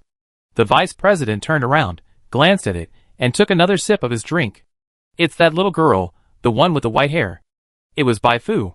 The vice president then recounted what had happened to Bai Fu. We met that little girl a few miles before reaching Shichilua. She was so weak, her pace was extremely slow. Why did he leave Shichilua? That little girl was a warrior. Warriors are very aware of their own bodies. She knew her days were numbered. She said, I'd rather die on the road than in bed. Lin Ning remained silent. He had considered countless possibilities before leaving Shichilua, but Bai Fu's choice was truly unexpected. The vice president pointed to Achi, who was sitting alone in the open space, gazing at the grave in the distance, and, after Bai Fu saw Achi, well, I found it strange. When she saw Chi, she suddenly smiled, seemingly in a good mood. Knowing we were going to Pingjing, she decided to come with us. I remember when we met in front of the city, she wasn't. Yes, at that time, although she wasn't dead yet, she was very weak, her vision was blurred. She talked to Achi the whole way, and even gave her her knife. When we came back after dealing with the clones, she was no longer breathing. The vice president sighed, a rare occurrence for him. You know what? I've seen many people die, but she's the first one to die with such a happy smile. Lin Ning remained silent for a long time, looking at the forlorn figure of Achi. Is she alright? This incident is hard to explain, but for Achi, isn't it too? The vice president smiled. Don't worry too much. Achi isn't an ordinary child. However, this is the first time I've seen Achi so forlorn. Bai Yueling is her mother. Although she's a clone, she's a real mother to Achi. Achi has never lived with her parents since she was little. It's impossible for her not to have any lingering resentment. Lin Ning recalled the clone's pause when he encountered Achi. He was very puzzled. Could the clone really know Achi? The vice president shook his head. No, that's impossible. Neither the clone nor that little white girl has Achi in their memories. yet they both recognized her at a glance. How should I put it? Perhaps it sounds a bit strange coming from my mouth, but love, perhaps, truly can transcend cause and effect. How long has Achi been sitting there? A long time. Should we go and try to comfort her? No need. Children grow up from the moment they clumsily process these emotions. We can comfort her later, but for now, let her process them slowly. I've been watching her, she'd be safe. I left her some food, it's all right. Lin Ning nodded, stood up, and searched for Wilhelm in the crowd. Oh, if you're looking for the smoker, he's in the biggest tent. Lin Ning followed the vice president's direction to the tent. Upon entering, he saw various papers in front of Wilhelm, with Nazi and Heisen beside him. The three seemed to be arguing about something. Lin Ning initially thought they were conducting a post-battle debriefing, but after listening carefully for a while, he realized they were making subsequent strategic plans. The second elder is dead. Although neither the second elder nor Yuan Yi were killed by their own hands, the two rivals destroyed each other. The Senate originally only had 5 members. Now that the second elder is gone, the National Council will inevitably take action. Wilhelm's proposal is to use this opportunity to incite other forces to form an alliance against the National Council. Their victory over the second elder will undoubtedly encourage other forces attempting to overthrow the National Council. After all, the Senate is practically the National Council's highest fighting force. If even the highest fighting force can be overthrown, then the National Council is not invincible. However, Nazi and Heisen hold different views. Because the recent turmoil in Pingjing shows that the Senate's strength may exceed their expectations. This victory had a significant element of luck, and the assassins also suffered casualties in the operation. Wilhelm continued to emphasize the importance of pressing the victory. Now is a rare opportunity to form an alliance. If we miss this chance, the various factions will continue to weaken, and we won't be able to maximize the success of this operation. Nazi slammed his fist on the table in response. Forming an alliance is tantamount to declaring war. Once an alliance is established, the National Council will inevitably purge it. Moreover, Allied forces have historically been plagued by internal strife. This kind of alliance, with everyone harboring their own agendas, will still be a disorganized mess. Wilhelm refused to budge. The quality of the Allied forces isn't the most important thing. The key is to break the current deadlock and get internal resources flowing. Flowing? Who will manage it? Who has the say? How can you prove this isn't just another power grab by this remnant of the National Council? The say is governed by internal regulations. The main thing now is to decide whether to do this or not. Lin Ning listened to the two men shouting until their voices were almost hoarse, slamming their fists on the table, and then glanced at Heisen beside him. Heisen, covered in bandages and splints, listened to the two arguing while eating peanuts. Every 2 bites he chimed in, "That makes sense. Hey, you're right. Hey, let's have a peaceful discussion, no swearing." Lin Ning walked over and looked at Heisen, unable to resist teasing him. "What, is this the VIP viewing area?" Heisen shrugged. "I can't help it, my voice is too soft, I can't yell at them, might as well eat something and heal my wounds." After a while, the two finally tired of arguing and started gulping down water from their bottles. Nazi drank half a bottle of water and turned to look at Heisen. "Hey, why are you just eating and not saying anything?" "I did, but you didn't hear me." Wilhelm rested for a moment, then asked Lin Ning in a hoarse voice, "So, what do you think of what we were talking about?" Lin Ning made a mushroom-shaped stool on the ground and sat on it, thinking. Actually, both Nazi and Wilhelm had valid points. They and the National Council were bound to reach a conclusion. The current victory was very beneficial for boosting morale. If the Moon Shadow Society and the Assassin Society proposed a coalition at this time, all parties would probably participate enthusiastically. However, Nazi's concerns were also valid. The coalition involved too many complex issues. If it were infiltrated, or if cunning individuals were mixed in, it might be counterproductive. "I think it's feasible, but there's no rush." Wilhelm gestured for him to continue. "I think a coalition is necessary. Otherwise, relying solely on the loose fighting forces of each side will only yield minor victories, not a final, decisive offensive. However, the formation of the coalition doesn't need to be rushed." Lin Ning took the paper from Wilhelm's hand and examined it, noticing it listed various potential allies. Many of these elements seemed familiar. Getting these forces to unite instantly is almost impossible. "I think we can proceed gradually." Lin Ning picked up a pen and drew a triangle on the paper. The coalition can't be formed voluntarily by each force. It needs screening and evaluation. Furthermore, it's unnecessary to contact all forces initially. It's best to first identify our core allies and build a core alliance around them. This way, our core fighting force will be stable, and our decision-making power will be clear. After the core alliance is established, we can gradually attract other forces to join through its influence. Lin Ning drew a circle outside the triangle. In summary, the core idea is to establish a strong central alliance, and then spread influence through that alliance. With internal stability and external expansion, the whole process will become orderly. What do you think? Lin Ning finished speaking, and looked up at Nazi and Wilhelm. The two pondered for a moment, then said in unison, just like I thought. Lin Ning crossed his arms, really wanting to punch each of them. If you two thought the same thing, why did you argue for so long? Anyway, we're just killing time, arguing to relieve boredom. Lin Ning discussed with the three of them for a while, roughly finalizing the follow-up strategy, and then walked out of the tent. Looks like there won't be many leisurely days left. Lin Ning was talking to himself when he saw Cat carrying a large bowl of dark stuff back and forth. Cat, what are you doing? Cat looked up at Lin Ning, his face full of pain. What are you holding? Medicine. So much? Lin Ning peeked into the large bowl of medicine in the cat's hand. He wasn't sure if it was just his imagination, but the medicine seemed to be bubbling. He wouldn't doubt it even if it were a biochemical poison. What are you treating? My headache. The cat's external injuries weren't too serious. During the confrontation with the clone, many of Hazen's attacks were blocked, which is why Hyacin had so many external injuries. The cat's biggest injury was internal damage caused by overuse of his abilities. Ever since waking up after being unconscious for most of the day, the cat had been suffering from a headache. Mei Yi felt that this kind of strain wasn't suitable for treatment with priestly magic, so she brewed him a pot of medicine. 3 large bowls a day.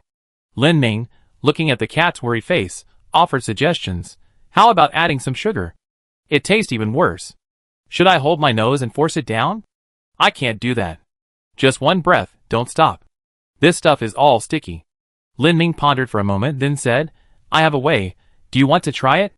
What way? I can't say. It won't work if I do. The cat looked suspicious, but not taking the medicine would give it a headache, so it reluctantly agreed to try. Lin Ning directed the cat to stand still, then steadied the bowl of medicine in his hand. Ready? Ready, ready. Lin Ning blew a breath onto the cat, and then the cat suddenly understood what Lin Ning wanted to do. It wanted to back out, but it was too late. Mycelium puppet, the cat watched helplessly as its hand moved, bringing the bowl to its mouth. The cat wanted to meow, but its mouth was already full of medicine, so it couldn't make a sound. If it resisted, it would choke on the medicine, so it gritted its teeth, opened its mouth, and gulped down the medicine. Lin Ning waited until it finished the medicine, then quickly took the bowl from it and brought a pot of warm water. The cat lay on the ground, its ears drooping.